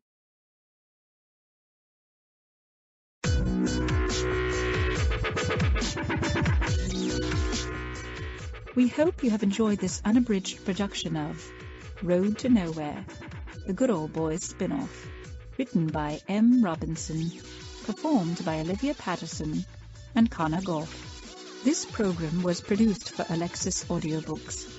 Text copyright 2016 by author M. Robinson. Performance and production copyright 2017 by author M. Robinson. No part of this recording may be played for an audience or reproduced in any form. It may not be streamed, downloaded, broadcast, or copied without written permission from the copyright holder.